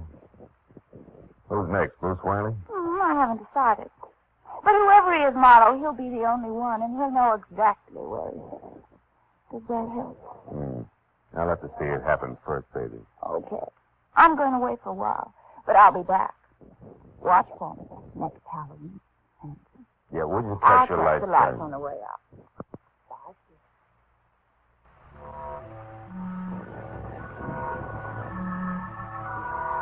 When Madeline left, sleep left with her. I got out of bed, went over to the window, and looked out. The sky and the ocean were still dark. But over in the east, the first glow of dawn was starting on the horizon. And the goblins flew screaming into the mist until next Halloween. At that moment, something moved across the fading moon.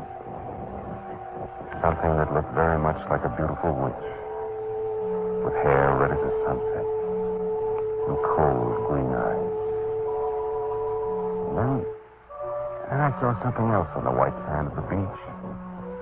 A discarded witch's costume in green, and beyond it, just for a moment, I thought I saw Madeline leaning against a rock and looking out to sea. I never found out if it was Madeline or not. Because then the sun came up, and she and the costume and the night were gone.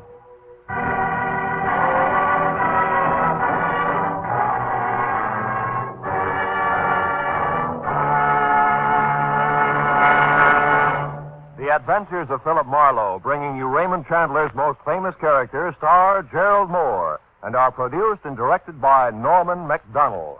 Script is by Robert Mitchell and Gene Levitt. Featured in the cast were Eve McVeigh, John Daner, Paul Frees,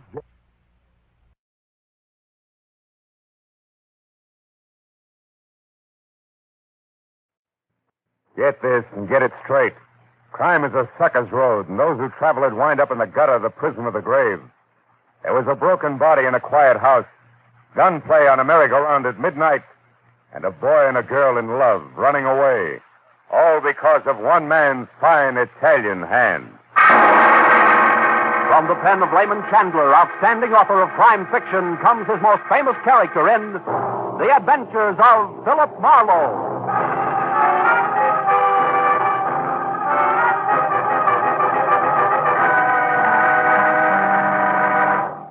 Now, with Gerald Moore, starring as Philip Marlowe, we bring you tonight's exciting story, The Fine Italian Hand. The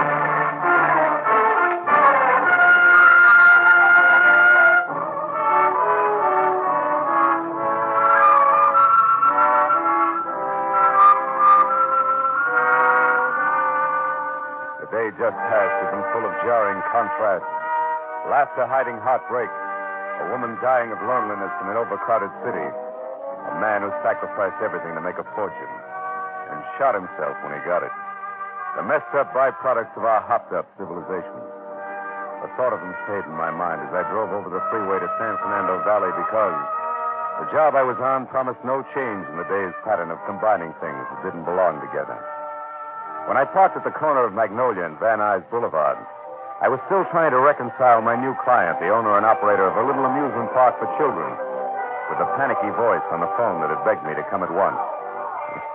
It wasn't hard to spot. A heavy-set old man moving among the stampeding merry-go-round stallions and picking crumpled tickets like plums from the fists of laughing kids grabbing for brass rings. We never change, do we? When he saw me, he hopped off. Nick, take over, please. Take over, Nick. You, Mr. Marlowe, maybe? That's right, Mr. D'Angelo. Oh, Mr. Marlowe, come this way to my little office. All right. We gotta talk right away. No time to waste. Oh, that's a nice little boy. I'm very proud of you. Now, you take your free ride with Nick. I gotta talk some business. Goodbye. Come in, Mr. Marlowe. Please, sit down. Thanks. Mr. Marlowe, I'm a very worried man. Yeah, I know about your son, you said on the phone. What sort of trouble is he in, Mr. D'Angelo? He's a good boy, my Bernardo. He's been to college. He's a veteran from the war with 2 bronze stars and a purple heart. Look, there's his picture, his uniform. Ah. He's a good boy. Sure. Now he's in a jam, is that it? Yeah. He's in a jam with a gambler, man named Safran. You know this man? Yeah, slightly. Frank Saffron's a bad boy. Does your son owe him money or what? No. My boy not throw his money away like that. No. It's about a girl. Oh. Which way does it go? She's Saffron's girl and Bernardo's making a play for her? That's right. This girl belongs to the gambler, and my boy is taking her out. Oh, fine. He won't tell me nothing. I find out just the same. Maybe he's just playing the big shot. And maybe he really loses his heart. I don't know. Mm-hmm. Now, it's gone too far. Now, there's a trouble. My boy's going to be killed or he's going to kill somebody. And I don't know what to do. Well, what makes you think it's gone that far, Mr. D'Angelo? Maybe Saffron will just get tough and scare Bernardo off, huh? Scare off? No, Mr. Marlowe. My boy don't scare off. He's pretty tough. He's a champion with the Golden Glove. Really? Yes. But tonight, that's no help for him. Bernardo come home tonight with his face all beat up. He won't tell his papa nothing. All he says is that the red-faced dog, I'm going to get even, I'm going to kill him. He's just a crazy man. My Bernardo, he won't listen to me. He pushes me away and he go out again. Red face. Doesn't fit Saffron. You sure he was the one who had your son beat up? Oh, sure, of course. Who else? And just because of this dancer, this Paula, I don't even know her last name. Paula, huh? Yeah. What do you think I can do about this, Mr. D'Angelo? Chase Bernardo down and bring him home? No, that's no good. My Bernardo, he's too headstrong. No, Mr. Marlowe, I must find out something. I must find out if this girl is using my boy for a plaything or if she's really in love with him. What difference does that make with Saffron? Well, if this girl really loves my boy, then I'd do anything to bring them together. Anything. Now, if this is only a game she plays, then si va così si va. What does that mean, Pop? Oh, that means if it goes that way, that's the way it goes. And I know what I got to do. So you find out this for me, please. Well, I don't know, Pop. It's not the kind of thing I like. Look, I know asking you to spy on somebody just to find out for me.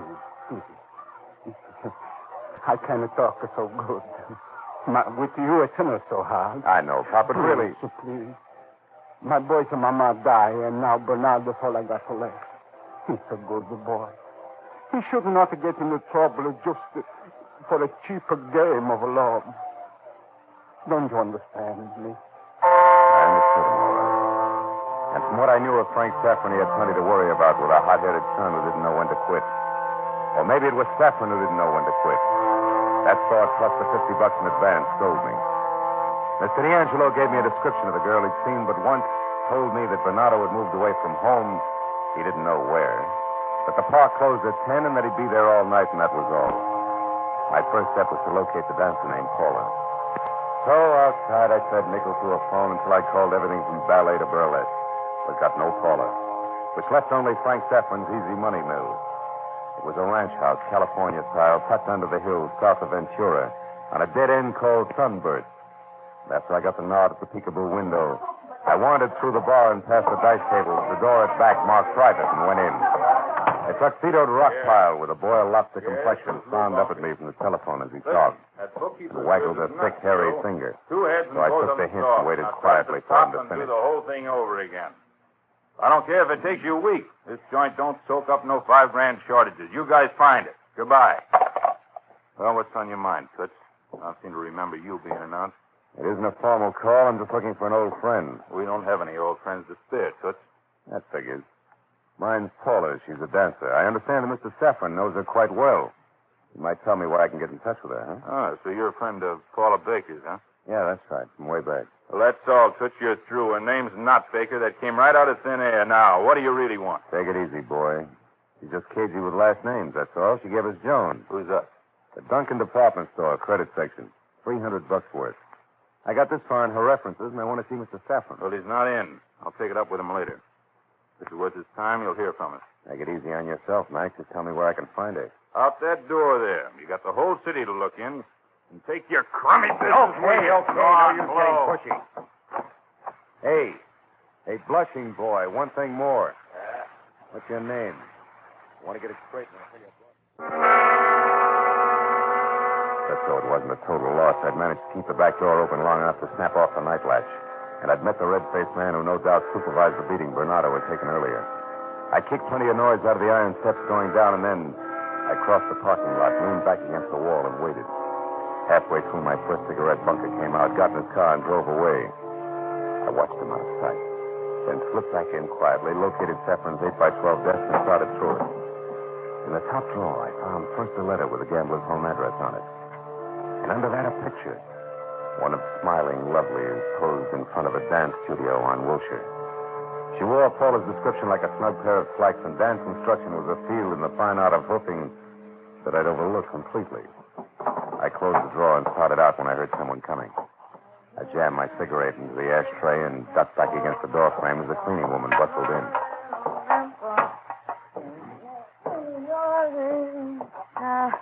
Smoldering cigarette butt. No wonder this trap don't burn to the ground. Hey, somebody's been in here. Hold it quiet, baby. Shut up, and I'll let you have some air again. Is it a deal? Okay. Hey, you don't belong here, mister. Neither do you, beautiful. Let's forget we saw each other, huh? Look, I'm a trusted employee here. Silence is golden. How golden? $5 worth. And if I hear one peep out of you before I get out of here, I'll come back someday and put glue in your soap bottles. Goodbye, baby.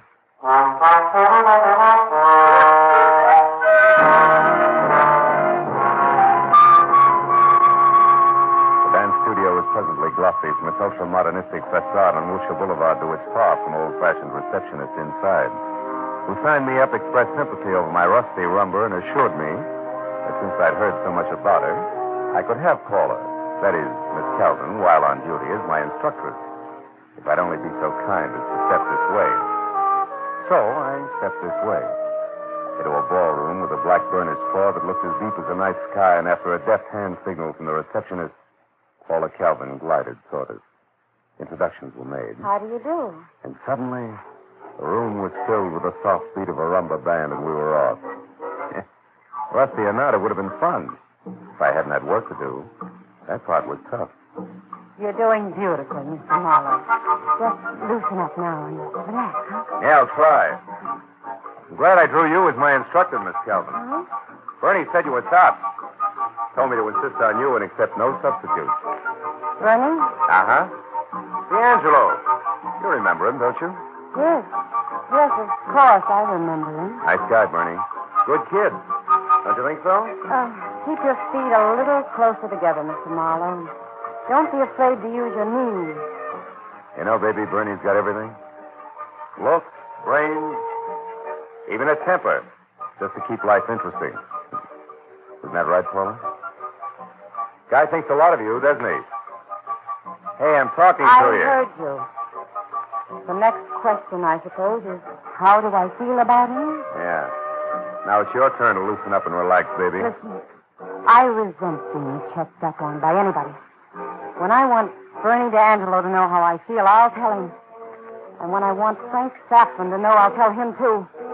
And if you came here tonight for a Roomba lesson, then I'm old Mother Hubbard. Okay, Mother Hubbard. I want to find out one thing. Are you in love with Bernie D'Angelo? That's nobody's business but mine, mister. You could be real wrong about that, baby. Then it's my mistake and I'll make it all by myself, huh? Have you seen Bernie tonight? No, I haven't. And that's all the conversation you get. You can have the rest of your Roomba if you want it. No, thanks.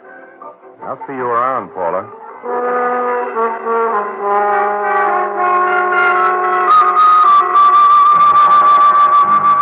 The next best bet for finding what my client wanted was a talk with Saffron. I stopped and called his gambling client, but he was still out. So I drove up into Coldwater Canyon to number 8100.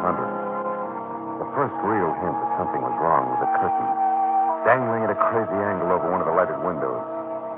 Next, it was the front door, standing 6 inches open, and inside, the legs of an overturned table sticking up in the air, and then pieces of a broken lamp littering the floor. That was only the beginning. I nudged the door open and stepped in. It was a mess. I saw his feet first from behind the couch. It only took one glance at his face. Frank Saffron had been literally beaten to death by a pair of very fast, very deadly fists. Don't move 1 inch, Jocko. Do I take 3 guesses or turn around and look? Bernardo with gun. Oh, I got it all right. It was his. Automatic, caliber .45, and I'll use it if I have to. Who are you? Name's Marlowe. One of Saffron's boys? You got a real talent for being wrong, haven't you, kid? Who are you? A private detective hired by one Ambrosio D'Angelo. Papa? Yeah. Because he was worried sick about his boy.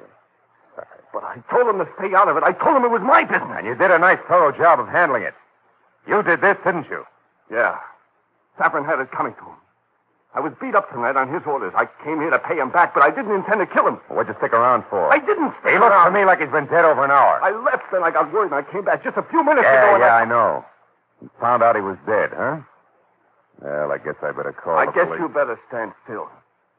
If you're really working for my old man, if you really want to help him, the best thing you can do is to get out of here and shut up about this until tomorrow morning. I don't work that way, kid. I'm going to call your old man and the police. And we're going to sit here until they show up. You won't give me a break. Not that kind. If you run, you haven't got a chance. We'll just have to see about that. I'm sorry it turned out this way, but it didn't. I got a lot of things to do. So take your ethics, Marlowe, and sleep on them. Go! Bernie! Bernie, don't run! Come back!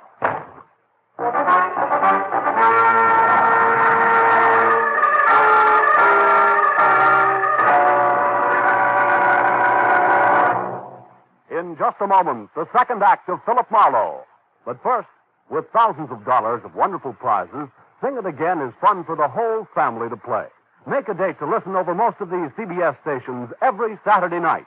Now, with our star, Gerald Moore, we return to the second act of Philip Marlowe and tonight's story, The Fine Italian Hand.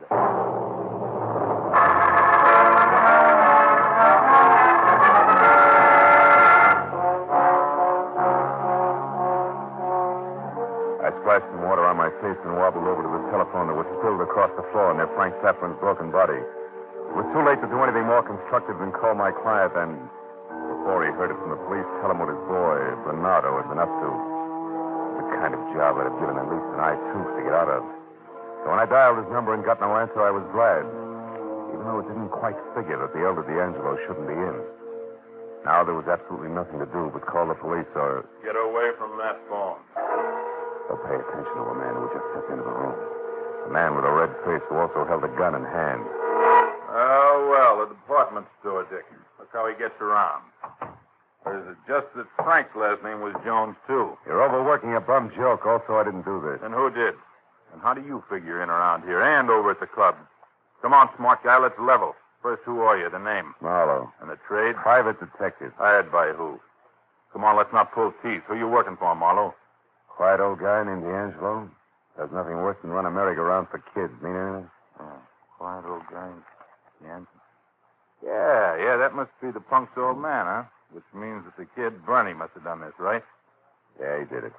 But only after he got cut up this afternoon by the late Mr. Safran here, all representative. That's not me, Rover boy. I never messed in Frank's private life anymore, and I could help. Which means what? But I take Bernie D'Angelo one night to a flat he has over on Lancashire near Moore Park. A flat on Lancashire? What number? I don't know. The first house off the corner of Moore Park on the south side. He just moved in. Well, what's the difference, what now? Don't move, Marlowe, or I'll knock you flatter in that handkerchief. What handkerchief? That one by the body. Oh, yeah.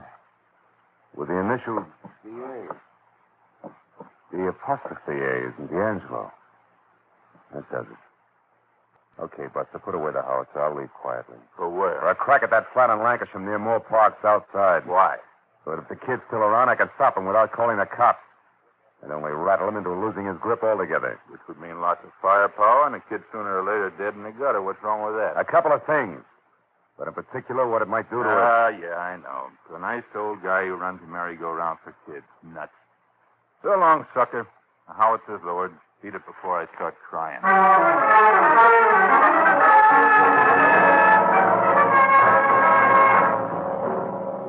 Bernie D'Angelo's flat on Lancashire turned out to be second-floor rear and all that went with it. From the stout landlady to the very public payphone to the faint line of naked, unfrosted light bulbs. Too weak to disturb the shadows in the corridor. Plus, of course, the unhappy marriage of a half a dozen distinct cooking odors sneaking out of the transoms of as many rooms, where cooking was strictly prohibited. Bernie had room 9 at the end of the L-shaped hall. And when I turned and started for his door, I was glad to see yellow light oozing out of the cracks. And to hear a tinny phonograph making not so grand opera. When I knocked, I did it with the barrel of my .38. Yeah? Who is it? Connor! You better turn that phonograph down. We can't hear ourselves think out here. Okay, I'll take care of it. Goodbye. Not so fast, Junior. Take care of it now. I won't have to come out here again. It'll make me feel nasty. Does that come across? Yeah, real clear. Marlowe. Yeah, Marlowe, get back all the way. Cut it out. Quit shoving. Oh. Quit shoving. What do you want with me? Conversation for a starter. Turn that thing off. Now, we're going to talk, Bernie. About what? Not my old man again. That's a waste of time. What's done is done, Marlowe. You know that. Yeah, and I also know you'll never get any place running. Unless we try real hard. Don't turn around, Marlowe. Oh, fine. Madame Lazanga. Take his gun, Bernie. Throw it over there. Yeah. If you please, Mr. Connor. How stupid did you think we were, Marlowe? Or had you forgotten all about Paula here? No, I hadn't forgotten. Just figured she might be on the other side. Then you figured wrong because there's never been any other side. Never been anybody but Bernie from the moment we met. Which is why you kept dating Frank Safran? Which is exactly why I kept dating Frank Safran. I didn't want him jealous and gunning for Bernie. I didn't want trouble. Now that you got it, you don't want to let it go. Is that it? What do you mean, Marlowe? Yeah, I mean if you turn yourself in now tonight, there's still a chance you'll get off easy. Yeah, and a better chance that he won't. All right. But even then, it'll only be manslaughter, prison for a few years. This way, it's got to be worse. Hide and seek from here on out for both of you, right up to the end. No matter when that is. Look, honey, maybe No Marlowe... maybes, Bernie. I don't want you rotting away in jail and me rotting away on the outside because you accidentally killed Frank Safran. Now, come on, Bernie. Let's get out of here. Put him in this closet here. Yeah, sure. Hey, look, Marlowe, if you do go back to Pop, tell him I wish it had been different, will you? Why? So he can eat his heart out a little more? No dice, kid. Shut the door. The sight of you is making me sick. Okay, fella. Shut it in. And shut it stay.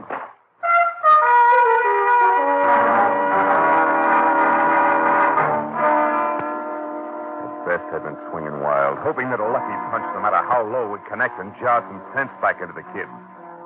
But it had played differently, and as I started to kick the lock on the closet door, I knew now that Bernie D'Angelo resented me and probably his father along with the rest of the world. It wouldn't give him an even break. All in all, it was the kind of thing that made me mad enough to do the trick. Well, that's a fine way to treat a house. What's the matter? Handsome or fight over the girl, or don't you like the way the furniture's arranged? Which? Neither. Before you get too upset about this landlady, I'll cut you in on something. A minute after I get to your phone, every cop in town is going to be looking for your star boarder. Because tonight, Bernie D'Angelo killed a man. Yeah, it's got nothing to do with the stuff you've wrecked. Come on, Handsome, let's settle up. There's one splintered door and a So, this smashed is my lucky day. a lot of little pieces that used to be a vase. That broken box over there with them papers in it ain't mine, so it's no charge. Okay, how much? How much do you want? How much? Well, 20, 25, 30 with the vase. $30 in all. Well, Handsome, what is it? What you staring at? Oh, this slip of paper here. Fell out of the box. You stowed a lot of other papers. Can't hurt you. It's only a receipt. What's the fuss? Because it is a receipt, Granny, from of all places a department store. A receipt for a present delivered a long time ago. What? Yeah, it's got to be. All right, Granny, here. 30 you said, huh? 10, 20, 25, 30. $30. And if I'm right, sweetheart, I'll send you another vase come Christmas. Now, forget what I said about the phone and Bernie's being a killer. Because a mistake may have been made all the way around. What kind of mistake, Handsome? A big one, abuse. And I can't be more specific than that until I find the elder Mr. D'Angelo. Good night, Granny. By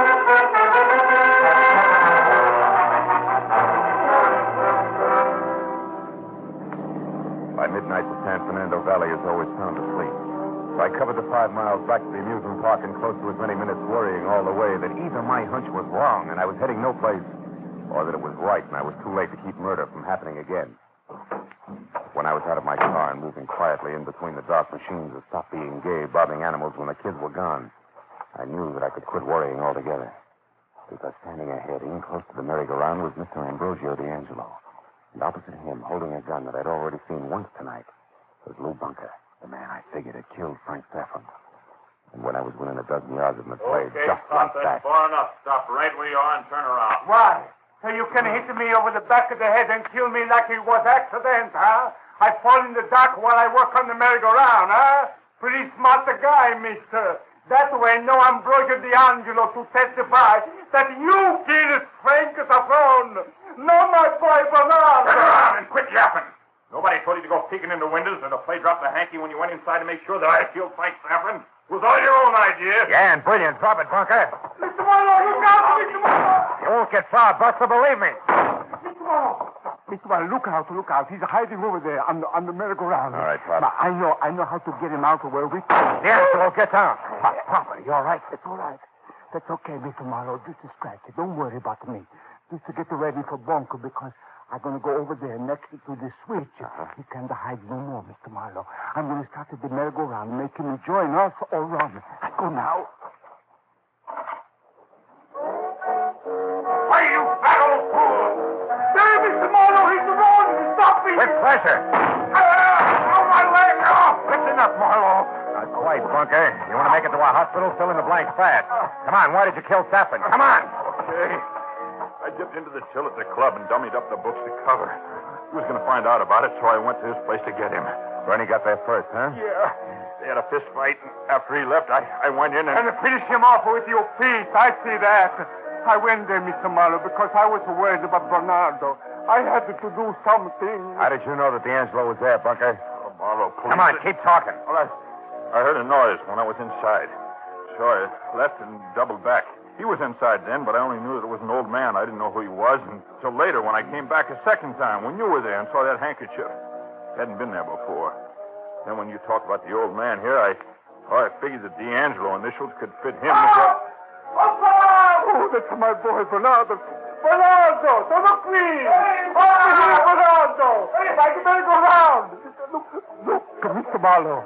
The girl is with him. They didn't run away, did they? No, they didn't run away. That's it, Mr. D'Angelo. Welcome your boy home.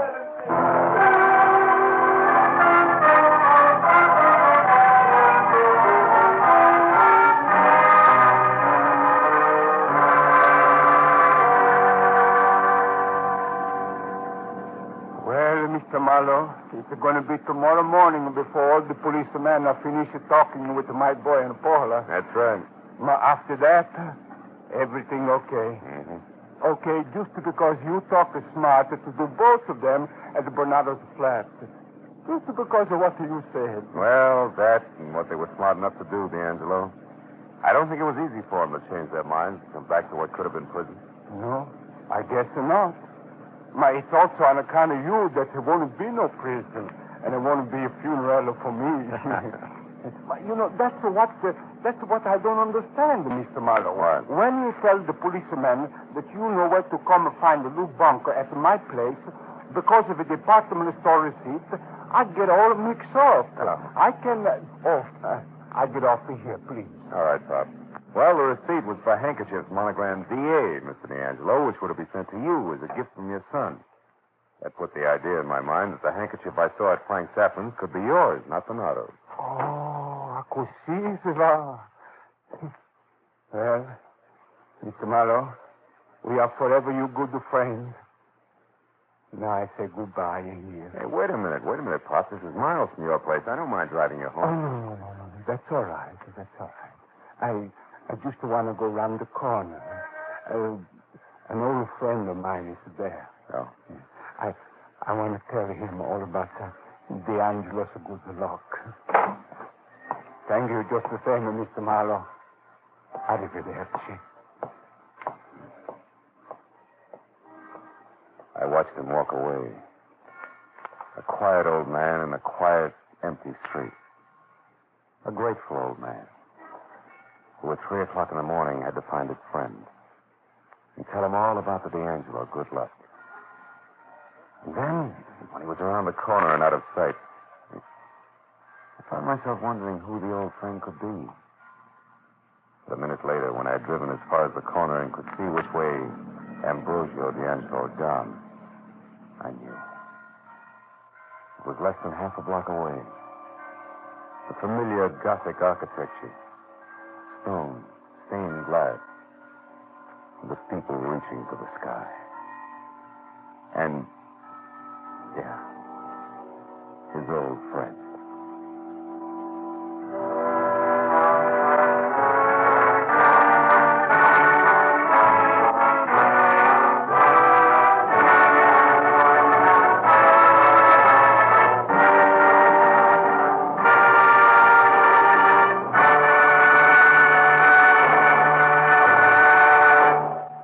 The Adventures of Philip Marlowe, bringing you Raymond Chandler's most famous character, star Gerald Moore, and are produced and directed by Norman McDonald. Script is by Robert Mitchell and Gene Levitt. Featured in the cast were Georgia Ellis, Jay Novello, Paul Dubois, Barney Phillips, Ann Morrison, and Vivi Janis. The special music is composed and conducted by Richard Arant. Be sure and be with us next week when Philip Marlowe says... This time I took a beating from the clever Chinese, ran into a twisted corpse in an alley, and watched death strike on the railroad tracks. All because of an open-toed banjo, which was jinxed from the start.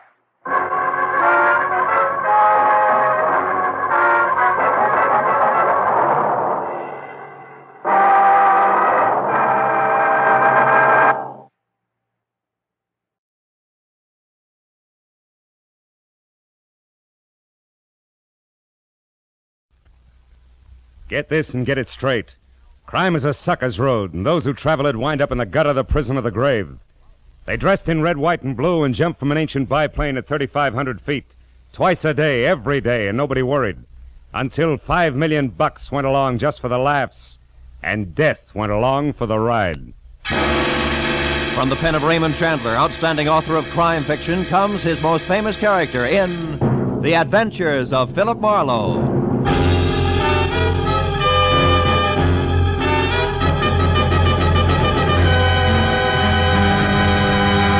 Now, with Gerald Moore starred as Philip Marlowe, we bring you tonight's exciting story, The Birds on the Wing.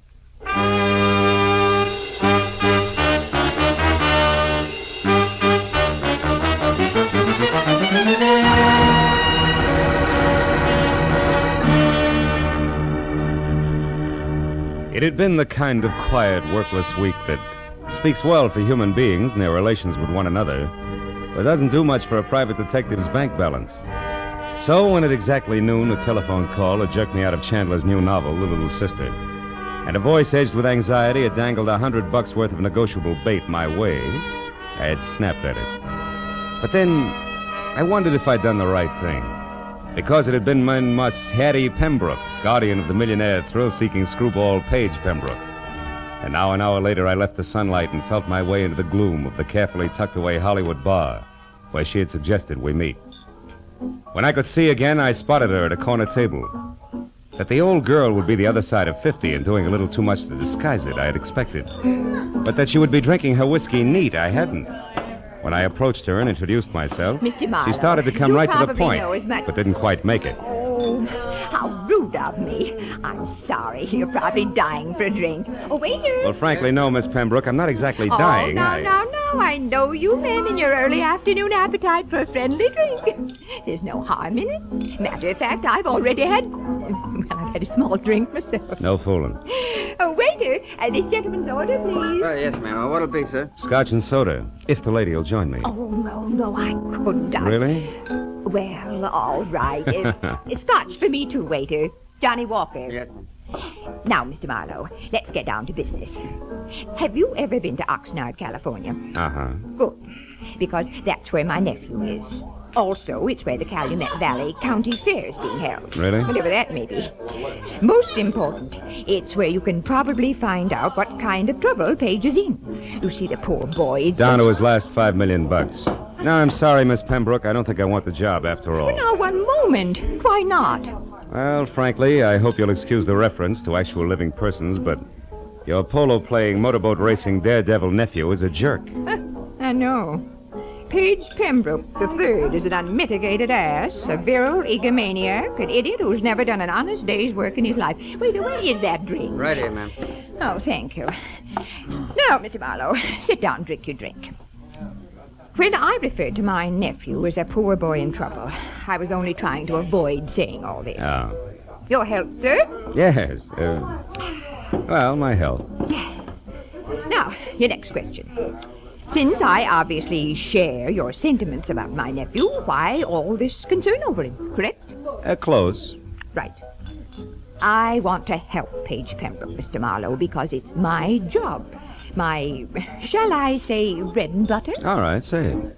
You see, I'm executor of his estate, which my brother, Paige's father, left for him. Well, as such, I get $20,000 a year until Paige is 35, another 6 years.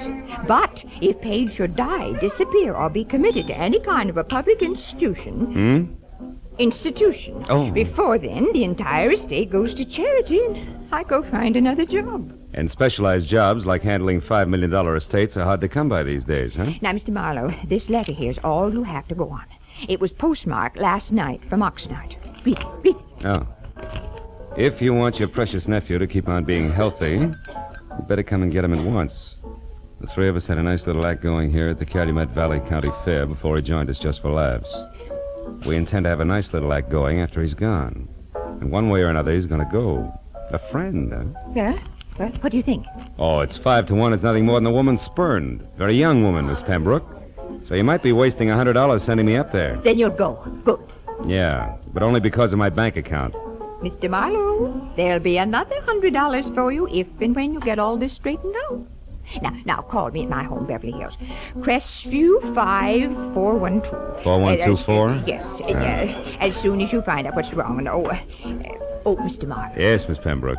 On your way out, signal the waiter for me, will you please?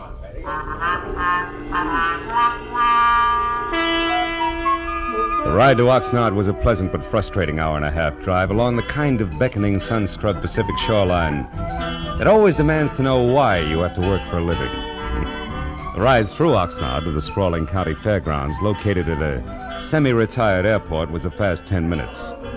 So all in all, it was a little better than 3 o'clock, and there was still a measure of boyish bounce in my stride when I started past the prize cows and plain and fancy leghorns and headed for the midway, looking for the act Paige Pembroke had joined just for laughs. But it was 4 o'clock, and I had checked a half a dozen death-defying numbers before I was standing in front of a banner Columbus could have used for a sail and said I was getting warm. In iridescent orange cloth on black, it read, The Plunging Comets. Taffy Starr and Midge Maynard on wings of death with fearless Eddie Knapp at the controls. The greatest parachute act in the world, admission free. 5 and 9 p.m., north end of the Midway. Come one, come all. Yeah, this had to be it. At the north end of the Midway, just outside of a sagging, weather-peeled hangar, I found the World War I biplane that went with the plunging comets being mothered by a mechanic who didn't have grease on his face. And beyond that, on an inside wall of the hangar, were the parachutes used in the act, each on a separate hook. Its owner's name carefully block-lettered on a card tacked above. Taffy, Midge, and Eddie. And then, scrawled in black crayon, the name I wanted most of all to see, Page. Lost something, mister? The voice went with the woman and the woman with the act. At the top, there was what used to be called the boyish bob, sticking out of a white aviator's helmet circa 1918. Then a bright red leather jacket open wide at the throat. Black riding breeches, black boots. The color of hair that stuck out and said this one was Taffy. I asked if you lost something. Have you? Well, come to think of it, yes. 6'2", eyes are blue, and carries a big checkbook.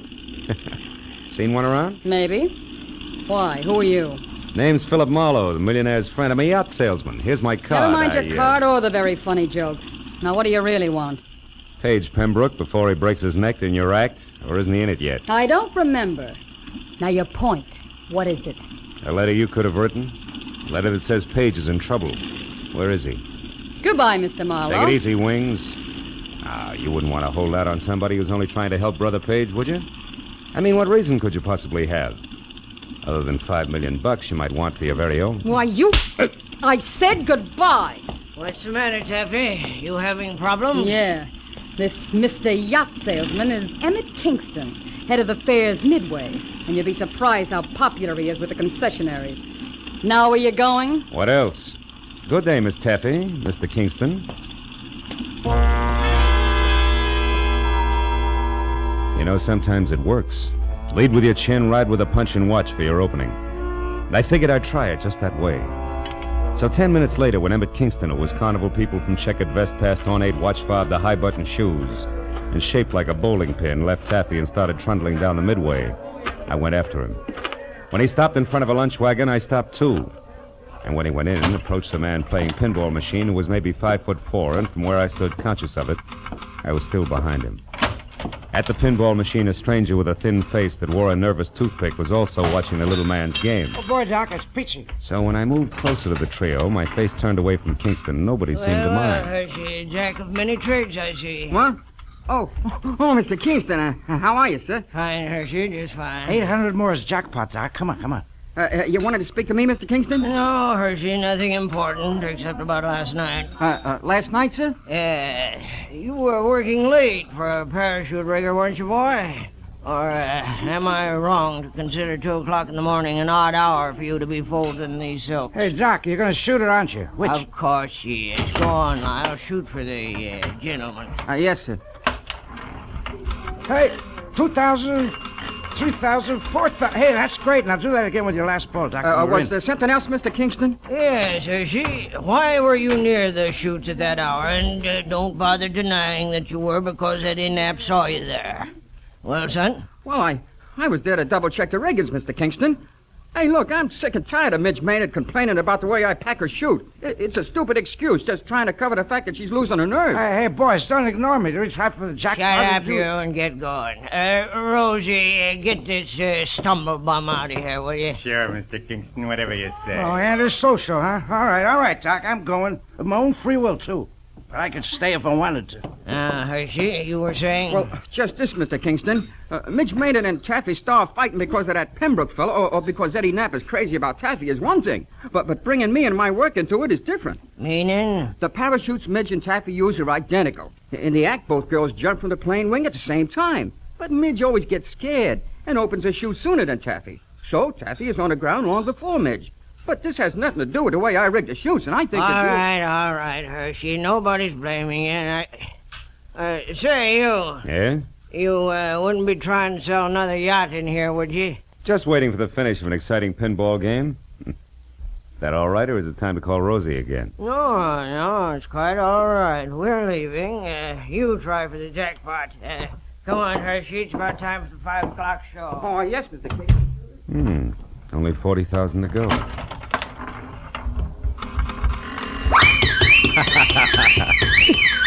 Oh, it's the first time I ever hit the jackpot. Oh, that's pretty good, Mr. Marlowe, considering that it wasn't your nickel you won on. Oh. Now that you mention it, Mr. Pembroke, it wasn't. Which should take care of the introductions, Yeah. huh? And that leaves very little. But something. But definitely. Marlowe, you can tell Aunt Hattie from me that at the moment I don't need a watchdog. And when and if I do, I'll go to the nearest city pound for one, not to a private detective agency. I told myself it was foolish to slam the door on my way out. So I slammed the door on my way out. I started north down the midway toward the open stands and the 5 o'clock sharp performance of the plunging comets. When I got there, the act was already underway with the silver biplane taking off. Eddie Knapp in white at the controls, Taffy in a red jacket and parachute crouched on one wing, Midge Maynard in blue jacket and chute on the other. Then as they slowly gained altitude, High Button Shoes himself took over the PA. They did it up well, and by the time the plane was at about 3,000 feet, every pair of eyes was riveted skyward, and an expectant hush thicker than winter fog had settled everywhere. At 3,500 feet, the plunging comets, Taffy, Star, and Midge Maynard with Pierce and Eddie Knapp at the controls. They will not open their parachutes until they are within 500 feet of the ground. Now watch. They should be ready.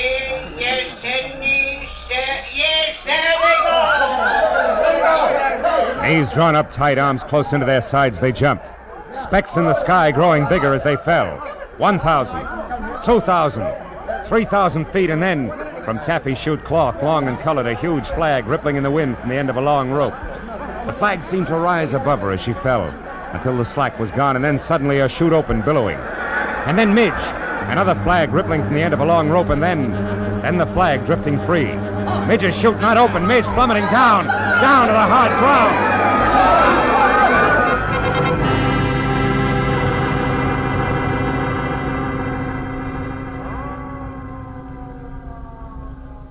The thud slammed home all the way around, kicking hard at every stomach.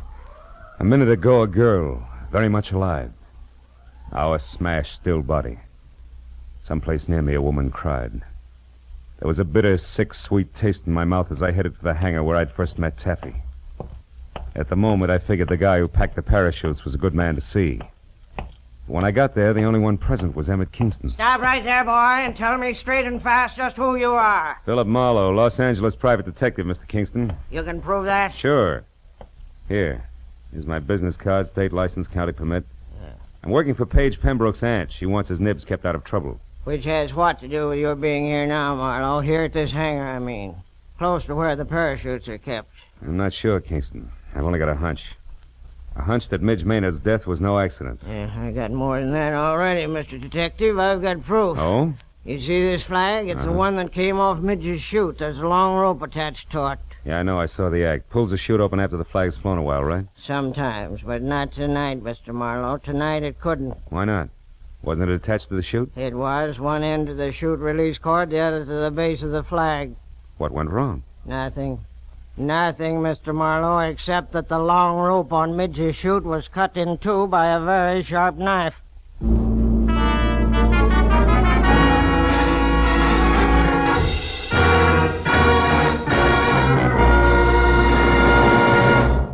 In just a moment, the second act of Philip Marlowe. But first, Sunday nights on CBS. The biggest bargain in show business today. Skelton, Bergen, and Benny without spending a penny.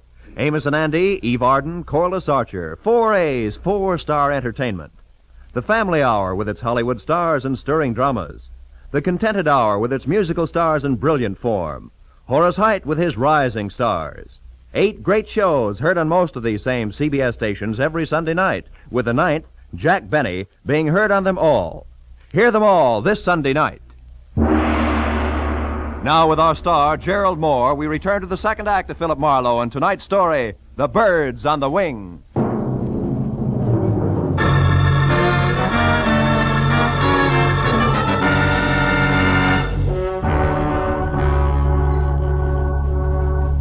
When Midge Maynard's grim accident turned out to be grimmer murder, I left Kingston and headed for a phone to call my client.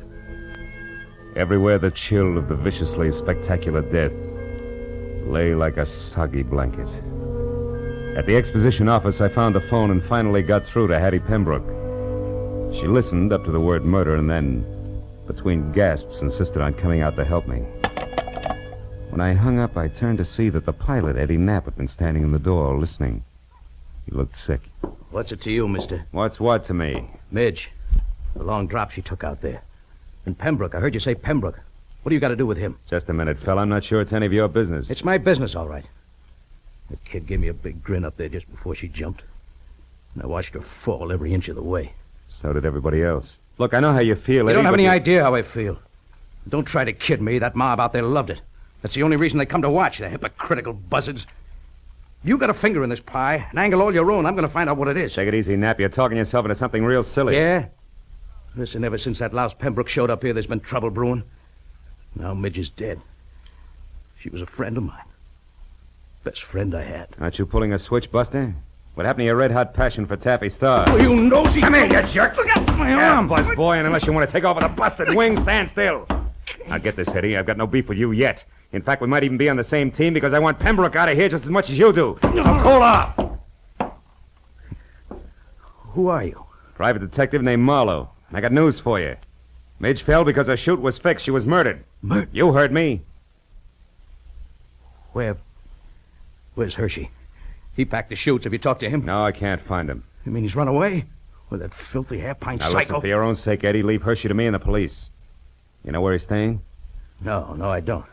In town someplace. Well, didn't he ever tell you where? Come on, think, Eddie. Well, yeah, he told me he had a buddy in town. Some guy who runs a pool hall. I didn't pay much attention. That's enough for a starter. I'll find him. And keep a lid on your temper, Eddie. I'll see you.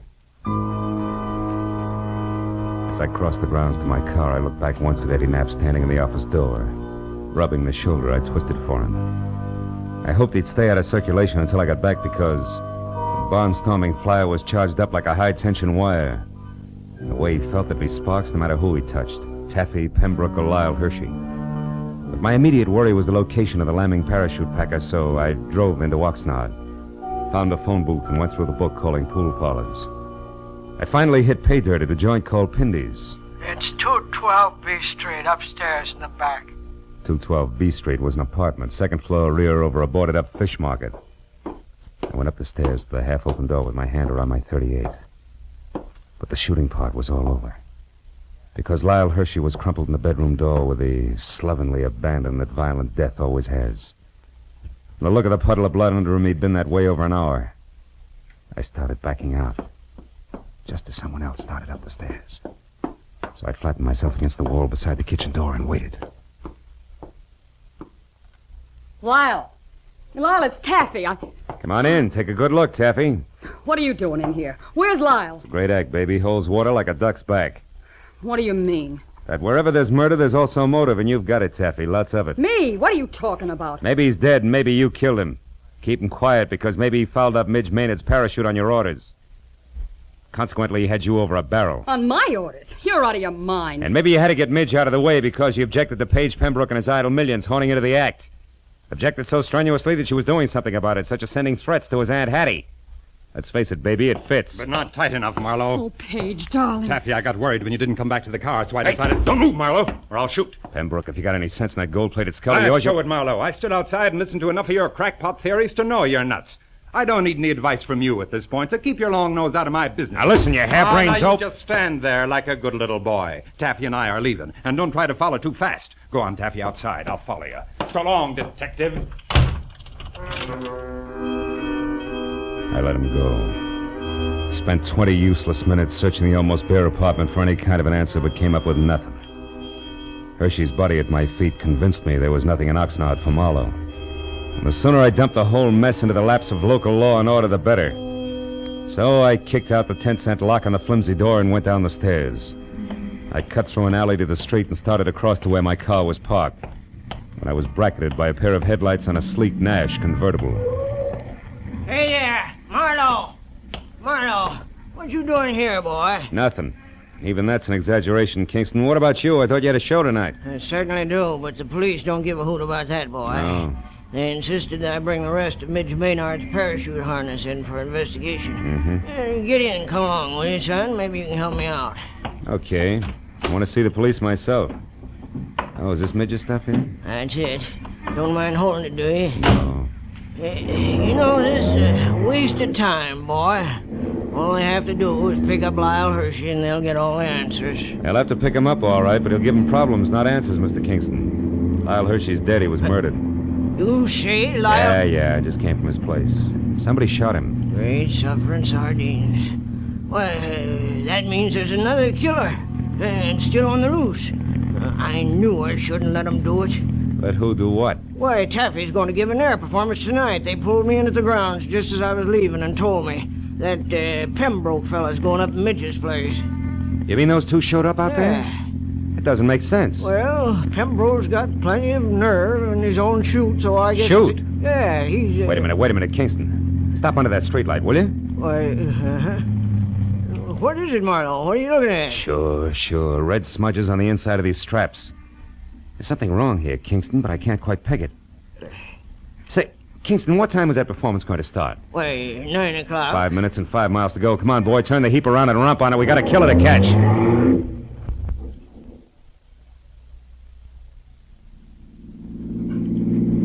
Swing out in front of the hangar, Kingston. Hurry. It's empty. They're already out on the runway. Yeah, there's one parachute still on the rack. Why, that's Eddie Knapp's chute, and he never goes up without it. So who's at the controls of that plane out there? I don't even have to guess. It's Eddie Knapp, all right, but he figures a suicide doesn't need a chute. Pile out, Kingston. It's as far as you go. I'm taking over from here. What are you talking Come on, about? move. Get out. They're turning around now. Okay, he's going to make us run back this way. So long, Kingston. Here he comes. What are you doing? Come back! I waited until there was no possible chance for a miss. Then I headed the car straight into the path of the plane, pulled the hand throttle out as far as it would go, and jumped.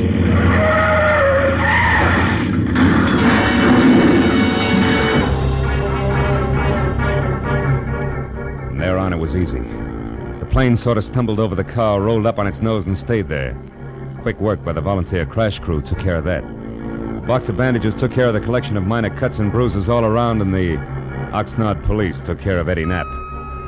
Everything had come out more or less even, except my client, Hattie Pembroke. She showed up at the finish line slightly on the bias, which no doubt was her normal late evening state. Also, she was as full of questions as an insurance adjuster. Now, young man, I paid you a substantial sum of money for this day's work, and therefore, as your employer, I'm certainly entitled to a comprehensive report of the entire business. And I insist All right, Hattie, whoa. I'll run through it once more, and that's all. Now, look. First, the threatening letter you got was written by Midge Maynard because she was afraid Paige was going to break up the act. You get it? But the real screwball was Eddie Knapp. He was crazy about Taffy Star and insanely jealous when your nephew and his money showed up. Knapp decided if he couldn't have Taffy, nobody else would, because he'd kill her. And yet Midge Maynard was the one who got killed. You catch on quick. Knapp killed Hershey because he was afraid Hershey had seen him tampering with the chutes. You get that? No. Oh. On second thought, Marlowe, maybe you better submit a written report tomorrow. Yeah, with adding machine enclosed. Now, look, Hattie, it's not Hey, that... Marlowe, Paige and I want to apologize. We treated you pretty badly tonight, and, well, you did save our lives. Business is business. Yeah, that's right. He was hired to do a job, dear, and he did it. I'm only interested in one thing, Marlowe. How'd you know it was Eddie Knapp? Well, nobody had a really good motive for killing both Midge and Hershey, so when I realized the chutes had been switched, I knew Midge's murder was a mistake. From there, it was easy. How'd you find that out, Marlowe? From red smudges on the inside of the harness shoulder straps. Red that had to come from your leather jacket there, Taffy. The one Midge always wore was blue. Mm-hmm. Very interesting. Well, Hattie, write the detective a check so he can go. That's the best idea you've had to date, Pembroke. And include on it the price of a repair job on Kingston's car, a new tweed suit to replace this one that lost knees and elbow on the runway when I jumped. And also, don't forget the bonus you promised for keeping your job alive, Hattie. Oh, just a minute, Marlowe. As for you, Pembroke, the only reason I'm not filing an assault and battery charge against you is that you've got great grounds for a countersuit. What do you mean? This! Bless you, my boy. Mail me the check. Good night.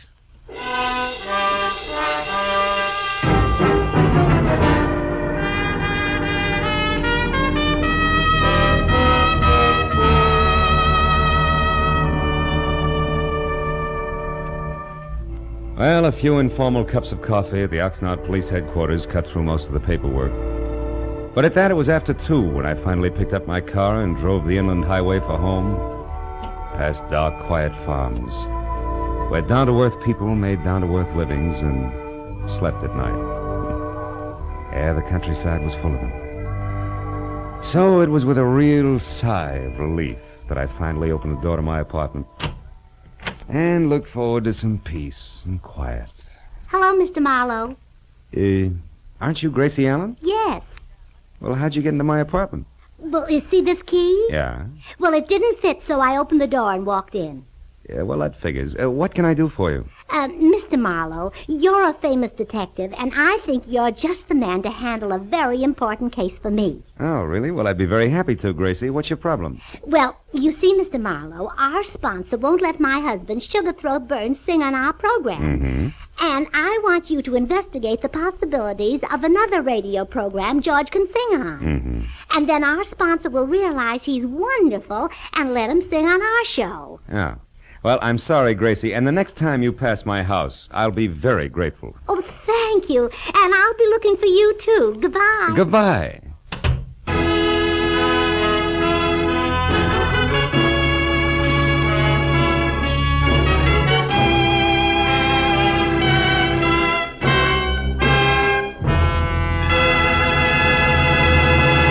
The Adventures of Philip Marlowe, bringing you Raymond Chandler's most famous character, star Gerald Moore, and are produced and directed by Norman MacDonald. Script is by Robert Mitchell and Gene Levitt. Featured in the cast were Lois Corbett, Rita Lynn, Don Randolph, Junius Matthews, Jack Moyles, and Jimmy Eagles. The special music is composed and conducted by Richard Orant. Be sure and be with us again next week when Philip Marlowe says... It started with a kid hawking papers on Hollywood Boulevard and moved from there to a house full of hate on a quiet street, a blonde liar on ice skates, and a corpse in a burned-out shack. And it all wound up right where it began, in the heart of the kid on the corner.